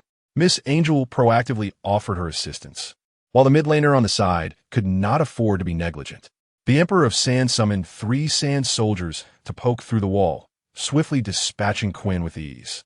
The mid laner on the top team was left speechless. His choice of the relatively unpracticed Quinn was an attempt to impress Miss Angel with some flair. However, to his astonishment, Quinn suddenly met her demise, prompting the mid laner team to regroup towards the dragon. At this moment, the top team inexplicably faltered. It was not merely a lapse. The preseason was inherently a performance-oriented affair, with officials subtly suggesting that players should not be overly concerned with winning or losing, but rather focus on creating an entertaining spectacle. Given that it was not a serious competition, combined with the opposing team boasting 2 superstars, the top team's lower jungle acted in utter disarray. Fully aware that Rumble was still on cooldown, yet still opted to converge towards the dragon for harassment. In the lower quadrant, 5-on-3 skirmish ensued, with their side featuring 2 formidable champions, and they held a significant lead in team performance. The prince, armed with pure offensive equipment, proved to be a formidable force. With 10 minutes elapsed, the lethality of the prince, equipped with Yumu's Ghost Blade and Tiamat, rendered Rumble vulnerable even beneath the safety of his turret. Out of camaraderie with his fellow top laner, Zhou Tian intended to assist. Yet another wave of skirmishes erupted. The tanky Alistar, with his ultimate active, took the brunt of the turret's aggression, sacrificing himself yet again to secure 2 kills for the prince. Was he no longer interested in farming? Truly perplexing. With a bemused expression, he retorted, "I can't save you. Just accept your fate and goodbye." Upon respawning, he headed straight for the lower quadrant. The ensuing match had evidently devolved into a showcase for the prince, centered around the dominant upper lane. The mid laner team commenced a fervent assault on towers and accrued economic advantages. Jiang Li found herself in a very comfortable position. Under the protection of Alistar, the prince took down the first tower solo, cleared the minion wave, and collected the jungle camps in the upper quadrant. Drawing from the experience amassed during the World Championship, he adeptly understood how to nourish the top laner, Lee Sang-hyok, who took the initiative to direct the team's lane swaps. He repositioned the bottom duo to the mid lane for defense, while the Emperor of Sand ventured alone to farm the upper lane. And the prince safely consumed the lower lane minion wave. Not only that, but Lee Sang-hyok even relinquished his own lower quadrant for the princess' benefit. Before Jiang Li arrived online, she cleared a set of jungle camps, and upon reaching the lower lane, she found a significant wave of minions at the turret. After finishing off the turret minions, she pushed another wave and began to accompany Alistar to invade the enemy's lower quadrant. Now at level 6, Alistar was utterly unconcerned with his own economy. He not only allowed all his jungle camps to go to the prince, but also ensured that the jungle camps they invaded were entirely consumed by the prince. The mid laners from the opposing team began to sense something amiss. With the match clock reading 20 minutes, Qiyana had amassed 140 minion kills while Alistar had only 45. The jungler was lagging behind by a staggering 100 minions. This was not merely grazing for resources. It was akin to drinking the northwestern winds. Jiang Li even felt a twinge of embarrassment. With a heart full of joy and gratitude, she encouraged Lee Sang-hyok to farm some jungle camps as well, only to receive a response that was quintessentially in line with his character. Equipment is irrelevant for Alistar, as long as we have the ultimate for team fights. You should farm more to facilitate our victory. Upon hearing this, Jiang Li felt a surge of emotion. This was not the outcome she desired, as Lee Sang-hyok's reminder coincided with the jungler teaming up with the mid laner to eliminate Rumble. The Baron fight concluded with a lopsided 1-for-5 exchange. The mid laner on the sidelines bore a face of guilt, exclaiming, "Silver Wolf, I didn't notice." "It's not your fault." His gentle voice resonated like a celestial choir, stirring feelings of appreciation within the sidelined mid laner. Alas, he remained oblivious to the shadow lurking in Miss Angel's gaze. "Going for the pentakill, are we? Just wait. Watch how I dominate you in the regular season." Meanwhile, Lee Sang-hyok felt a sense of elation. Although being teased by Yu Guang for his lone pentakill over several years was quite embarrassing, from another perspective, the fact that Silver Wolf could spontaneously mention her awareness of his singular pentakill suggested that she often paid attention to him. She cared for him. A dreamlike euphoria washed over him. Lee Sang-hyok's lips curved into a subtle smile, preparing to unleash his prowess in the regular season. Silver Wolf, unbothered by the implications of her beauty and kindness, could not fathom why he would waste opportunities earned at such a cost. "Going for Silver Wolf's pentakill, are we? Just wait. Watch how I dominate you in the regular season." Suddenly, while lost in thought, he felt an unsettling sensation as if a beast were watching him, causing his hairs to stand on end.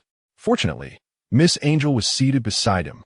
Stealing a glance at her stunning profile, his composure swiftly returned. With Miss Angel by his side, he felt impervious to the world's evils. 5 minutes later, the match concluded, with the mid laner team triumphantly defeating the top laner team with a score of 24-11. Displaying the might of the Thunder Prince, Jiang Li achieved a remarkable record of 12-1-6, accounting for half of the team's total kills. Even her sole death was a calculated sacrifice to prevent an unfavorable scoreline. During the siege, the prince accurately gauged Rumble's respawn time, disregarding the resurrected Lucian as Miss Angel willingly sacrificed her flawless record to allow her old teammate to secure an additional assist. This act of kindness sent the audience into a frenzy of cheers. The earlier players had all maintained a sense of normalcy. After all, it was merely an exhibition match. The losing side held no grievances, and laughter accompanied their fist bumps creating an atmosphere of harmony. However, when Silver Wolf approached, an unexpected wave of laughter erupted from the crowd. The broadcast captured the face of the beleaguered Tiger Warrior, who, after enduring a thorough beating throughout the match, extended his fist with a distressed expression. Just as Miss Angel was about to reciprocate the gesture, she suddenly switched her hand position from a fist to an open palm. TSK. Can't even win at rock, paper, scissors. Truly pathetic. He was left in a state of shock, watching his younger teammate tiptoe to pat his shoulder before she turned away, swaying her arms as she made her way to the front to bask in the applause. Who was the fool who claimed she was an angel? Can a heartless angel truly be considered one? He shook his head in disbelief, observing the childish expression of Lee Sang-hyuk, and couldn't help but chuckle. Surprisingly entertaining. Following the conclusion of the match between the mid laner and top laner teams, the next contest would feature the support team and the bottom lane showdown. The guest commentators and competing players had already stepped down to prepare. To fill the void in the commentary booth, the Angel Demon team, having just won their match, was invited to guest as commentators for the upcoming match. The enthusiasm from fans for these two top-tier commentators was palpable, despite their personalities not being particularly conducive to engaging dialogue. Making them prone to awkward silences, their immense popularity rendered such concerns irrelevant. Even if idols merely made noise, it still carried the weight of their status, as long as the two of them were willing to sit on stage, even if Silver Wolf remained silent throughout. And Lee Sang-hyuk regaled everyone with his corny jokes. The fans would still be thoroughly entertained. However, this notion was quickly shattered. The Roaring Emperor commenced the broadcast by praising Silver Wolf's recent performance, only to pivot and challenge Lee Sang-hyuk to defend himself against the mockery of winning by doing nothing. Lee Sang-hyuk felt a wave of embarrassment wash over him. He had been preoccupied with sacrificing his own performance to bolster the top laner's advantage, resulting in a dismal record of 0-6 as the jungler Ali Star, who was being outfarmed by 150 minions. Despite his overwhelming assist count, the abysmal performance rendered even Li Xianghe's staunch defenses somewhat ineffective. Just as he stammered, desperately searching for excuses, Miss Angel unexpectedly stepped forth. Why concern oneself with mere statistics? Such metrics can distort the essence of one's efforts. Amidst the bewilderment of the Roaring Emperor and the gratitude of Li Xianghe, the former was left utterly astounded. He had not anticipated that his junior's thoughts could drift so far afield, veering directly into familial discord with a single phrase. Conversely, Li Xianghe was deeply moved. In his emotional state, he momentarily forgot to maintain the aloofness of the Dark Lord, nodding vigorously like an eager fan. Of course, it is unreasonable. Indeed, professional competitions are not merely about statistics. To focus solely on them is quite superficial. Jiang Li, the little wolf, spread her hands, her encouraging gaze bypassing the Roaring Emperor to address Li Xianghe, urging him not to dwell on it. Although your recent performance was somewhat disheartening, your contributions during the matches have been invaluable. I think you played quite well. Keep it up. Li Xianghe nodded fervently, but his expression quickly stiffened. Sister? Observing the silver-haired girl beside the Roaring Emperor, her face brimming with encouragement, Li Xianghe's demeanor turned peculiar. Although he had successfully forged a closer bond with the Silver Wolf, it was not the outcome he had envisioned. Chapter 173. The Lake of Fruit Wine holds no wine in a manner slightly divergent from expectations. The commentary duo of the Angelic Demon King team did not fall into silence. Rather, it turned out to be unexpectedly entertaining. For instance, during the initial landing phase, when a robot support showcased an opening sequence that missed 3 consecutive skills and depleted its own mana, the burden fell upon the ADC, who could only endure under the turret. Aware of the recent mockery directed at him, Li Xianghe bore a grudge and unrelentingly began to ridicule the inept robot, likening it to a silver player. The Roaring Emperor chuckled at this and was about to speak when the Silver Wolf suddenly interjected, stating that this is precisely why we can secure the World Championship. Although it blocked attacks, it at least displayed a standard on par with gold. This ruthless mockery, veiled in praise, elicited hearty laughter from the audience.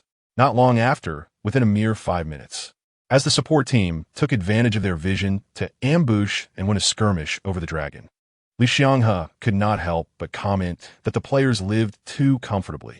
They have always had support, rendering them oblivious to what constitutes a dangerous position. The Silver Wolf naturally chimed in, suggesting that this is likely what people refer to as a mama's boy, without the independence to navigate society. Encountering obstacles is only to be expected. The Korean online comments were lively. Such a distinctive commentary style. Love it. I detest this kind of finger-pointing commentary. If you have the ability, why not go play yourselves? What if they actually want to play? Then the rest would be waiting for their demise. Though somewhat impolite, don't you think the presence of Kwon Young-jun in the middle is a bit of a hindrance? Not important. I've mentally removed him from the commentary booth. The preseason matches continued. As an entertainment tournament introduced this year, the preseason format was quite simple. The first 2 days were for point matches, with each team playing 2 games daily, and rankings for elimination determined by points. By the 3rd day, the champion would be decided. The mid-lane team and the jungle team both secured 2 victories on the first day, tying for first place. The support team, with 1 win and 1 loss, ranked second based on points acquired from the mid-lane team. However, the highly anticipated top lane team unexpectedly faltered, suffering a brutal defeat in the first match and a comeback loss in the second, ending with a dismal 0-2 record, relegating them to the same table as their teammates. Chapter 174, Matters of Investment. Taking while eating in her previous life, Jiang Li was not considered a spiritual shareholder and lacked clarity on MiHoYo's future valuation. Yet, the fact that it remained in the minds of its competitors indicated that it was at least a multi-billion enterprise. More importantly, they had not gone public for financing. This meant that investing in MiHoYo did not require continuous funding to prevent equity dilution. The percentage held at the time of investment would dictate future profits. With profits starting in the billions laid before her, it was evident that even those staunchly opposed to MiHoYo would inevitably transform into its guardians. As for the dream mentioned by Feng Mo-do-wei, perhaps in the future, he would gradually lose sight of his original aspirations amid the clamor of the world.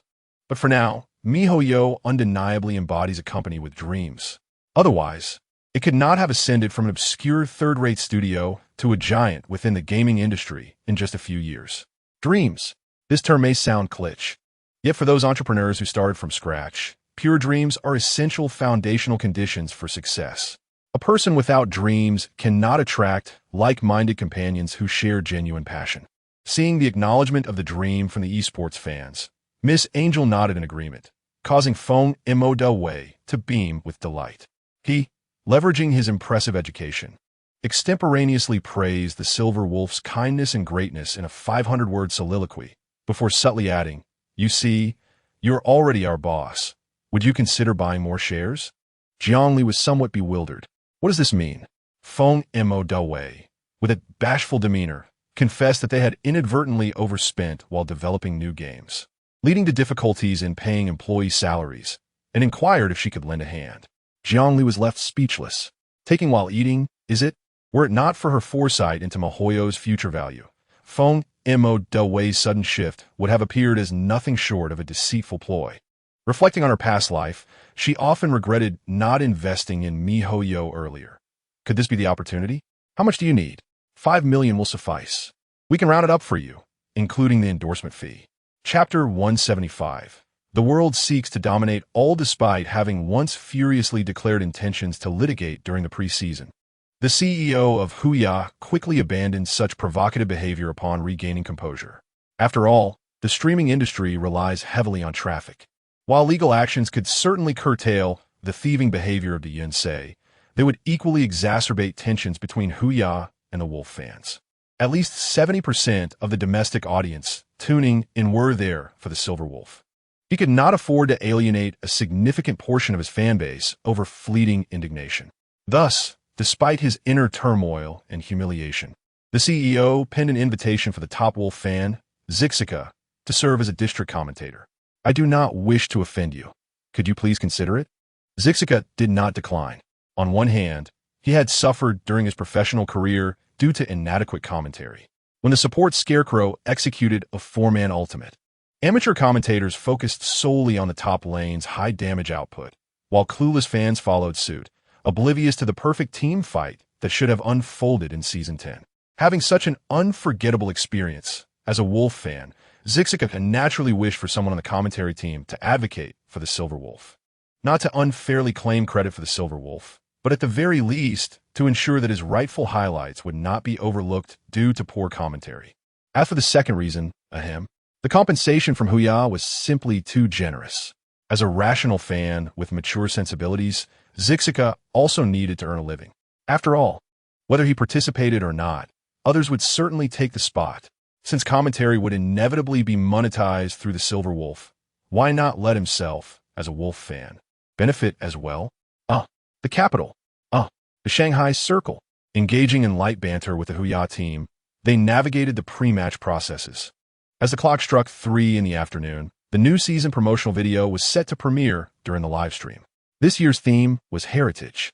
The 10 participating teams, including substitutes, featured a total of 60 professional players, each appearing in sequence according to their debut years, ensuring that everyone had a moment in the spotlight, albeit brief. Chapter 176. The first battle of the new season, in the name of the Divine. An hour later, the match concluded. It was evident that the Dragon Ball team was indeed a soft target, with Captain Jack at the core, clearly misaligned with the prevailing strategies of the new season. Their painstakingly nurtured team fell prey to even the slightest incursion during team fights. Within just 2 games, totaling an hour, they faced off against a squad comprised entirely of newcomers. Even the youth training program would struggle to endure such a humiliating defeat. The opening day's inaugural match ended in disgrace, leaving the owner of Dragon Ball 2 exasperated to confront the commentators, prompting him to have his secretary procure 2 anti-anxiety pills. Captain Jack's salary was anything but modest. After all, he was a legendary figure capable of engaging in fierce rivalries with Li Xianghe in ranked matches. If he lacked any semblance of fame, the neighboring Seoul would hardly deign to acknowledge him. Although a short-term contract worth $2 million a year is not particularly substantial for the domestic streaming platforms, the frustration it entailed was palpable. The esports director had confidently promised to cultivate a team within a year. So why were they failing to even best a mere street dog? The same question echoed in the mind of the esports director at the Dragon Ball platform. He had previously enlisted professional coaches to assist in selecting players. How could things have gone awry? Simultaneously, within the backstage of the Longshan esports arena, as the first match concluded, the much-anticipated grand showdown was poised to commence. The newcomer, having joined the Wolfgate, had deliberately dyed his hair a flamboyant silver to match that of his deity, with shoulders somewhat slender compared to his teammates. He carried a backpack containing his own mouse and keyboard. Clutched carefully against his chest was a travel bag housing the peripherals of his divine master.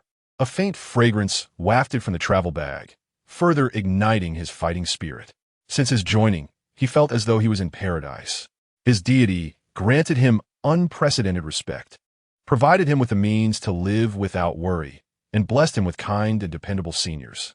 This was his first time battling alongside Lang on the competitive stage. What if facing the world's runners-up? In the name of the Divine, he would not accept defeat, with spirits high and determination unwavering. The victorious team from the first match crossed paths with him as they descended from the stage, encountering the esteemed Lang. The mid laner from the preseason led the charge, prompting his 4 teammates to follow suit. The 5 professional players bowed in unison, evoking a sense of grandeur akin to that of a distinguished lady entering a room. All the other players quickly followed suit, except for the so-called esports social butterfly, whose kind heart led her to pat the mid laner on the shoulder as she passed. After giving a thumbs up, she made her way to the glass room, leaving her fellow teammates filled with admiration. She would not allow anyone to lower their head beneath her sunglasses. Truly, Lang was both benevolent and cool.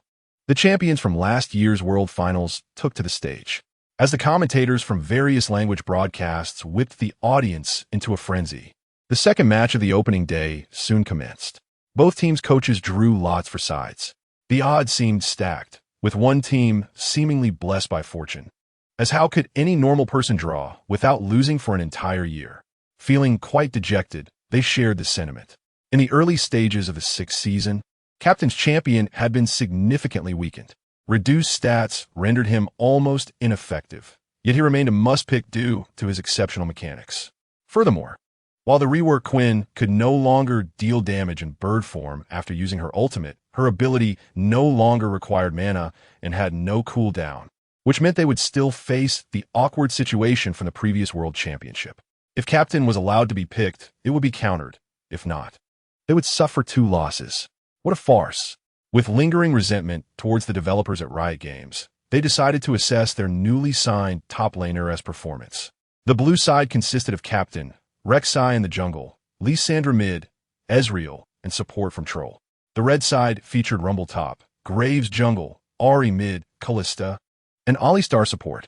The formation of their lineups elicited a wave of enthusiastic applause from the Longshan esports arena, particularly as the mid laner on the red side was revealed on the 5th floor. With the onset of the spring season's opening day, the lineup for the World Champion skins had been unveiled on the official website. The heroes in the lineup were largely as anticipated: Fiora, Lee Sin, Lang Ahri, Kassadin, Sivir, and Karma. Among the champions, Ahri's popularity was particularly striking. It was no surprise. Lady Ahri possessed both beauty and damage, and her allure was undeniable. On the night the skin lineup was announced, Ahri's appearance rate across global servers doubled instantly. Many astute players had already begun practicing with Ahri, eager to secure her once the skins became available. However, due to Ahri's relatively modest damage output, the initial surge in her appearance rate was swiftly curtailed by an increase in her ban rate. Players were advised to practice her in matches. Lang Ahri earned her championship status through sheer skill. What right did these casual players have to risk their games with her? The backlash against Ahri's reputation unfolded across various servers, particularly in the domestic and Korean servers. League streamers capitalized on the momentum, promptly updating their guides for the new season Ahri. As the fans at the venue eagerly anticipated the debut of Lang's championship Ahri, the excitement was palpable. The fervent cheers from the audience resonated as they entered the Summoner's Rift. It was undeniable that South Korea was truly the apex of esports. The support chants devised by Western fans were so catchy that Korean supporters felt no need to credit them, simply adopting them as their own. With the match underway, Ziyuan immediately noted Ahri's presence. After a swift demise, Li Xianghe found himself momentarily stunned. Instinctively, he uttered Ani before marking a signal on his corpse. This position seemed to have vision. However, he soon realized something was amiss, as he had exited the base with great speed, making it improbable for anyone to set vision without his notice. Yet, considering Lang's penchant for astonishing plays, he reflected, perhaps she simply deduced my location. With a mix of bewilderment and rising irritation, he almost forgot to feel fear over Lang claiming first blood. He was genuinely exasperated with his own mid laner. Ahri had executed a blind flash over the wall. What kind of filter must one have for Lang to utter such thoughts without consideration? Although he too was puzzled as to how vision was established so swiftly, he was willing to bet his very happiness that Ahri must have had vision before executing her flash. If Lang could merely guess her way to a blind flash at the start, then other teams might as well concede defeat. If she possessed such omniscience, what was the point of competing? They might as well line up for execution. Upon returning to base, Jiang Li promptly upgraded her support item to Frostfawn. Yet, as Ahri completed her equipment and followed the minions toward mid lane, the story continued. In the domestic live streaming platform Huya, the renowned player Tieshu Alenkai's Zixika suddenly erupted with a gasp of surprise. What on earth had been prepared in advance? What was Gangplank up to? As Zixika's words faded, the barrage of comments from viewers paused abruptly. The match footage revealed that while the mid-lane champions commenced their confrontation, both bot lanes simultaneously assisted their junglers in clearing the jungle. In the early game of League of Legends, different jungle monsters retained unique effects when slain with Smite. Typically, junglers would opt to start with small monsters. The red team began with the frog, while the blue team initiated with the golem. Gangplank, relying on Kalista's spear to supplement his damage, refrained from using Smite on the first jungle monster. Ritsai, utilizing Smite, swiftly secured the golem and proceeded to target the red buff. Meanwhile, Gangplank, seeking assistance from the bot lane to reduce the health of the jungle monsters, after eliminating the frog, did not head to the blue buff but instead turned towards the dragon. Upon arriving at the inner wall of the dragon pit, he skillfully vaulted over the wall, brandishing his shotgun and making a beeline for the red side's jungle. This was akin to a level 2 invasion, mirroring the strategy of the leopard woman. The recently reworked Gangplank exhibited devastating damage potential. As long as his skills struck a wall, his basic attacks combined with thunder would instantly deplete half of an enemy's health. The jungle invasion was pursued without hesitation. Unbeknownst to him, Rek'Sai was already at a disadvantage, with a score of 0-1 and only 4 minion kills remaining at level 2. After respawning from the fountain, a sense of confusion washed over him. For Gangplank had just traversed the mid lane to the upper half of the map. The level 2 Ice Woman could not hope to halt Gangplank, and the top lane captain was equally unreliable. Once Gangplank finished clearing the 3 wolves, he would undoubtedly proceed to the blue buff and frog. In other words, his jungle had been thoroughly depleted. Rek'Sai contemplated heading to the lower half of the map to secure a crab. After finishing the crab, the golem would respawn just in time, although he recognized that his game was already on the brink of collapse. Being on a professional stage meant he could not afford to give up, regardless of the rocky start. Without a tunnel, level 2 Rek'Sai hurriedly traversed the river from the base to the lower half. However, the instant he caught sight of the crab, a simultaneous call echoed in the voice chat. His lips curled in disappointment, and tears of frustration threatened to spill. He could not fault his teammates. Lysandra was inherently weak before reaching level 6, and the Fox, starting with a level 2 support item, naturally gained lane control. The same logic applied to the bot lane. The troll's support shone in mid to late game team fights, and it was entirely normal to be pressured early on against the formidable duo of Kalista and Alistar. Glancing around the minimap, he found no ally who could assist him. Yet, who could he blame? Had he played conservatively and drawn the red buff into the brush? Even if Gangplank counter-jungled, he could have escaped in time to preserve his health. With full health, he could have cleared the 3 wolves in the lower jungle. Even if Rumble came to disrupt, he would not face a fire flash, and Gangplank would find no opportunity to tower dive. A moment of carelessness had left him trapped in a dire predicament, wishing he could slap himself, knowing that the Silver Wolf sought to claim his jungle. He felt unworthy of his greed. Filled with frustration, he thought, I cannot afford to confront him, since I have already had a disastrous start. Let Gangplank take both crabs. I shall focus on farming my own jungle, aiming to reach level 3 first. If he has the ability, let him attempt to eliminate me. Yet Gangplank was indeed intent on his demise. In a mere 5 seconds, the vision left by the support in the lower lane revealed a muscular figure wielding a shotgun, striding menacingly towards the golem's spawn point. The silver-haired champion, more despicable than the golden-haired one, had clearly studied their lineup. Both mid and bot lanes maintained steady control over wave management.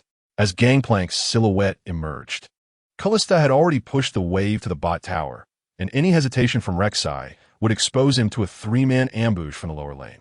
With only level 2 Rek'Sai burrowing into the upper half of the jungle, just as he arrived at the upper river, a live fox coincidentally pushed the wave into the tower, swaying her hips and blocking the entrance to the red side's jungle. She pursed her lips, displaying a look of distress. Jiang Li is here. Jiang Li was indeed quite generous, but unfortunately, it proved futile since Lysandra had yet to update her equipment and had only a sliver of mana left. Rek'Sai, lacking flash, was unconcerned about the fox's threat, as she possessed over half her health.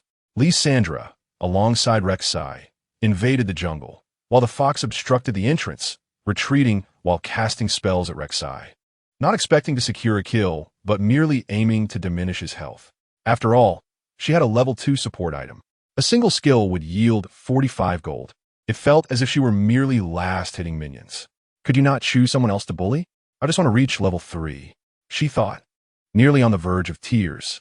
The opposing silver-haired champion seemed to harbor a grudge, despite Jiang Li's Lysandra standing in front. The fox relentlessly targeted him with spells. To make matters worse, the Silver Wolf's accuracy was particularly high. After twisting and turning for what felt like an eternity, he had not evaded a single spell. By the time he managed to use Smite to secure level 4, his health had already been severely depleted. However, it was of no consequence. Occupying 2 jungle areas alone, Gangplank's experience even surpassed that of the mid laner.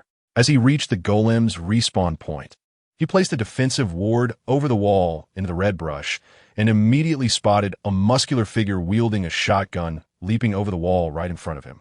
He swore he had been exceedingly cautious. To prevent Gangplank from achieving a kill in the jungle, he had deliberately avoided using a tunnel to travel. Upon seeing Gangplank vault over the wall, he swiftly retreated to burrow underground, while the lower lane support abandoned their minions to assist. Yet, just as Rek'Sai was escaping into the earth, before the animation of his tunneling could conclude, a spherical projectile suddenly flew into view from the shadows of his golem's vision. It was the ultimate ability of the level 6 Gangplank.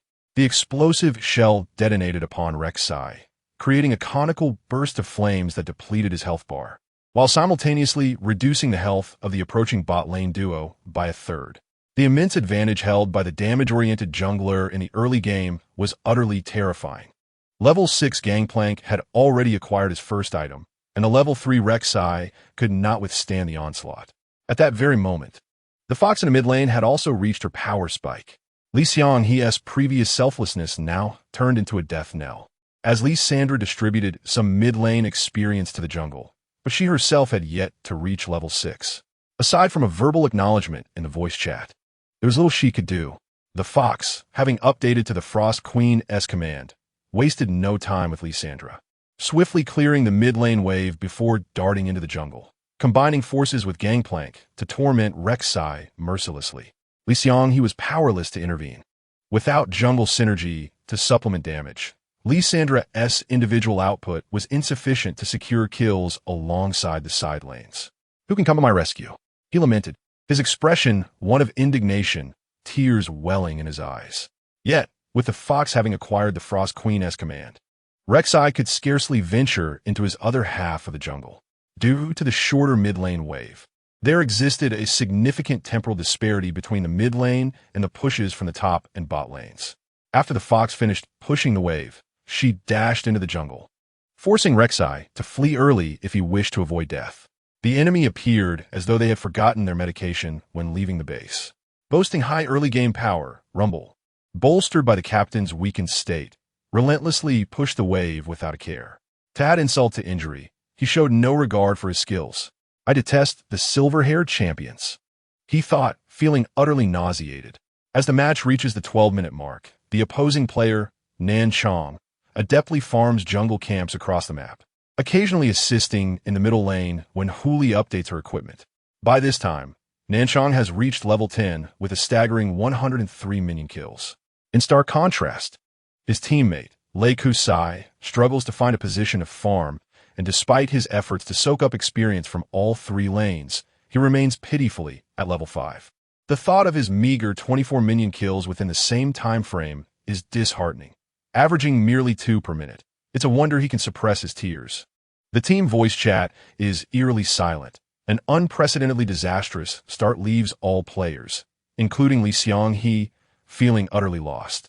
Meanwhile, the opposing team's communication is lively and spirited, practically bursting with excitement, eager to shower praise upon their mid laner. In the initial days of joining the team, Jiang Li was preoccupied with business matters and streaming, missing out on training matches. Without a commanding mid laner to anchor the team, their performance faltered. Echoing the advice given by his previous coach to practice as a utility jungler to integrate into the squad. Naturally, there were no objections. His status dictated such humility. A nameless player joining the world's top team. It is not merely a transformation to a utility role, but a chance to thrive in an environment of abundance. However, what were they thinking? Handing him champions like Zac and Zhu Mei. Was he truly weaker than the opponents? Listen to me. Let him have Nan Chong and Qianju. Unleash aggression in the jungle. I'll cover for you if anything goes awry. Since Jiang Li was communicating via voice from home during training, he could not discern the expression on Shunming's face at that moment. Yet, on the evening following the training match, he dreamt of a silver-haired maiden shielding him, one hand resting gently on his waist while the other pointed playfully at the veterans. A charming image. Awaking from a night of pleasant dreams, he carried traces of joyful tears as he prepared for the day ahead. In Chapter 182, on the stage of Linglong Tower, the tender yet stubborn spirit of a young boy shines brightly. As Lysandra emerges from her icy tomb, she is immediately met with a critical blow from Nanchong. She ensnares him, utilizing her ice claw as he attempts to strike back, cleverly evading his bullets by maneuvering through the unique mechanics of League of Legends. Unfortunately, her efforts prove futile, as her retreat is swift and decisive, covering a distance of at least 1,500 yards. When Hu Li finally eliminates Lysandra and seeks out Nanchong, the blonde-haired player has already sprinted to the blue side's mid-lane turret. Jiang Li struggles to suppress the urge to type 777 in the chat, feeling somewhat dazed by the onslaught and hoping for a moment of adjustment during the intermission. In the commentary booth, the Roaring Emperor has already pronounced a death sentence. At the 21-minute mark, the kill score stands at 13-0, with an economic deficit of 12,000 gold and Baron being seized following a victorious team fight. Yet, miracles are termed as such for their rarity. They necessitate a team with a bold heart to take initiative in a crumbling situation, alongside a reliance on the opposing side to make grievous errors. Facing an adversary that, while appearing reckless, has yet to falter in significant decision-making, the prospect of conjuring 4 miraculous team fights seems less hopeful than merely wishing for a rematch. The vast economic disparity renders any resistance futile. Even a fully built Kalista can easily overpower Lysandra with sheer level advantage, and the damage output from the rest of the team hardly needs elaboration. In a mere 3 minutes, all 3 outer turrets have fallen, and the mid-lane nexus has been effortlessly destroyed. In Chapter 183, within the glass-walled confines of the team house, Jiang Li remarks on their performance, pleased to have secured a victory in a manner true to her ideals. While her own stats are commendable, they do not eclipse those of her teammates. Her 508 on Hu Li pales in comparison to Nanchong's 903. Nevertheless, the difference in hero statistics does not dampen her spirits. After all, she is not a child in need of validation. As one of the most popular professional players in the esports realm, Jiang Li does not require numbers to assert her leadership, nor does she impose an obligation on her teammates to serve merely as supporting characters. The prospect of engaging in carefree play, perhaps even indulging in some chaotic antics with champions like Titan and Big Head, is far more appealing than the relentless grind of competitive play. As Jiang Li rises, her mood brightened. An unexpected visitor enters with a peculiar expression. The youngest, Rue Xing's mother, is hospitalized. His father is abroad for work and has just taken leave. You may continue playing. The mention of hospitalization causes Jiang Li to pause, instinctively asking, what illness? Is it serious? The anxious gazes of her teammates render her expression complex. It's not an illness. She's pregnant. The teammates exchange glances, while Jiang Li struggles to maintain composure. In another part of the country, Jiang Li's mother, concerned about her delayed menstrual cycle, has ventured out to purchase a pregnancy test. Upon seeing 2 red lines appear, her usually gentle demeanor cannot contain her excitement. Darling, I'm pregnant. Qin Shurian rushes out of the bathroom, holding the test high. Wonderful. Jiang Li's father, visibly thinner than before, beams with joy, embracing his wife with tears of relief.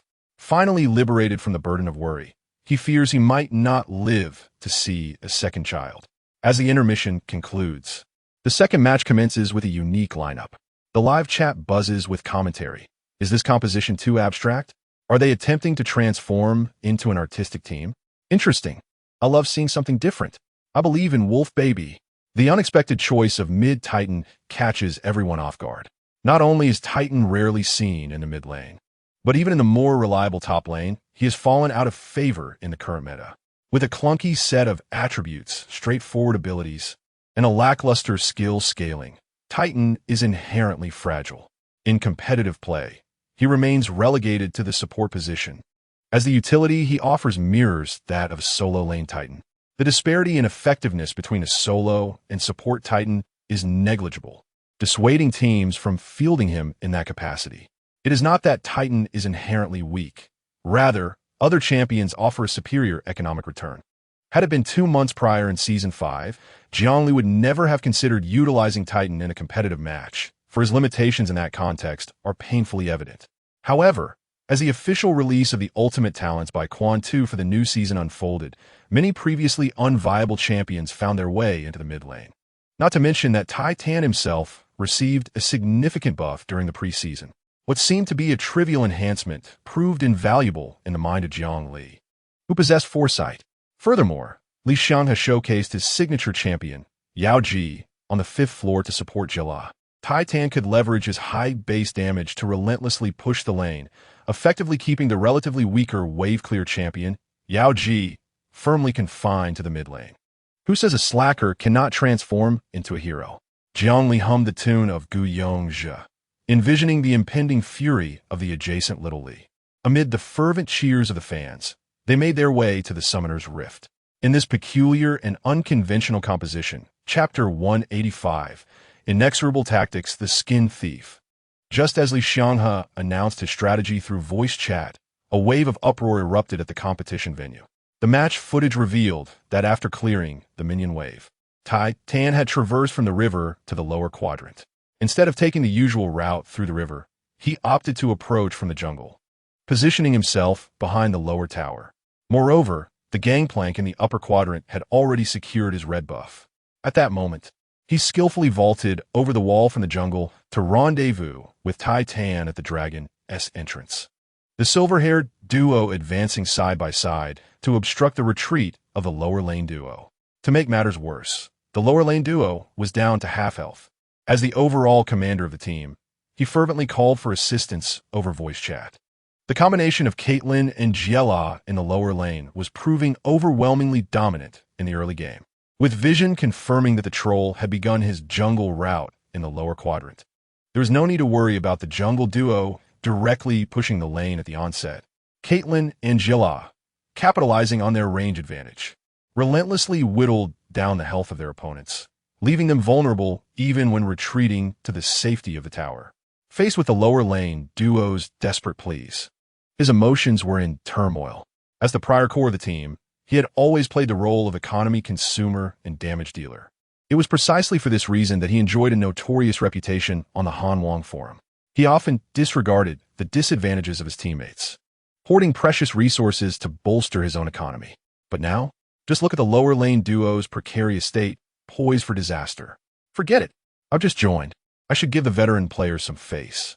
But at that moment, Jiang Li inserted a ward behind the tower, while the crocodile unleashed a skill at the scouting ward amidst the minions.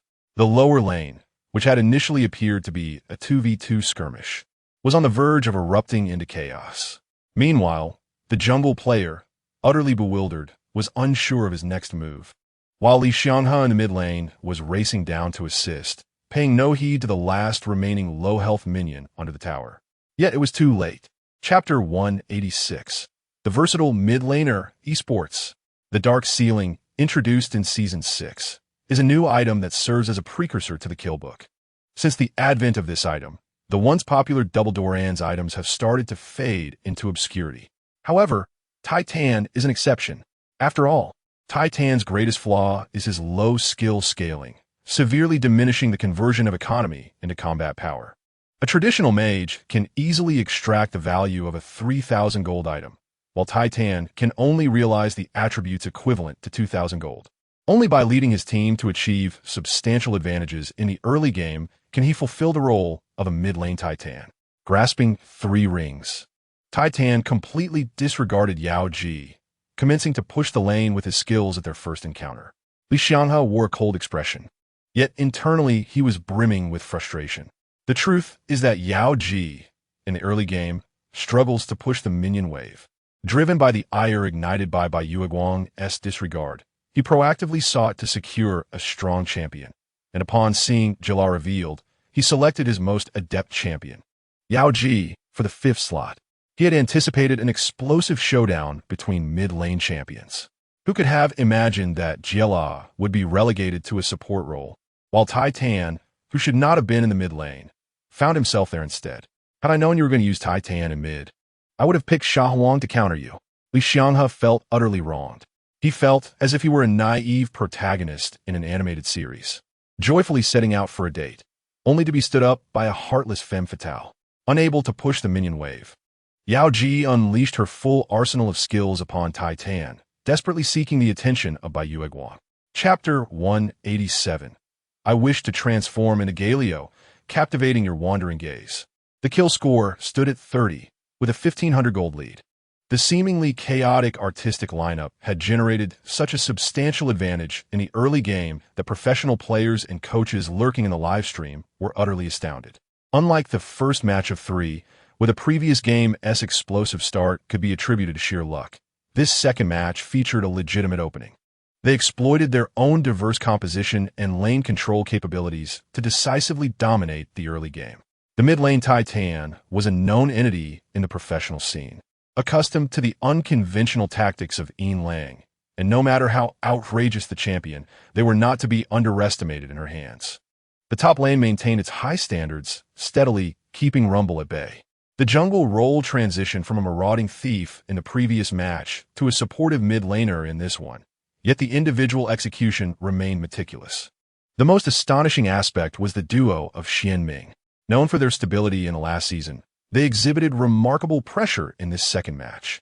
The high-risk combination of Caitlyn and Jiang Li transformed into two relentless wave-pushing machines under their command, their robust and aggressive style, ensuring their own safety while suppressing their opponents completely. Why was this happening? Professional players and coaches in the live stream pondered in perplexity. Subsequently, as the broadcast camera shifted to the lower lane, when Jiang Li ensnared Virus from extreme distance, the little plant unleashed a thunderbolt in conjunction with Caitlyn's skills, instantly reducing Virus to half health from over 1,000 yards away. Many professionals immediately discerned the reason. It was the new talent. In Season 6, with the advent of ultimate talents, the damage output of all champions was significantly enhanced, regardless of position or champion, as long as one possesses confidence. They can achieve unique contributions within the new talent system. This marks a true era of diverse competition and flourishing creativity, yet within the hearts of players. It also represents a suffocating version of chaos. Chapter 188, Frantic Hints. 2 dominating matches. In a training room located domestically, a well-known chubby figure was intently observing his mid-laner, who was dropping hints with fervor. The season debut of the World Championship runner-up and the world champion attracted the attention of countless professional teams in the European and American regions. Due to time zone differences and a more relaxed atmosphere, things were relatively manageable. However, for teams aspiring for success, they were all banding together for matches. I believe this system is highly suitable for us. The jungler, speaking in a peculiar Mandarin, focused his gaze on his mid-laner. The impact of mid-lane Titan on other positions was truly immense, particularly for the jungler, Gangplank. Even an obscure rookie jungler could shine brightly in his presence. From both a team and personal standpoint, he hoped his mid-laner would attempt to learn from this. But it isn't that simple, brother. That's a championship mid-laner. Anyone else would have been crushed. Unlike the peculiar accent, the pink-haired player spoke fluently, dramatically gesturing while subtly rejecting the hints from his teammates. After all, he is currently at the pinnacle of his personal career, clearly capable of leading the team to victory with powerful mages like Weicker II. It is baffling that he would relinquish his core position. While esports may be pure in nature, professional players often harbor their own ambitions. For someone who has just entered a romantic relationship, winning a world championship may not hold the utmost importance. Rather, maintaining personal statistics and becoming the star of the team is paramount. He yearns for the attention of fans. He aspires to be a celebrity, to stream live, and to earn a fortune to support his partner. The mid-lane core, with an exaggerated tone, refrains from engaging further, filled with regret yet saying little. Having endured the dark struggles of the past, he has come to realize that the world does not revolve around him, and this once reckless youth is gradually learning the essence of respect. Having finally escaped the shadow of the indecisive emperor, he is unwilling to repeat last year's experience of being relegated to a substitute due to competition for a core position with veteran teammates. Forced to watch enviously as the bottom lane meets its demise. As he finishes speaking, the encirclement has already arrived. The Titan, emerging from behind, raises his hand to unleash a grand strike that sends Valus flying, while Grave Smoke Bomb envelopes the bullhead, enabling a devastating combo with the two ancient masters that instantly obliterates most of Valus' health. The frail hero collapses in an instant, while the top lane Rambo is also caught in the chaos. Helpless and isolated, he can only remind the troll in voice chat not to waste time in the bottom lane, but to hurry to the upper half of the map and steal a couple of jungle camps to mitigate losses. 5 seconds later, Bullhead falls, and the remaining third of the health on the bottom lane's first turret is effortlessly demolished. With 7 minutes into the match, Chapter 189 unfolds. Could it be that someone cannot bear to lose? Amidst the enthusiastic chants of fans, they crush the base and secure victory in the opening match with an overwhelming score. Although the match deviated from the anticipated intense battle, for the home team as supporters, triumphing decisively over a formidable opponent is still a cause for celebration. Not to mention that their new jungler performed exceptionally well in his debut. Prior to the match, many analysts regarded his presence as an unstable factor. While the endorsement from Wolf King may have garnered him some fan affection before the match, the accompanying pressure was immense. A previously obscure substitute jungler suddenly thrust into the limelight is prone to underperforming. Many rational fans had even preemptively taken to forums, urging others to grant the new jungler some time to grow, advising against hasty criticism even if his debut was lackluster, and to trust Silverwolf's judgment. But what was the outcome? In his debut, he played 2 games as Graves, one with a score of 903 and the other 706. With extraordinarily dazzling statistics, he captivated countless fans. He did not disappoint the silver-hair he had deliberately dyed before the match, defending the absolute authority of the silver-haired faction in esports.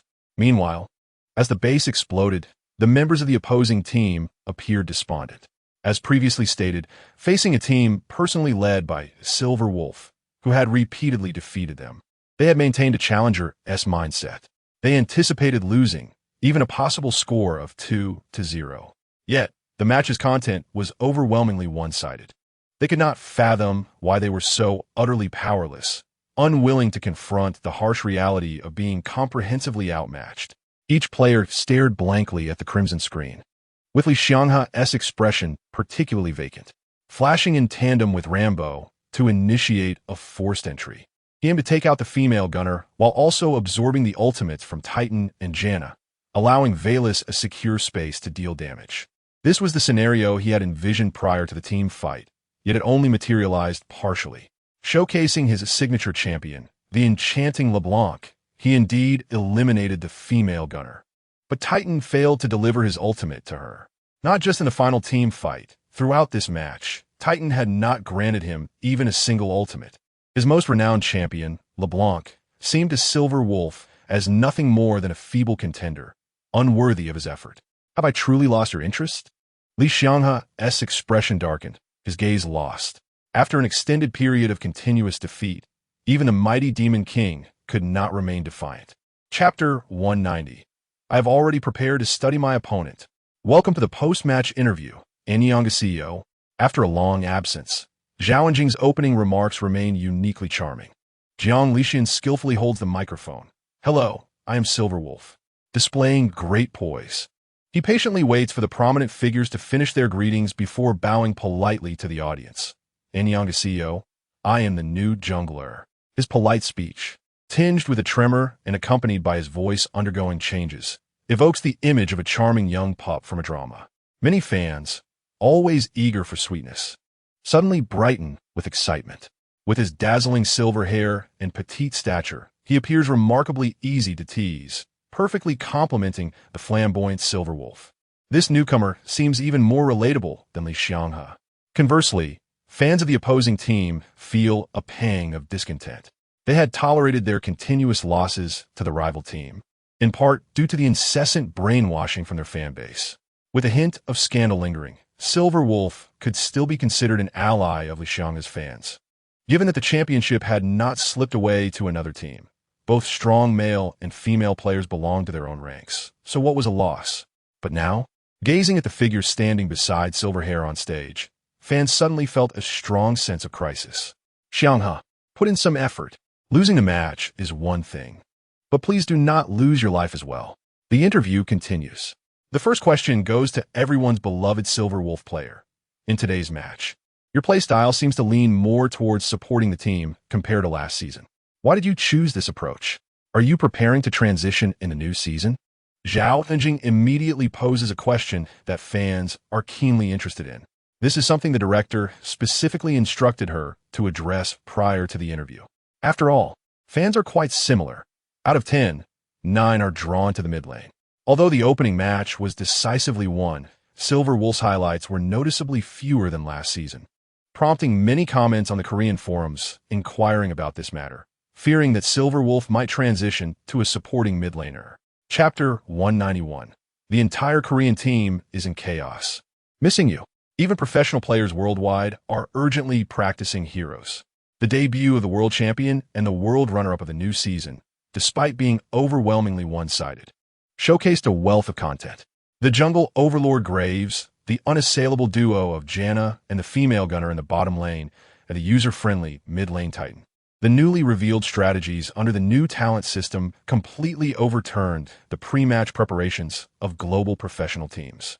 The starting time of the league was 2 weeks earlier than other regions.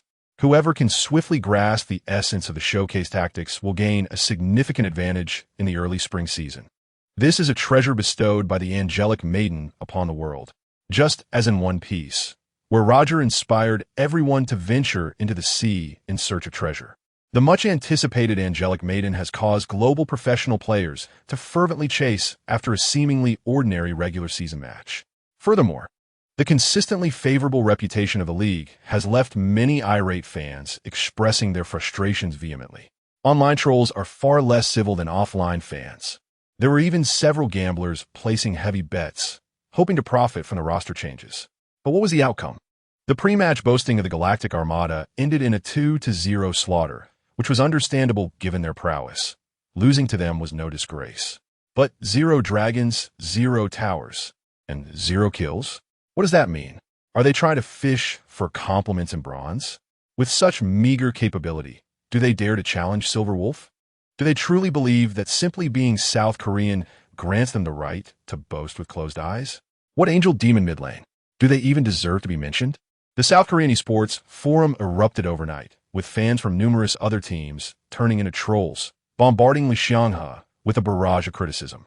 The fans felt utterly powerless, as a sudden newcomer had stolen away too many supporters that rightfully belonged to them, leaving them with an overwhelming sense of isolation despite their usual strength in numbers. To make matters worse, the newcomer was also a Chinese player, just as the reputation of Li Xianghe collapsed after the conclusion of the World Championship. He now faced a similar predicament. Chapter 192, Wolf God. What about the Fox's talent points? For this special mode, the veteran players were certainly no strangers. In 2016, when the rotation mode of League of Legends had yet to commence, the availability of the Era mode was confined to just 2 occasions each year. Whenever the event was active, the online player count would double. This simplistic and straightforward experience resembled the fast food literature of the future, seemingly devoid of nutritional value at first glance, and indeed lacking in substance upon closer inspection, yet undeniably enjoyable and exhilarating to engage with.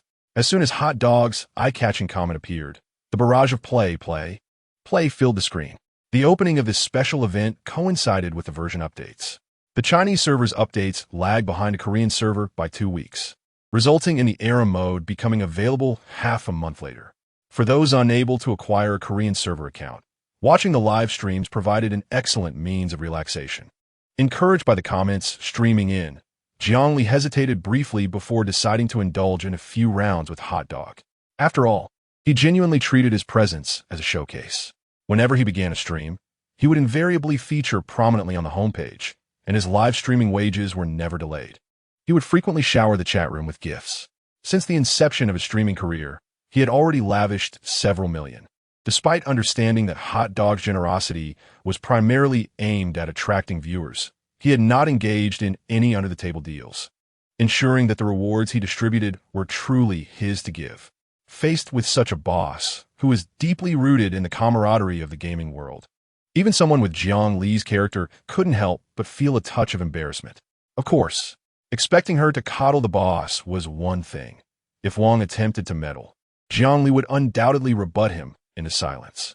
In the stream, she asked Hot Dog to send her his Korean server account through a private message. After applying to add him as a friend, she was swiftly pulled into a party room. "Welcome, Wolf Baby. As soon as she entered the voice chat, a familiar voice echoed through her headset. Jiang Li shivered for a moment, then, with a hint of disdain, remarked, "Your voice is a bit annoying. Just call me Lang." Hot Dog froze at her words. Suddenly, another player, presumably in the second position, chimed in with a northeast accent. "Hello, Wolf God. I'm Lin Gingxin, your fan." "Lin Dog?"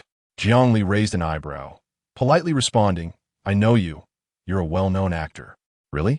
Lin Dog's surprised voice rang in her ears. There was no need for astonishment. Lang's current reputation in the esports scene was immense, regardless of his real-life identity. As long as he bore the name Lin Dog, it was enough to spark recognition. Lin Dog's face lit up with excitement, but Hot Dog appeared perplexed. "Is that true? You watch those terrible dramas he stars in?" "I don't watch them, but I often see people criticizing him online," Jiang Li replied candidly, her calm voice eliciting a flood of laughter in the chat. In a high-end internet CAF booth located in the bustling metropolis, Lin Dog looked at Hot Dog in disbelief, thinking to himself, "If it weren't for your surname Wong, and if your father didn't share the same surname, I swear." Hot Dog laughed heartily without any hint of restraint, then casually introduced the remaining two team members. To her surprise, Jiang Li had assumed that Hot Dog would bring along the flamboyant Piglet, considering he had already announced his mid-year joining of Panda. However, the outcome was unexpected. Both remaining members were current professional players. The first was unsurprising, as he was the one who had literally pulled the proverbial mess off Hot Dog's plate. So it was only natural for him to bring him along. "Hey, Wolf God, I'm also your fan." Listening to the silly laughter emanating from her headset, Jiang Li, fully aware that it was impolite, couldn't resist her curiosity. "Did you really shield him for bullets?" After a moment of awkward silence, one player, attempting to keep the peace while subtly flattering the boss, replied, "That's not true. It's just the principal who has fond memories and thinks of us whenever anything happens." All right, that's enough. Let us get started. I want to play Master E." Hot Dog, seemingly unfazed by the flattery, impatiently urged the host to begin. The viewers in a live stream were accustomed to such antics. After all, Hot Dog had always conducted himself in this manner. His strong sense of loyalty ensured that those who followed him would never go hungry. Yet his domineering style often bruised egos. Earning money was arduous, and enduring indignities was essential. The fervor for the era mode was undeniably genuine. Just as they clicked to start matching, within less than half a second, they were successfully paired. The era mode of Season 6 was not the chaotic brawl of the future. Players could not only select champions according to their preferences, but could also ban 3 champions they wished to avoid, as in ranked play. Hot Dog exhibited both sides of his personality to the fullest. The opposing team banned Amumu, Sona, and Timo. When it came time for champion selection, Jiang Li, adopting a casual attitude, ignored the attempts to instruct her on gameplay. Life is finite, yet some individuals require a modicum of assistance. Lucian, the Purifier. "Oh, lucky me." Jiang Li smiled softly at the champion she had selected. In the era mode, Lucian's strength was not particularly high, but his playstyle was undeniably enjoyable. After acquiring his full build, his abilities flowed seamlessly, granting an incredibly smooth gameplay experience. In the future, the instructor would often indulge in ARAM games during training breaks, showcasing dazzling maneuvers that left fans in awe. Just as Jiang Li pressed the random selection, the remaining players also secured their desired champions.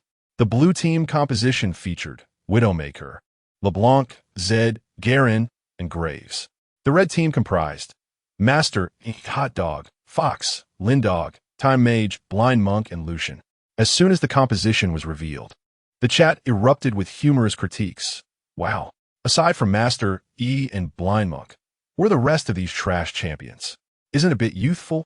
It looks like a bunch of garbage, but it's actually brimming with cunning. The Time Mage ensures the boss enjoys himself, while the Blind Monk is there to help him win. What a sycophantic duo. Come on, playing Fox in front of Wolf God? Can Lin Dog manage? Whether he can or not isn't the point. The key is whether he can engage in dialogue with Wolf Baby. I can already envision the upcoming scene. Lin Dog, Wolf God, what should the Fox's first item be? Perhaps in response to the playful banter. As soon as the lineup was confirmed, Lin Dog began shouting with his northeast accent. "Wolf God, what talent points should the Fox take?" "Thunder." And the minor talents? First in the first row, and third in the second row. Oh, however, at this moment, Lin Dog, who had learned a fair bit of Chinese, appeared bewildered. Is there a third talent in the second row? Right? Lin Dog suddenly slapped his forehead. I wondered why I couldn't select it. The third talent is in the support category. Is that so? Then I'll choose the second one. Yet, just as Lin Dog prepared to follow her guidance and illuminate his talents, the game abruptly shifted to the loading screen. Lin Dog stared blankly at the empty ultimate talent section beneath his champion's icon, finally letting out a wail of despair. Damn it! Y furbo to aquí malasia talents. Chapter 193. Wolf Baby, I am your fan. I only knew that the wolf god enjoys manipulating people's mental states, yet I never anticipated that she would spare none, not even her own admirers. As Lin Go's incessant murmurs led us into the summoner's rift, the public chat box erupted with fervent messages from the opposing players. Silver Wolf. All-powerful Silver Wolf. Please bless me to be admitted to Seoul University this year. Is Silver Wolf streaming? Kids, it's time to get a solo kill champion. If we win, can you add me as a friend? Various fan sentiments flooded the screen. Let us talk about it after you win. Having purchased a long sword and a small healing potion from the shop, I recognize that in the infinite firepower mode, the rapid automatic gold acquisition renders the Doran series somewhat inconsequential. The key is to quickly amass substantial items. Upon exiting, Jiang Li made her way directly to the mid lane, and so did the other 9 players. In the year 2016, during the infinite firepower, there were yet no mobile turrets arranged at the doorstep. The mid lane skirmish commenced. With the opposing side's short-range capabilities in the early game, the red team gained a slight advantage. Jiang Li initiated her journey with a couple of slides, demonstrating her precise damage calculation skills, securing 2 kills from her teammates. Hot Dog Brother felt a surge of frustration. He had just witnessed a low-health enemy flash away, and was ready to deliver a first blood blow, yet Lucian's swift movement snatched it away. Typically, he has to rely on others to pamper him. When has young Master Wang ever endured such indignity? Almost instinctively, he exclaimed in the voice chat, "Who the hell is that? Can't they show some decency?" The others fell silent, but Jiang Li remained unperturbed. "Do you have a problem?" She retorted. With a loud bang, Hot Dog Brother slammed the table. "What a great steal. Wolf Baby, how did you know I was letting you have the kills on purpose?" Hot Dog Brother was blissfully unaware of the concept of dignity. After respawning, he headed straight to the bottom lane, inviting Wolf Baby over to assist him. "Come down, I'll support you." "Not going. And don't call me that, Wolf Baby." "All right, Wolf Baby, can you please come down?" This exchange of flattery prompted a flurry of 666 in Jiang Li's livestream. While many fans expressed concern over their idol being led astray, cautioning Hot Dog Brother through the barrage of messages. It was an awkward moment. They had previously agreed on their roles, one to charm the boss in the bottom lane, the other to accompany the star in the top lane. However, witnessing their boss act like a sycophant, it felt like a reprimand awaited them should they venture to the bottom lane. "Songy, what are you doing? Come on." Suddenly, Hot Dog Brother's voice urged him on. Hearing this, the hesitant player quickly maneuvered time to the bottom lane. Simultaneously, in the mid lane, with the 2 kills acquired at the start, Jiang Li now wielded 3 longswords. Upon arrival, without waiting for the minions to meet, she directed Lucian towards the opposing mid-tower, intending to deny the enemy experience. Yet where were they? Observing the empty mid-lane tower, Jiang Li felt a twinge of confusion. Just then, she was startled. In the infinite firepower mode, the cooldown for flash is remarkably swift. 5 reckless players who had used their flashes in the initial skirmish appeared without hesitation, all flashing forward simultaneously. A barrage of skills rained down in the mid lane. The unfortunate world S-top mid laner was unable to even struggle, quickly falling victim to a cavalcade of gold and silver minions before the tower. Unable to contain herself, Jiang Li raised her hand and typed a question mark. "We are your fans. I'm keeping that screenshot as a family heirloom." Ha ha! The public chat box exploded, and the live stream chat erupted as well. The insufferable laughter of Greasy Overlord filled Jiang Li's ears. Taking a deep breath, she began to type with a stoic expression. "A bunch of fake fans, just you wait." Since she had walked to the mid lane, Jiang Li's cooldown from dying had already expired. The 5 players who had just besieged her had dispersed, leaving only the Shadow Assassin to face her. Upon seeing Lucian arrive, the now level 2 Zed unleashed his skills, but Lucian evaded them effortlessly. Jiang Li remained expressionless, focusing intently. Chapter 194. The opportunity to solo kill Silver Wolf. A level 3 mid laner against a level 2 mid laner is an utterly one-sided affair in normal mode. Despite the opponent being named Silver Wolf, the player controlling the Shadow Assassin showed no signs of fear. The moment he reached level 3, he decisively threw out his shurikens, attempting to whittle down Lucian's health from a distance. Of course, given Silver Wolf's reflexes and skills, this player didn't expect his shurikens to hit. He had already planned to rely on his shadow to drain health, leaving the shuriken's success to fate. However, the sight of Lucian approaching with shurikens startled him. Could Silver Wolf be incapable of playing in infinite firepower?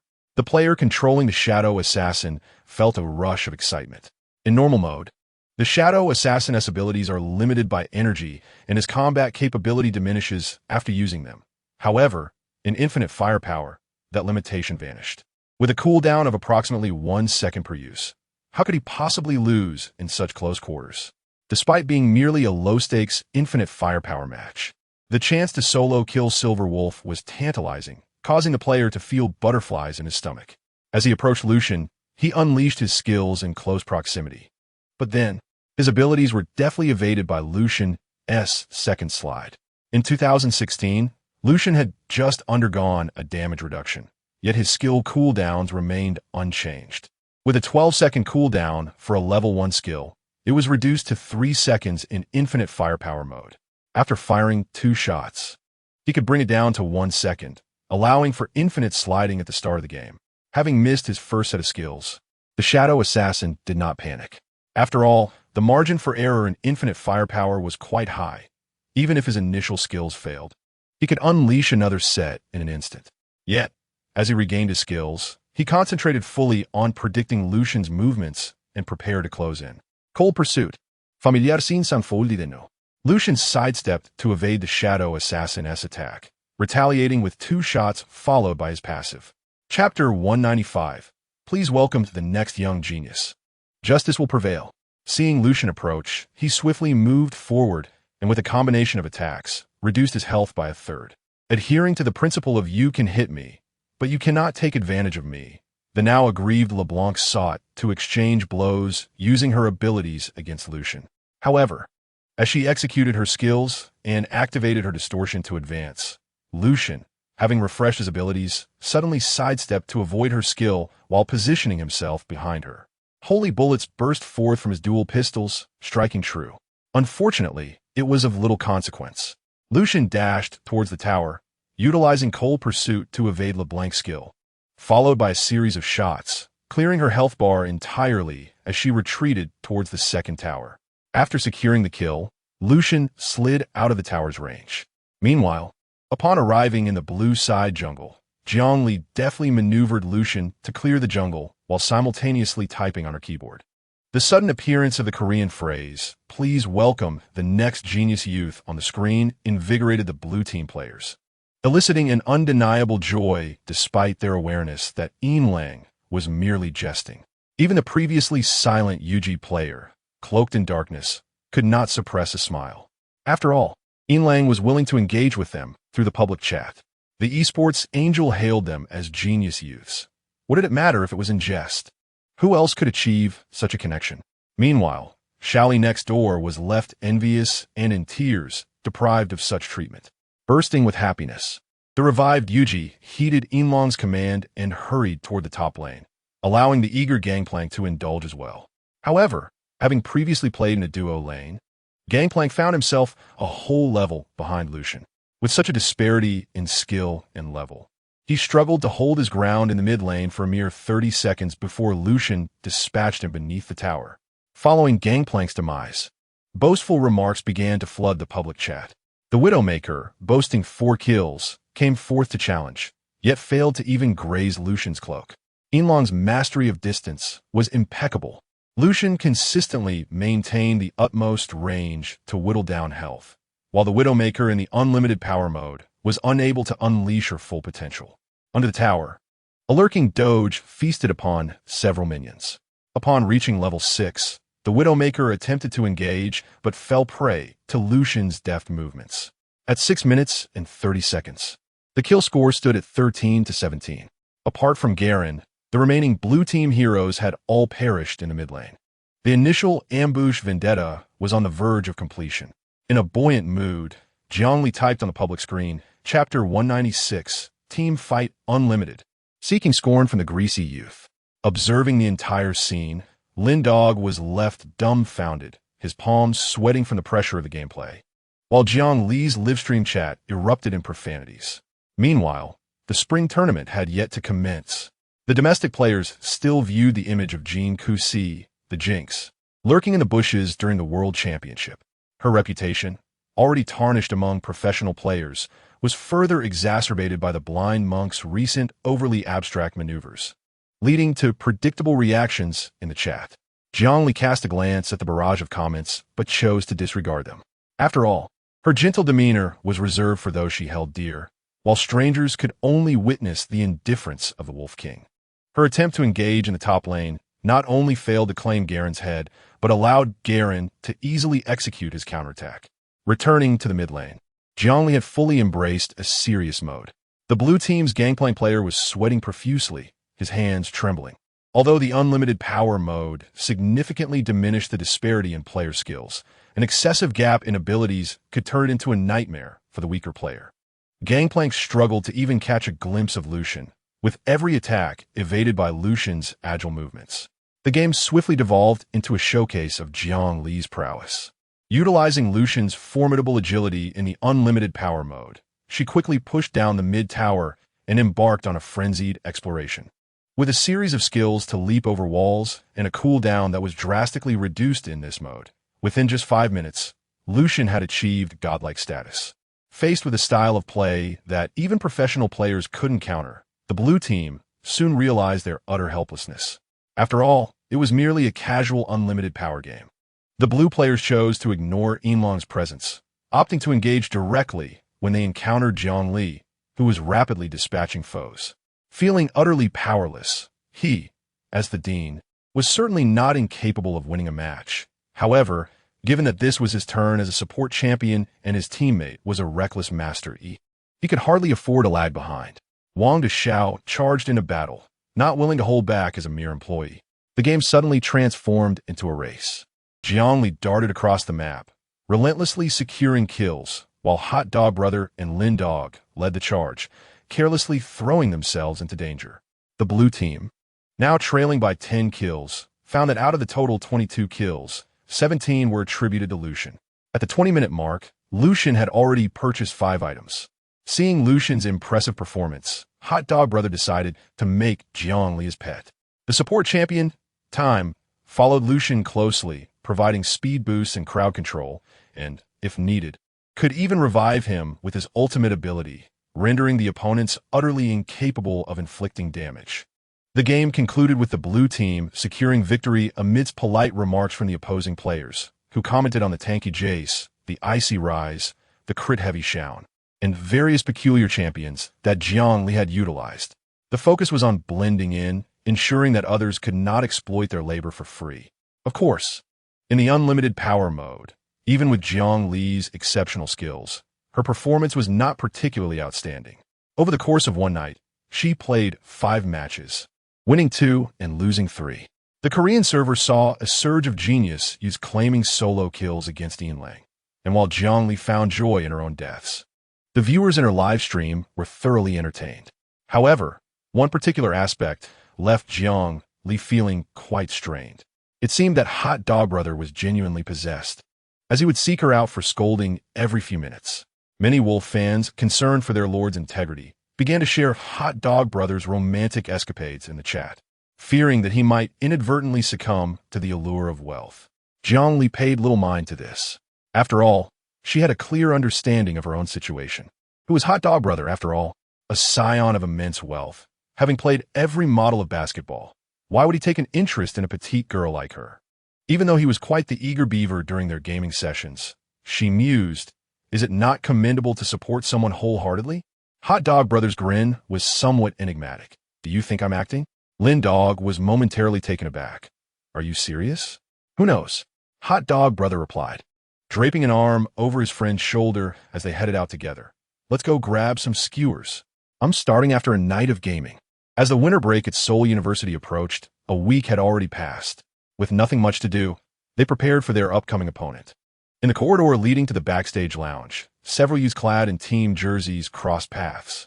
In that fleeting moment, a bespectacled youth hurriedly bowed in greeting, his demeanor exceedingly polite, akin to addressing a long-lost father.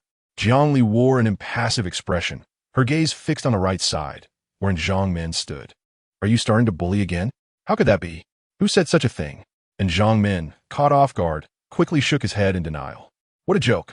While bullying is indeed a hidden rule across various sectors in South Korea, a scandal would lead to relentless scorn. Given Inlong's reputation in the esports realm, should Angel Miss ever come forward to advocate for justice, the backlash would undoubtedly drown his family's ancestral grave. Are you here to stir up trouble? The young and perceptive emperor of the younglings shuddered, nervously clarifying, No, the senior treats me very well. Oh, you are indeed fortunate. Observing the fierce tiger emblem on their backs, along with their cheerful demeanor, the newcomer felt a pang of envy. A team personally led by Angel Miss. If he were fortunate enough to debut, surely he wouldn't have to assist his seniors with menial tasks anymore, right? A sharp sound echoed as pain jolted through his left shoulder. For this hero, seasoned players are undoubtedly familiar. After all, during the fateful battle in the Shattered Bird's Nest, Crown Brother, utilizing 3 Ma Jaha in the mid lane, managed to seal off Li Xianghe, leaving domestic fans, who were already heartbroken and longing to witness Li Xianghe's triumph, even more desolate. Subsequently, many players even went so far as to strip Crown Brother of his championship title, arguing that he had evaded the landing phase through the peculiarities of Ma Jaha, employing an unorthodox playstyle that allowed him to forcibly secure a championship unworthy of a champion mid laner. While this assertion cannot be entirely dismissed, it does tend to oversimplify the matter. For Crown Brother is far from inept, although he may not have ranked among the top 3 mid laners at the 7th World Championship. He was certainly not a weakling, consistently placing among the world's top 5 at the very least. In the seasons preceding the 7th, during the 6th season, the peak of Crown Brother's prowess positioned him as the second-best mid laner, trailing only behind Li Xianghe. When considering individual skill alone, Crown Brother in the 6th season even outshined many, undeniably establishing himself as the world's second best. Yet it was precisely because of his stellar performance in the 6th season that, after his defeat in that championship, he tragically succumbed to a phobia of confrontation. The pinnacle of his confidence and pride lay shattered within the Staples Center after the 6th World Championship. From that moment onward, the Crown Brother, adored by Zhe Yuan, ceased to exist, leaving behind a remarkable talent that could no longer face the demon that haunted him. No longer did he harbor hopes of vengeance through his own efforts.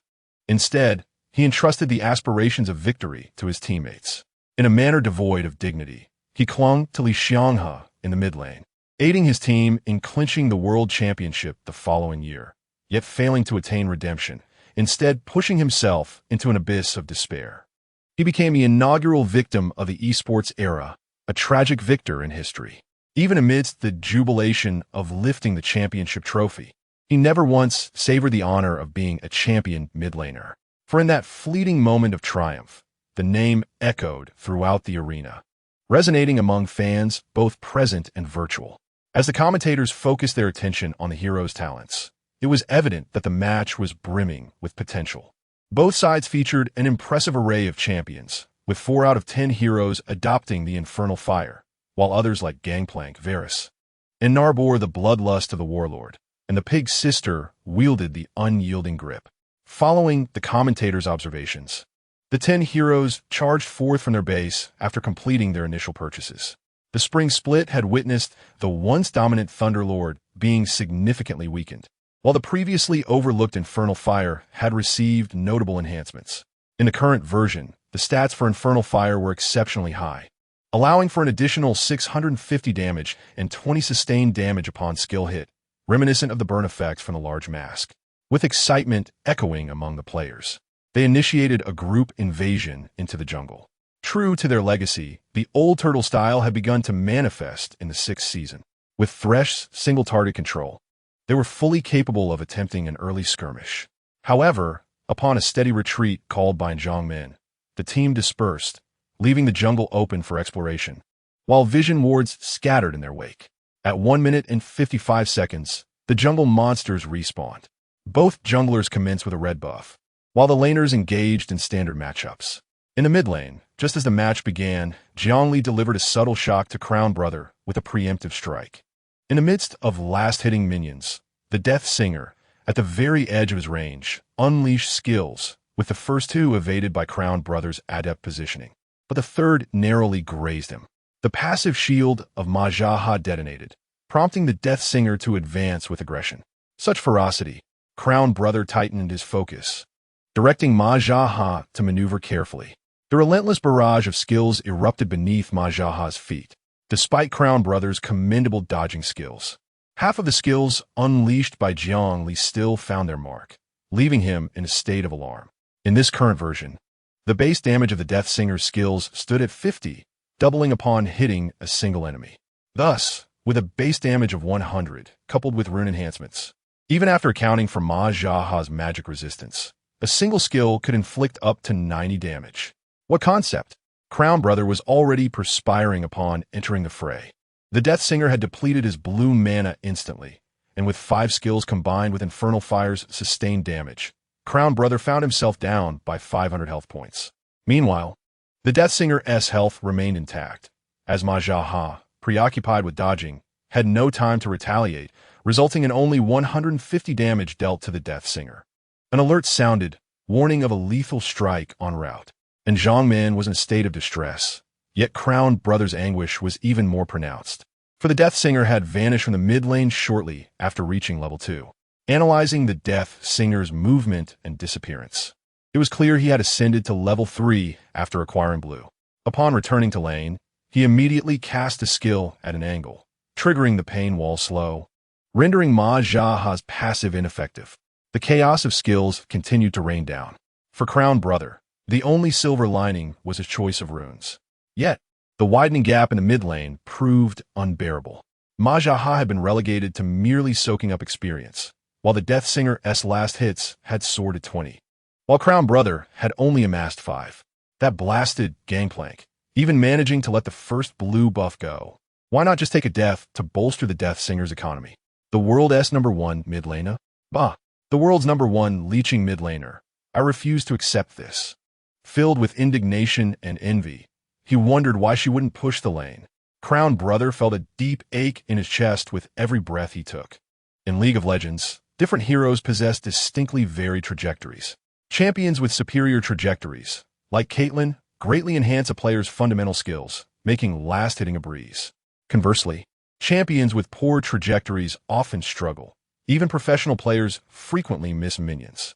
When discussing the champions with the worst trajectories, the Death Singer and the Icebird undoubtedly rank among the lowest. Yet, this seemingly deficient champion, in the hands of Lang, showcased astonishing fundamentals. From the landing phase until now, Lang had never utilized skills to secure last hits, yet she effortlessly accrued minion gold. To make matters worse, Crown Brother had once used a skill on a minion wave while the Death Singer was taking blue. Typically, such an action would bear no significant impact. Yet in the presence of the Death Singer, it became a pivotal moment. On the Huya live streaming platform, Xiao Xiao observed the kill scene, unable to suppress his amazement. Just prior to this, he and Shika had engaged in a discussion regarding the Death Singer and reached a mutual conclusion. The Death Singer was not particularly strong in the new season. Selecting him was likely just Lang's personal preference. Indeed, with Lang's live streaming on Panda, domestic players had garnered a deeper understanding of her than before. A diligent genius girl? Nonsense. The number of games on her computer surpassed that of an internet CAF, and she could casually access any game while streaming, adorned with godlike gear. The time required to maintain such a setup is unfathomable to an average person. How dare she claim to be diligent? Bah, an unprincipled talent. She may continue her charade, but a day will come when her reputation crumbles. Of course, These sentiments existed solely within the minds of the silent observers. For the majority of the Wolf fans, the idol's lack of focus on their primary profession does not engender disdain. Rather, it cultivates an even deeper affection. This is due to the fact that electronic sports is a domain where only the victors thrive. The phrase reaching the top four is already a success is perceived as humility when uttered by the strong, yet as cowardice by the weak. The same principle applies to those who stray from their main pursuits. Engaging in Tian Dao is deemed as arrogance and self-destruction, while the Silver Wolf, effortlessly managing hundreds of games, is regarded as confident, talented, and exceptionally skilled. The teacher has always held a fondness for chaotic battles, yet during his peak, who would dare utter a single negative word? To use the notion of being unfocused as a means to criticize the Silver Wolf, one must first witness her defeat or lackluster performance on a battlefield. Yet, given the current circumstances, there exists no mid laner in the world capable of besting the Silver Wolf in a direct confrontation. Even if such a player did exist, fervent admirers would likely rally together, coordinating with their jungler and support to trap the opposing mid laner for an extended period, compelling them to yield to the Silver Wolf's prowess. In Chapter 203, as the celebration resounds from the mountain's peak, the opening match sees the Divine assist in 2 rounds, transforming into a relentless force. The marksman dominates the blue side jungle, leaving all resources for the mid lane. Had it not been for the distance of the stone golem and the frog from the mid lane, he would have eagerly reserved those monsters as well. Teammates periodically ambush the mid lane, while the marksman continues to invade the jungle, securing both blues for himself. At 15 minutes, the Death Singer has already acquired magic penetration boots, a Zhonya's hourglass, and a fully stacked kill book, reaching the alarming level of 13. His meticulously nurtured prowess is beginning to manifest unabashedly. At 17 minutes, the bottom lane's first tower falls to the relentless pressure of the Xianming duo. What should have been distressing news brings a sense of relief, for the Xianming duo's dominance is overwhelming. With the combination of Jin and Bard, alongside the occasional ultimate from the Death Singer, the entire team withstands the pressure beneath the tower. At 17 minutes, the opposing mid laner lags behind by a staggering 50 minions. Finally, he can focus on farming and catching up economically. As the minion wave approaches, he contemplates his next move. Varus, bow drawn, begins to farm at the second tower, while the support Thresh prepares to assist with vision in the mid lane. However, just as Thresh departs, a narrow projectile swiftly emerges from the remnants of the first tower, striking Varus and reducing his health. Suddenly, the ominous animation of the Death Singer's ultimate startles him. Varus frantically attempts to evade Jin's ultimate, but falls victim to a perfectly executed prediction. The sound of 4 shots echoes as 3 hit their mark, including the 4th, the most damaging. Despite Varus maintaining a decent health pool, he is nonetheless reduced to half. Following the flawless conclusion, a crimson beam of light appears. Do not die. Give me a chance. In the despairing gaze of the Emperor, the Requiem's damage descends along the light beam. The notification of a double kill resonates in his ears, accompanied by a haunting scream. In Chapter 204, the corporate culture of the gaming company is reflected in the exuberant reactions of the fans as they rush to the glass room, exuberantly shouting in excitement. The same plays, when performed on different stages, evoke varying degrees of impact and astonishment. The Death Singer's quintuple kill has graced numerous highlight reels, often executed by streamers known for their flamboyant plays. Yet, those moments, aside from eliciting a few 666 from onlookers, fail to convey substantial shock, and many even find them off-putting, as such streamers severely undermine the gaming experience of ordinary players. However, in professional competitions, especially at this elite level, the impact of a Death Singer's quintuple kill far surpasses that of mere video highlights, with the electrifying atmosphere amplified by the roaring fans.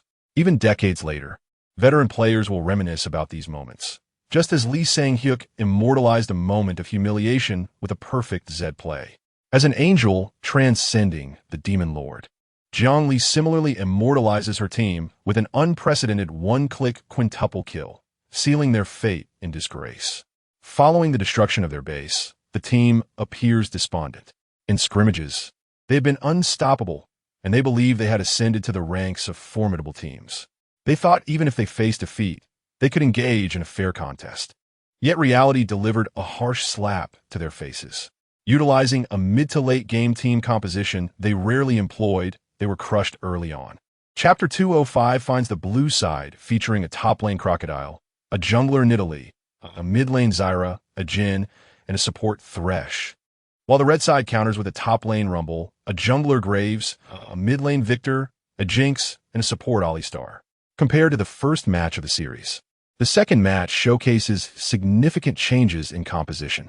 They acquired Rumble and Graves instead of opting for a conventional approach, as they struggled to devise any other strategy. After all, during the first 3 weeks of the regular season, no team had managed to endure the late game against them. They had hoped to be the exception, but based on the previous match, they realized they were anything but remarkable. The Silver Wolf's Death Singer could obliterate them in the early game. Faced with a monster that disregards champions and only values pure skill, their blind pursuit of stability only turns them into a spinning top. Jinju seeks to test the champion pool of the top and jungle roles. In the early matches of the regular season, the Silver Wolf had dominated 3 positions, allowing them to consistently secure their preferred Graves and Rumble. The Korean forums have already dubbed them the kings of Graves and Rumble. Jinju aims to observe their performance with other champions. If the top and jungle roles face no issues with champion pools, they should be able to achieve results akin to those of Graves and Rumble, and there is little more to discuss. After all, they are destined to lose. There is no need to reveal their strategies and engage in a futile struggle. It would be wiser to conserve their energy for a potential second-place battle. Jinju considers himself quite astute. He even prepares to mimic the renowned cultural figure from Asia, Wuho, waving a fan. Yet, just as he revels in his perceived cleverness, familiar scenes begin to unfold. After revealing their lineup, they continuously shuffle champion positions according to their needs, relocating Zyra to the support role. What? Thresh mid lane? Is this for real? The commentators are taken aback, with the Rage Emperor staring at the lineup in disbelief. His partner's expression is equally perplexed. It seems the Silver Wolf is attempting to play a game of happy alliance this year. Their individual skills appear stronger than last year, yet the champions they select seem rather unconventional. Chapter 206 reflects the changing times. Thresh, one of the heroes with the fastest jungle clearing speed, receives assistance from the Xianming duo. By the time they finish their first 3 camps, Victor is still 2 minions shy of reaching level 3, while Thresh is only at 2.5 levels. Jiang Li suddenly spoke up, urging her teammate. Upon hearing her words, he was momentarily taken aback, for Victor was equipped with Cleanse and Flash in this match. The presence of summoner spells to aid in survival made it exceedingly difficult for Thresh to secure a kill, even if he were to engage. Nevertheless, despite feeling that it might be a waste of time, the Divine Being's initiative warranted assistance, and he was resolute in his decision to help. The Leopard Woman, prepared to farm in the upper jungle, abruptly pivoted towards the mid-lane minion wave just before making her appearance. In that fleeting moment, Thresh threw a lantern behind him. Level 2. Before he could ponder the peculiar choice of Silver Wolf, he instinctively right-clicked the lantern. At level 3, with a red buff, the Leopard Woman utilized the lantern to drift forward, while Thresh simultaneously flashed ahead. Such overt actions could hardly escape the notice of professional players. Crown Brother had already heightened his vigilance upon witnessing Thresh toss the lantern, and, as the golden flash of his own flash appeared, he instinctively activated it as well. Yet, the next second brought regret, for Thresh did not rush to use his abilities after flashing. Instead, he pursued Victor directly. A sweet, almost playful voice echoed in his headset, prompting him to act quickly. In leopard form, the Leopard Woman took a small leap to close the distance, then shifted into human form to initiate an attack. The red burn effect was applied, and Thresh seized the opportunity to ensnare Victor within his skill S range. Doom's Pendulum, Crown Brother, having pushed the lane to protect the jungler, was awash with regret. Driven by an instinct for survival, he activated Cleanse to dispel the slow, but it proved futile. With the Time's power talent not yet enhanced at level 6, and a Leopard Woman-esque jungle talents all equipped with Thunderlord's Decree, Thresh's skill was unleashed just in time. Upon striking with his javelin, The leopard woman morphed back into her feline form and pounced. After executing his skill, Thresh retaliated with an auto attack to ignite Victor. The high early damage from the leopard woman, combined with the two Thunderlord's talents from the jungle, resulted in Victor, who was nearly at full health, being obliterated in an instant. The first blood was easily claimed by Thresh's Ignite, an exquisite early game synergy. Roaring Emperor, the mid-jungle duo, promptly offered his applause. Thresh and the leopard woman. This combination, in any previous version, would have been incapable of killing a full-health mid laner. However, in this version, where all heroes experienced a significant boost in early game damage, the Thunderlord's decree made the impossible possible. This is fundamentally why teams in the league find it challenging to maintain dominance in the early game in the new season. With Thunderlords, the mid-jungle duo need not rely on crowd control.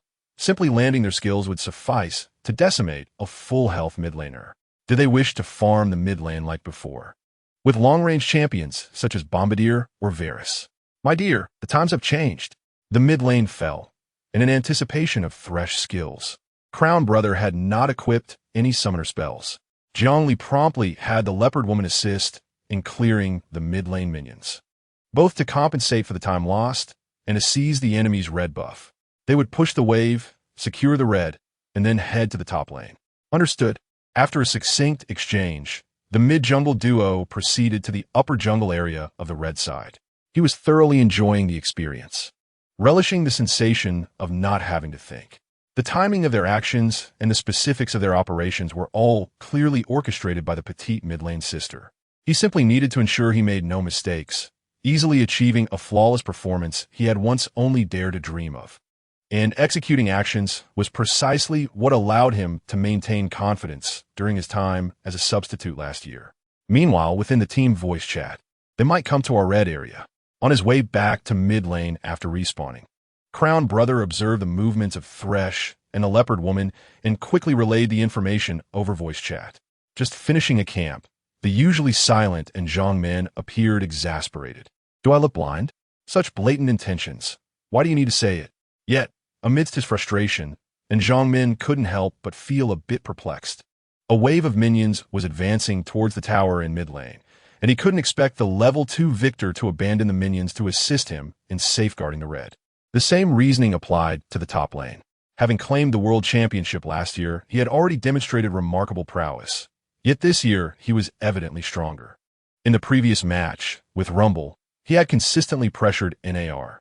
In this match, with Rumble again, he was determined to let the Croc dominate. The minion wave in the top lane was on the verge of crashing into the tower, and should he call Rumble for assistance? It was uncertain whether they could hold it. Rumble himself would inevitably be in a precarious position early on. Thus, the scene was set for Chapter 207. The first position in all roles, dog training Thresh. The kill score on the field stood at 20, with a gold lead of 1,000. Upon returning to base, Jiang Li, clutching 2 kills, had already purchased a pair of boots and a killing ring, additionally acquiring a small yellow book. The mid lane matchup lagged by 2 kills, and despite the enemy being named Silver Wolf, under the circumstances of using special heroes, the situation appeared to have little impact. With skills designed for single targets that could not traverse minion waves, skills to assist allies in mobility, and narrow-range skills with low base damage, Thresh's skill set was ill-suited for mid lane, even with the intimidating Silver Wolf opposing him. Upon returning to mid lane, Thresh still failed to chip away at Victor's health, who maintained firm control over the minions in front of the tower. However, the pressure was immense. Crown Brother felt tense, his hands trembling slightly. Professional players are human too. Excessive pressure can lead to mistakes. While pushing the lane, Victor inadvertently exposed a small portion of himself. Thresh seized the opportunity with a cunningly executed skill, hitting Victor and pulling him forward twice before following up with Doom's Pendulum, inflicting a quarter of Victor's health and damage. Was this damage substantial? Of course not. Thresh had just reached level 4, and any typical mid laner could have dealt a third of Victor's health with a complete skill combo, even without any kills. Yet the meager damage output did little to calm Crown Brother's anxious heart, for he could not guarantee whether Thresh would unexpectedly toss a lantern behind him, followed by dragging in the leopard woman.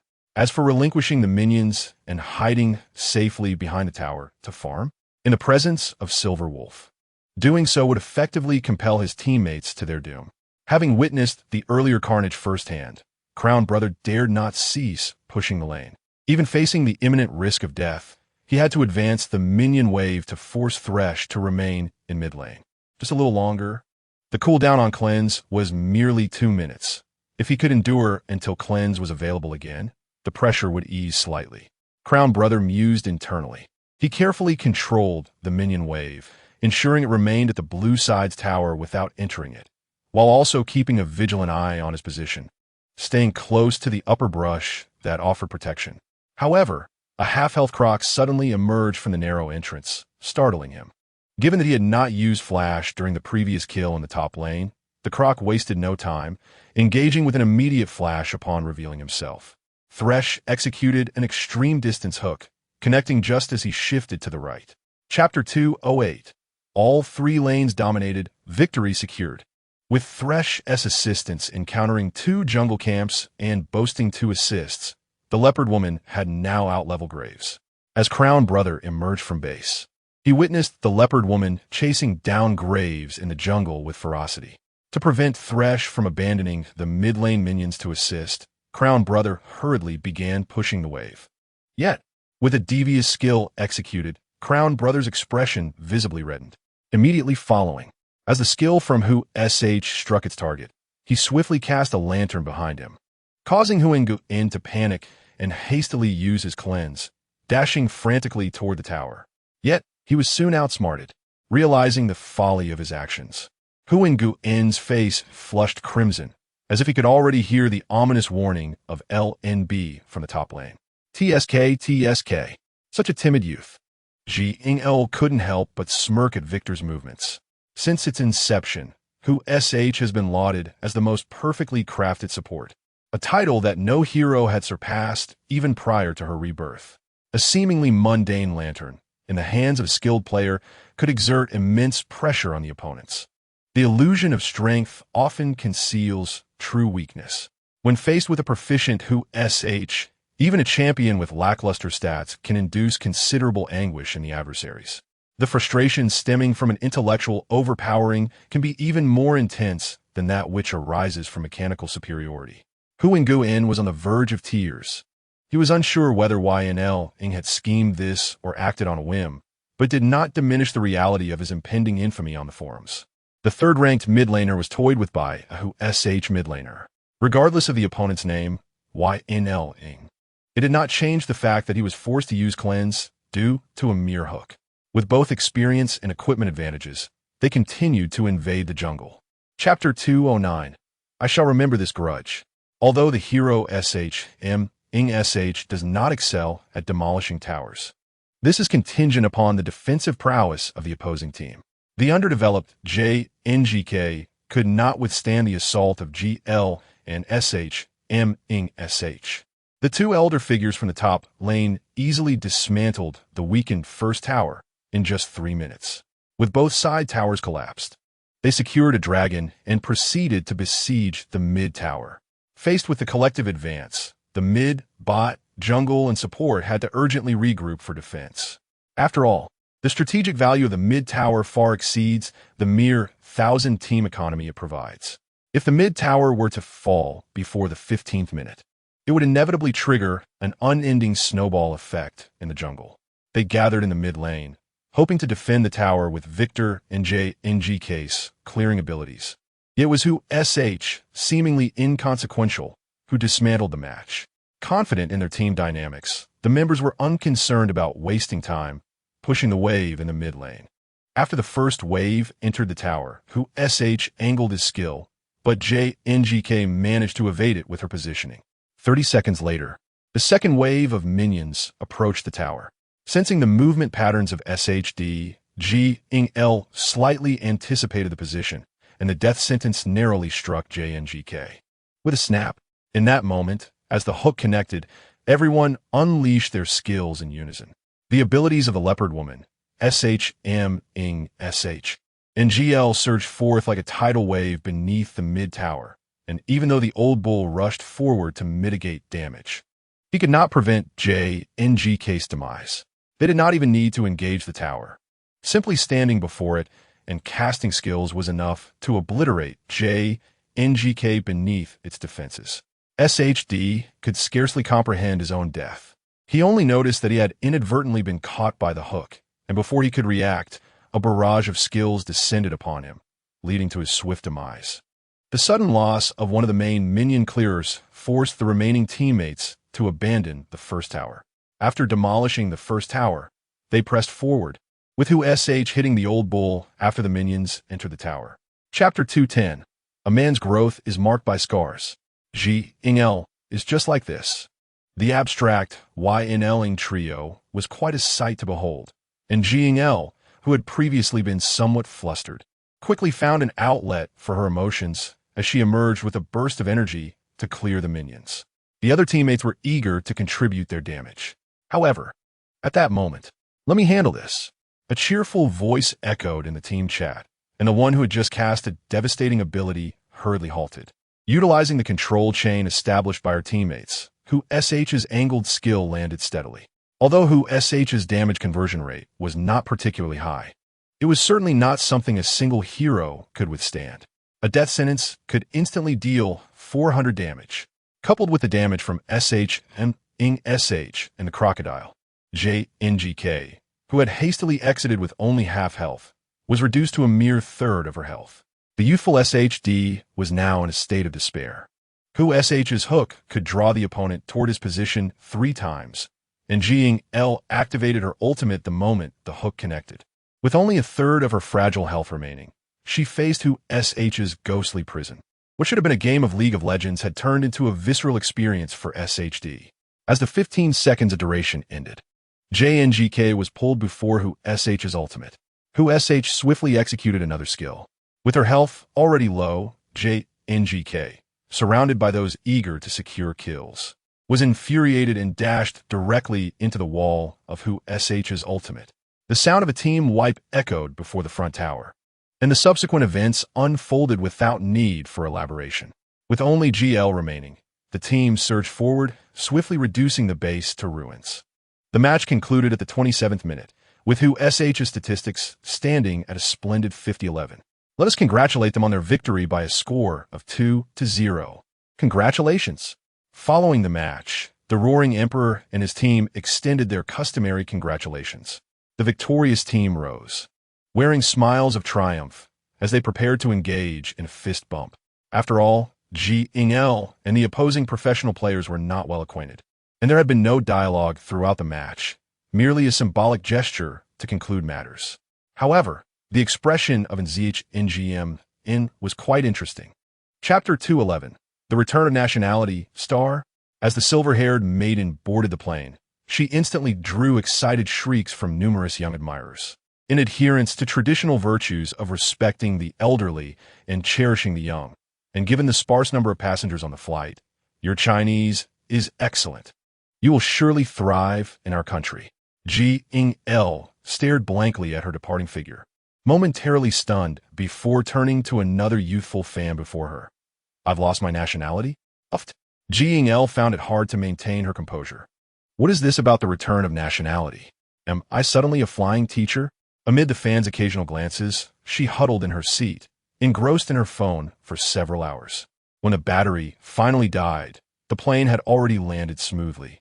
Having experienced being cornered by fans on the flight, Jiang Li immediately called for a taxi upon exiting the airport. After all, times have changed. Jiang Li had previously preferred taking the subway, as it avoided traffic jams and was generally quicker. However, given her growing prominence among the youth, opting for the subway now seemed somewhat imprudent. Not to mention, after spending several hours on a plane, she had no inclination to sign autographs for fans. If she were to encounter an obnoxious individual on the subway, it could potentially sour her mood for an entire year. Traveling with the taxi driver, they found themselves caught in a cycle of stopping and going at the traffic lights, embroiled in an infinite loop of congestion. Chapter 212. Our Xiang H is truly special. Perhaps due to her pregnancy with a second child, QNSHYN's maternal instincts were fully awakened, showing immense patience toward Jiang Li. The safety period, which typically ended the day after arriving home, extended for an entire month without signs of stopping. Jiang Li's heart was heavy. Yet, who could have predicted that while those who assisted were nowhere to be seen, another mouth needing care had appeared? Jiang Li felt utterly innocent in this matter. She too wished to contribute in any feasible way, yet her mother indulged her so. Veneverina el soto asainiga el chores. QNSHYN would promptly intervene, providing ample justification. My daughter possesses the hands of a world champion. You expect her to help with household chores? What champion is that? Jiang Li found the situation both amusing and exasperating. Were it not for the fact that his wife is with child, he would certainly engage in a debate with Qin Shiyan.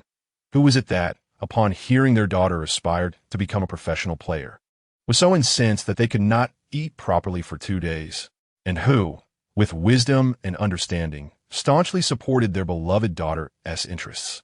How dare they inquire about championships? If you do not allow our daughter to assist with some tasks, I shall inevitably become the champion of household management in our community. Meanwhile, while Jiang Li was leisurely enjoying her holiday, a new tempest erupted on the Korean esports forums without any preamble. An official announcement was swiftly followed by a sensational revelation. Accompanied by a melodious female voice, the chat room was inundated with energetic comments. Many fans, initially perplexed, found themselves captivated by a close-up shot of a certain silver-haired individual displaying a sorrowful expression. And Jing, both the champion and I miss you dearly. In mere moments, the video comments were flooded with question marks, fans adorning their faces with affection, while onlookers laughed heartily at the spectacle. Even the fans found it amusing. Beautiful women, even when they occasionally transgress, are met with nothing but benevolent smiles. Not to mention the person she jested about was none other than Li Xianghe. With various factions incessantly promoting their narratives, the fervor surrounding the Silver Wolf remained unabated online, prompting advertisers to take action during the off-season.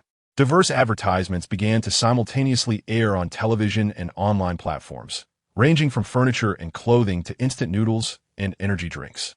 From luxury Benz sedans to everyday skincare products. Fans were delighted to discover that their lives had unwittingly become enveloped by the Silver Wolf. Numerous endorsement billboards adorned the streets. Jiang Li, with her remarkable commercial value, shattered industry constraints, seizing the spotlight typically reserved for idol actresses as an esports player.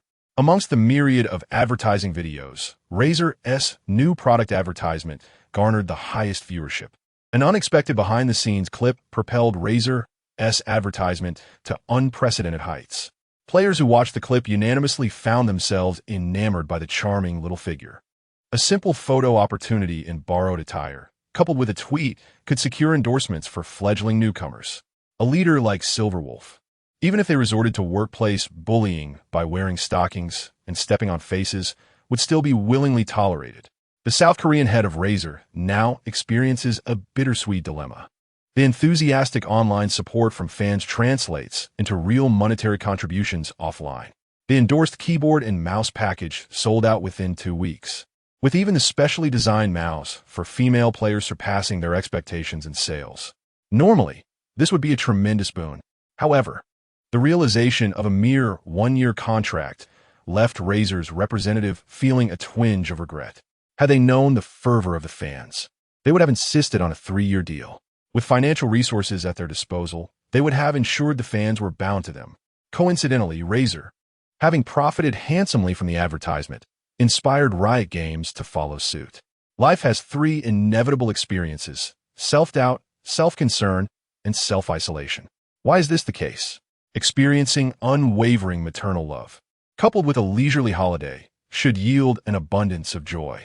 Yet, why does it feel otherwise? On the night the behind-the-scenes footage of the Champion Fox was released, Jiang Li lay in bed, her eyes void of life. She could not comprehend whether the world could ever improve. Whether it was the competition judges or the photographers from Riot, she had endured 3 social deaths in the span of half a month, leaving her utterly bewildered. Were there a crack in the ground before her, she would assuredly dive into it and never emerge again. Ding ding, just as Jiang Li sat wrapped in blankets, exposing only her small round face to the world, a text message suddenly chimed from her phone beside the pillow. Little one, the test server has updated the champion skin. Let's live stream to promote it. Silver Wolf, Not playing. I feel utterly humiliated. I want to disappear. Don't say that. If you vanish, how will our group function without a leader? Then you can draw straws and elect a new leader. Go play on your own. Don't bother me. Due to her recent melancholy, Jiang Li had not touched a computer for days. The chandelier in her bedroom remained off, enveloping the space in darkness, with only the faint glow of her phone illuminating the room. The eerie blue light, combined with the sound of a car alarm from below, conjured a strange, horror movie ambience. Jiang Li tightened her grip on the blanket, appearing diminutive, helpless, and unable to cope with the world. Originally a joyous winter break, it quietly concluded amidst her profound solitude. The spring regular season of 2016 had also been declared over. This year's schedule commenced much earlier than in previous years. The finals heralded opportunities and challenges, symbolizing success, wealth, and honor. It could describe the journey of life, the path of a career, or the progression within a specific field. In the realm of esports, the so-called Golden Path refers to claiming all tournament championships within a single year. In terms of prestige and historical significance, the Golden Path pales in comparison to a three-peat. However, when it comes to difficulty, the Golden Path is no less challenging than achieving a three-peat, for professional players are not machines. Their stamina is limited. Teams aspiring for consecutive championships can afford to forego less significant matches, conserving their energies for the most critical world tournaments. The Golden Path, however, requires teams to maintain a world-class standard throughout the year while ensuring they are ahead of their rivals in adapting to the ever-evolving game versions, all while contending with emerging powerhouse teams. Each official update is a trial by fire for the Golden Path, from the preseason cup to recent tournaments, and the upcoming spring and summer championships. Only by weathering these 6 formidable challenges can a professional team ascend to become the undeniable ruler of the year. To be honest, the fans' display of such slogans feels somewhat premature, akin to popping champagne at halftime. Yet, their team has performed remarkably well. Considering last year's Summer and World Championships, they are merely one spring championship away from achieving an alternative Golden Path. Although this unconventional Golden Path cannot be deemed traditional, based on their performance in the spring regular season, their peak is far from over, and they have a promising chance of claiming this year's spring and championship titles. Should they succeed in this alternative Golden Path, the true Golden Path will undoubtedly open its gates to them. What a grand spectacle this year promises to be. Such a vast venue evokes memories of the previous World Championships. Within the domestic Huya broadcasting studio, the commentators are warming up for the pre-match excitement. Meanwhile, the frequent guest commentators like Ziyuan, Hao Kai, and others have been replaced. The roaring emperor, clad in a white suit, steps onto the stage amidst fervent cheers, commencing his introduction of the competing teams with his signature flamboyance. Thus begins the legendary journey of the grand event. The prolonged yet fervent finale resonated simultaneously in broadcasting stations across various countries. Numerous domestic players, uncertain whether they were genuinely perplexed or intentionally feigning ignorance, flooded the live chat with messages such as, "Is this the entrance? Where's the Mercedes? The Warhorse? The advertisements? Goodness, they're handling the finals so efficiently." Meanwhile, over next door, the playoffs commence with the Mercedes taking a victory lap. Esports requires the support of sponsors, yet legitimate esports understands where advertisements should be placed. Are we still dwelling on the world's #1 region? Just wait. Waiting, and then what? Then the World Championship will continue to keep us waiting. The domestic chat was abuzz with excitement. Simultaneously, the participating teams, including coaches and substitutes, roared onto the stage, propelled by the passionate voice of the commentator. At last, he could see you again in the competition. Gazing at the silver-haired girl standing on the other side of the trophy, Li Xianghe felt his heart race. Following a crushing defeat in the opening match of the regular season, he had drastically intensified his training regimen, believing he had fortified his resolve. He no longer indulged in errant thoughts, but instead devoted all his limited time to the pursuit of strength. Only during the brief respite at 4 in the morning could he find a moment of tranquility, catching a distant glimpse of that charming figure in his dreams. However, after their victory 3 days prior and the subsequent recording of a promotional video the following day, Li Xianghe suddenly realized that all this was merely his own self-delusion. He understood that the phrase "long time no see" was meant for the fans, yet he could not quell the fluttering of his disheartened heart. Had it not been for his quick reflexes at that moment, he would have faltered without the support of a helping hand. Chapter 217. A major shift in the meta. Quinn rages in the mid lane. This year's playoff format has seen some alterations compared to last year. Teams with higher regular season rankings still enjoy the advantage of selecting their side in the first game, but subsequent matches will allow the losing team to choose. This implies that in a dominating 3-0 match, the selection order will shift from blue-red-blue to a higher probability of blue-red-red. This change seems to be a concession to the underdogs, considering that the blue side inherently enjoys a higher win rate due to terrain advantages. Providing the weaker teams with some support without compromising the integrity of the matches can enhance suspense and elevate the value of victories, benefiting the entire industry. As the first game commenced, the blue side chose to initiate from the blue side and advance towards the red side. Blue side champions included Tom Kinch, Orianna, and Echo. The red side comprised Quinn, Fox, and LeBlanc. This reflected significant changes to the League of Legends meta during Jiang Li's vacation. The rise of the unyielding tank Echo in the top lane is particularly noteworthy. A well-farmed tank Echo only requires Iceborne Gauntlet as his sole damage item to inflict devastating harm on the backline. This situation is frustrating, akin to his inability to comprehend the intricacies of Fiora. While he is certainly capable of playing Echo and does so quite well, his playstyle carries an odd, clumsy essence, often leading to unexpected and dramatic moments. After witnessing numerous matches in the latter half of the regular season, where players repeatedly selected Echo, he decided not to engage in the struggle of competing for him, nor did he wish to allow the opposing team to claim him, opting instead to forego the pick entirely. The shifts in champion positions were also a result of the meta changes. In the recent patch update featuring the Dragon King, the Oceanic Disaster faced significant nerfs, rendering its base attributes inadequate for professional play. Chapter 218. Time to extract some pearls. I knew it. Just as Zika exclaimed that Wolf Cub was deceiving, he too internally echoed the same sentiment. With a newly launched Starry Dragon King capable of pushing lanes and covering vast distances, nearly all professional teams envisioned the silver-haired champion who roamed the map.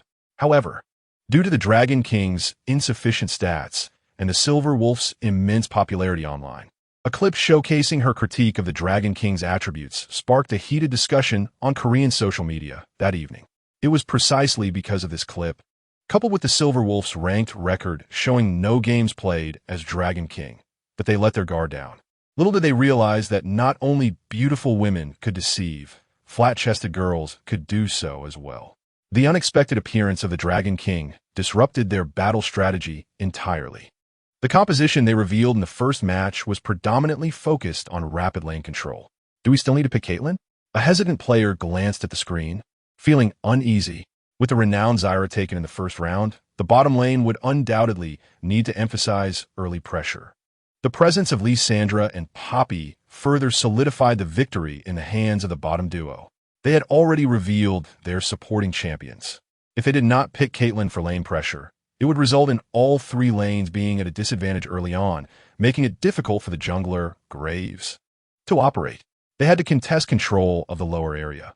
At the very least, they needed to secure an advantage in one lane. The show was about to begin. As Caitlyn was revealed in the fifth slot, both teams' compositions were finalized. Blue side, top lane Trundle, jungler Rek'Sai, mid lane Dragon King, Jhin support Lux. Red side, top lane Poppy, jungler Graves, mid lane Lissandra, Caitlyn support Zyra. After the compositions were set, they took advantage of the final 30 seconds of preparation time to offer a few words of encouragement. Xiang'e, play aggressively. The Dragon King's damage is low early on.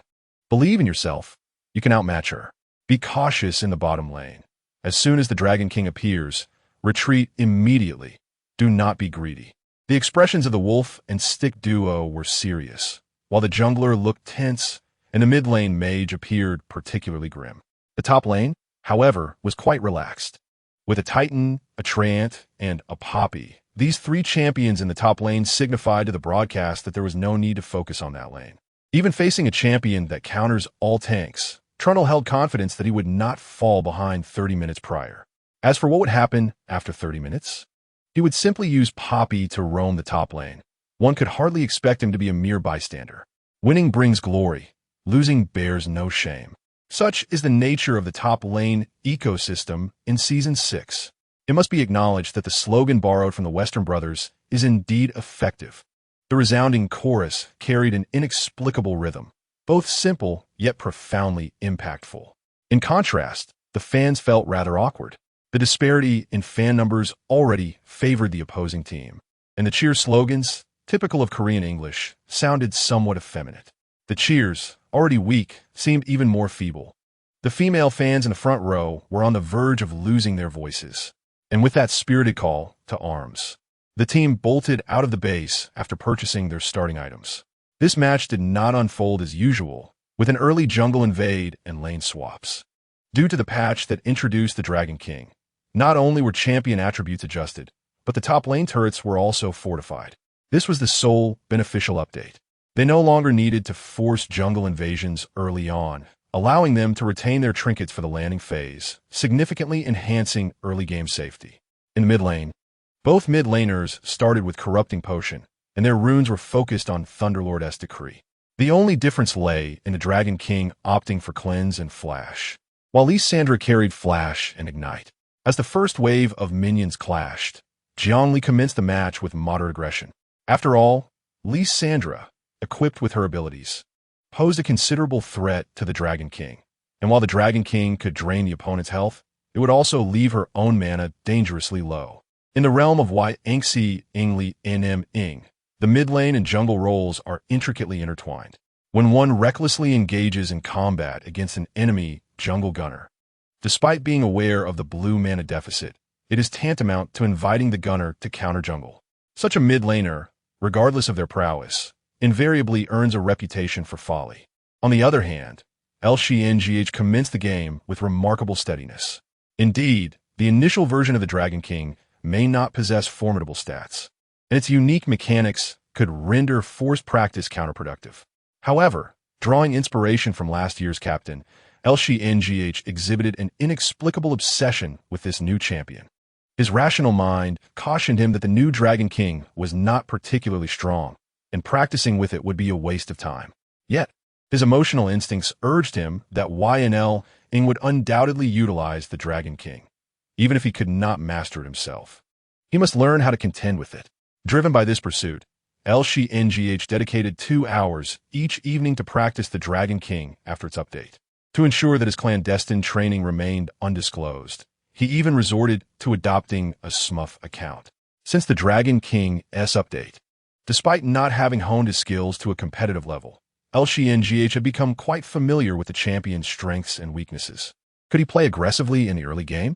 Alas, given the Dragon King's mana consumption, pushing the wave would leave him with an empty mana pool, rendering roaming impossible before level 5. The key to confronting the Dragon King lies in controlling the lane to create opportunities for the jungler and establishing a lead through kills. Unfortunately, he still lacked the confidence to execute this strategy.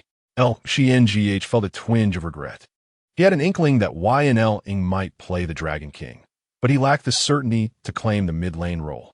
Had he retained the mid laner in the 5th position and countered with a close-range assassin, the Dragon King would have found itself in a most awkward predicament.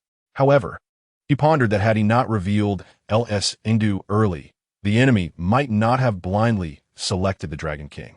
Instead of lamenting his choice of champion as insufficiently dominant, it would be wiser to contemplate how to create opportunities for the jungler while secretly relishing his foresight. Indeed, I am the one who understands you best. A subtle smile graced LCK's lips, anticipating that YNL Ing would select the Dragon King a fortnight in advance and taking action accordingly. Who else could accomplish such a feat? Yet in the next moment, his expression abruptly stiffened. A momentary lapse in focus caused him to fumble and miss a cannon minion. A chuckle resonated in the team voice chat, but regrettably, the individual in question failed to hear it. As the two champions, the Star Dragon and the Frost Mage, exchanged glances across the minion wave, no friction occurred between them. The director, noticing the mid lane's lack of action, swiftly shifted the focus to the top lane. The combination of JM and BB, regarded as a classic matchup since Season 6, was as prevalent as last year's SDSH and NR. To what extent was this combination iconic? One could say that when either champion was revealed, the opposing professional player need not even think. When BB raised her hand, JM instinctively understood how vigorously to swing his stick. When JM rolled over, BB knew to adjust her position accordingly. This was a duo that required no operational awareness, relying solely on experience to navigate effortlessly, and even in this year's invincible form, they could not produce results in the early game. Observing the top lane's mutual farming, the director quickly redirected the camera to the bottom lane. In stark contrast to the tranquility of the mid and top lanes, the early game in the bottom lane was filled with fervor. With champions like NQ and Jiang Li, the aggression was palpable as they sought to pressure their opponents. However, the Su and Emming duo was not to be underestimated.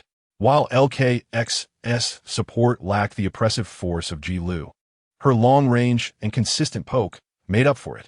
Furthermore, LKX and JMSH shared a seemingly inconspicuous synergy. LKX's abilities inflicted significant slow effects before detonating, allowing JMSH to capitalize on the immobilization of enemy champions. This synergy meant that if LKX initiated with control, JMSH could unleash his deadly flourish during the slow's duration. Should LKX explode her skill during the flourish, JMSH could easily ensnare his target. The Su and Emming duo utilized their skill synergy to inflict long-range damage, leaving the eager-to-gain advantage LNGB in combination feeling nauseated. Where did these two veterans acquire such cunning tactics? Surely, it must be the teachings of YNL. After yet another long-range ensnare from LKX and JMSH, followed by a fourth bounce from the MNWSHLI.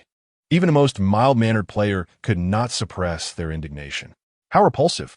With NQ and Jiang Li unable to assert control, perhaps opting for JNGK to sustain against pressure and wait for the late game would have been wiser.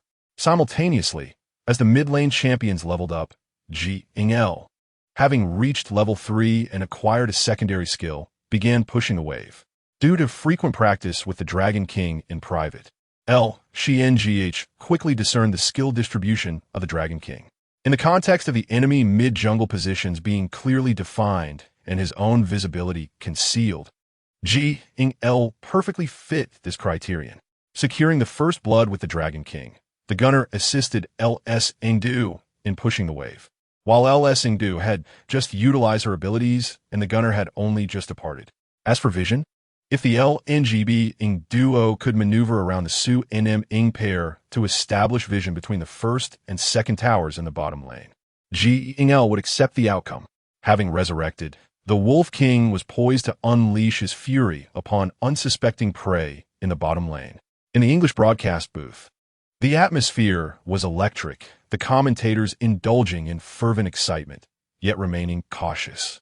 Noticing the Dragon King's prolonged absence on the minimap, they began to sense impending doom. Yet, it was too late. LKX launched her skill from an extraordinary distance, and JMSH immediately raised his hand for a deadly flourish. The familiar scene unfolded once more, instinctively sidestepping, yet ensnared by the slow. Evasion proved futile. The deadly flourish struck true, ensnaring its target, followed by LKX's Binding Light. The initial version of the Dragon King skill, known as XNGHJYing, is a directional projectile ability. A distinctive feature of this skill is that it expands as it travels, with no upper limit. Theoretically, as long as the Dragon King maintains high mobility, keeping the star core in front of him, XNGHJYing could grow to encompass the entire screen. Although the Dragon King's skill cooldowns in the early game are insufficient, and the distance from the second tower to the first is relatively short, hindering the ability to unleash a fully expanded spiral projectile. The continuous expansion from the bottom lane's second tower to the first still results in an impressive scale for XNGHJYing. The scene broadcasted live revealed the Dragon King charging toward the ensnared NQ, accompanied by Mobile Captain Ultimate. The sound of the star core explosion echoed in the bottom lane, as the expansive skill range not only engulfed the immobile NQ but also caught Jiang Li, who was positioned just at the edge of her flash range. The skill activated, and 3 circling planets around the Dragon King began to spin wildly. Previously claiming he would not play the Dragon King, Jiang Li demonstrated remarkable proficiency in the match. The moment the skill activated, he found the perfect positioning to simultaneously damage both NQ and Jiang Li, with 3 celestial bodies revolving around the Dragon King. Unleashing a torrent of damage, he stepped forward to secure a final hit with the MNWSHLI and the 4th bullet from his whisper, effortlessly claiming the NQ's life. As the first casualty fell, the Dragon King's health remained at half, blocking the retreat for his adversaries. As the male champion barely arrived at the lower section near the frog, he was unable to struggle, not even using his flash. He dealt some damage to help deplete the health of the Dragon King, who was swiftly dispatched by a gentle swipe. The fans in the Kanshu Guan erupted in howls of excitement. How could they conquer global fans in such a short time? It was simply due to their strength. If you are a fan, you can confidently uncork champagne without worrying about embarrassment. In the realm of esports, the strong reign supreme. The victors possess everything, while the vanquished are reduced to ashes. I confidently asserted that the wolf would quietly train the Dragon King. With her earlier finesse in positioning, one could hardly achieve such skill without at least 100 attempts. On the Huya streaming platform, Zika, predicting the wolf's mindset, was filled with excitement, prompting the wolf fans in the live chat to express their frustrations. They had spoken of how weak the Dragon King was, and now it seemed she was secretly indulging herself. How could we have supported you so fervently only to be deceived by our own? Bah, wicked woman. I curse you to grow long legs by next year. The barrage of comments was relentless, echoing sentiments of frustration. In the lounge, even those watching the stream couldn't help but curse. The skill combination of Lux and the Reaper could actually serve as an initiating control. Whose cunning strategy was this? With such a long range and expansive area, paired with the Dragon King's terrain-ignoring abilities, how could they evade it? They couldn't possibly use Flash the moment Lux threw her spell, could they? Would they still be able to play in the lower lane? The same sentiments were mirrored in the hearts of the Wolfbang duo. Did they make a mistake that offered an opportunity? No. The vision in the lower lane was abundantly clear, their equipment freshly updated, and their health was robust. Yet, in this seemingly secure scenario, they still allowed the Silver Wolf to seize the moment effortlessly. The first round of the match yielded a double kill. With the process completely unyielding, they could already foresee their imminent demise. The lower lane was in disarray, with all the kills going to the Dragon King. Thanks to the experience from the double kill, the Dragon King, despite losing 2 waves of minions, did not fall too far behind in levels.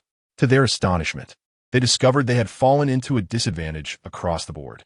The top lane troll held a steady lead over the Boppy.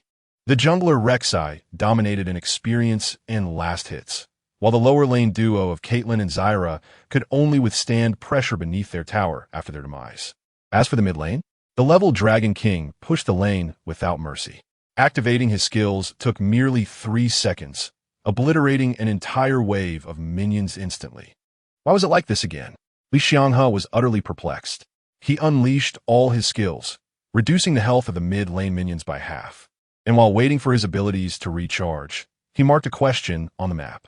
Mid, Chapter 221, a riddle game. You understand the limitations, right? Is it the top lane or the bottom lane? Perhaps it is the jungler whom she often targets. Each team faced a similar riddle game in the early stages. Since the official update regarding items, the vision coverage in the early game had drastically diminished. The removal of the false eye from the shop meant each team had very limited options for securing vision early on. With all lanes being pressured, it was indicative that any wards placed would be swiftly cleared before the support's item could fully materialize. Even the seasoned players had to rely on intuition to predict the movements of the Dragon King. The instant the mid-lane Dragon King vanished, they contracted their defenses across the board, bracing for what could come. Li Xianghe, who was a step behind in clearing the minion wave, predictably moved towards the lower lane from his jungle, always prepared to protect his teammates. 15 seconds later, the Dragon King reappeared in the mid lane. However, even though substantial kills had yet to occur, the ramifications were palpable. The two side lanes, cautious of the situation, both missed half a wave of minions, suffering losses in experience and last hits. Mid. Once again, a familiar tension filled the air as the team, having just relaxed, found themselves on high alert once more. Whenever the Silver Wolf was present, they could effortlessly lead the opposing team by the nose. In the commentary booth, the Roaring Emperor, observing the match's dynamics, couldn't help but voice his reflections. Chapter 222, Celestial Arts, Star Escape, Supersized Spiral, Shuriken. The two seasoned veterans, benefiting from their equipment advantage, proactively pushed the mid lane while also repositioning Caitlyn to guard the tower. Li Xianghe was growing increasingly frustrated. The hero he utilized most during this spring season was Li Sandra, even earning a nickname of Li Bing Bing in domestic forums.